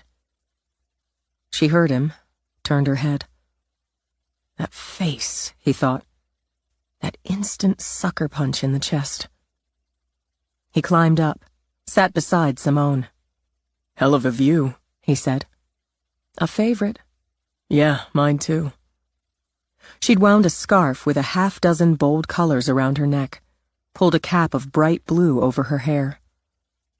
She looked vivid, Reed thought, and just downright amazing.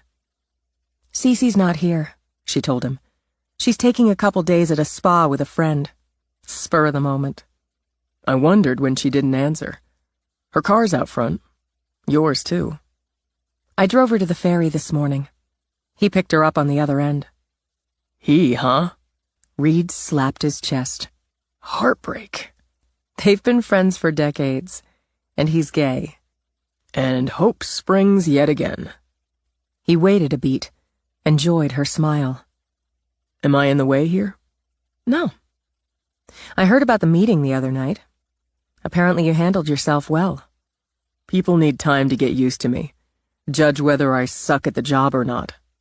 I don't think you'll suck. I won't, but they need a chance to decide. Most islanders like you, I hear. I'm a likable guy. He shot her a smile to prove it. I can even slide into affable. How about you? She looked back out over the water. I don't think I do affable very well. No, me. Let's talk about me. Am I likable? She turned her head again, gave him a long look with those tiger eyes. Probably. I don't really know you. I could take you to dinner. It's meatloaf night at the Sunrise, or there's Mama's Pizza. She shook her head. I'm taking a break, but I plan to work tonight. She took a deep breath of that slapping wind. The cold's getting through. When she shifted, he climbed down, offered her a hand.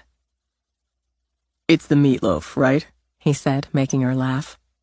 It factors, but I really do intend to work. I needed some air first. Some mind airing. As long as it's not me asking you out, that's the problem. She tipped her head this time, sort of slid her gaze up. I don't know if it is or not because I don't really know you. And because I've opted not to go out with your gender the last few months. Hey, me too. With yours. I bet we're due. Why? Because, he said, as they walked through the lumpy path in the snow they'd both formed in the drifts. You've got to break the fast sometime. No, why are you on a fast? Oh. He concluded a woman wasn't brushing a guy off altogether if she kept talking to him. Well, got shot, had to brood and bitch over that a while, came here, met the breathtaking Cece, changed my life. Not a lot of time for meatloaf with a woman in there. You? I'm not really sure. Lack of interest? There may have been some SBZ in there. SBZ? Simone Brood Zone. I sometimes reside there. But primarily I'd say a lack of interest. I can be interesting as well as affable. He started up the beach steps with her. I could clear these off for you. That's the affability. It's appreciated, but we're getting another few inches tonight anyway. Have you got everything you need in case there's more? Food? Drink? Sorry, he said when his phone signaled. I need to go by the... He trailed off, studied the text. I need to go by the market anyway, so... What is it? I know faces, she said as they reached the patio. You've got a good poker face, or maybe that's cop face, but it slipped for a second. Is your family all right? Yeah, it's nothing like that. I know faces, she repeated. You should come in. Have coffee. She crossed the patio, opened the door. Cece would insist and would be disappointed in me if I didn't. Coffee's good. He stomped off his boots, stepped into the house, the warmth. She turned on the fire first, then stripping off the coat, hat, scarves, gloves, walked to the coffee machine. Straight or fancy? Just black. Manly man. She kept her voice light. I usually go for lattes myself. I worked in this crappy coffee shop when I first got to New York, but we made excellent lattes. I upset you the night of the party. Your friend said I didn't, but... Me's right, as usual, you didn't. I was thinking about something, and you made me think harder. I was abrupt, but that's because I was inside my own head. The SBZ? Her lips curved as she shrugged. Maybe just inside the border. As she frothed milk for her latte, she glanced over her shoulder. He hadn't taken off his coat. The phone. It has something to do with that. With the Down East? Are you a little bit psychic like Cece? No, it's a logical assumption. You should tell me. She turned back to finish the coffees. Not all that long ago, I'd have made sure you didn't. You couldn't. Now I'd like you to tell me. He took off his coat but didn't say anything when she brought him the coffee. Let's sit down. She gestured toward the sofa facing the fire. You're the first person I've asked into the house and made coffee for in, I can't think if ever. I wonder why that is. I don't think it's your famous affability. I don't want it to be because of shared trauma. But part of it has to be, doesn't it? Nobody who hasn't experienced what we did can ever really know. For years, I shut it out. You can't see if you don't look, can't hear if you don't listen. Do you want to know why I started looking and listening again? Yeah, I do. Simone shifted to sit cross-legged on the sofa.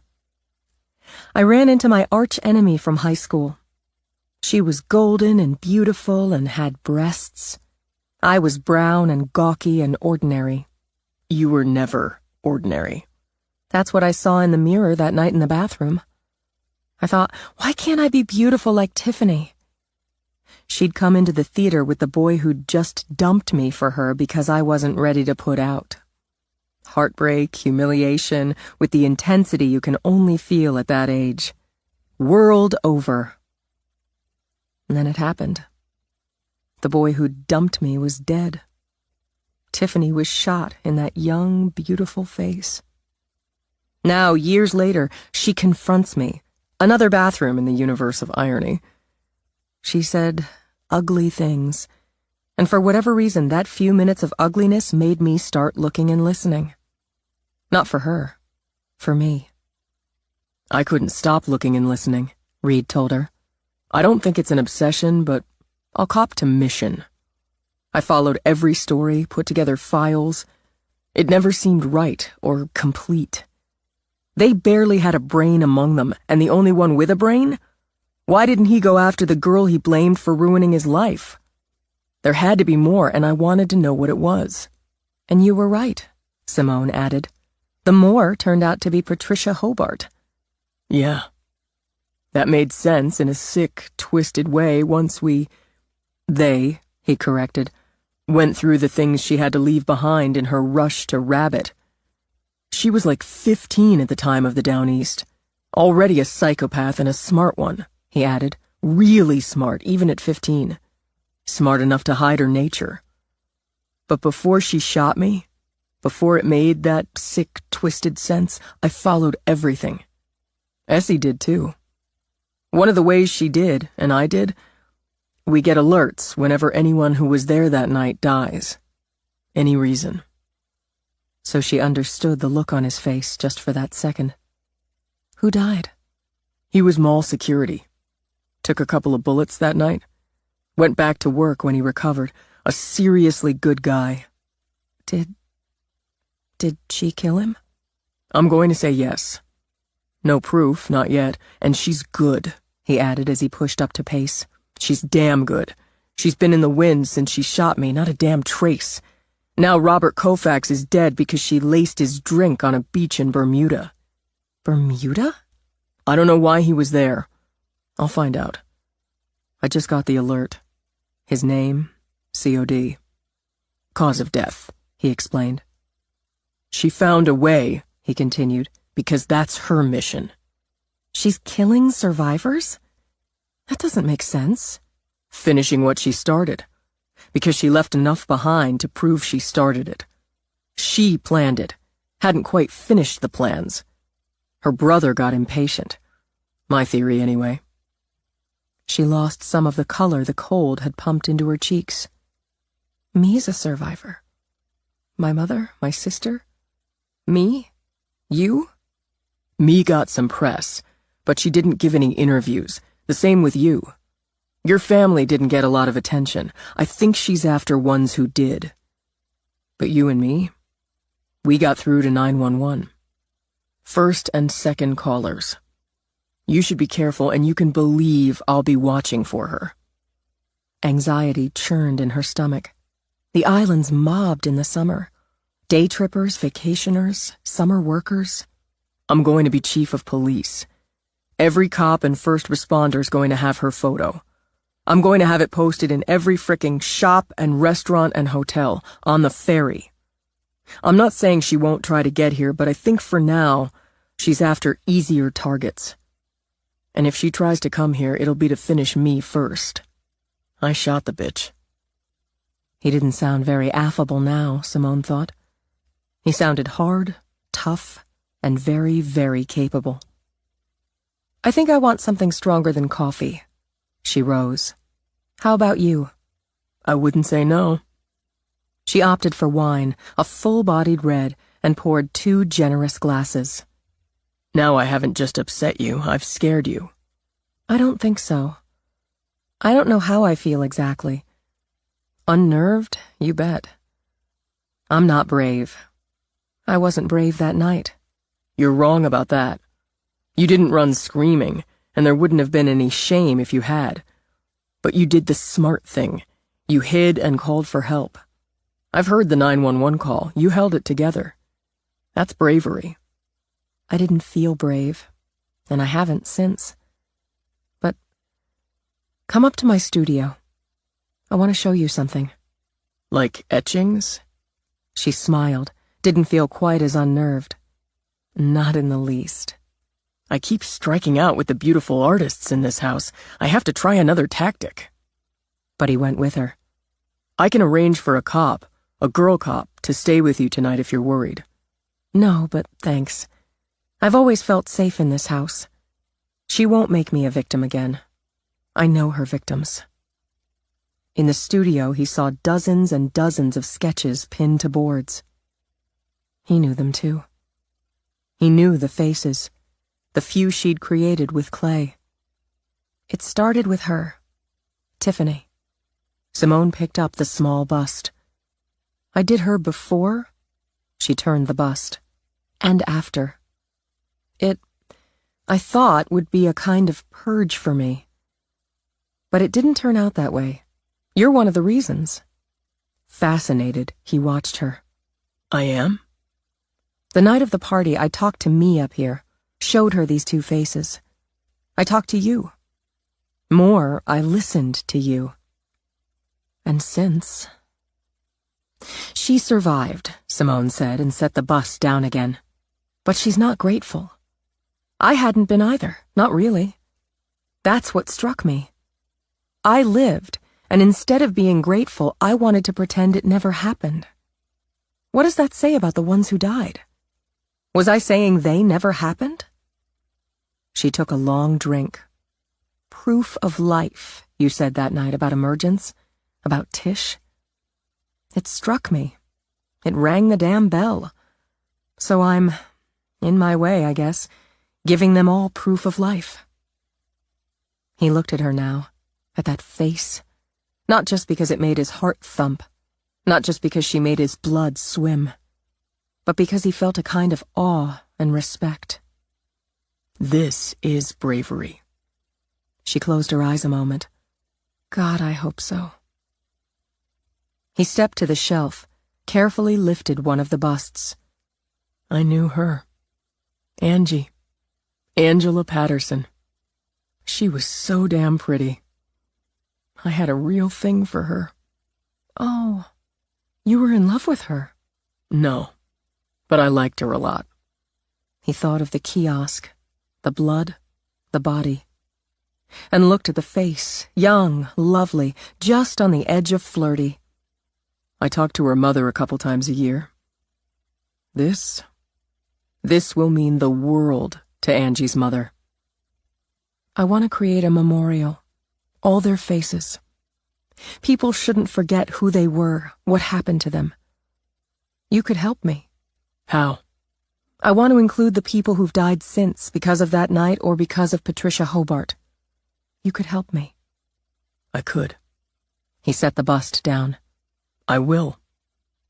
What will you do with it when you finish? That'll be months, longer. I'll need to take a break from it or I won't see or hear clearly. But I'm hoping my father can help there. He's a lawyer and has a lot of connections.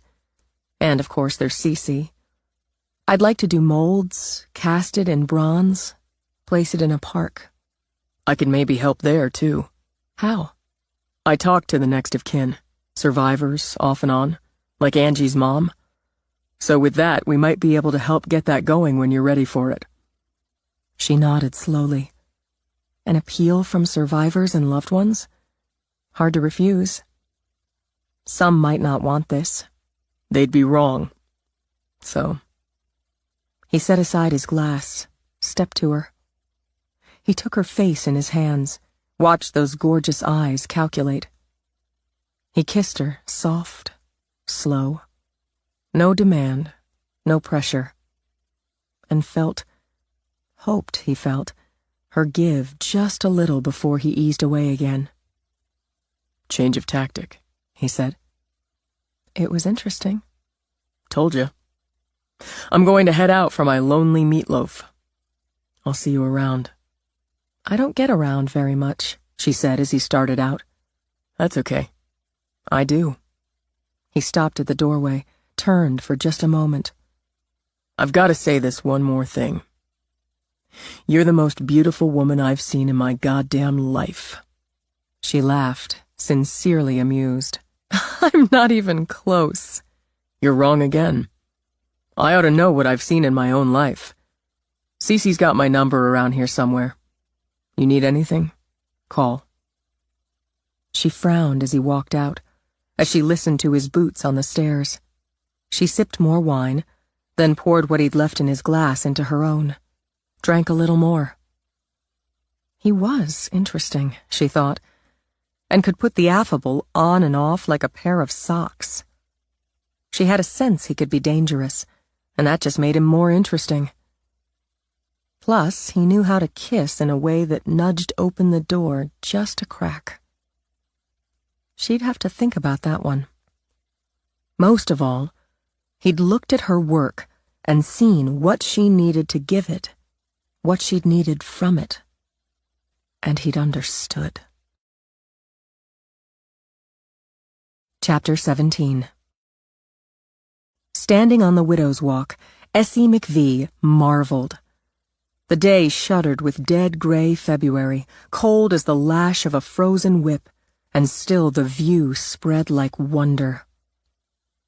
The sea and sky, both that broody, bored gray, couldn't ease the breath of it, or the power of the rocky coastline with the incessant flick of icy water.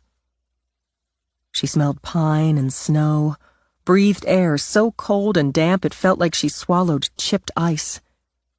Far to the right, the buildings of painted clapboard formed the village, and a path of trampled snow wound through trees with white-coated branches. Far off, the lighthouse stood, a beacon of color and joy against the stubborn winter gloom. Below the house, a rickety pier with some worrisome gaps, cut on an angle through a break in the rocks. You've got a dock. Yeah, such as it is. I've got a boat shed, too. No boat. Mrs. Dorchett sold it after her husband died. I might get one. A boat. Maybe. A boat. Maybe. I've already got the shed and the pier. It seems like I should have the reason for them. She looked up at him, remembered the sorrowful boy on the bench at the park, the young cop learning his way, the partner she'd gone through doors with, the friend she'd found bleeding. Now this, a man looking out at what was his. It's not a shithole, Reed. He grinned. Need some work here and there, but nope, not a shithole. How's it feel to be chief? I'll let you know next month. I'm making some progress, finding my feet. For the most part, people seem to be reserving judgment on whether or not the off-islander can make the grade. You'll make it. Yeah, I will. It'll be quiet for the next couple of months, so more time to find my feet, get to know who's who and what's what, and take control at the station house. Any issues there? He made a non-committal grunt. The current chief's got my back, and that helps.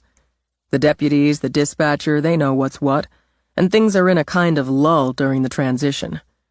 Got some quirks like anywhere, but they're solid enough. The best of the bunch is the lone female. Do tell. Smart and tough. A little bit of a hothead, but I can work with that. Beware the office romance. What? Oh, no. Laughing, he shook back his disordered mop of hair. Hell no. Not my type. And I'd be her boss on top of that. Boss. Ha ha. Anyway, she's about 40, divorced, and hooked up with an island plumber. Then there's Leon Wendell, former Navy petty officer. 7 years on the force here. Likes to fish. His wife of 30 years is a teacher. 3 kids, 1 granddaughter. 7 years? And they brought you in over him? He's not a boss, Reed said with a shake of his head. Doesn't want to be. He'll keep his eye on me, though, guaranteed. We've got Nick Masterson, 33, newlywed. He's competent. His family owns the Sunrise Cafe. His mom keeps the books. And we finish the full-timers with Cecil Barr, 24, easygoing but not stupid. His father's a fisherman, mother's a nurse, older sister studying to be a doctor, younger brother still in high school. We wind up with Donna Miggins, dispatcher, 64, sharp.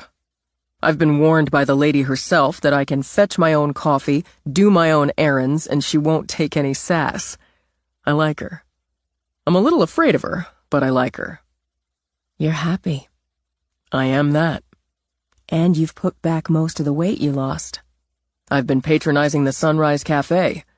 Most islanders wander through sometime during a given week, and I'm a crap cook anyway. You ought to learn to deserve that kitchen. If I don't cook, he pointed out, it stays clean. That makes a stupid kind of sense, she conceded. Let's head down, get some coffee. I just bought that fancy machine. I don't know why, she said as they went in down the stairs. When you drink it, it's black. The girl of my dreams likes lattes. The artist? He flapped a hand on his heart. Thump, thump. She paused, as she hadn't on the way up, outside the master suite, and with the privilege of an old friend, wandered in. Really nice space. Great views again. You still don't have a bed. He pointed to the mattress and box springs. That's a bed. A bed has a frame, a headboard, possibly a footboard. Some style. You're never going to get the girl of your dreams on that. You underestimate my charm and sex appeal. No, I don't. She looked around, noting the teddy bear cop sitting on what he mistakenly called a dresser. You need an actual dresser, instead of that ugly block of wood you've had since college. Maybe a nice chair, some tables, nice lamps, a rug, and... She trailed off as she peeked into the ensuite. Jesus, the bathroom's fabulous. Previous owner's son, like the kitchen. No more piss-trickle showers for me, baby. Spring for some new towels. Find some local art for the walls in here, and a good mirror for the bedroom. You're a tough sell, Essie. I know what I know. She walked out and into an empty bedroom. What are you going to do with this? Home office? No, I set that up already down the hall. I figure a guest room. I'll end up having 2 of them. You and your family could come stay sometime. I'm going to buy a big-ass grill. I'll start paying you back for all the meals and nights I ended up flopping at your place. We'd love it. First decent grill on the deck weekend, we're both off. Deal. Queen bed. You've got the room. Simple duvet and curtains. A little desk and chair. Nice lamps and end tables. Nothing matchy. An old dresser. Not a crap one, but an old one. What are you, my decorator? Yeah, he said before she could. You know what you know. She continued her exploration, came across the unrehabbed bath. Sea green tiles bordered in black. Sea green john and shower tub combo. Sea green sink in a white vanity. I like it. You do? It's retro and kitschy, and it has possibilities. You need a new vanity and some paint, and some fun towels, shower curtain. It'll be adorable. She wandered on, rattling off ideas to the point he figured he should be taking notes. Then he opened the door to his office. "Ah," she said. He'd put his desk, a big clunky holdover from college, in the middle of the room.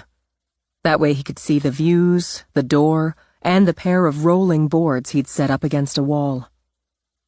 On the first whiteboard, he had tacked Patricia Hobart's photo dead center. Along with photos and crime scene shots of her victims, he'd written in timelines, added copies of reports. Lines, solid or dotted, fanned out, intersected. On the second board, he'd pinned the 3 shooters from the Down East Mall. Timelines again, weaponry and photos, names, ages of the dead. Separated by a red line, he'd displayed photos, names, ages, locations, employment of survivors. The room held 3 gunmetal gray filing cabinets, a couple of folding chairs leaning against a wall, dry-walled, mudded, sanded, but not painted, his old mini-fridge, also from his college years, and a kitchen-sized trash can half full of empty cans of Coke and Mountain Dew, water bottles, and take-out coffee cups. The open closet held office supplies, paper for the printer, the scanner, file folders, a tub of markers, a stack of legal pads. On the floor of the closet sat a case of water, a case of Cokes, another of the Dew, all opened and pillaged. Essie moved to the boards, studied them. "Good, thorough work, Reed." It's quiet here now, and I'm not chief yet. I've had the time. Still, she got to another, and she's back in the wind. There's no telling who she'll target next, when or where. Might as well toss the names in a hat and pick one. The twisted bitch is more logical than that. To her mind, every target so far got some sort of splash out of that night. A little fame, a little fortune, and a routine she could document or exploit. We can go right down the line on that, ending with Bob Koufax. All over his Facebook page, Reed agreed. Where he was going, when, why, more when he got there. She took herself a working vacation. Yeah, she did. The feds tracked her to a room at the same resort. Reed whipped around. You're sure? I know how to keep my head down and my ears open. You can add this name to your board. Sylvia Guthrie. She won't use that name again, but she used it to book and pay for the room and her expenses. American Express. And to book her flight, round trip, first class, direct from New York. JetBlue out of JFK. Chaz is in New York. He got a promotion and moved to New York. They don't think she had her hole there. They're of the same mind as we've been. Canada. She won't stay there now. Unlikely. I've got copies of her Guthrie passport and driver's license photos down in my bag. It listed a New York address, but it's bogus. You can have them for your board, too. My information is she flew into Bermuda the day before the target, got herself a fucking massage, charged $100 bottle of wine and a damn fine meal to her room. Charges also include a couple of virgin daiquiris from the drink service on the beach on the 3rd day. The target and his family racked up some bar bills there, same time frame, before the target became short of breath, keeled over, and died, thanks to the cyanide in his Mai Tai. The second time she's used poison. Dr. Wu. Reed gestured to the board. Crowded beach instead of a crowded bar for Koufax. Cyanide in his drink instead of jabbing him with a toxin like Wu. But it rings the same. I think she likes to shoot, he added. I think she likes the impact, the blood, but sometimes poison's easier. Same page, Essie told him.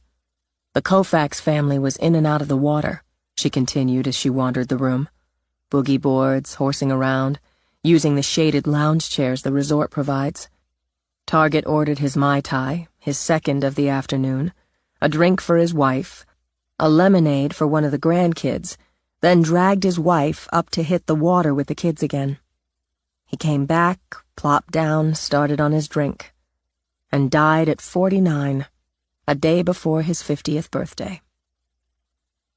All she had to do was stretch out somewhere, mark where he sat, what he drank, dump the poison in while he's in the water, walk the fuck away. Which she did before she strolled back to the resort spa and enjoyed a facial. Pre-booked. It was always going to be poison for this one, I'd say. If not on the beach, then at the pool bar or the open-air bar, one of the restaurants. She saw her chance and she took it. Did they question her? Busy season at the resort, but the locals spoke with her briefly. She stated she'd been on the beach about that time, had even noticed the big, happy family.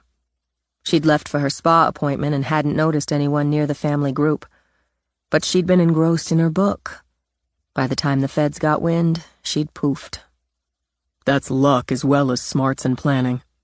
Studying the board, Reed slipped his hands into his back pockets. That's a lot of luck. She's got plenty of it. The only time we know of she ran low was with you. Yeah.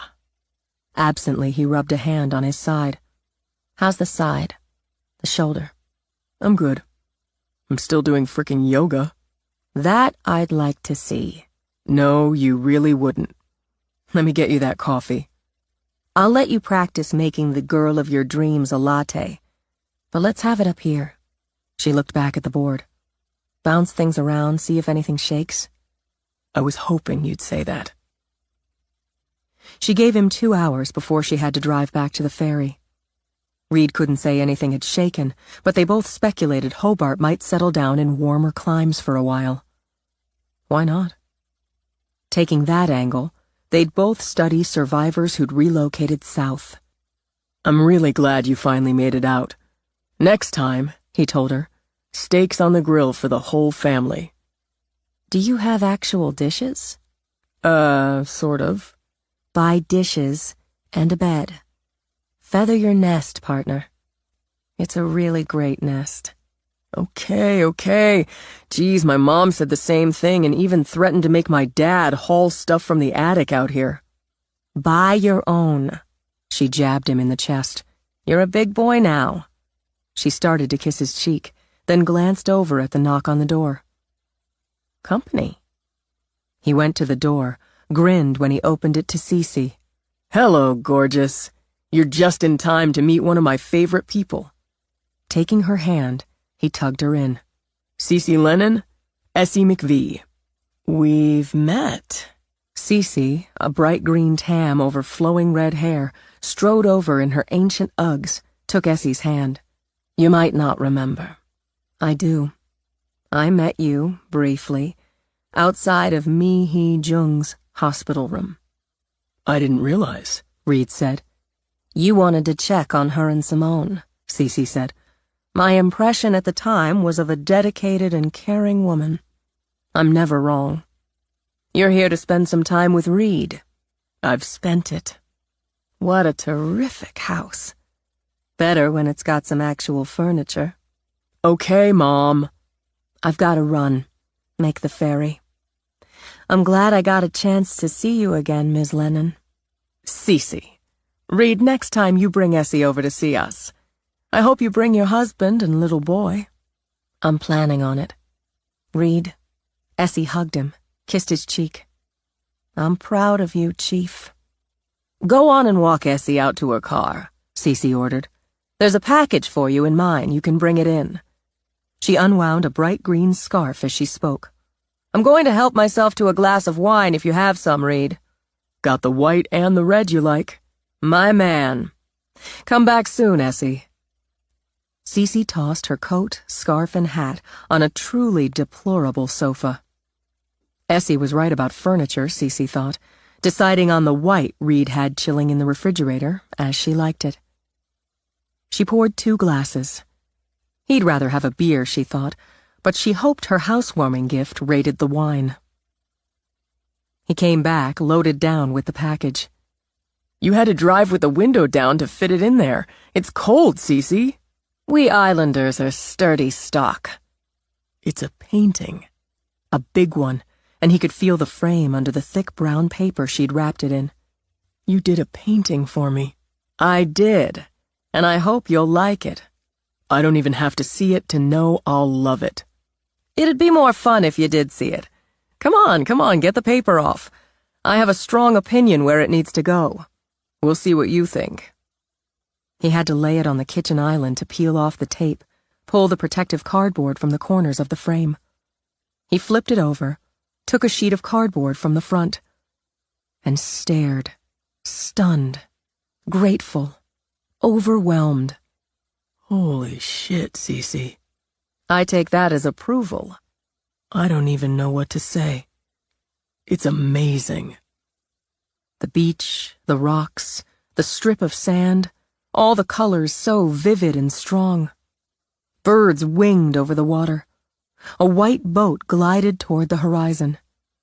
The bluest of blue skies spread, and one of the filmy white clouds formed a dragon like the one guarding her guest room. A few shells, exquisitely detailed, dotted the sand like scattered treasures. And two figures sat on the rocks, angled toward each other, looking out. It's us, he murmured. It's you and me. It won't be the last time I paint you, but it's a good start. I don't know what to say. He looked at her. I honestly don't know how to thank you. It's magic. Just like you. That's a perfect thing to say. We look right, don't we? Kindred souls reunited. I really love you, Cece. I really love you right back. Where do you think you want to hang it? It has to go there, over the fireplace. It has to be where you can see it from everywhere. You're exactly right. No time like the now. I've got hangers. She reached in her pocket for them. And a drill in the car if you don't have one. Yeah, I got one. And a tape measure. Let's get it done and done right. She proved fussy about the accuracy of measuring and beat him to hell and back on the math part of it. But with her fussing, calculating, and assistance, he hung his first piece of art in his new home. I have an original Cece Lennon. Hell, I'm in an original Cece Lennon, and it's awesome. She handed him his glass, tapped hers to it. To you and your happy home. He drank with her, then drew her in. Where would I be now if you hadn't walked down that morning? You were meant to be here, so here you are. Sure feels like it. He kissed the top of her head. I guess I'm going to have to get serious about furniture. Nothing down here is worthy of the painting. You're right. Start by getting rid of that ugly couch. He felt a little pang for the memories made on that ugly couch. The naps taken, the sports watched, the girls he'd gotten naked. Then he looked up at the painting and thought of memories yet to come. The island didn't have an actual furniture store, but it did offer a kind of flea market antique-y sort of place. He found some things there, and at the single year-round gift shop he liked. Used the internet for more. He tried not to think too much about the seeping wounds on his credit card. Still, the island shopping served the dual purpose of public relations. And trading a six-pack for help hauling, assembling, placing the furniture with Cecil gave him the opportunity to get to know the deputy better. For instance, he learned Cecil had a more experienced hand with tools. The man wasn't fast, but he was tireless. Together they stood back and studied the bed. Reed's first purchase. Because he definitely wanted the girl of his dreams in it. He'd even gone for a new mattress set. That's a nice bed, Chief. You think? Yeah, it works. Simple, he thought, but not so basic it looked like he didn't give a damn. He liked the vertical slats, the low footboard that wouldn't get in his way, the faded charcoal color. You wanna put the sheets and stuff on it? I'll deal with that later. Let's get the rest loaded in. I appreciate it, Cecil. Hell, I don't mind. I like putting things together. And it's a cool house. By the time he passed Cecil the beer, he had a furnished bedroom, a new couch, a second bed, queen size as ordered, set up in the guest room along with nightstands and lamps. Not too matchy, he hoped. Exhausted, he flopped down on his new bed, sans sheets. Considered. Bounced a little. How the hell had he slept on that old piece of shit mattress all this time? He thought about reaching for the beer on his new nightstand, On a coaster. He wasn't a fool. Thought about it again, and drifted right off. He dreamed of drills and hammers, screws and screwdrivers. Not so surprisingly, that slid into a rather stupendous sex dream starring Simone. In the dream, his new headboard banged against the wall as Simone locked her legs around his waist. He woke, hard as iron, a little breathless, and realized the banging didn't stop. Shit, fuck, damn. He shoved up, did his best to adjust himself. Down, boy, he muttered and started downstairs. The burly delivery man had been there before. Sorry, I was upstairs. You got another one. The driver held out his tablet for Reed to sign.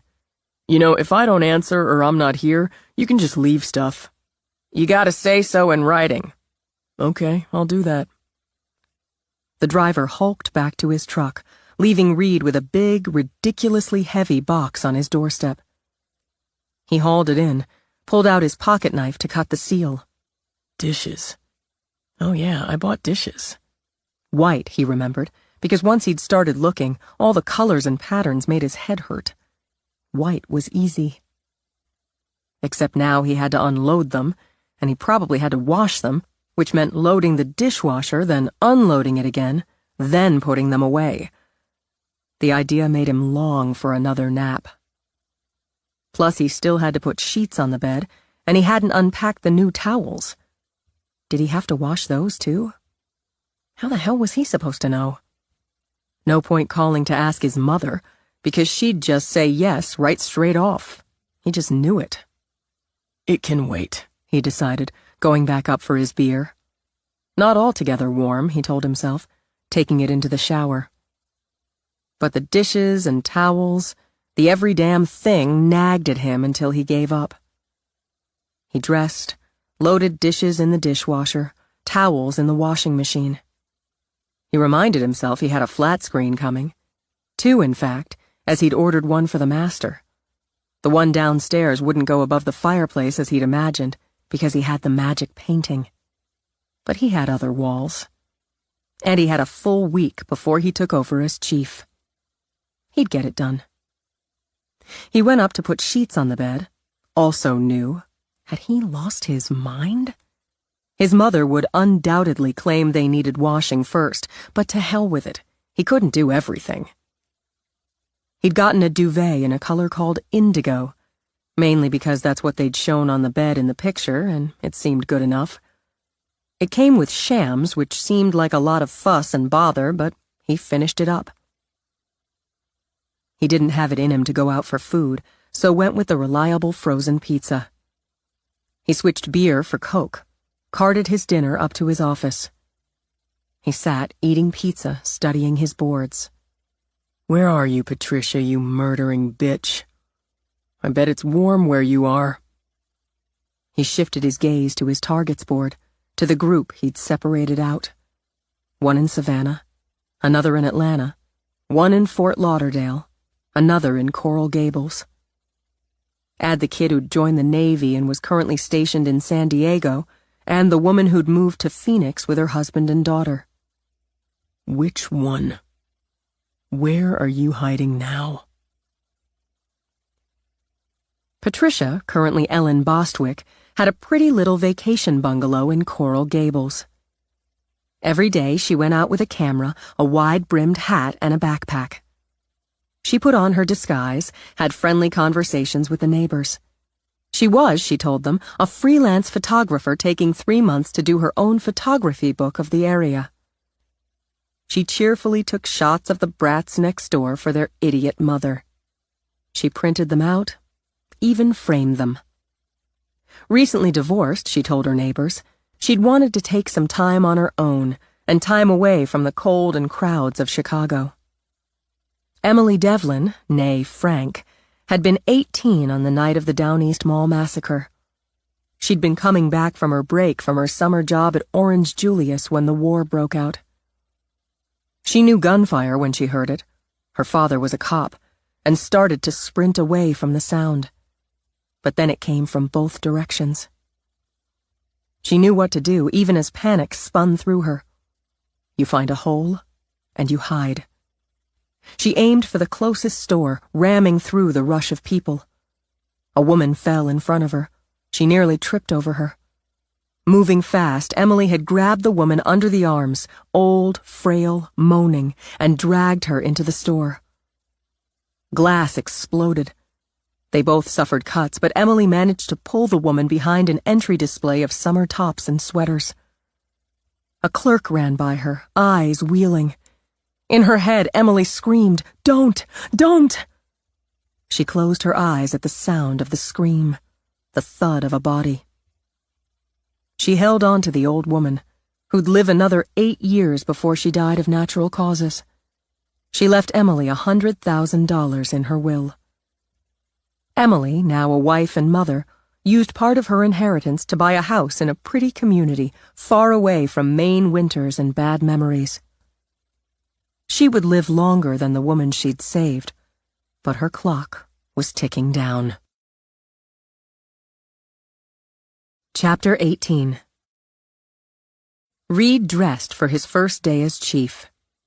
He had a uniform, khaki shirt and pants, even a billed hat, but chose jeans and a light blue shirt. He'd pull out the uniform for special occasions, but, snagging one of his grandmother's sayings, he'd begin as he meant to go on. He pulled on boots, not new, not too beat up, and since March blew brisk, a leather jacket he'd had for about a decade. He clipped his service weapon to his belt.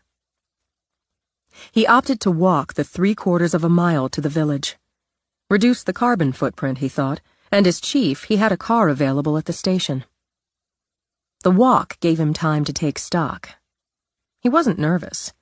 He'd lived on the island for nearly 3 months now, had felt its pulse. Plenty of the 1,863 islanders, ages from 7 months to 88, hadn't figured he'd last the winter.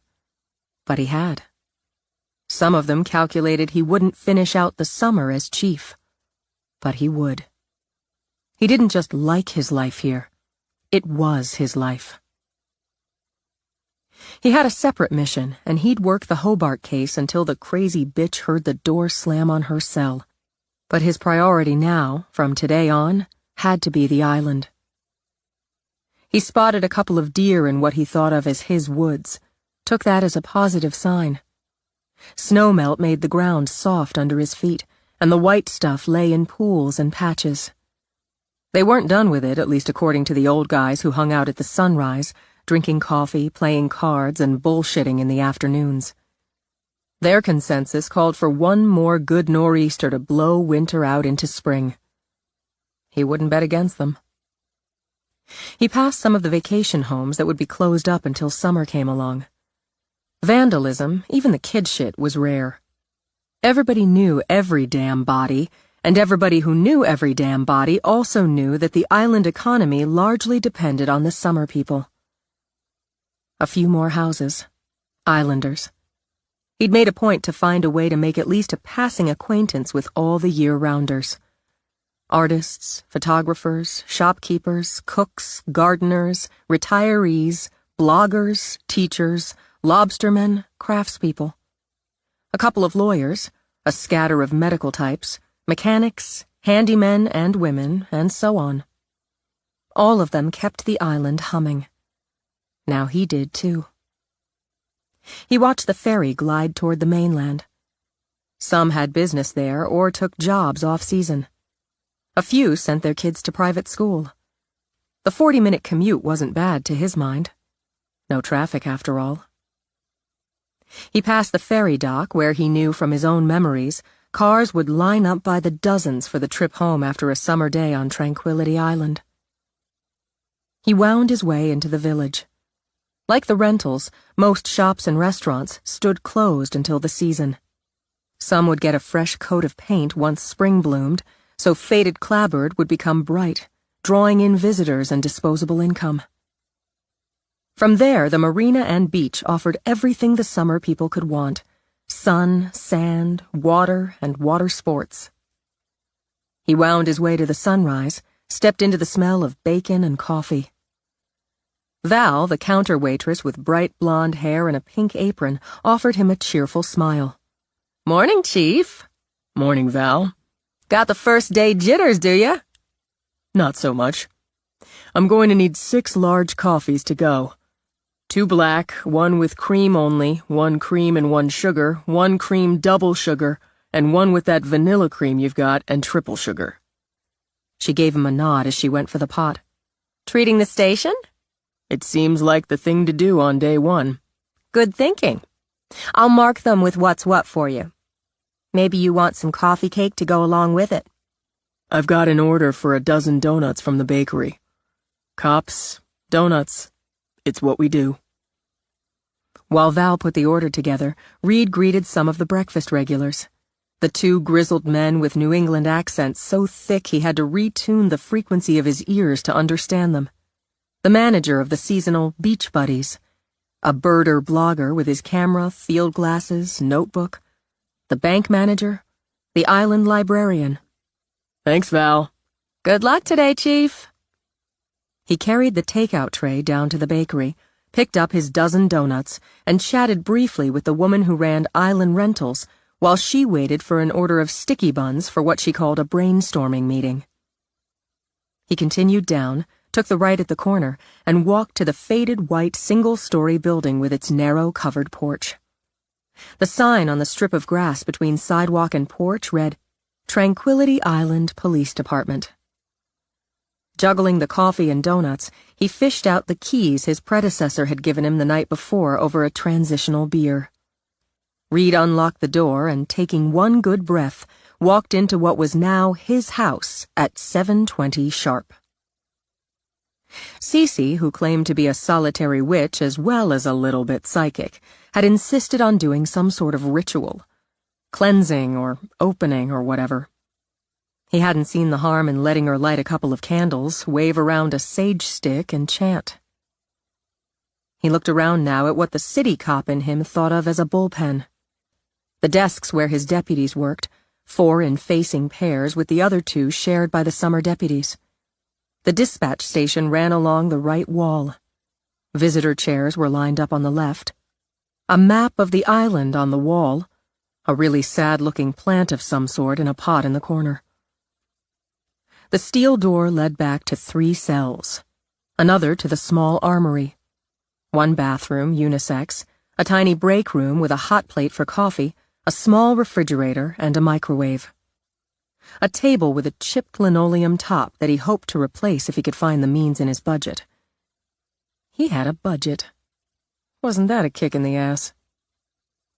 He moved through the bullpen to the narrow hall that led one way to the break room, the other to the John, and straight ahead to his office. He went into his office, set down the coffee and donuts, took off his jacket, hung it on the tree by the door.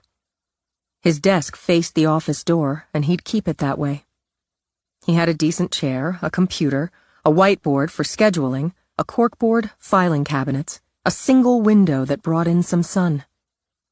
He had his own hot plate, and eventually he'd replace that with an actual coffee maker. Okay, then, he said aloud. He went behind the desk, sat, booted up the computer, entered his password. He'd created the document the night before during Cece's magic ritual, and now opened it, gave it another look, sent it. When he heard the station door open, he rose, got the coffee and donuts, and went out to the bullpen. It didn't surprise him Maddie Stevenson was the first to arrive. "Chief," she said, a little cool, a little clipped. Thanks for coming in early. Coffee, black. He pulled her cup out of the tray. She frowned at it. Thanks. Donuts. He flipped the lid on the box. You're first, so first choice. When she continued to frown, he set the box on the closest desk. When I call everybody in a half hour early, the least I can do is bring coffee and donuts. While she mulled them over, Leon and Nick came in. Chief Quartermain, Leon said, friendly but formal. Coffee, Reed said, passing out the cups. Donuts. He waved a thumb at the box. Cecil strolled in. Hey, am I late? Right on time, Reed told him, passing him his coffee. Wow, thanks, Chief. Hey, just how I like it. Grab a donut, take a seat. That damn dog. Donna rushed in. I don't know why I let Len talk me into that damn dog. What's all this? She demanded as she took off a puffy jacket, pulled off a boa constrictor of a scarf. Is this a party or a police station? It's a meeting. Reed handed her the last coffee. Have a donut. Donuts. We'll end up with a bunch of fat cops. But she took one. I appreciate you all coming in early.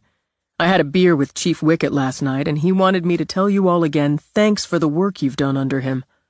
I won't be changing much around here. Much? Donna sniffed as she bit into a jelly-filled. That's right. I'm going to play with the budget some, see if I can find a way to get us a new table in the break room. I will be keeping Chief Wicket's open door policy. If my door's closed, there's a reason for it. Otherwise, it's open. If Donna hasn't already given everybody my cell number, get it. And I need yours. I need you to keep your cell charged and with you at all times, on or off duty. I know Chief Wicket used the whiteboard for scheduling. I'm using the computer. I've worked out next month's shift schedule. It'll be on your computers. If anybody needs to switch up, needs time off, you can work that out among yourselves. I just need to know. If we can't work it out, we'll find a way. Is your schedule on there? Maddie wanted to know. It is. While we're out here, somebody tell me, what the hell is that thing? They all looked at the sickly plant. It's an eyesore, Donna said. The chief's wife gave it to him for some damn reason. We ought to put it out of its misery. Ah, now, Donna, Cecil began. The chief had a black thumb. No offense, Cecil. Cecil, the only black person in the room, just grinned. I got 2 of those. But we can't just toss it out. That ain't right. Anybody here got a green thumb? Reed asked. I don't know what color mine is. I've never tried growing anything. As one, the group turned to Leon. Okay, Leon, you're in charge of the thing over there. If it dies, we'll give it a decent burial. And before the growing season hits, maybe you can tell me something about the lupins and whatever else I'm going to have coming up at my place. I don't know a damn thing. I can help you out there. Great. One more personal thing. I think I'm going to need somebody to give my place a going-over like once or twice a month. I'm not looking at you. He had to laugh as the faces ranged from stony to appalled. I'm asking for suggestions. Kaylee Michael and Hester Darby handle turnover for island rentals, Donna told him. They bring in extra hands for that during the season, but Kaylee and Hester are islanders. I met Hester. Seeing as you're one messy man in that big place, you'd be smarter to hire both of them. In and out quicker, and they're a good team. Thanks, I'll talk to them. If anyone's got any questions, comments, snide remarks, now's the time. If there are more personal questions, comments, snide remarks, you can see me in my office. Do we get written up for snide remarks? He gave Maddie a level stare. I guess we'll have to find out. I'm not much of a hard ass, but I'm not a pushover. You'll have to figure out the sweet spot. Check your schedules. I'll be in my office. He grabbed a donut on the way out. It took less than 10 minutes for the first to tap on his door jamb. Come on in, Nick. You've got me scheduled for next Saturday night. It's my 6-month anniversary, and I promised to take Tara, my wife, over to Portland for a fancy night out. Cecil said he'd switch with me. I'll fix it. How'd you meet Tara? She took a summer job with a friend of hers on the island a couple years ago. A lifeguard. She pulled this guy out. He had a heart attack, it turns out, damn near drowned. She pulled him out, gave him CPR, brought him back. I was on beach patrol, so I talked to her, got her statement and all, and that was that. He smiled, stars in his eyes. Anyway, thanks, Chief. Minutes later, Maddie came in, sat, folded her arms. Is this going to be a snide remark? That depends. It's starting as comment and question. The snide remark depends on your answer. He sat back. Fire away. Chief Wicket was a good cop, a good boss, and a good chief. But he had one blind spot. We've got one bathroom. We do, and I don't see how I can stretch the budget to add a second. I don't care about that. I care that the chief's blind spot meant he expected me and Donna to rotate cleaning the bathroom. Because we've got the ovaries, to his way of thinking. I don't share that way of thinking. Unless I can, once again, stretch the budget to have somebody come in once a week. Men are smelly and sloppy. Once a week doesn't cut it. Okay, then twice a week, if I can stretch it for somebody to come in and deal. Otherwise, daily, full rotation, including those without ovaries. I'll send out a staff memo on it. Are you on that rotation? He smiled at her. I'm the chief of police. That means I don't scrub the toilet. But I'll do my best not to be smelly and sloppy. Toilet paper goes on the holder, not on the damn side of the damn sink. I'll add that in. Toilet seat goes down. Jesus. He scratched the back of his neck. How about this? The lid and all goes down after each use. Seat alone, I'm playing favorites. That's fair. But she hesitated. More? It ought to be just the deputies on John cleaning duty. Why not Donna? She doesn't use the toilet? You have to get down to scrub the floor. She's fit and she's agile, but I know it hurts her knees. Okay, just deputies. Thanks for telling me. She nodded, rose. How come you have me patrolling with either Nick or Cecil instead of Leon? Because they both need more seasoning and you and Leon don't. The way it was before. This isn't before. Take your toilet, Victory, deputy. He heard the phone ring in the bullpen. If that's a call, you and Nick are up first. Let's keep it safe out there. By the end of his first day, he made more adjustments, gave some, held the line more. He took a couple calls himself just to keep his hand in. At the end of his first week, he locked up the station feeling satisfied and steady. He left his cruiser at the station, opted to walk. If he got an after-hours call, he'd take his personal vehicle. He picked a couple things up at the market, made his way home in air that tasted of storms. His weather forecaster at the Sunrise said that nor'easter was barreling in. Since the official weather station agreed, he intended to batten down his own hatches, to be ready if he got a call involving storm damage, accidents, or downed trees. His trees swayed in that whooshing wind, but they'd come through storms before. He angled to go in the back in the kitchen. He spotted Simone's car parked beside his and thought, oh yeah, finally. He didn't see her, so he walked around to the water side of the house. And there she was, standing in the wind, hair blowing. Hair now the color of his grandmother's treasured mahogany sideboard. Thump, thump, thump went his heart. He wondered if it always would. Hey there, he called out. Nice breeze, huh? She turned, eyes alive, face glowing. Nothing like a storm gathering itself up. She walked over to him. How'd week 1 go for you? Not bad. You want to come in? Yeah. She walked around with him, watched him slide the glass door open to the kitchen. You don't lock up? If anybody wanted in, they'd just break the glass. He set the market bag on the counter. You want a drink? What are you offering? I've got Cece's wine. He got a bottle of each, held them up. I'll take the cab. She wandered through. Nice couch. You need some throw pillows. Women need throw pillows. I'm a guy. A guy who probably wants women on this couch. You have a point. Throw pillows it is. I don't know anything about buying throw pillows.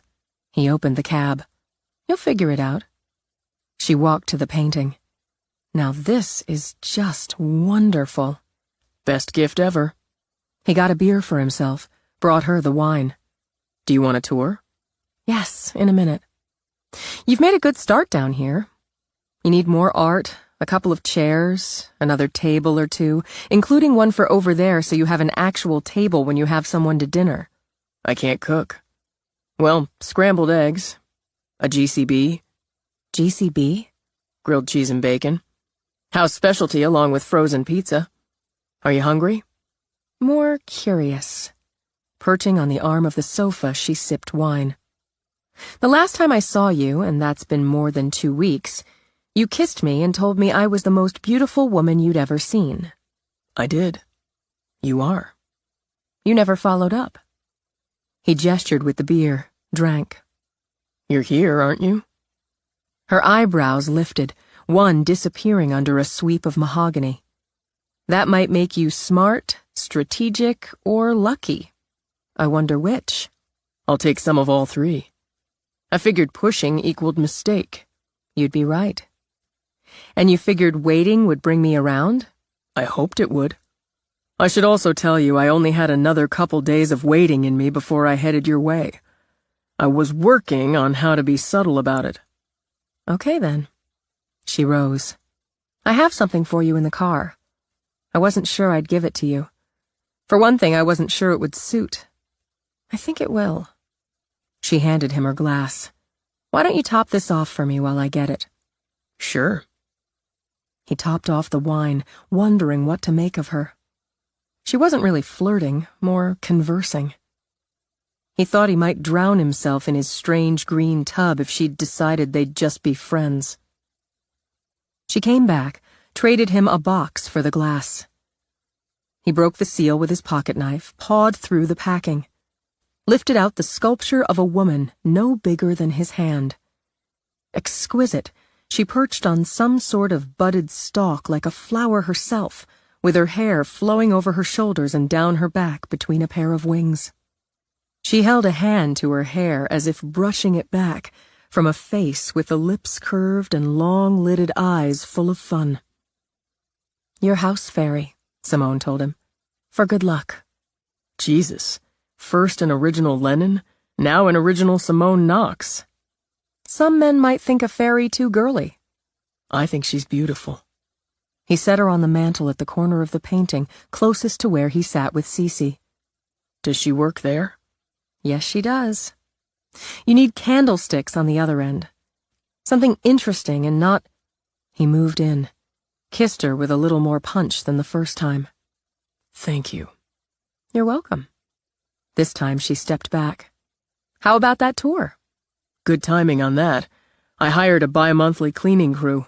They came in today. Kaylee and Hester, I heard. He took her around the main level. She, like Essie, like Cece, made comments, suggestions. She paused in front of a closed door. Office, he said, placing a hand over the knob to keep it closed. He sure as hell didn't want her to see his boards. I take care of that myself, so it's pretty messy right now. I've got a guest room over here. It's really pretty. Welcoming. My partner had definite ideas, so I tried to follow them. Mostly. I'm hoping she and her husband will use it this summer. They've got a kid, but I've got a second guest room, or will eventually. And my parents, my sister and her family, my brother and his. It's nice. An ensuite. Was it the master? No, that's down the other end.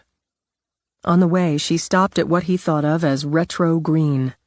This is just charming.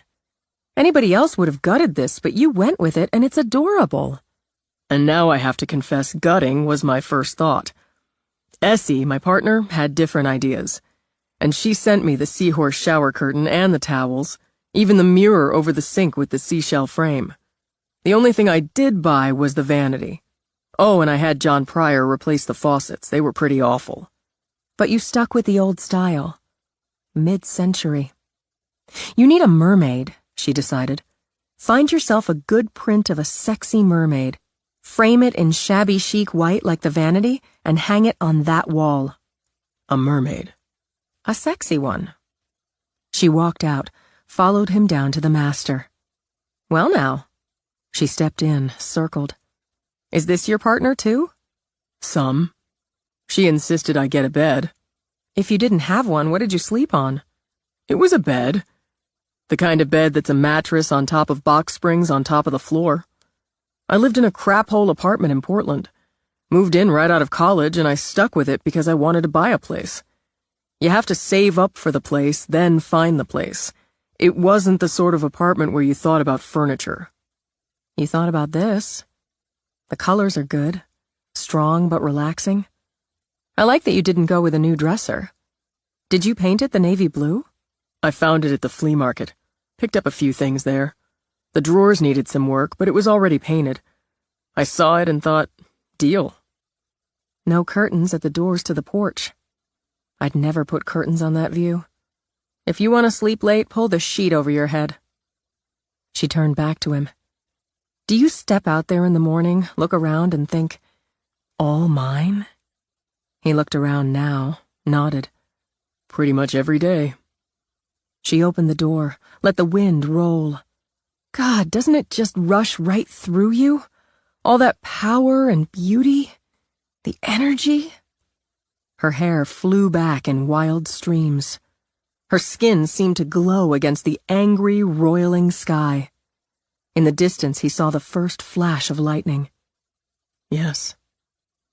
She eased the door closed, turned back with that crazy, sexy hair, the glow. She walked to the nightstand, set down her glass. A coaster? If I set a glass or bottle down without one, I hear my mother's voice saying, and she's got that exasperated mom tone down cold. Read Douglas Quartermain, I taught you better. So, coasters. Because sometimes you want to stretch out with a beer. Sometimes you want? She moved to him, and with her eyes on his, began to unbutton his shirt. He saw himself grabbing her up like a madman, taking what he so desperately wanted for his. To his surprise as much as hers, he closed his free hand over her busy ones. I'm going to slow this down a little, he said. Her eyebrows shot up again. Oh? He had to take a breath, step back. Since he only had the one coaster handy, he set his beer on the dish he used for loose change every night. Did I read this wrong? She asked him. No. A+ in reading comprehension. I wanted you from the first second I saw you walking down the stairs at Cece's party. No, I lie, he corrected. I wanted you when I saw you in that painting, the one Cece calls Temptation. Hence the name, she said, watching him. Yeah, good title. But the night of the party, I saw you. I saw you walking down the stairs and everything turned. Everything stopped, then started again. It was a goddamn moment, Simone. You've had moments before. When she started to turn and reach for her wine again, he put a hand on her arm. Not like this. Let's get that clear straight off. This is another goddamn moment. I just want to slow it down. You don't want to have sex with me tonight? I said I wanted to slow it down a little. I didn't say I'd lost my mind. I want you tonight. I'm going to have you tonight unless you walk out the door. I just want to slow it down. He drew her in, took her mouth. Long and slow, in contrast to the storm breaking outside the glass. Soft and smooth and dreamy. Don't walk out the door, he whispered. In answer, she wrapped her arms around his neck, took the kiss deeper. How slow? She asked. Pretty slow. To start, anyway. He slipped the jacket off her shoulders. I've had some pretty intense dreams about you in that bed. We may get there. He went back to her mouth as the wind kicked. Lightning flashed. Thunder rumbled in its wake. She'd underestimated him. She knew that now. She'd been so sure they'd just jump in, and she'd rid herself of this damn itch he'd left her with. But he lured her into wanting more, into giving more, feeling more. When he plucked her off her feet, she felt her heart skip, heard her breath catch. Then he took her mouth again. God, he was good at it. As he laid her on the bed, she drew him down with her, absorbing his weight, the shape of him, before she rolled to reverse positions. I can do slow. She dipped her lips to his, a soft brush, a tease. But I want to. Watching him again, she finished unbuttoning his shirt, toed and kicked off her boots. Stretched over him, she nipped at his jaw. I like your face. Lean, angular. the eyes deep set in that quiet green that's really not quiet at all. I've done sketches of your face. You have? Trying to decide what to do with you. She tossed her hair back, smiled down at him. I decided this part of it. She ran her hands down his sides, then stopped with a jerk. You're wearing a gun. Sorry. He rolled her back, sat up. I didn't think of it. He unclipped it, shoved it in the drawer of the nightstand. You forgot you're wearing it because it's part of who you are. Of what I do. And who you are. He shifted around, saw her kneeling on the bed behind him.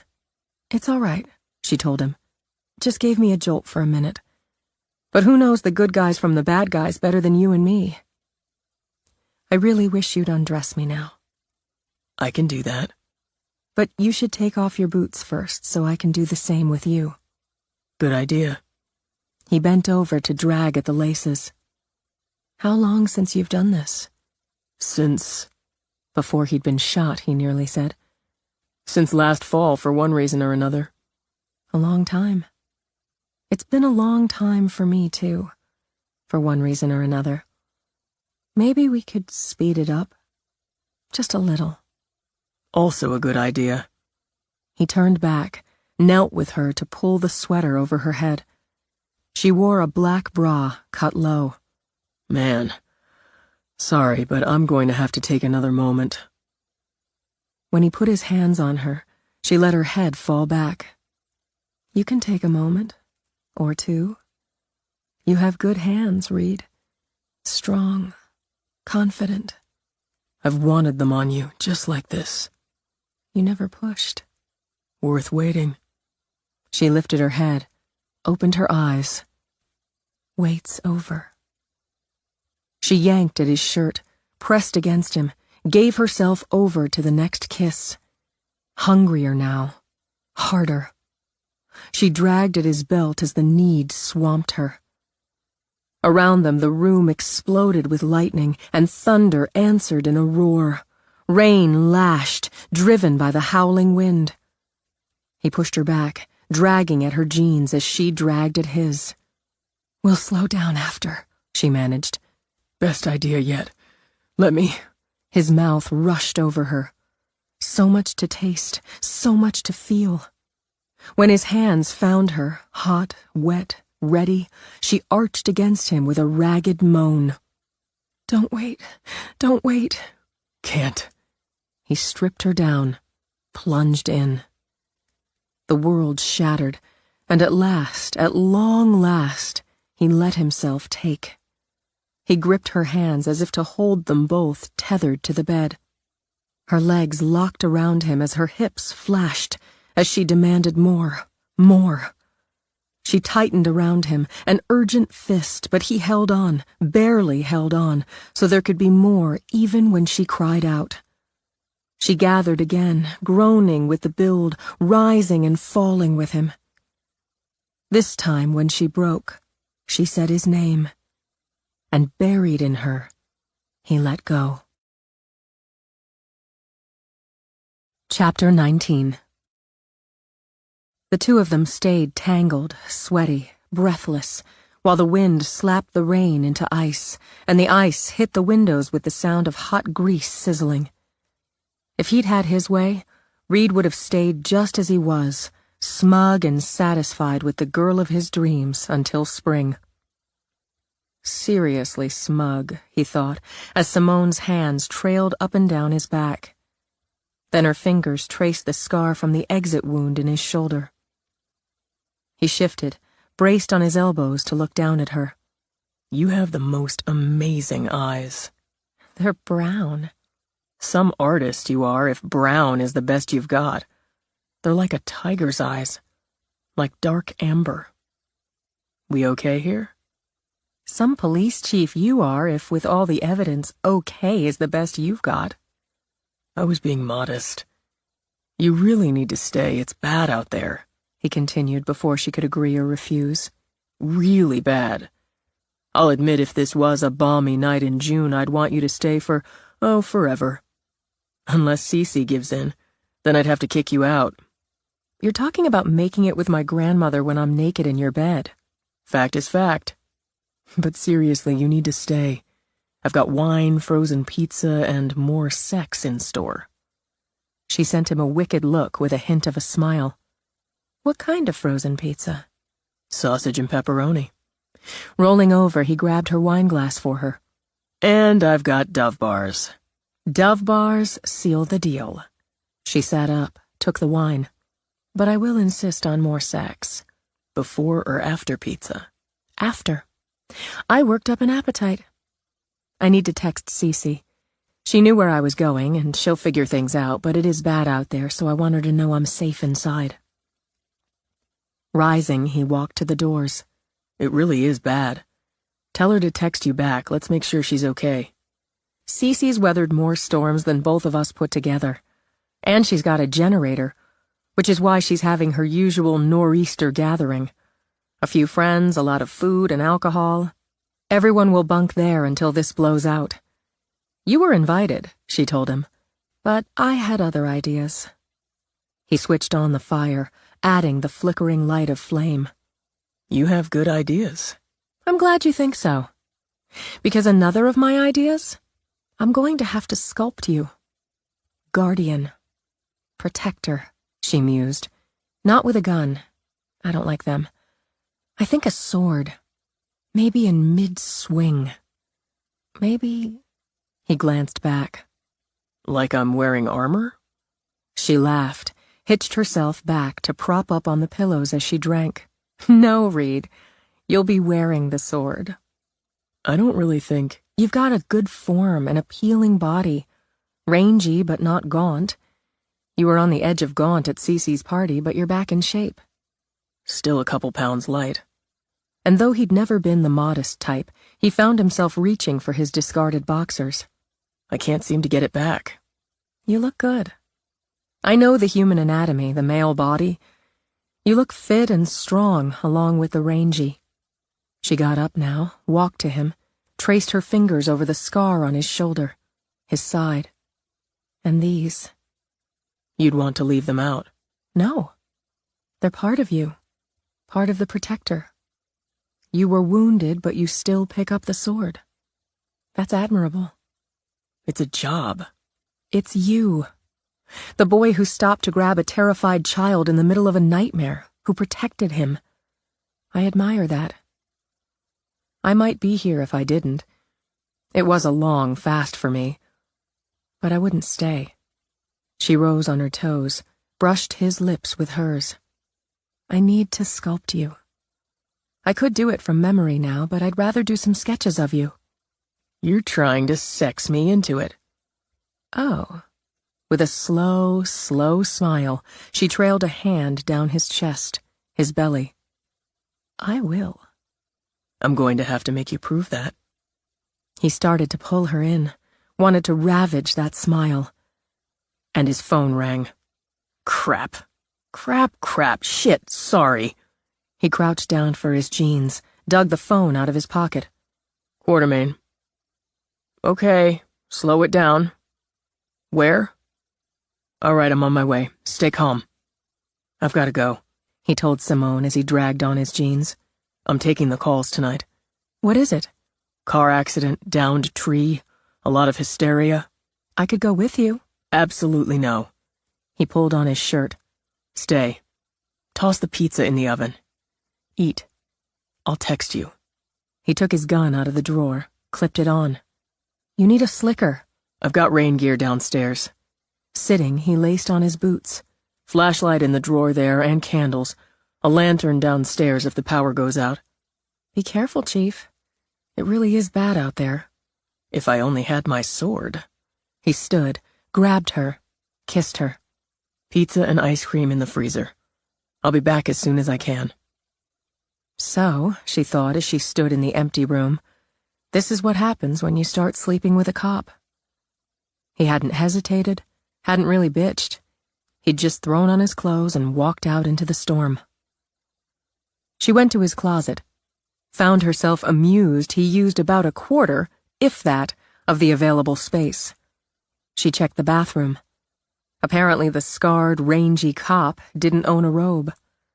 She went back to his closet, borrowed one of his shirts.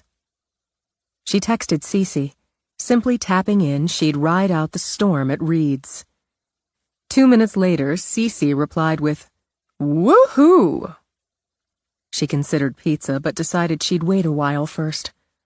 Maybe he'd be quick. She thought about TV, decided against. Books. He had some stacked in the bedroom, and she'd seen some downstairs. Catch-22, some thrillers, Bradbury's Something Wicked This Way Comes.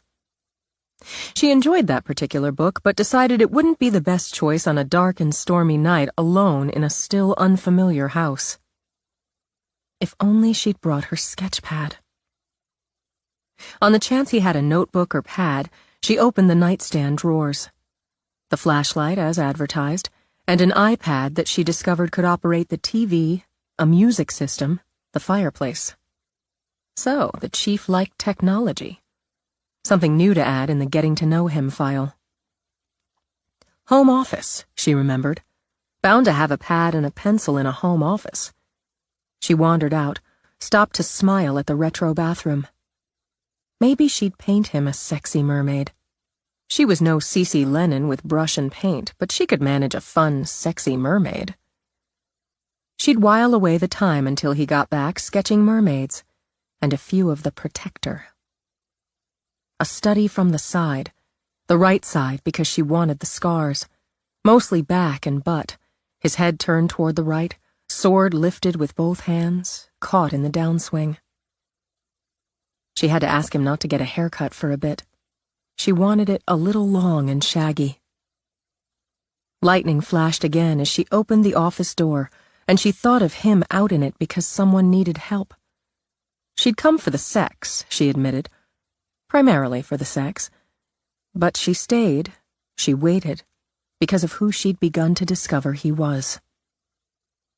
She switched on the lights, thought he hadn't lied about the mess. Piles of files on a boxy old desk, and a teddy bear with a gun and badge. Folding chairs against the wall, an open trash can loaded with bottles and cans. Maps pinned right to the unfinished walls. But hello, a stack of legal pads. They'd do in a pinch, in the closet that had no door. She walked in, took one, turned to the desk to hunt down pencils. And saw the boards. Saw what was crowded on the 2 big boards. God. Oh, God. She had to grip the back of his desk chair. Breathe in, breathe out. She knew the faces. So many of the faces. She'd formed some of them already with her hands. There. The boy she'd thought she loved. There. Her best friend. There. Reed's Angie. He had photos. Not just the faces, but of bodies, blood, broken glass, guns. One of those guns, she realized, had killed Tish, had shot me. She looked at the faces of the killers. Boys. Just boys. Hobart, Whitehall, Paulson. And on the second board, Patricia Hobart, her photo and a sketch. She looked different in the sketch, but Simone saw her. And that face, she realized, had been the one Reed had seen when she'd tried to kill him. Other faces, other names, other bodies, times and dates, cities and towns. He looked at this every day, she realized. He looked, studied, and tried to find the answers. My face, she murmured, touching the photos of the girl she'd been, the woman she'd become. My face on his board. His face and mine. He doesn't look away. He never has. So she sat at his desk and didn't look away. When Reed got home, soaked, at just before 2 a.m., he found Simone wearing one of his shirts, sitting by the fire, drinking a Coke and reading Bradbury. Hey, you didn't have to wait up. Couldn't sleep. She rose. You're soaked. Yeah. I think it's starting to ease off some, but it'll probably blow another couple hours. He dragged off a black slicker with police in reflective letters across the back and front. Laundry room, he said with a gesture, disappearing inside. When he came out, feet bare, she stood at his fridge, pulling out a carton of eggs. It's too late for pizza. It's never too late for pizza, he countered. Didn't you eat? Not yet. I can scramble eggs, too. What happened? How bad was it? Do you know the Wagmans? Priscilla goes by Prissy, and Rick. They live out by the school. They had a fight. Apparently they've been having some marital troubles. He had, and likely still is having, an affair with a woman who worked at Benson's Lobster Shack last summer, from Westbrook. Double divorcee. So you know the background. Want a latte? It's too late for lattes. You're drinking a Coke. Makes no sense, does it? I'll have a latte. Off topic for one moment, she said as she put a pat of butter in a skillet to melt, began breaking eggs in a bowl. You could use some herbs and spices that aren't salt and pepper and red pepper flakes. Write them down and I'll get them. What happened with Prissy and Rick? Big fight, apparently, because he's still seeing the woman from Westbrook. Prissy chose tonight, during the storm, to tell Rick, a drunk Rick, she was getting a lawyer and filing for divorce. You can't blame her. No, you can't, he agreed. She found a receipt from some lingerie shop in Westbrook in his pocket, which proves he's a cheater and a dumbass. This, when they've been having some money issues and he swore he'd ended things with the recipient of the sexy lingerie. Prissy started dragging his clothes out of the closet, threatened to light them on fire, busted his MVP trophy from high school softball. He claims she threw it at him. She says she threw it against the wall. I'm going with her because I don't think she'd have missed and he was too drunk to duck. Anyway. He set her latte on the breakfast bar while she scrambled the eggs. He stormed out in the storm, drunk and pissed, lost control, hit a tree. Most of the tree fell on Kurt Siebold's truck. Siebold runs out, a little bit drunk himself, and he and Wagman get into it, bust each other up, with Siebold having the advantage of only being a little drunk and not already bloodied up from running into a damn tree. Siebold's wife, Alice, runs out, sees Wagman on the ground and her husband staggering around with blood pouring out of his nose and calls 911. At least somebody acted sensibly. Yeah, well, I had to arrest them both, haul their sorry asses to the emergency clinic. Siebold's back home. I figured house arrest until we sort through it all. Wagman's in the clinic with a cracked rib, and I know that's no fun. A mild concussion, busted lip, banged up knee, and so on. Prissy, who has no sympathy, suggested I tell him to call his slut, which I declined to do. Wise. She toasted some of the bread he'd picked up at the market and set a plate down for him, then one for herself. This will keep the island entertained for weeks. I hope she doesn't take him back. She seems pretty hardened there. She took him back at least once before that I know of. Another summer worker. They've only been married 3 or 4 years. He's never going to be faithful to her or the slut. He hit on me just last week. Did he? In an idiot sort of way. She sampled the latte. Good latte. I've been practicing. The eggs are great. They'd be better with some time. Time's on the list. He tapped his temple. So how did you spend your evening? She set down the latte, looked into his eyes. I have a confession to make. At least you could let me interrogate you first. I can already see you've stolen one of my shirts. There will be consequences. She laid a hand over his. I'm going to apologize first. I was rude and intrusive. Did you find my stash of porn? You have a stash of porn? He stared back, face deliberately blank. Of what? She let out a half laugh. God, you really are so damn appealing. I was restless after you left. I'm going to say something else because it hit me. With anyone else, I'd have gone home. I'd have said to myself, well, that was fun, left you a chirpy note, and gone home. Party at Cece's. But I didn't, and I'm really going to have to think about that. I never even considered leaving. I asked you not to. It wouldn't have mattered, she insisted, With anyone else, it wouldn't have mattered. I majored in one-night stands in college. Long time ago, Simone. Yes, but I have to think about why. When I was restless and alone in a house that's not mine, I didn't even consider leaving. But being restless, I thought I could sketch. Some of you and maybe a mermaid for your bathroom wall. Only I didn't have a sketch pad with me. So I went into your office to look for a pad. Oh. The shutters came down over those interesting green eyes. Okay. You closed the door. I didn't lock it, He pointed out. I didn't say don't go in there if you know what's good for you. God, you're so steady. So solid.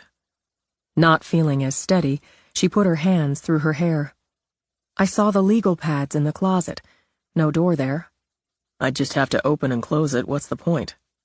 Then I saw your work. Those big rolling boards. I realized some of what's on them is official. What? Crime scene photos and reports. Yeah.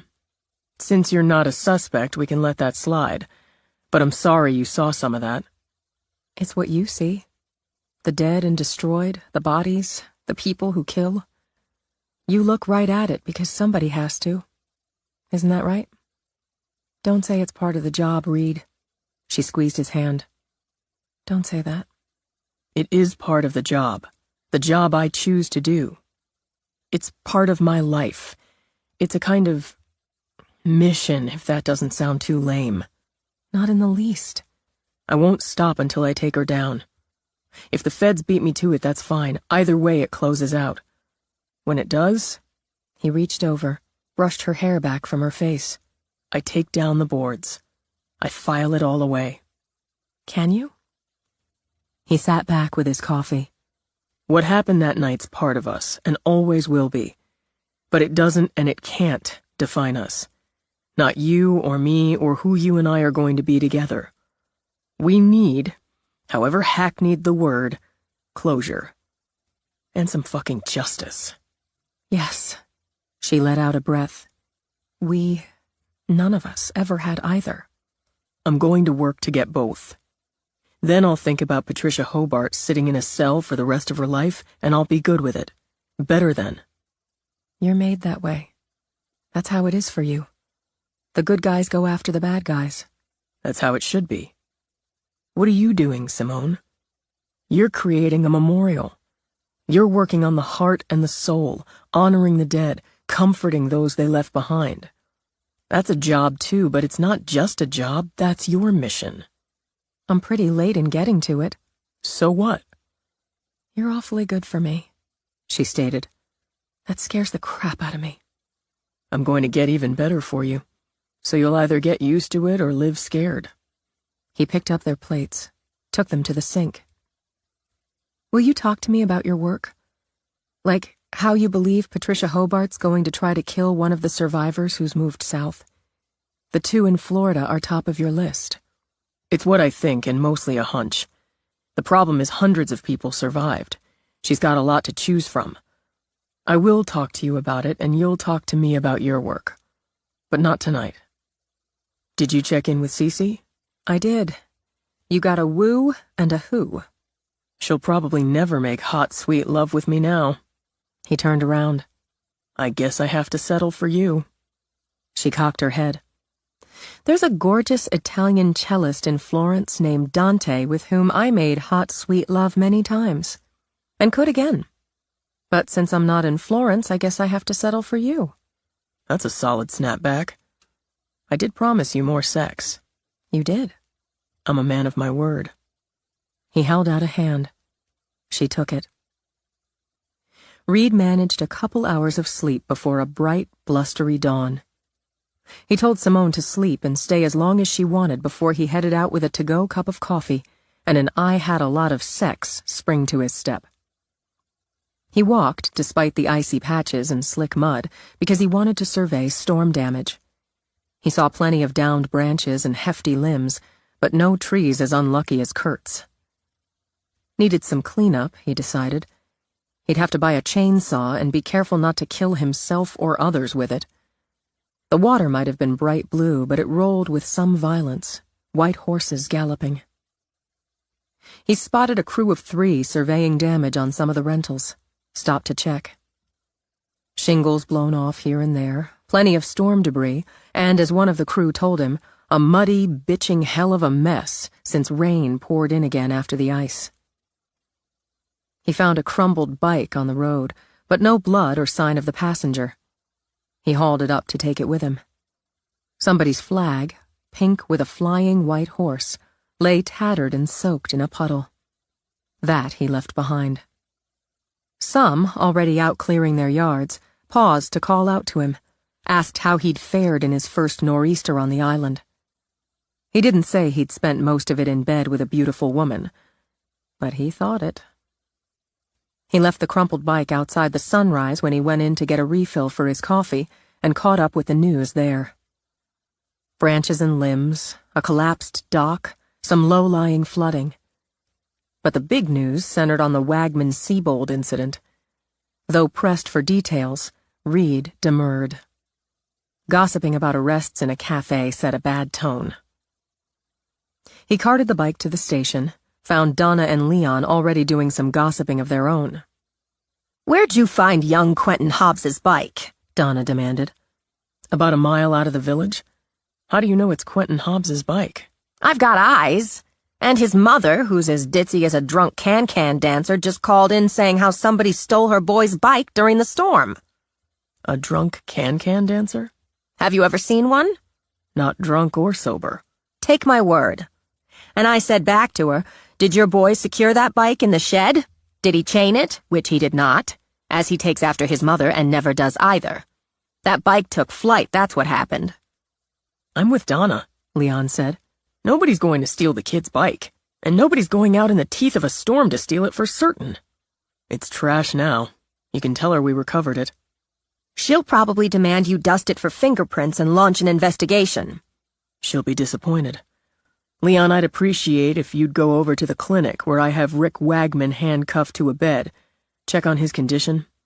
If he's cleared, you can bring him back, lock him up. He's already been charged and read his rights." "I heard some about that. Did he slap Prissy around?" "No, he did not, or he'd be charged with that, too. He's charged with OWI, reckless driving, assault on Kurt Siebold, destruction of private property, and resisting as he tried to take me on when I got there." "He swing at you?" Donna said, eyes narrowed. "Half-assed. He was drunk, concussed, and stupid. I charged Kurt with assault as the two of them tried beating the hell out of each other.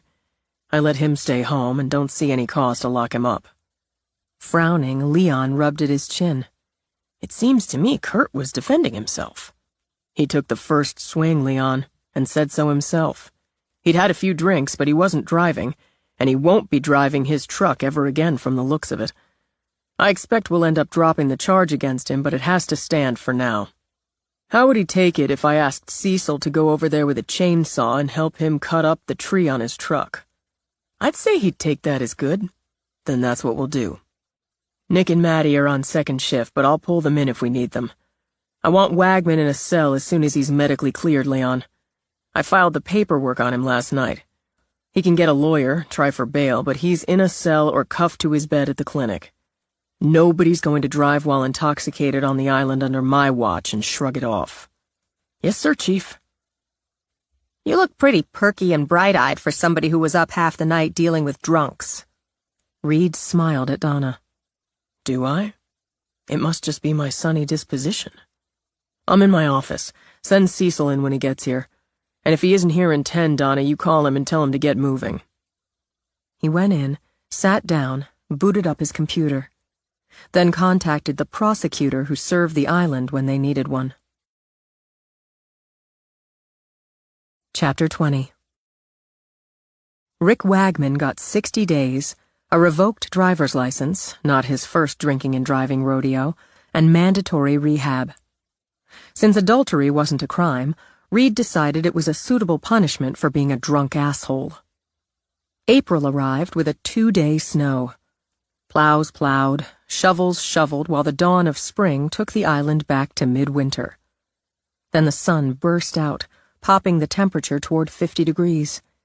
The rapid snowmelt gurgled its way into forming streams, chewing potholes into asphalt, swamping the beaches. Reed spent the lion's share of his first 3 weeks on the job dealing with weather-related incidents. Off hours, he made himself visible in the village, walking or biking around the island, often with Cece, Simone, or both. He spent as many nights as he could manage with Simone in his bed, and dedicated at least an hour every evening to Patricia Hobart. On his day off in mid-April, he ferried to Portland. He hadn't persuaded Simone to join him. Probably shouldn't have mentioned meeting his parents, he realized.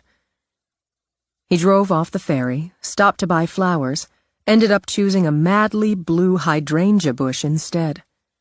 Rethought, bought 3. His parents weren't his only visit on this spring Sunday. He had brunch with his family, played with the kids, bullshitted with his brother, teased his sister, more or less helped his father plant the well-received hydrangea, and took away an enormous care package of leftovers. At his next stop, he found Letitia Johnson sitting on her front porch potting up pansies. She brushed off her garden gloves when he pulled up. He thought it amazing she looked exactly the same as she had the night he'd met her. He glanced across the street, thought the same couldn't be said. The landlord had indeed sold the lot. The new owners had razed what was left of the house, built a nice little place, currently a soft blue with white trim. They'd added a porch, a concrete walkway, a short blacktop driveway, some foundation plants. Next door, Rob's and Chloe's fixer-upper had long since been fixed up into a pretty 2-story in a sage green with the addition of a garage on the far side and a bonus room topping it. He knew they'd added another kid, too.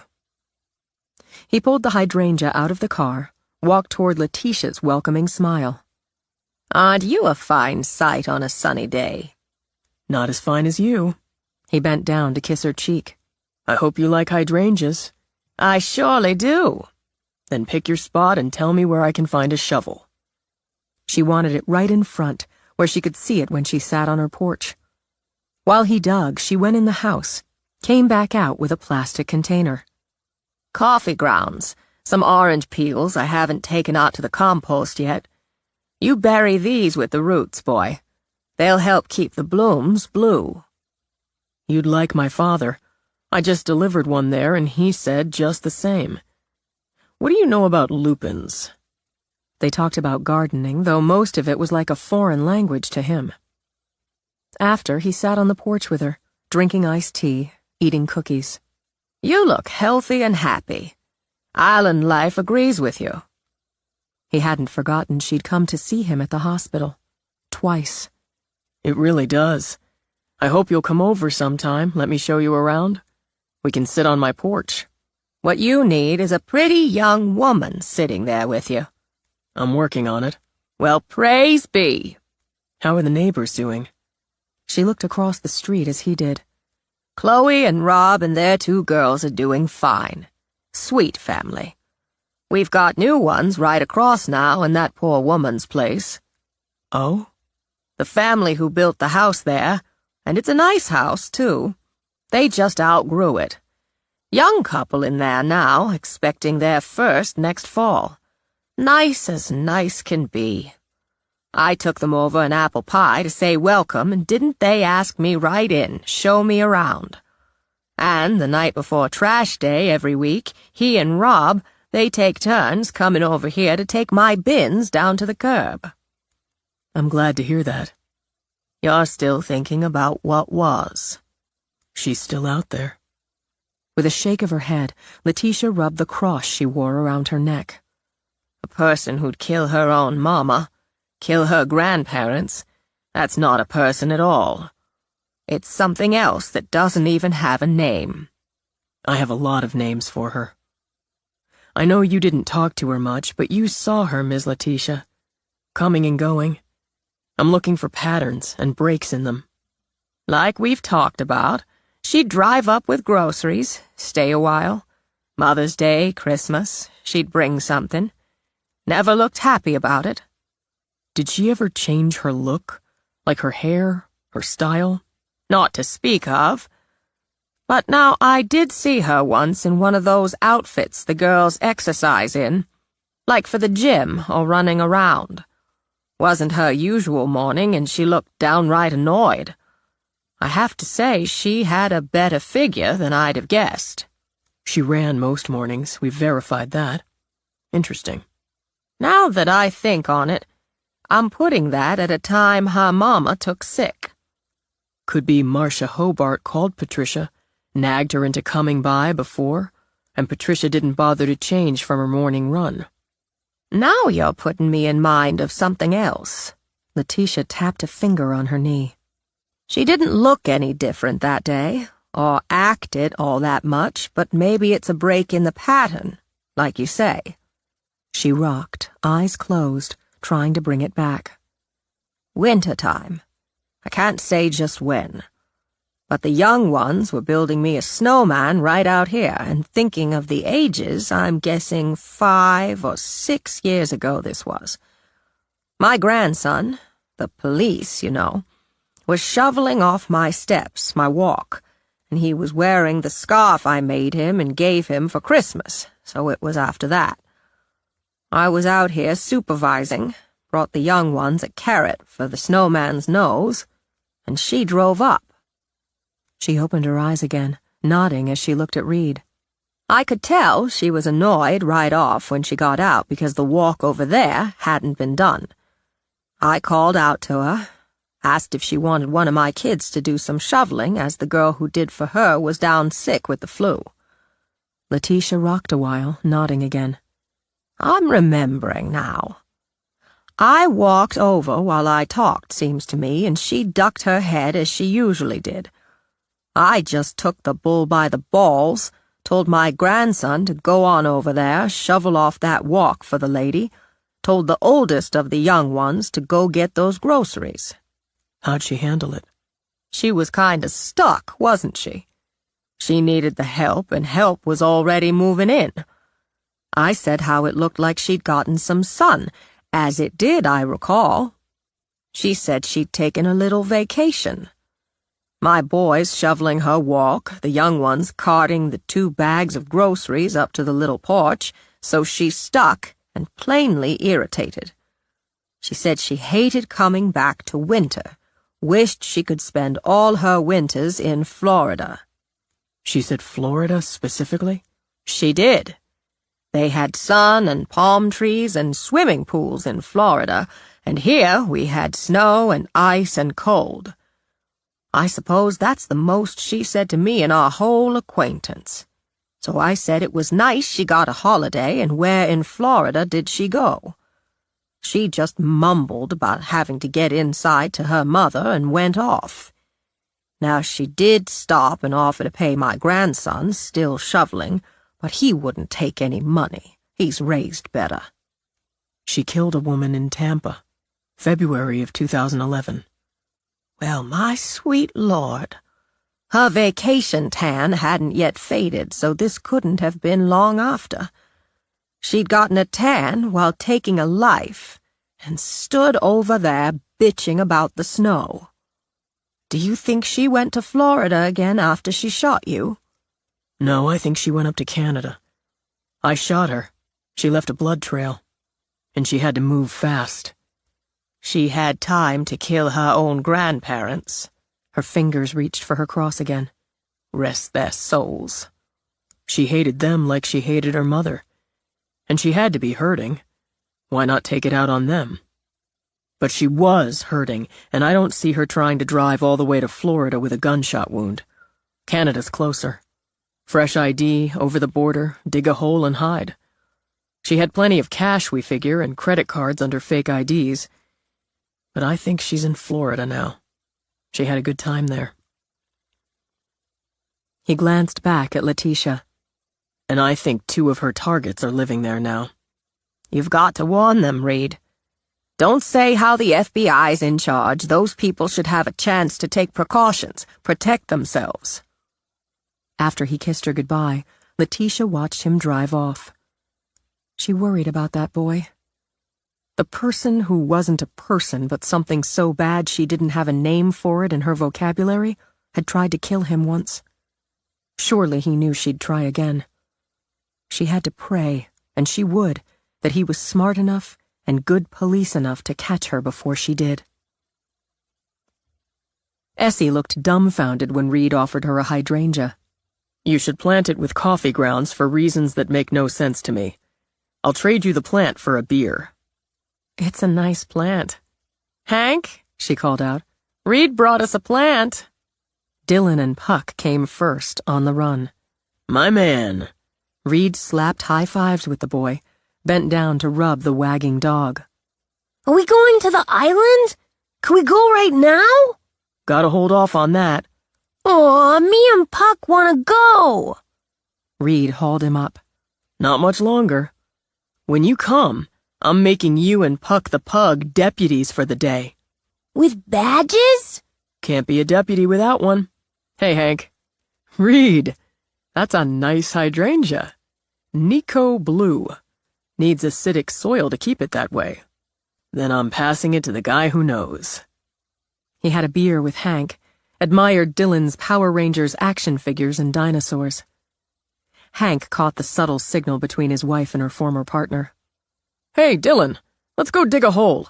I've got just the spot. Another beer? Essie asked after her men went outside to dig. No thanks. I've got to catch the ferry back and don't have much time. I stopped by to talk to Letitia Johnson, he began, and relayed the new information. We always knew she went to Florida, Reed. That's right, but I think something about it caught her. She talked about it, and she usually made a point of saying next to nothing. She mentioned it, and the woman at the bakery where she used to stop in the mornings, she said Hobart told her she was taking a few days at a health spa in the mountains. She's a liar, which we already know too. But you've got a point. She slipped. She was pissed off, Essie decided. Just back from sun and palm trees, and now she's got snow and cold, and nobody's shoveled the damn walk. Ms. Letitia had her sort of cornered for a minute, so she let go a little, bitched a little. Why would it matter, really, what she said to some nosy old woman in her mother's neighborhood? She's irritated with the snow, irritated the kid hadn't shoveled it, fresh off a kill. Yeah, Essie nodded. She slipped. She's in Florida, Essie. I know it. Reed, we've got no trail leading there. 2 targets, and it's been a cold winter. He pushed up, paced. What did you think when you saw this house? When you bought it? Here's home. Yeah, and I felt the same about mine. She lived with her grandparents and hated them. With her mother before, same thing. She killed them all. Those places were never home for her. I'm betting she thinks Florida is. She comes out of Canada, and even the feds believe she holed up there, and hits Bermuda. You know what I think? Nodding, Essie puffed out her cheeks. It reminds her she loves sun and palm trees. Exactly. We figured south already, and I've been leaning toward Florida. Now I'm damn sure of it. I know it's gut, Essie, but it fits. I can trickle this to the special agent in charge. Not if it brings heat on you. Are they getting there? No, they're not. And she's added to the body count. I'll go through channels. Look, Sloop knows you keep in touch with his grandmother, and he can verify. You went by to check in on her. Took her a hydrangea. Planted it. So much the better. And she hands you this new conversation. You passed it to me, I pass it up the chain. Simple as that. Okay. As the person who gathered the information and as a chief of police sworn to protect and serve, I'm contacting the 2 likely targets. Reed. It'll take time for the feds to process what you pass up, and even then we can't know what action they might take. I'm contacting them, Essie. What can they do to me? Maybe not a lot, if anything. They can't slap at you if I make the contacts. The contact might have more weight coming from me, a detective on the Portland PD. Detective? Chief. He grinned at her. Come on. Smart ass. I'm telling you because we've never bullshitted each other, and I don't want you hearing it after the fact. I've got to go. He moved to the window first, looked out. Man, boy, and dog. It's a nice picture. My favorite. I'm pregnant. Huh? He spun around. Seriously? Why didn't you say so right off? It's good, right? It's a lot more than good. I'm only about 7.5 weeks, and you're not really supposed to say before you hit 12, but... She looked out the window with troubled eyes. I'm going to have 2 kids. Hank found an agent who's going to shop his book around, and by God, he's already started another. He's happy writing, staying home. I'm happy. Dylan's just full of happy. I want the bitch caught, Reed. Sooner or later, she'll come after me, too. I'm the one who killed her brother. We're going to get her, Essie. She doesn't target families. They don't interest her. But now I've got family inside me. Get the word out. Don't wait for the 12 weeks. Look, I think you're high on her list, no bullshitting between us, so it's too soon for her to come after you. But knowing you're pregnant might hold her back if she's bumped you up. That's not a bad thought. Because it had tensed up, she rubbed the back of her neck under her short ponytail. I can let it get out. She came after you, and you were the second 911 caller. The second doesn't matter. I didn't bring the cops. Simone did. Simone, he added, who I'm crazy in love with. You... Essie managed to get her jaw off the floor. Now it's my turn. Seriously? As serious as it gets. It's either you or Simone on the top of her list. No way she's getting to either of you. Is she in love with you? I'm working on it. I've got to go. But it's just getting interesting. How are you working on it? Come to the island. See for yourself, he said, as she followed him to the door. I can't miss the ferry. I'm the chief of police. On the ferry, Reed made the calls. He spoke to Max Lowen in Fort Lauderdale, identified himself, and said that during a tangential investigation, he'd gathered information that caused him to believe Patricia Hobart might be in Florida. After scaring the crap out of Lowen, Reed spoke of basic precautions, asked relevant questions, gave Lowen his cell number, and suggested he pass that to local law enforcement and contact the SAC at the FBI. He'd be happy to speak with them and verify. With Emily Devlin, he got an answering machine, left his name, number, and asked her to contact him as soon as possible about information on Patricia Hobart. Then he got out of his car, watched the island slide into view. Home, he thought, where the heart is. He pulled out his phone again, texted Simone. On the ferry, about 5 minutes out. I'm thinking about picking up a pizza and spending some time watching the sunset on the patio with a couple of beautiful women. She answered back. Cece's making what she calls vegetable soup for the ages, and she roped me into kneading bread dough, so no need for pizza. It's too chilly for sunset on the patio. We'll sit by the fire instead. Deal. Nearly home. He slid his phone back in his pocket. He'd try Emily Devlin again in the morning if she didn't give him a call back. But for now, he put it away. Emily heard the phone ring as she closed the kitchen door behind her. She hesitated a moment, nearly went back to answer, then kept going. With her husband and kids already off for a little beach time and pizza, she wouldn't worry about it. If Kent needed her, he'd have called her cell. They had the landline because Kent wanted one for clients and messages, so it had to be a client or another annoying political call or solicitation. Besides, this was her night. Her girls' night out disguised as a book club, the first and third Sundays of the month. She ran one and just participated in the second. And tonight, she wasn't in charge. She stepped into the garage, one her husband never used as he had it so packed with sports equipment, tools, and lawn crap it barely had room for her car. She heard a sound, felt a burning flood of pain, then heard and felt nothing. Patricia opened Emily's purse, flipped through her contacts to one of the names on the committee, texted, "Something came up. Explain later. Can't make it. Boo." In the event a neighbor looked out, Patricia adjusted her wig, same style and color as Emily's. She took Emily's keys, slid into the minivan, hit the garage control. She drove through the neighborhood, out again, took a direct route to the open-air shopping center a convenient 1.5 miles away, and parked. She ditched the wig in her oversized purse with the gun, fluffed up her hair. Screw DNA. She wanted them to know she'd won again. She strolled through the mall, basking in the balmy spring evening. Man, she loved Florida. She window shopped, picked up a couple of things, and walked back to her own car, parked there before she'd taken the 1.5 mile hike to kill Emily. Her bags were already in the cargo area. She let out a sigh. She hated leaving Florida, wished she could stay and just bask a while. But she had places to go, people to kill. "Road trip," she said with a laugh. She opened the bag of jalapeno chips, the Diet Pepsi she'd picked up for the drive. Turned the satellite radio up. As she drove away, she decided Emily Devlin had been her easiest kill yet.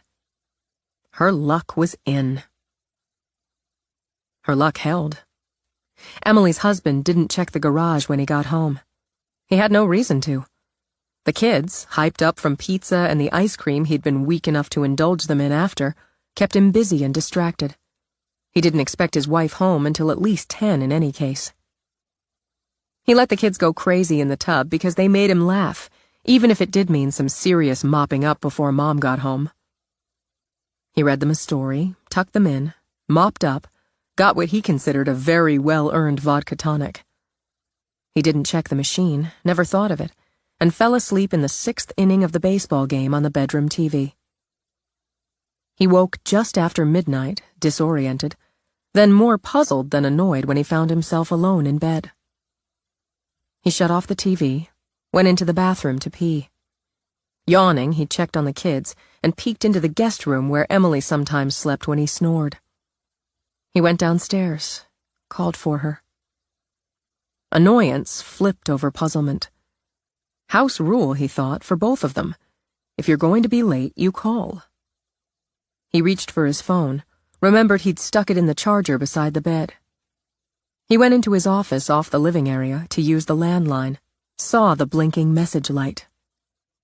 He tapped for it, frowned. Why the hell was some police chief from an island off of Portland? He heard Hobart's name and felt his blood run cold. He called her cell, felt sick when he heard her cheery voicemail message. Call me, Emily, right now." He paced back and forth, telling himself she was fine. Just had too many glasses of Pinot, that's all. She was fine. But he went out, checked the pool, the hot tub, took a shaky breath of relief. He didn't even think of the garage or her car for nearly 10 minutes. He wobbled between relieved and shaky when he didn't see her car. Then he found her. Reed didn't get the call from a homicide cop until 3 in the morning. He grabbed the phone, rolled up to sit on what he remembered was Simone's bed instead of his. "Quartermain." "Chief Quartermain? Tranquility Island, Maine?" "Yeah, who's this?" "Detective Silvio, Coral Gables, PD. I got your name and contact number off a message machine." "Emily Devlin." He held on to hope for 10 seconds. "Did she contact you?" "No, Chief Quartermain." "Are you homicide?" "That would be affirmative." God damn it, when? How?" "We're working on that. I've got some questions." "Ask them." He shoved open the door, walked out on the long terrace overlooking the water. He needed air. Simone turned on the lights. She felt that air, a strong, chilly flow of it, rush into the room. She got up, put on a robe, walked to the open door to see Reed standing naked in some fitful moonlight, snapping answers into his phone. He didn't feel the cold, she realized. Not with all that rage burning off him. She'd never seen him angry. Hadn't been sure he ever got there. At least not raging. He didn't rage now, but the rage was in there. She listened because after he snapped out answers, he snapped out questions. Obviously, the answers didn't satisfy him. "Give me a break, detective. Give me a fucking break." She might be alive if I'd made that call sooner, if I'd connected with her. Because it's Hobart, goddammit. She'll have stalked in person, through social media. She'll have a place, or had one, within an easy walk or drive. She'll know Emily Devlin's routine, where she shops, banks, drinks, eats. She'll have documented every last detail. Did Devlin routinely go out on Sunday nights? Reed shoved at his hair, paced. For fuck's sake, call the FBI. The sack is Andrew Xavier. But right now you're standing over a dead mother of two. I was there with her in the Down East Mall. I didn't know her, but I was in there too. And Jesus fucking Christ, are you trying to be a dick? Then give me TOD and I'll tell you where the fuck I was. I was at the home of my former partner and her family. That's Detective Essie McVie. He rattled off her phone number and address. She'll verify. I left her place, drove to the ferry back to Tranquility. I contacted Emily Devlin, left the message while on the ferry. Prior, I contacted Max Lowen in Fort Lauderdale, as I believed Hobart to be in Florida. The message has a timestamp, goddammit. You know damn well I called her right before or right after TOD. He listened. And oh yes, Simone could see that rage in every line and muscle of his body. You do that. Fucking do that. You know where to reach me. He spun around, and the wild fury on his face had Simone taking a step back. He caught himself. I need a minute. But when he reached for the door to close it between them, she stepped forward. Don't do that. Don't shut me out. I heard enough to understand she killed someone else, someone you tried to warn. Come in, Reed. Put some clothes on. You don't know it yet, but you're freezing. A lot of fucking good it did. She didn't answer the phone. Maybe already dead. Too fucking late. He tossed his phone on the bed, grabbed his pants. And this homicide asshole's grilling me about why I left the message, why I left the Portland PD, how I know so much, where I was during the time in question. Fucking cocksucker. He caught himself again. Sorry, I have to go. To do what? Put your fist through a wall somewhere else? Once the fucking cocksucker does a minimum of checking, he's going to know he's a fucking cocksucker. That won't make Emily Devlin any less dead. She had 2 little kids. I was too late. She moved to him, wrapped around him. Damn it, Simone, I was too late. She got by me. You? She squeezed hard, eased back. Why you and you alone? I'm the only one she's tried to kill who's looked her in the eyes and lived. So you're not going to stop. Right now, you don't think that counts for much, but it does. I predict the cop in Florida will call you back, apologize, and ask for your help. I don't want his fucking apology. You're probably going to get it anyway. But now we're going to take a walk on the beach. It's cold. It's the middle of the damn night. I need to go, he insisted. You should go back to bed. Odd, she thought. He usually held on to his calm. Now that his had slipped, she had a good grip on her own. You're going to wait until I get dressed, then we're going to walk. It's something that helps me, at least sometimes, when I'm really pissed off. Let's see if it helps you. She went to her dresser for a sweatshirt, sweatpants. Seeing you in full-blown rage, I realized just how lucky the island is to have you. Yeah, nothing like a pissed-off chief of police. You have a right to be pissed, and still already you're banking it down. And part of the pissed, the part that's still showing, is sad.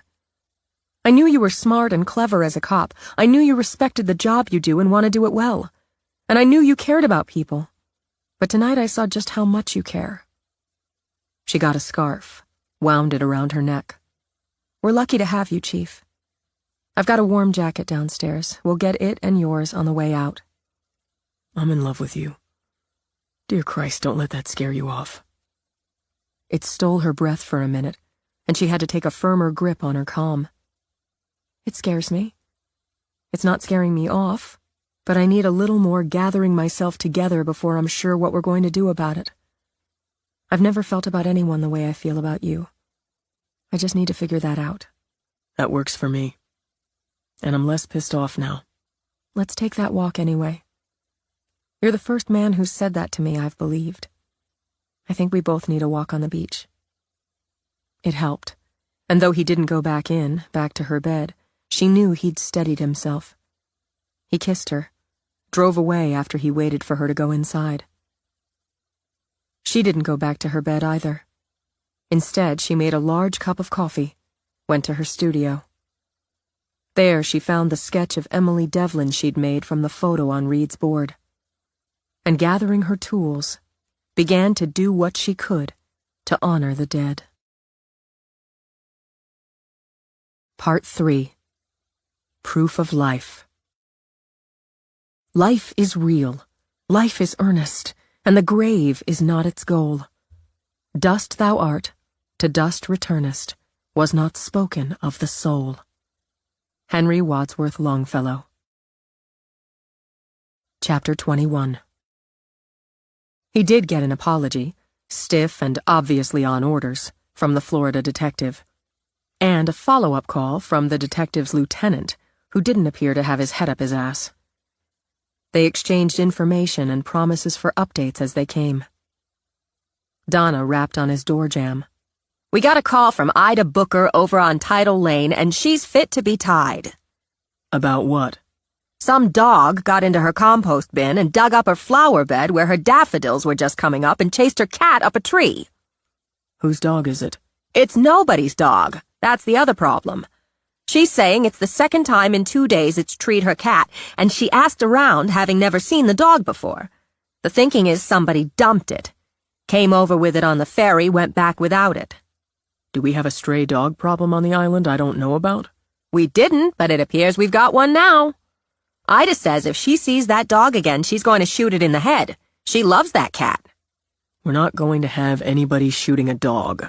Then you'd better find it before she does. Her blood's up. I'll handle it. He could use the distraction. He drove to Tidal Lane, a pretty neighborhood of 8 permanent homes where the residents took pride in their gardens and had formed a kind of informal commune of craftspeople. Ida, a sturdy woman of 50, wove textiles, had raised 2 sons, and loved her cat. He scared Bianca, and God knows what he might have done if she hadn't made it up the tree. And look what he did. Dug up my bulbs, spread my composting all over hell and back, and when I came out, he ran off like a coward. Reed thought he'd rather deal with a cowardly dog than an aggressive one. Did he have a collar? I didn't see one. For all I know, he's rabid. Well, we don't know that. Give me a description. Some brown mongrel dog, and dirty, fast. First time he came around and chased Bianca, I was right over there, prepping that bed for planting. I stood up, yelled, and he ran off. Same thing today. I heard the barking and carrying on. Bianca likes to nap on the porch. I came out and he lit out. Which way? She pointed. Tail between his legs. He's lucky I didn't have the shotgun. Mrs. Booker, I'm going to advise you against getting that gun and firing it. My cat, my property. Yes, ma'am, but deploying a firearm in a residential area is against the law. Self-defense, she said stubbornly. Let's see if I can round up the dog. You say he ran off, so he didn't come at you? He went after Bianca. I get that, but he wasn't aggressive toward you? Ran the minute he saw me. Coward. Not aggressive with people, then? Probably. Okay, I'll look for him. If I don't find him, I'll send a couple of deputies to look around. We'll round him up. Sorry about the daffodils. He checked the neighborhood, found those who'd spotted the dog, usually after he'd knocked over a trash can and run off. He cruised a while, wondering where he'd go if he were a dog who liked to chase cats and dig up daffodils. It calmed him, he realized, the simple task of searching for a stray dog, crisscrossing that area of the island in his cruiser and on foot. Still, he'd nearly given up and decided to send Cecil out on the hunt when he heard the barking. He spotted the dog on a stretch of beach, chasing birds and the lap of the surf. He got the loop leash and the hamburger he'd stopped for earlier, walked down slow and easy as he considered his quarry. Not rabid to his eye, the way he splashed and ran, and not much more than a puppy. Skinny, ribs showing, so maybe the food would do the trick. He sat, unwrapped the burger, and set half of it beside him. The dog's nose went up, sniffing, then his head turned. The minute he spotted Reed, he froze. Reed sat, waited, let the breeze carry that seductive scent of meat. The dog hunched down, crept closer.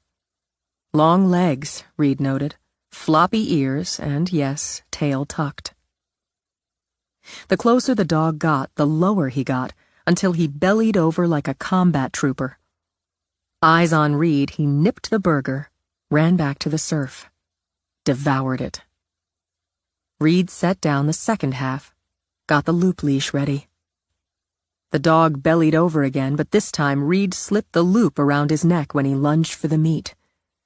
The dog tried to pull back, eyes wide and wild. None of that. You're under arrest. And no biting. At the voice, the dog froze, then began to tremble. I'd say somebody gave you a bad time. Reed picked up the burger, and his movement had the dog hunching and cringing. A very bad time. Keeping his movements slow, he offered the rest of the burger. Hunger overcame fear. The tucked tail gave a hesitant wag. Gotta take you in. Attempted assault on a feline, destruction of personal property. The law's the law. Slow, Reed laid a hand on the dog's head, skimmed it back and over, felt the bumps of scars at the neck. I've got some of those myself. He stroked for a few minutes, was rewarded with a tentative lick on the back of his hand. The dog cringed again when Reed stood up, then shifted his gaze up when the expected blow didn't come. He learned quickly the dog didn't like the leash. He pulled, twisted, froze each time Reed stopped and looked down at him. With that process, they made it to the car. The tail wagged with more enthusiasm. Like riding in cars, huh? Well, this is your lucky day. He started to put him in the back, but the dog looked at him with such soulful eyes, the beginning of hope. Don't barf up the burger in my official vehicle. The instant he opened the door, the dog leaped in, sat in the passenger's seat, and banged his snout on the window. Reed decided a dog could look surprised. He rolled the window down, and his prisoner's floppy ears waved out in the air all the way back to the station. Gotta write you up, and see if I can get the vet to come in and take a look at you. Then we'll figure out the rest. He noted the black SUV in the lot, and knew he had a federal visitor. In the bullpen, Donna took another call. Cecil and Maddie sat at their desks, and Special Agent Xavier sat in a visitor's chair with a cup of coffee while he scrolled something on his phone. The sight and smell and sound of so many humans in one place had the dog shaking, tail tucked, head down. Aw, you found the puppy. Cecil started to get up. Reed held up a hand to stop him. He's scared of people. Doesn't seem to be scared of you, Maddie pointed out. A little yet, but we came to terms over the burger I fed him. Donna, call the vet. Vet's only open Wednesdays and Saturdays except for emergencies. I know that. Call him at home, tell him the situation. I need him to look over the dog, make sure he's not sick. Cecil, why don't you take him back to the... As he held out the leash to his deputy, the dog whined, pressed against Reed's leg, and trembled. Never mind. Hang on a minute. Leading the dog, he went to the break room, hunted up a bowl, a bottle of water. Special Agent Xavier, he said as he came back. Why don't we go into my office? You're bringing the dog? He's in my custody. In the office, Reed gestured to a chair, then sat behind his desk. Immediately the dog crawled under the desk. Reed poured water into the bowl, set it down. So what can I do for you? Reed began over the sound of wet, rapid lapping. I felt a face-to-face might make it crystal clear that neither I nor the Bureau appreciate your interference with an active investigation. Well, you didn't need to take a ferry ride for that, but maybe you needed one to define my interference. Detective, you contacted 2 people that we're aware of, related information to one of them that we know of, and stated your personal belief that Patricia Hobart intended to kill them. First off, that's chief. And clearly my personal belief became fact when Hobart killed Emily Devlin. Xavier pressed his palms together, folded down all but his index fingers. We have no evidence at this time that Hobart is responsible for the death of Emily Devlin. Reed just nodded. Would you mind shutting that door? If I get up to do it, this dog's just going to follow me over and back again, and it looks like he's finally settling down. Reed waited while Xavier obliged. I asked you to shut the door because I'd rather my bullpen doesn't hear me calling an FBI agent an asshole. You're going to want to be careful. Chief. Oh, I don't think so. I think what I have to be here is straight. You may not have any physical evidence to date, or a handy eyewitness, but you've got everything else. Devlin fits Hobart's pattern down the line. She survived down east, and while she was at it, she saved a life. She got kudos— No, my office, he said as Xavier started to interrupt. She got some kudos at the time, write-ups and so on. More, she benefited financially when the life she saved died of natural causes years later and left Devlin $100,000 in her will. Every one of Hobart's victims so far got press and benefited in some way. You were ordered specifically to stay out of this investigation. I don't work for Portland PD now. I'm not interfering in dick all, and I hope like hell the FBI brings her down and fast. Until you do, I'll do what I do. By tampering with potential targets, tampering my ass. I contacted Lowen, laid it out for him because I had information that led me to believe Hobart shifted her gears to Florida. And didn't share that so-called information with officials? I put together the information Sunday afternoon and fully intended to pass it to you Monday morning. I did, in fact, advise Lowen to contact you, gave him your name and number. I would have done the same with Devlin had I reached her. And had I reached her, maybe she'd be alive. So don't come into my house, Agent Xavier, and try to bullshit me. You're in charge of the Hobart investigation, but I've got skin in this, literal skin. Which is exactly why you were taken off the investigation. Again, I don't work for Portland PD. I work for the people of and the visitors to this island. And as far as I know, there's no law or regulation saying as such, or as a private citizen, I can't gather information or contact individuals I believe might be in jeopardy. Xavier just looked down the blade of his nose. Let me make this clear. The FBI doesn't need the dubious assistance of some obsessed Leo who's playing big shot on some bumfuck island and spends his time out catching stray dogs. Reed glanced down at the dog now snoring at his feet. It didn't take that much time. I'll say this, then we should both get back to work. I'm not looking to get in your way, and we both know I haven't been in your way. You're pissed because it's now in the files that some obsessed Leo on some bumfuck island contacted Hobart's next victim, or tried to. And you, Special Agent, with all the punch of the FBI behind you, didn't. I'd be pissed too in your shoes. But Emily Devlin is still dead, and there are people I care about who fit Hobart's victim pattern. So you're wasting your time trying to scare or intimidate me. What I'm doing is warning you. The Bureau has control of this investigation. Warning me isn't going to do dick all either. I hope you get her. I hope to Christ you take her down before she kills the next on her list. When you do, I'll send you a case of the beverage of your choice. Until then, I'd say we both know where we stand on this. You'll cross a line. Xavier got to his feet. When you do, I'll see to it you lose this cushy job you've got here and any chance at a badge anywhere. I'll keep that in mind. You know, you haven't asked how I determined Hobart was in Florida and would go for one of the two people I contacted. You don't ask, Reed continued, because you're pissed. I'm going to send you that information, and I hope you'll look into it when you're not as pissed. It's relevant because if you haven't confirmed that Hobart's responsible for Devlin as yet, you will. She'll have left something because she wants credit for it. Just keep out of my way. We're still off season, Reed said as Xavier went to the door. So you've got a couple hours before the next ferry back to Portland. The coffee and pie are damn good at the Sunrise Cafe. Xavier strode out, leaving the door swinging open behind him. Reed looked down at the snoring dog again. That, my friend, was a man who managed to be a dick and a tight ass simultaneously. He looked up again when Donna came to the door. Your visitor didn't look too happy when he left. Rude, too, slamming the door.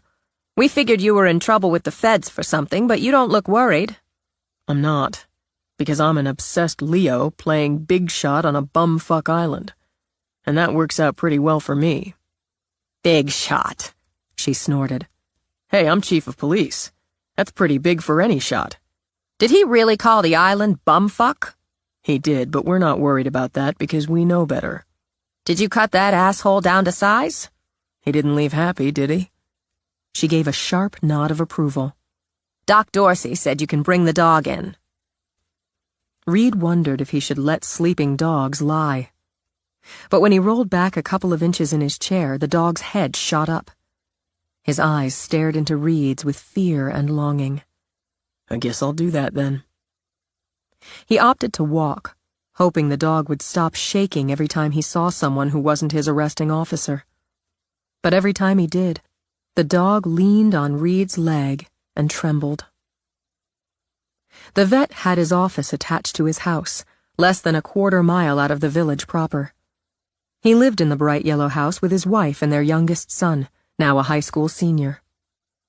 Doc Dorsey, even his wife called him Doc, kept regular hours 2 days a week, with a third morning reserved for surgeries. He'd open otherwise for emergencies, even if he was out fishing or working with his 3 hives of bees.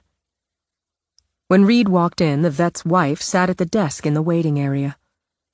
A kind of animal parlor, Reed observed, with a scatter of mismatched chairs and tables on a floor of pale blue vinyl. Mrs. Dorsey, I appreciate you opening up for me. Oh, that's no problem. She waved that away, a woman with a long brown ponytail pulled back from a pretty, fully made-up face. So this is our stray. Poor lost baby. She hopped up. The dog cringed back and hunched behind Reed's legs. People spook him. You don't. Well, I gave him a hamburger and a ride in the cruiser. He's bonded with you. She flicked a finger at Reed, then crouched down to dog level. I bet he was hungry. He's definitely underweight. That's a sweet face he has. He needs a good wash. I think there's some red under that brown, but he's one dirty dog. Did you bring a stool sample? We haven't gotten to that end of things. Well, we'll need one. You take him around the back. Plenty of dogs have pooped and peed there. The scent could get him going. How long ago did he have that hamburger? A good hour, I guess. Then you should have some luck. Take this. She pulled a doctor's glove and a wide-mouthed plastic bottle out of a drawer. I'll let Doc know you're here. Resigned, Reed went out, but before he could lead the dog around to the back, said dog squatted and did what dogs do right on the concrete walkway. Well, shit. Literally. Reed put on the glove, did what he had to do. That was quick, Mrs. Dorsey said when he came back in. He went on the walkway before I realized. Sorry. He handed her the sample, which he swore moved. I got most of it. Don't worry, it's not the first time. Take him on back, straight back through the doorway first left. She handed the sample back. You're going to give this to Doc, but I can tell you that poor baby's got intestinal worms. Fun. He went back to the exam room with its counters, long raised, padded table, scales. The dog trembled again when he saw Doc. The vet had a long brown ponytail like his wife, but gray streaked through his. He wore John Lennon glasses, a beatific smile, a Grateful Dead t-shirt, cargo jeans, and Doc Martens boots. Now, who've we got here? He won't give me his name, but I've got this. Reed happily handed over the sample. Doc said, Mm-hmm, and like his wife, crouched down. Hasn't been getting regular meals for a while by the looks of it. Scared of people, is he? Shakes a lot. I felt scars on the back of his neck. That beautiful smile vanished, and the eyes behind the glasses went hard. We'll have a look. He's not full grown, I'd say. See if you can get him to stand on the scale. It took a little convincing, but if Reed knelt down beside him, the dog stood still and trembled. Doc noted the weight, told Reed to lift him up on the table. You stand in front of him so he can see you, and you talk to him. Just keep your voice calm. Nobody's going to hurt you, but we've got to have a look. He kept looking at the dog, talking in that same quiet voice, while Doc gently ran hands over him. People reported a stray just yesterday. He chased Ida Booker's cat up a tree yesterday and again this morning. Dug in her garden, ran off when he saw her.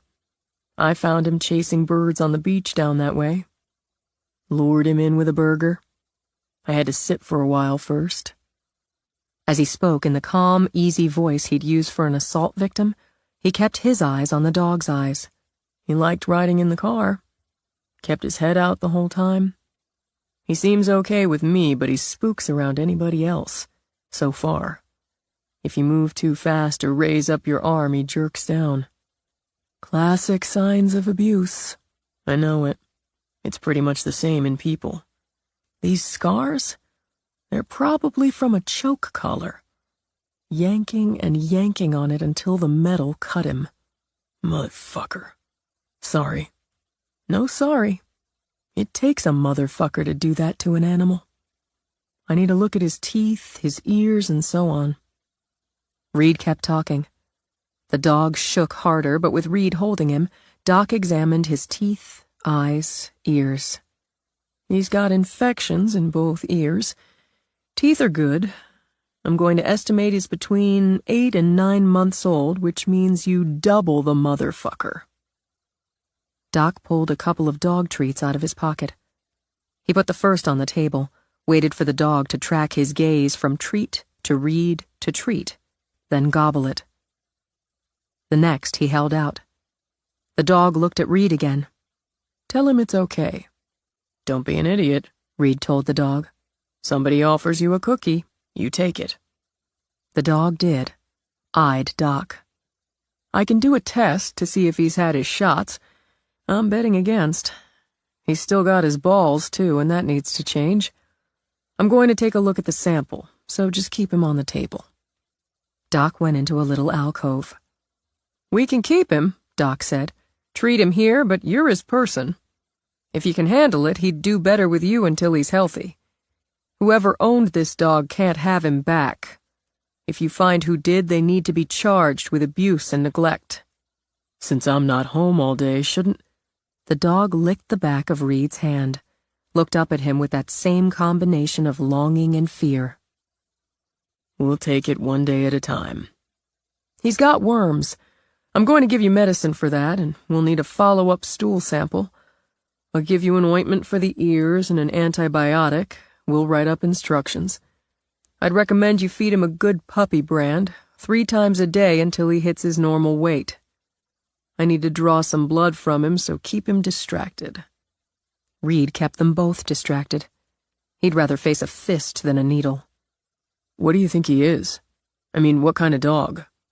I think there's some coonhound in there. Doc pinched some skin on the dog's flank, slid the needle in. Might be some lab and a lot more of this and that. He's not full grown. I'm going to give you some shampoo. He's got some fleas, and that'll take care of them. You need a bath, boy. Doc came around, stroking the dog. The dog didn't shake as much, but he watched Doc as if waiting for the gentle hand to turn mean. Somebody did a number on him, Doc said. In time, with patience and good care, he may get over it. Some do, some don't. I'm going to put the medicine together for you, and Susanna'll print out instructions for all of it. Should we bill the Island PD? Reed thought of the budget. No, go ahead and bill me. Back came the smile. In that case, I'm going to charge you cost for the medicine, and we're going to consider the exam a public service. I appreciate that. A lot. Doc offered the dog another treat. The dog just looked at Reed, judged it aloud, and took it. If you can't keep him, we'll find a home for him. Right now, he trusts you, and he's had enough trauma in his short life. Susanna, as they had progressed to first names, added a list of items he needed for basic puppy care and walked him through the first application of ointment, gave him a little bag of treats and what she called pill pockets in a variety of flavors. He walked back to the station with the dog and the bag from the vet. Cecil and Maddie just headed to the high school. A little dust-up, just off school grounds. A couple of boys punching each other, probably over a girl. Donna? Her eyes narrowed at his tone. Chief? I know the rule about no personal errands, but I can't take this dog into the market, and right now he's stuck to me like Velcro. Susanna Dorsey gave me a list of what I need to get for him. You expect me to leave my post, go down to the market, and buy stuff for a stray dog? He's got scars on the back of his neck from somebody yanking him on a choke chain so hard and so often it cut him. He's got infections in both ears and is stuck to me because everybody else in his life so far has hurt him. Doc says he's only about 8 months old. Her chin pushed up so high her bottom lip almost disappeared. Doc said that about the choke chain? Yeah. Give me the damn list. Thanks. Sincerely. I'm not running a personal errand for you. I'm running one for that dog. Now give me your credit card, as you don't know how much this is going to cost. He handed it over, decided he'd think of his own budget later. When he finally locked the station for the night, he decided to give himself and the dog a break and drove home in the cruiser. You're on parole, Reed told him as he led the dog into the house. Crapping and pissing in the house, chewing on anything but what I give you, violates the terms of your parole. Take that seriously. The dog sniffed around a little in the bedroom, always with one eye cocked at Reed, as Reed changed into his most ragged sweatpants, an old sweatshirt, and a pair of sneakers he hadn't gotten around to tossing out. Because of the two of them, Reed knew that what came next would be messy. He led the dog back outside, got the hose, the shampoo, and spent the first 10 minutes of the project wrestling a wet dog who whined and shook and tried to escape the nightmare of soap and water. The dog finally submitted, just staring at Reed with eyes that spoke of the pain of betrayal. They were both soaked and not particularly happy with each other when Simone drove up. Better keep back, we're a mess. Susanna Dorsey told Hildy, who told Cece you'd taken in a stray dog. I see the grapevine rings true yet again. He's on parole. Reed ruthlessly ran the hose over the dog to wash off the shampoo and dead fleas. And right now, skirting close to the edge. He has a sweet face. Yeah, everybody says so. He's also flea-bitten and has worms. Abused, Susanna said. Yeah, that too. Simone walked over to sit on the steps because the dog watched her as if she might throw a rock at his head. I'm supposed to take a picture of him and text it to Cece. You should wait until he's more presentable.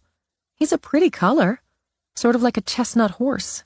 Apparently he's got some coonhound in him, whatever that is. Do you like dogs? Sure. We had one when I was a kid. My sister named it Frisky before my brother and I could veto. She was a good dog. We lost her right before I left for college. He glanced over. How about you? We couldn't have a dog or cat. My mother's allergic. Or says she is. I never really believed her.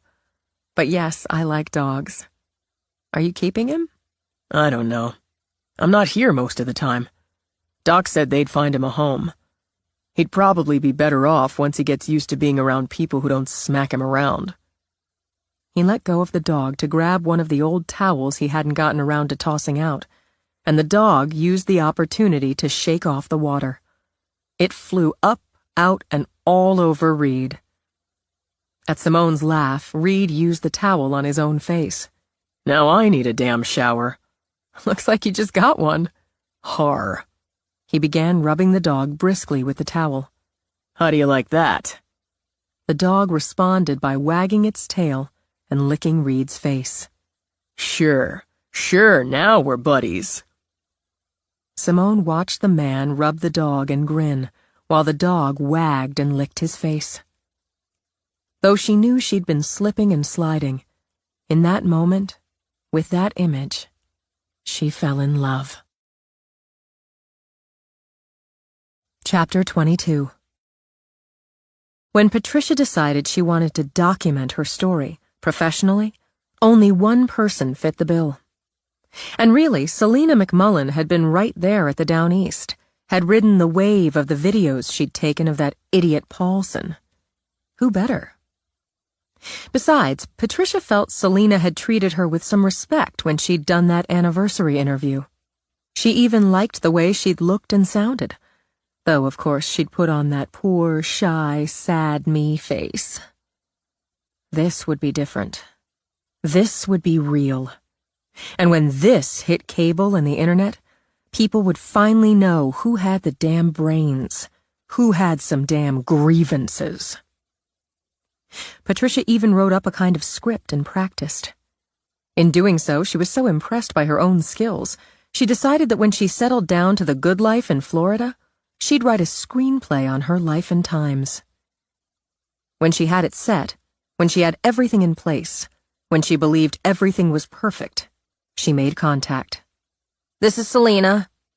Don't hang up, Patricia whispered in a shaky voice. Don't call the police. Who is this? Please, I have to talk to somebody. I'm so scared. If you want to talk to me, I need a name. It's Patricia. Patricia Hobart. Please don't call the police. Patricia Hobart? Doubt dripped. Prove it.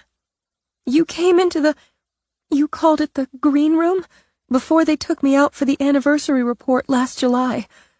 You sat with me and you said if I ever remembered anything about my brother, any little thing I hadn't told the police, I should call this number.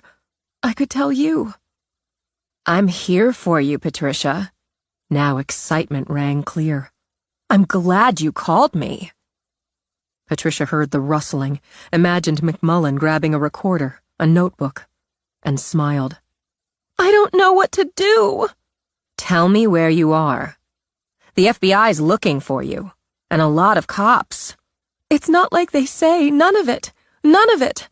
I don't know what's happening. I don't understand. I've been running, but I'm scared all the time. I'm going to turn myself in, but I need to talk to somebody first. I need to talk to somebody who'll listen and tell the truth. She added broken sobs. You don't know. You don't know what they did to me. Who? My grandparents. Oh God, I need to tell someone. I can't keep running, but nobody will believe me. You can tell me. I believe you. What did they do to you? No, not like this.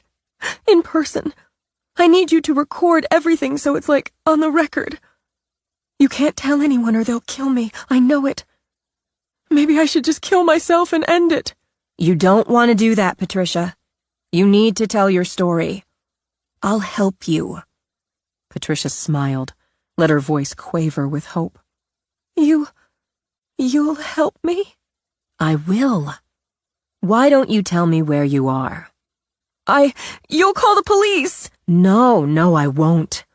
You said you're turning yourself in. But you want to tell your story first. You want me to make sure people hear your story. I won't call the police. A weak voice, Patricia thought, with just a touch of desperate hope. You swear? Patricia, I'm a journalist. I only want the truth. I only want your story. I'd never betray you. In fact, when you're ready, I know a lawyer who'll help you. We'll arrange for you to turn yourself in so no one hurts you. Patricia studied the flask of scotch she'd sipped while McMullen spoke. You'd do that? Tell me where you are and I'll come meet you. We'll talk. If you tell the police and they come, I'll kill myself. I have pills. Don't take any pills. I won't do that. Where are you? I'll come now. Right now? Yes, right now. I'm at the Traveler's Best Motel off Route 98, right before the Portland exit. Please help me, Ms. McMullen. There's no one else. You sit tight, Patricia. I can be there in 40 minutes. Someone has to listen. Patricia sobbed again. You're the only one. She hung up, toasted herself in the mirror with the scotch she'd developed a taste for. Selena raced to change into an on-camera suit. If things went well, she'd have the crazy woman in her studio inside 2 hours. The biggest exclusive anywhere, and it fell in her lap. Once she had that in the pipe, she'd call the FBI. First, the mother of all exclusives.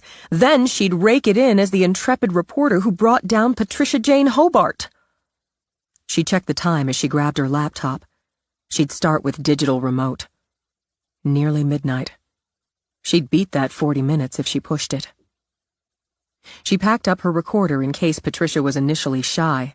A still camera, her phone, tossed in a makeup bag, checked her Glock with its hot pink frame, and was in her garage in 5 minutes flat. Emily Devlin could have warned her about Patricia's skill with garage doors, but dead women don't talk. Selena slid behind the wheel. Her eyes widened in the rearview mirror when Patricia sat up in the back seat. Even as she grabbed for her purse and the gun, the syringe jabbed into her neck. "Night-night," Patricia said. When Selena slumped, Patricia got out, popped the trunk. She hauled Selena out, fixed plastic restraints on her wrists and ankles, added a gag just in case Selena came out of the sedative and made a fuss. With some effort, she dragged her to the trunk, hoisted her up, and rolled her inside.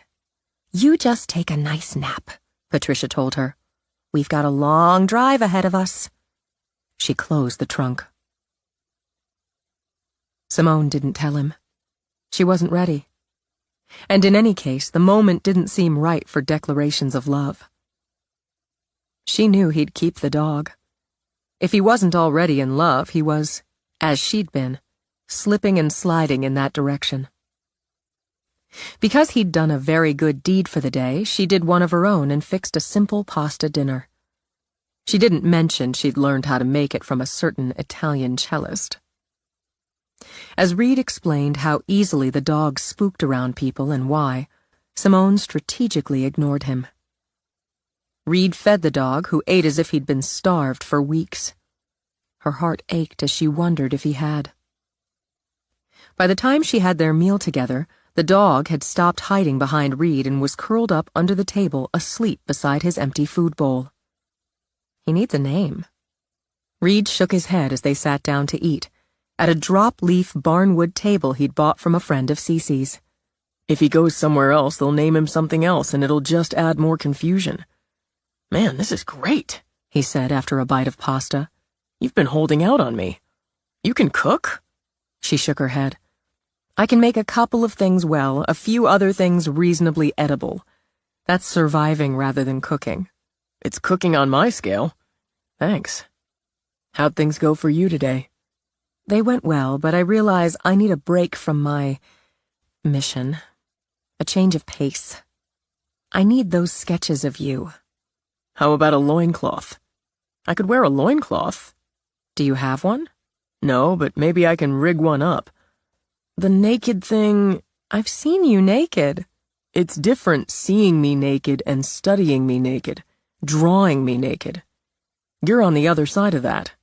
"I've been on both sides." "What?" He stopped eating. "I subsidized my income in New York by modeling." "Naked?" "Figure studies." Amused, if unsurprised by his reaction, she stabbed a noodle. "It's art, Reed, not voyeurism."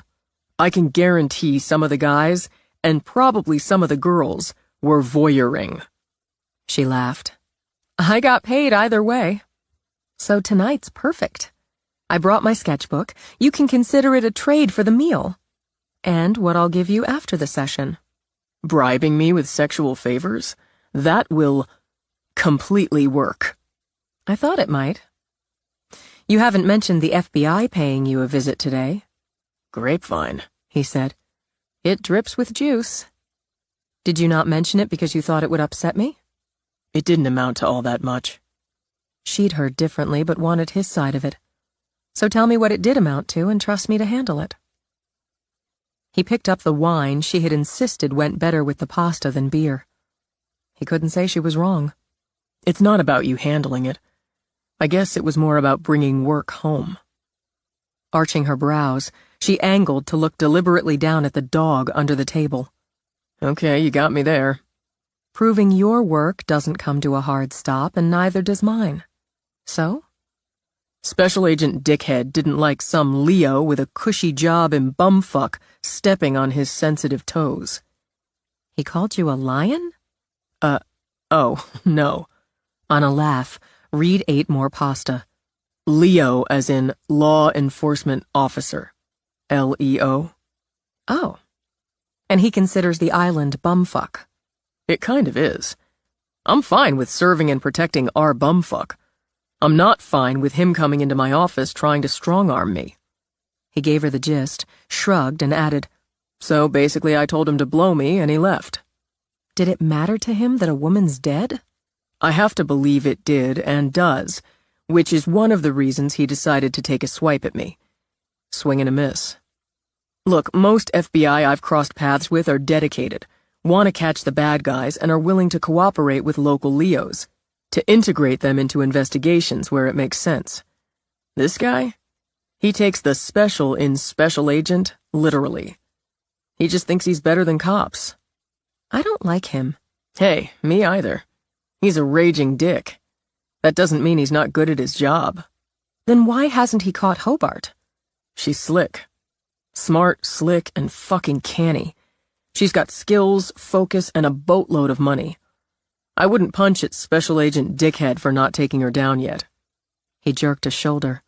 I did it for him being so self-important and territorial that he flips off information and assistance from outside sources. Especially, for whatever reason, me. Cece knows people. I bet she knows people who know the head of the FBI, or people who know people who do. Don't go there. He gave her hand an easy pat. I've got this. And if it turns out I don't? He polished off his wine. Then we can revisit the idea of pulling out the awesome power of Cece.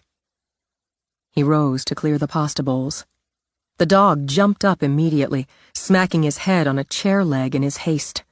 Geez, chill. I've got to give him another pill, do another ear deal. The pill's easy. They've got this little flavored thing you push it into. The ear deal could get ugly. I bet he's a very good dog. Simone turned in her chair as the dog followed Reed to the sink. I bet he's very brave. Glued to Reed's leg, the dog watched her. You're so handsome, and you have such kind eyes. As she spoke, she eased down to sit on the floor. How could anyone have been mean to you? But it's going to be okay now. You landed in a big bowl of milk bones. The dog took a cautious step toward her, retreated, but she kept talking. And weren't you smart to find Reed? He's going to keep you. He's telling himself he's not, but he will. Another cautious step, then one more. Standing still and silent so he didn't distract, Reed watched, thought the dog looked half hypnotized. He bellied over to where Simone laid a hand on the floor. Sniffed it. Tried a lick. He cringed when she lifted the hand, trembled when she put it on his head. There now. No one's going to hit you any more. He edged closer, eyes on her face as she stroked. I feel the scars, she murmured. He's got heart and fortitude. He must have a very pure soul to be able to trust any human. They couldn't turn him mean. He doesn't have mean in him. She bent down, kissed the dog on the nose. Welcome home, stranger. Reed took out one of the pills, pushed it into the soft little pocket, and accepted he'd gotten himself a dog. The downside of that showed itself when he took the dog out to walk him. Eventually, he thought, the dog would learn the territory, just go out on his own. But for now, he'd walk him over into the woods. If bears shit in the woods, so should dogs. When the dog didn't mimic a bear, Reed assumed he didn't have enough food in him yet to pass it along. Until they hit the slate walk, then the dog squatted and relieved himself. God damn it, what's wrong with the woods? Now I need a shovel. When he got one, the dog cowered and quaked. Oh, Jesus, it's not for you. He found his gut burning in fury at the idea of someone beating some poor dog with a shovel. Back inside, he got one of the dog biscuits, crouched down, offered it. That's not a reward for crapping on the walkway because, man, that's just uncivilized. It's just because. Now I have to go upstairs and get naked, and not for fun and sex. I'm already mortified. He started upstairs, the dog at his side, then looked back when he reached the top and heard the whining. How'd you do that? Stumped, Reed walked halfway down to where the dog now had his head through the pickets and was stuck. Why did you do that? Hold on. Stop squirming. He managed to angle the head, shift the body, re-angle, and work the head free. Don't do that. This time the dog followed close on his heels to the bedroom. Simone sat in the chair by the fire doing random sketches in her pad. Of body positions. Naked body positions. His naked body? If that wasn't weird enough, he glanced toward the bed. Took a step toward it. That's a sword. There's a sword on the bed. I told you I wanted you holding a sword. You've got a sword. I borrowed it from Cece. Cece has a sword. He picked it up, weighty, studied its long, carved sheath. It looked old, he realized. Not all jeweled up and fancy, but old and battle-tested. This is so cool. He drew it out, wondered at the shine and sleekness. Battle-tested, he thought again, spotting a few nicks. Steel against steel. This is just out-and-out cool. Why does Cece have a sword? It was a gift. From some ambassador, or maybe it was Steven Tyler. She has a katana that I considered, but you're an all-American boy, and a katana's too exotic for this. She has a katana and a... Is this a broadsword? I couldn't say. Strip it off, Chief. Holding the sword, giving it a slow swing right, left, because you just had to, he frowned back at her. A man would have to be crazy to swing a sword around naked. The Celts did. But they got crazy first. Strip it off, she said without mercy. There's a bottle of wine for courage. Maybe you should spell out the sexual favors first. Then they wouldn't be a surprise, would they? Don't be shy. I repeat, I've seen you naked. The dog hasn't, he countered, but set the sword down to undress and get it over with. It was sweet of you to get the little stuffed dog for the dog. I didn't. Donna tossed it in. No dog of mine plays with dolls. Really? You'd better tell him that. Shirt off, hands on the button of his jeans, Reed looked over to see the dog curled up, one paw on the stuffed toy while he lovingly licked its face. He's already an embarrassment to me. Heaving out a breath, he stripped down to the skin. Stand closer to the fire, it's nice light. With the sword, she added. Pivot to the left, but angle back toward me from the waist. We're going to try a couple with you holding the sword at the hilt, point down. You can talk. I have no words. The island's starting to gear up for the season. Naked small talk. Naked small talk with swords. Jesus. But he gave it a try. Yeah, a lot of spring cleaning and painting going on. She wove casual conversation through directions to turn or to change his stance. I want you to raise the sword over your left shoulder as if you were going to strike down. Just hold it there a minute. Good lats, she thought. Strong biceps, a lean torso. The scar puckering over the right oblique, the latissimus dorsi, the deltoid, added that tangible proof of violence. Lower it for a minute, shake it off. She got up, got him some wine. Relax. We done? Not yet. I want you to turn your head. Look at the doorway. Imagine your enemy there coming at you. Can it be Darth Vader? Not Kylo Ren? He killed Han Solo and Vader never could. It matters that you know that. He handed her back the wine glass. But nobody out-dark forces Vader. Darth Vader it is. She took the glass, set it down, went back to her chair. I want you to take a couple breaths, then look toward the door. There's Vader. Then keep your eye on him and swing the sword up and hold that. Hold the look, the pose. I want you tensed, primed for the first blow. Got it? Yeah. Make it real. Believe it and it'll look real. When you're ready. He tried to make himself hear that spooky Vader breathing, and when he had it in his head, looked, swung. Hold it, just hold that. Perfect, she thought. The angle, the muscles in his glutes, hamstrings, quads, the ripple along the shoulders and arms, the tension in the jaw, the back. I've got it, she muttered, bringing him onto the paper. Just hold the pose.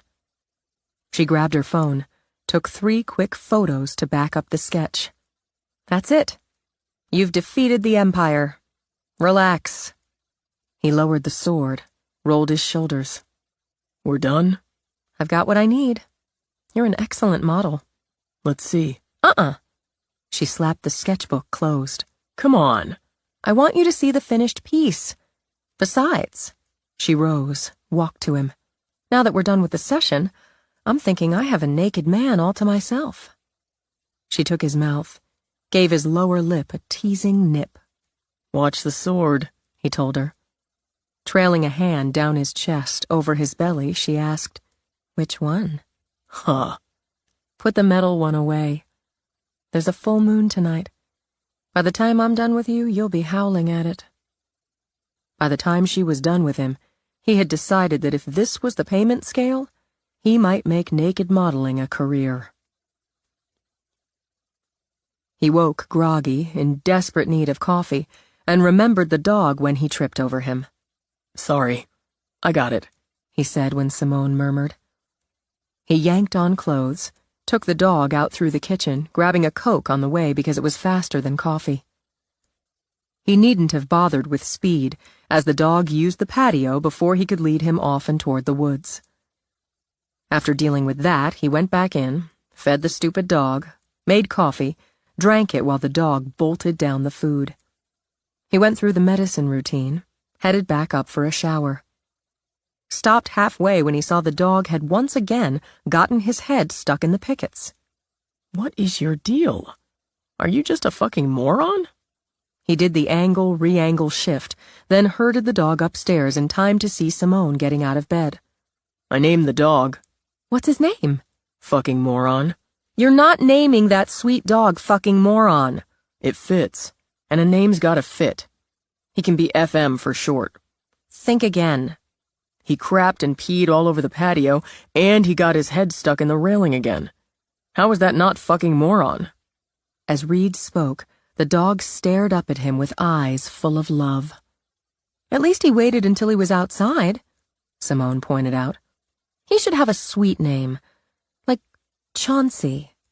Chauncey's He stopped himself before he said, pussy name.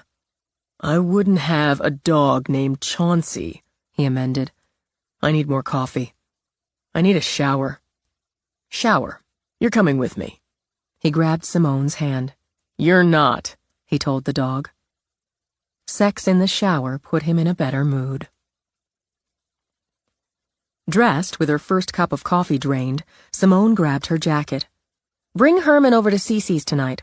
I'm not naming him Herman, but I'll bring him over. Good. I'll see you then. She kissed Reed. And you too, Raphael. Kissed the dog's nose. He's no Raphael either.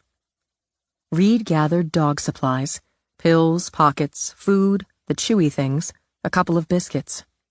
We're going to work. It's time you started earning your keep. He led the dog out, stopped when he noted things starting to poke out of the ground. How about that? Spring's coming. You dig in all that, there'll be no milk bones for you. Get in. The dog happily obliged, immediately wrapped his head against the closed window. See, fucking moron? You are what you are. Despite the chill, Reed lowered the window. I guess I'm going to have to deputize you if I'm hauling your ass to work every day. That makes you deputy dog. Get it? The dog just stuck his head out the open window. Is that it? My amazing detective abilities lead me to conclude you think the damn pickets are a window, and the wind's going to blow your ears back. Some dumbass deputy that makes you." Shaking his head, Reed backed out of the drive, turned toward the village. Inspiration struck. Dumbass yet lovable deputy. Barney Fife, right? That's it. You're Barney. Deal is done. Barney seemed fine with it as his tongue lolled and his ears blew. Reed unlocked the station, went to his office. He filled Barney's water bowl, gave him one of his chew sticks. "Don't make me regret this." He got a cup of coffee and heard Donna come in. She almost always arrived first, as he went to his desk to boot up his computer. Are you going to bring that dog in every day? Barney's been deputized. Barney? She set her fists on her hips. Like the purple dinosaur? No, like Barney Fife. Deputy Barney Fife. Isn't that show before your time? It's a classic. I can't argue there. You can just stop giving me the spook eye, she said to Barney. I picked up the mail on the way in. She walked over, dropped a short stack on his desk. She and the dog exchanged another look before she went out. As he started opening the mail, his phone rang. Susanna Dorsey doing a follow-up. He ran her through, then listened to her response when he asked about the dog's insistence on using walkways and patios. Considering the rest of it, I'm going to say he was kept in a pen most of the time. Concrete floor. He only knows hard surfaces, poor thing. He'll learn, Reed, but it may take a little time. I'll keep a shovel handy. After the call, he looked down at Barney. Barney looked back, bellied a little closer, gave him that look of trusting adoration. We'll work on it, Reed told him, giving his head a scratch before he went back to the mail. The letter addressed to him at the station, postmarked Coral Gables, Florida, stopped him cold. He pulled out a pair of crime scene gloves, took out his pocket knife to carefully unseal the flap, drew out the greeting card. Congratulations! The foil letters shined over colorful bursts of fireworks. He opened it with a gloved fingertip, read the printed sentiment inside. Let's party! She'd drawn skulls and crossbones around the words, then added a handwritten message. You lived! Enjoy that while you can. We're not finished, but you will be when I come for you. XXOO, Patricia. P.S. Here's a little souvenir from the great state of Florida. He picked up the little sealed plastic bag, studied the lock of hair inside. It would be, he had no doubt, Emily Devlin's. Okay, bitch. It's on. You let it get personal, and that's a mistake. Hey, Chief, you... Cecil pulled up short at the cold glint in Reed's eyes. I can come back. What do you need? I thought I should tell you they were painting over at the beach shack and knocked a whole gallon of paint off the ladder. It splattered over some of Jules of the Sea and on Cheryl Riggs as she was out there washing the display window. She's pretty mad, Chief. Can you handle it? Yeah, well, I was walking to work when it happened, so I did what I could. Paint's all over the sidewalk, too. But Ms. Riggs wants you to come down there. Tell her I'll be down, but I have to take care of something first. Sure thing. Do it in person, Cecil. Block off the sidewalk so people don't end up walking through wet paint. And have Donna contact village maintenance to see about getting it off the sidewalk. Yes, sir, Chief. And close the door, Cecil. Spilled paint, angry shopkeepers had to be dealt with, Reed thought. But they'd just have to wait. With his phone, he took pictures of both sides of the envelope, of the front, inside, back of the card.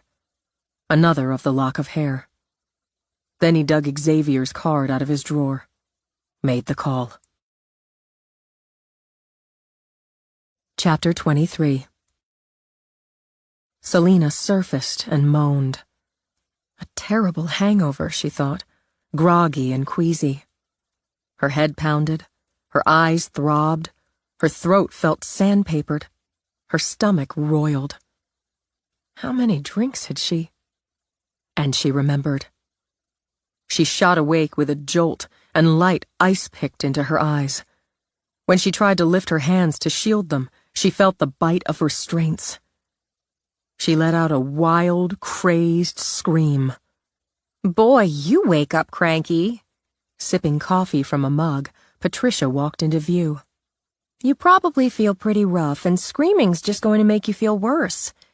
Nobody's going to hear you, so do yourself a favor. Where are we? Why are you doing this? God, don't kill me! Where we are is deep in the North Woods. I already told you why. I want to tell my story. If I was going to kill you, you'd be dead.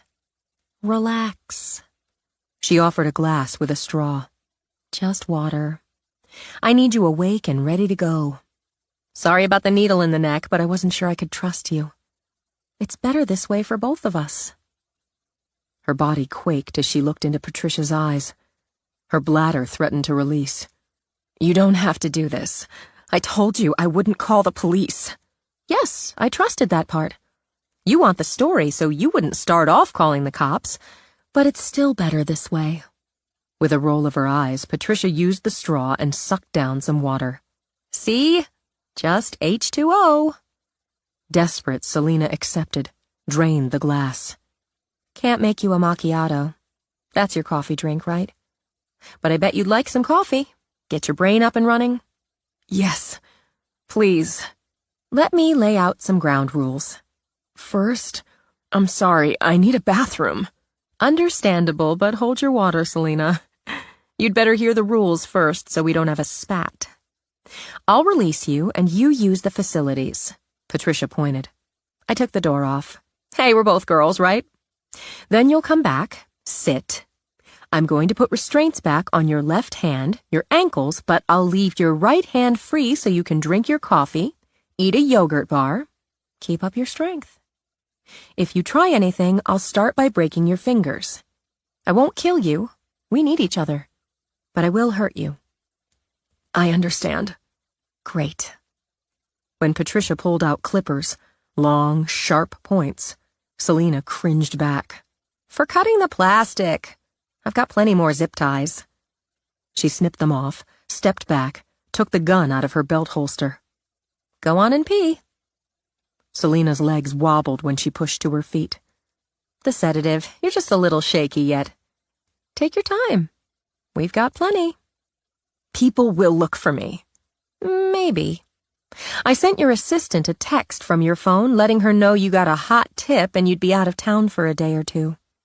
But that may not fly for long. A day or two. Struggling to take in details. A cabin, she realized, with the shades pulled down.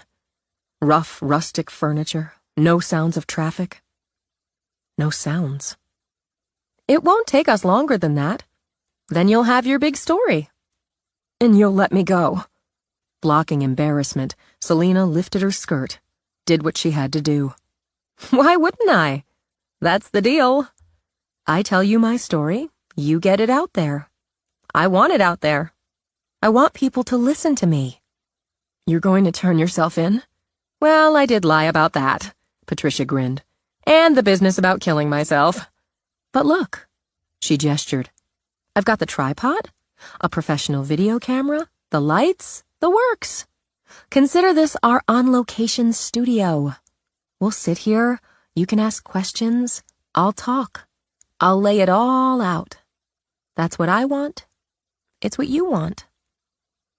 Out of the corner of her eye, Selena spotted her purse. Inside her purse was a gun. I would have kept all this confidential.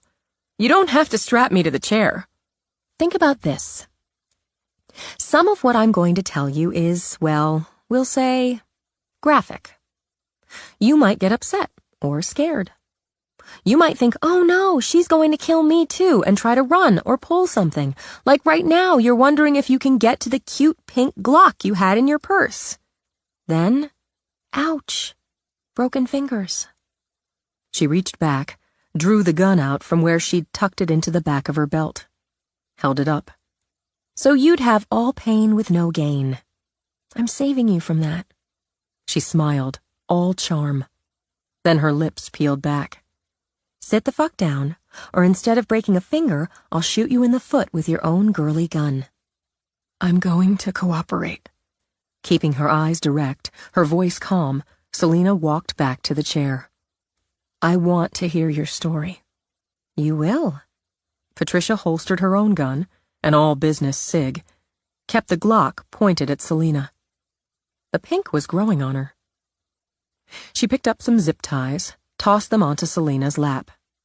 Do your ankles to the legs of the chair. Then your left hand to the left arm. We'll have some coffee, a little bite to eat, and talk about how we'll set this up. Your makeup's faded off and smeared, and your hair's a wreck. But don't worry, I'll fix you up. I'm good at hair and makeup. Trust me. While Patricia made coffee, Reed dealt with the incident of the paint, calmed the shopkeepers, worked things out with the clumsy painter, barely out of his teens and terrified he'd lose his job or get arrested. On the walk back with his canine deputy, Barney started to squat on the sidewalk. Don't you do it! Risking his jeans, Reed grabbed the dog up, quickened his pace. Barney shook, lapped nervously at Reed's chin. You just hold that in, just hold it. He rushed into the station, startling Donna and the human deputies.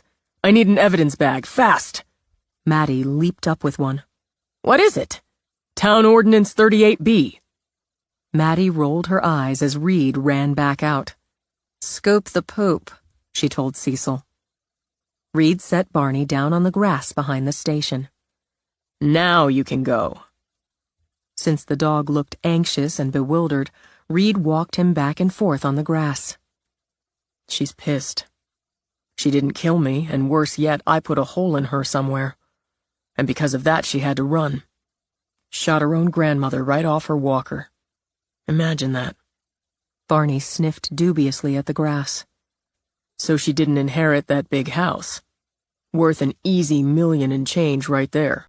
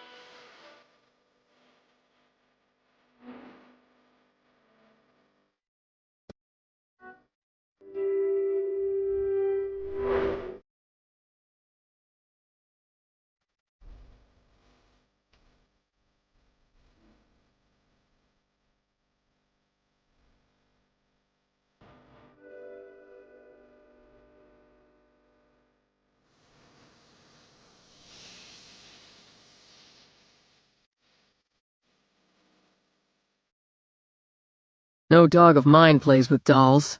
Really? You'd better tell him that. Shirt off, hands on the button of his jeans, Reed looked over to see the dog curled up, one paw on the stuffed toy while he lovingly licked its face. He's already an embarrassment to me. Heaving out a breath, he stripped down to the skin. Stand closer to the fire, it's nice light. With the sword, she added. Pivot to the left, but angle back toward me from the waist. We're going to try a couple with you holding the sword at the hilt, point down. You can talk. I have no words. The island's starting to gear up for the season. Naked small talk. Naked small talk with swords. Jesus. But he gave it a try. Yeah, a lot of spring cleaning and painting going on. She wove casual conversation through directions to turn or to change his stance. I want you to raise the sword over your left shoulder as if you were going to strike down. Just hold it there a minute. Good lats, she thought. Strong biceps, a lean torso. The scar puckering over the right oblique, the latissimus dorsi, the deltoid, added that tangible proof of violence. Lower it for a minute, shake it off. She got up, got him some wine. Relax. We done? Not yet. I want you to turn your head. Look at the doorway. Imagine your enemy there coming at you. Can it be Darth Vader? Not Kylo Ren? He killed Han Solo and Vader never could. It matters that you know that. He handed her back the wine glass. But nobody out-dark forces Vader. Darth Vader it is. She took the glass, set it down, went back to her chair. I want you to take a couple breaths, then look toward the door. There's Vader. Then keep your eye on him and swing the sword up and hold that. Hold the look, the pose. I want you tensed, primed for the first blow. Got it? Yeah. Make it real. Believe it and it'll look real. When you're ready. He tried to make himself hear that spooky Vader breathing, and when he had it in his head, looked, swung. Hold it, just hold that. Perfect, she thought. The angle, the muscles in his glutes, hamstrings, quads, the ripple along the shoulders and arms, the tension in the jaw, the back. I've got it. I've got it, she muttered, bringing him onto the paper. Just hold the pose. She grabbed her phone, took 3 quick photos to back up the sketch. That's it. You've defeated the Empire. Relax. He lowered the sword, rolled his shoulders. We're done? I've got what I need. You're an excellent model. Let's see. She slapped the sketchbook closed. Come on. I want you to see the finished piece. Besides, she rose, walked to him. Now that we're done with the session, I'm thinking I have a naked man all to myself. She took his mouth, gave his lower lip a teasing nip. Watch the sword, he told her. Trailing a hand down his chest, over his belly, she asked, Which one? Huh. Put the metal one away. There's a full moon tonight. By the time I'm done with you, you'll be howling at it. By the time she was done with him, he had decided that if this was the payment scale, he might make naked modeling a career. He woke groggy, in desperate need of coffee, and remembered the dog when he tripped over him. Sorry. I got it, he said when Simone murmured. He yanked on clothes, took the dog out through the kitchen, grabbing a Coke on the way because it was faster than coffee. He needn't have bothered with speed, as the dog used the patio before he could lead him off and toward the woods. After dealing with that, he went back in, fed the stupid dog, made coffee, drank it while the dog bolted down the food. He went through the medicine routine, headed back up for a shower. Stopped halfway when he saw the dog had once again gotten his head stuck in the pickets. What is your deal? Are you just a fucking moron? He did the angle-re-angle shift, then herded the dog upstairs in time to see Simone getting out of bed. I named the dog. What's his name? Fucking moron. You're not naming that sweet dog fucking moron. It fits, and a name's gotta fit. He can be FM for short. Think again. He crapped and peed all over the patio, and he got his head stuck in the railing again. How is that not fucking moron? As Reed spoke, the dog stared up at him with eyes full of love. At least he waited until he was outside, Simone pointed out. He should have a sweet name, like Chauncey. Chauncey's He stopped himself before he said pussy name. I wouldn't have a dog named Chauncey, he amended. I need more coffee. I need a shower. Shower. You're coming with me. He grabbed Simone's hand. You're not, he told the dog. Sex in the shower put him in a better mood. Dressed, with her first cup of coffee drained, Simone grabbed her jacket. Bring Herman over to Cece's tonight. I'm not naming him Herman, but I'll bring him over. Good. I'll see you then. She kissed Reed. And you too, Raphael. Kissed the dog's nose. He's no Raphael either. Reed gathered dog supplies, pills, pockets, food, the chewy things, a couple of biscuits. We're going to work. It's time you started earning your keep. He led the dog out, stopped when he noted things starting to poke out of the ground. How about that?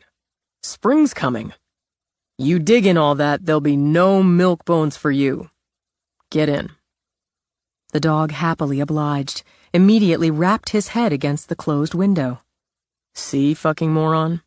You are what you are. Despite the chill, Reed lowered the window. I guess I'm going to have to deputize you if I'm hauling your ass to work every day. That makes you deputy dog. Get it?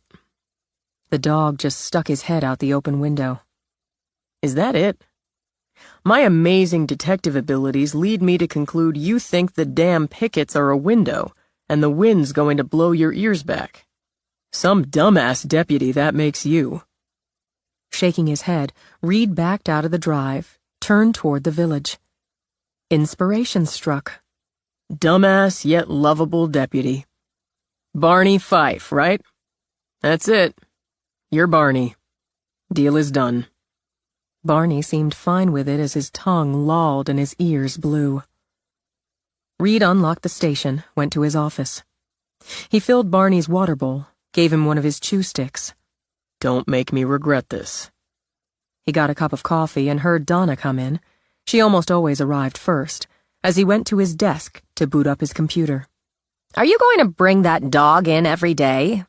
Barney's been deputized. Barney? She set her fists on her hips. Like the purple dinosaur? No, like Barney Fife. Deputy Barney Fife.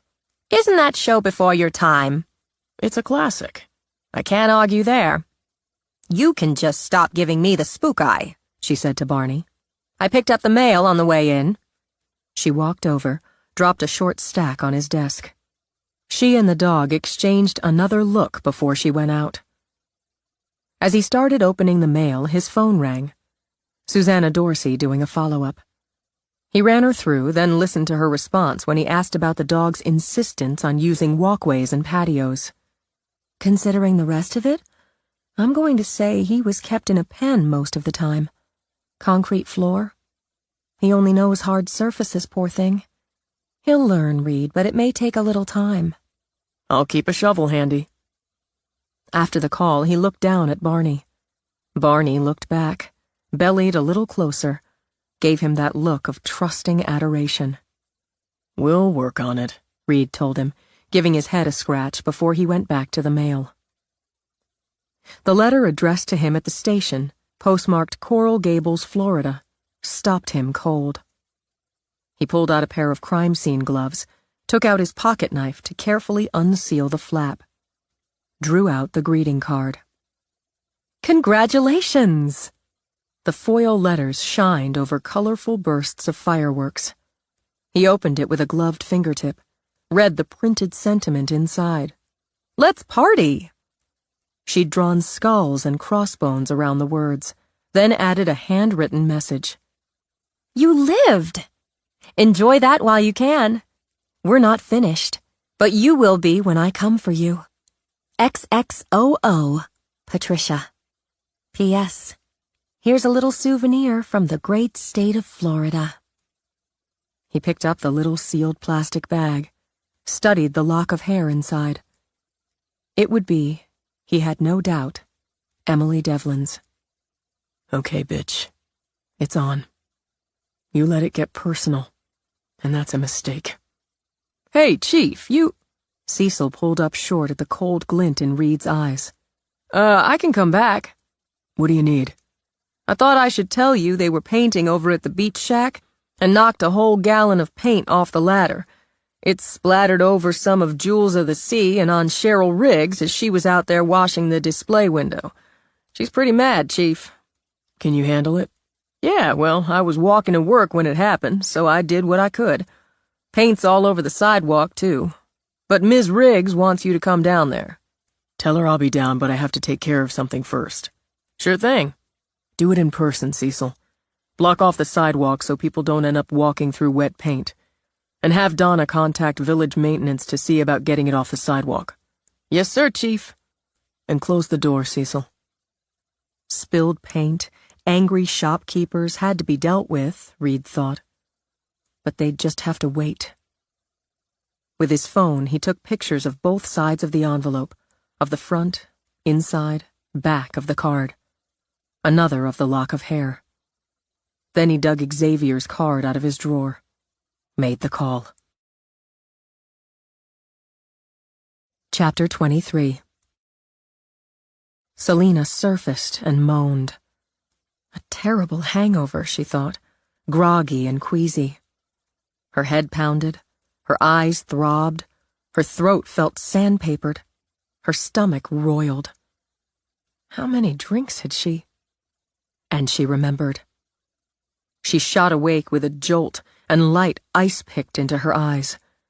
When she tried to lift her hands to shield them, she felt the bite of restraints. She let out a wild, crazed scream. Boy, you wake up cranky. Sipping coffee from a mug, Patricia walked into view. You probably feel pretty rough, and screaming's just going to make you feel worse. Nobody's going to hear you, so do yourself a favor. Where are we? Why are you doing this? God, don't kill me! Where we are is deep in the North Woods. I already told you why. I want to tell my story. If I was going to kill you, you'd be dead. Relax. She offered a glass with a straw. Just water. I need you awake and ready to go. Sorry about the needle in the neck, but I wasn't sure I could trust you. It's better this way for both of us. Her body quaked as she looked into Patricia's eyes. Her bladder threatened to release. You don't have to do this. I told you I wouldn't call the police. Yes, I trusted that part.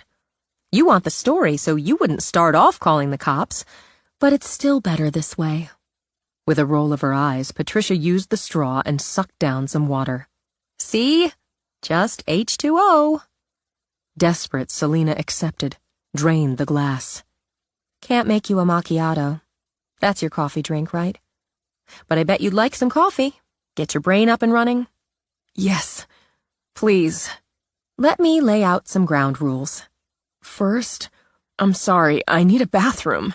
Understandable, but hold your water, Selena. You'd better hear the rules first so we don't have a spat. I'll release you and you use the facilities. Patricia pointed. I took the door off. Hey, we're both girls, right? Then you'll come back, sit. I'm going to put restraints back on your left hand, your ankles, but I'll leave your right hand free so you can drink your coffee, eat a yogurt bar, keep up your strength. If you try anything, I'll start by breaking your fingers. I won't kill you. We need each other. But I will hurt you. I understand. Great. When Patricia pulled out clippers, long, sharp points, Selena cringed back. For cutting the plastic. I've got plenty more zip ties. She snipped them off, stepped back, took the gun out of her belt holster. Go on and pee. Selena's legs wobbled when she pushed to her feet. The sedative. You're just a little shaky yet. Take your time. We've got plenty. People will look for me. Maybe. I sent your assistant a text from your phone letting her know you got a hot tip and you'd be out of town for a day or two. But that may not fly for long. A day or two. Struggling to take in details, a cabin, she realized, with the shades pulled down. Rough, rustic furniture, no sounds of traffic. No sounds. It won't take us longer than that. Then you'll have your big story. And you'll let me go. Blocking embarrassment, Selena lifted her skirt, did what she had to do. Why wouldn't I? That's the deal. I tell you my story, you get it out there. I want it out there. I want people to listen to me. You're going to turn yourself in? Well, I did lie about that, Patricia grinned. And the business about killing myself. But look, she gestured.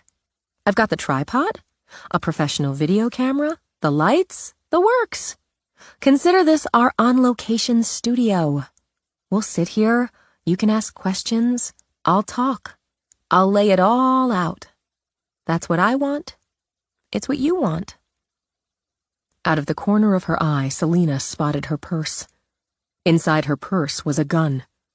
I would have kept all this confidential. You don't have to strap me to the chair. Think about this. Some of what I'm going to tell you is, well, we'll say, graphic. You might get upset or scared. You might think, oh no, she's going to kill me too, and try to run or pull something. Like right now, you're wondering if you can get to the cute pink Glock you had in your purse. Then, ouch, broken fingers. She reached back, drew the gun out from where she'd tucked it into the back of her belt. Held it up.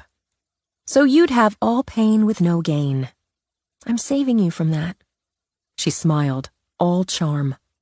Then her lips peeled back. Sit the fuck down, or instead of breaking a finger, I'll shoot you in the foot with your own girly gun. I'm going to cooperate. Keeping her eyes direct, her voice calm, Selena walked back to the chair. I want to hear your story. You will. Patricia holstered her own gun, an all-business SIG, kept the Glock pointed at Selena. The pink was growing on her. She picked up some zip ties, tossed them onto Selena's lap. Do your ankles to the legs of the chair. Then your left hand to the left arm. We'll have some coffee, a little bite to eat, and talk about how we'll set this up. Your makeup's faded off and smeared, and your hair's a wreck. But don't worry, I'll fix you up. I'm good at hair and makeup. Trust me. While Patricia made coffee, Reed dealt with the incident of the paint, calmed the shopkeepers, worked things out with the clumsy painter, barely out of his teens and terrified he'd lose his job or get arrested. On the walk back with his canine deputy, Barney started to squat on the sidewalk. Don't you do it! Risking his jeans, Reed grabbed the dog up, quickened his pace. Barney shook, lapped nervously at Reed's chin. You just hold that in, just hold it. He rushed into the station, startling Donna and the human deputies. I need an evidence bag, fast! Maddie leaped up with one. What is it? Town Ordinance 38B. Maddie rolled her eyes as Reed ran back out. Scoop the poop, she told Cecil. Reed set Barney down on the grass behind the station. Now you can go. Since the dog looked anxious and bewildered, Reed walked him back and forth on the grass. She's pissed. She didn't kill me, and worse yet, I put a hole in her somewhere. And because of that, she had to run. Shot her own grandmother right off her walker. Imagine that. Barney sniffed dubiously at the grass. So she didn't inherit that big house. Worth an easy $1 million and change right there.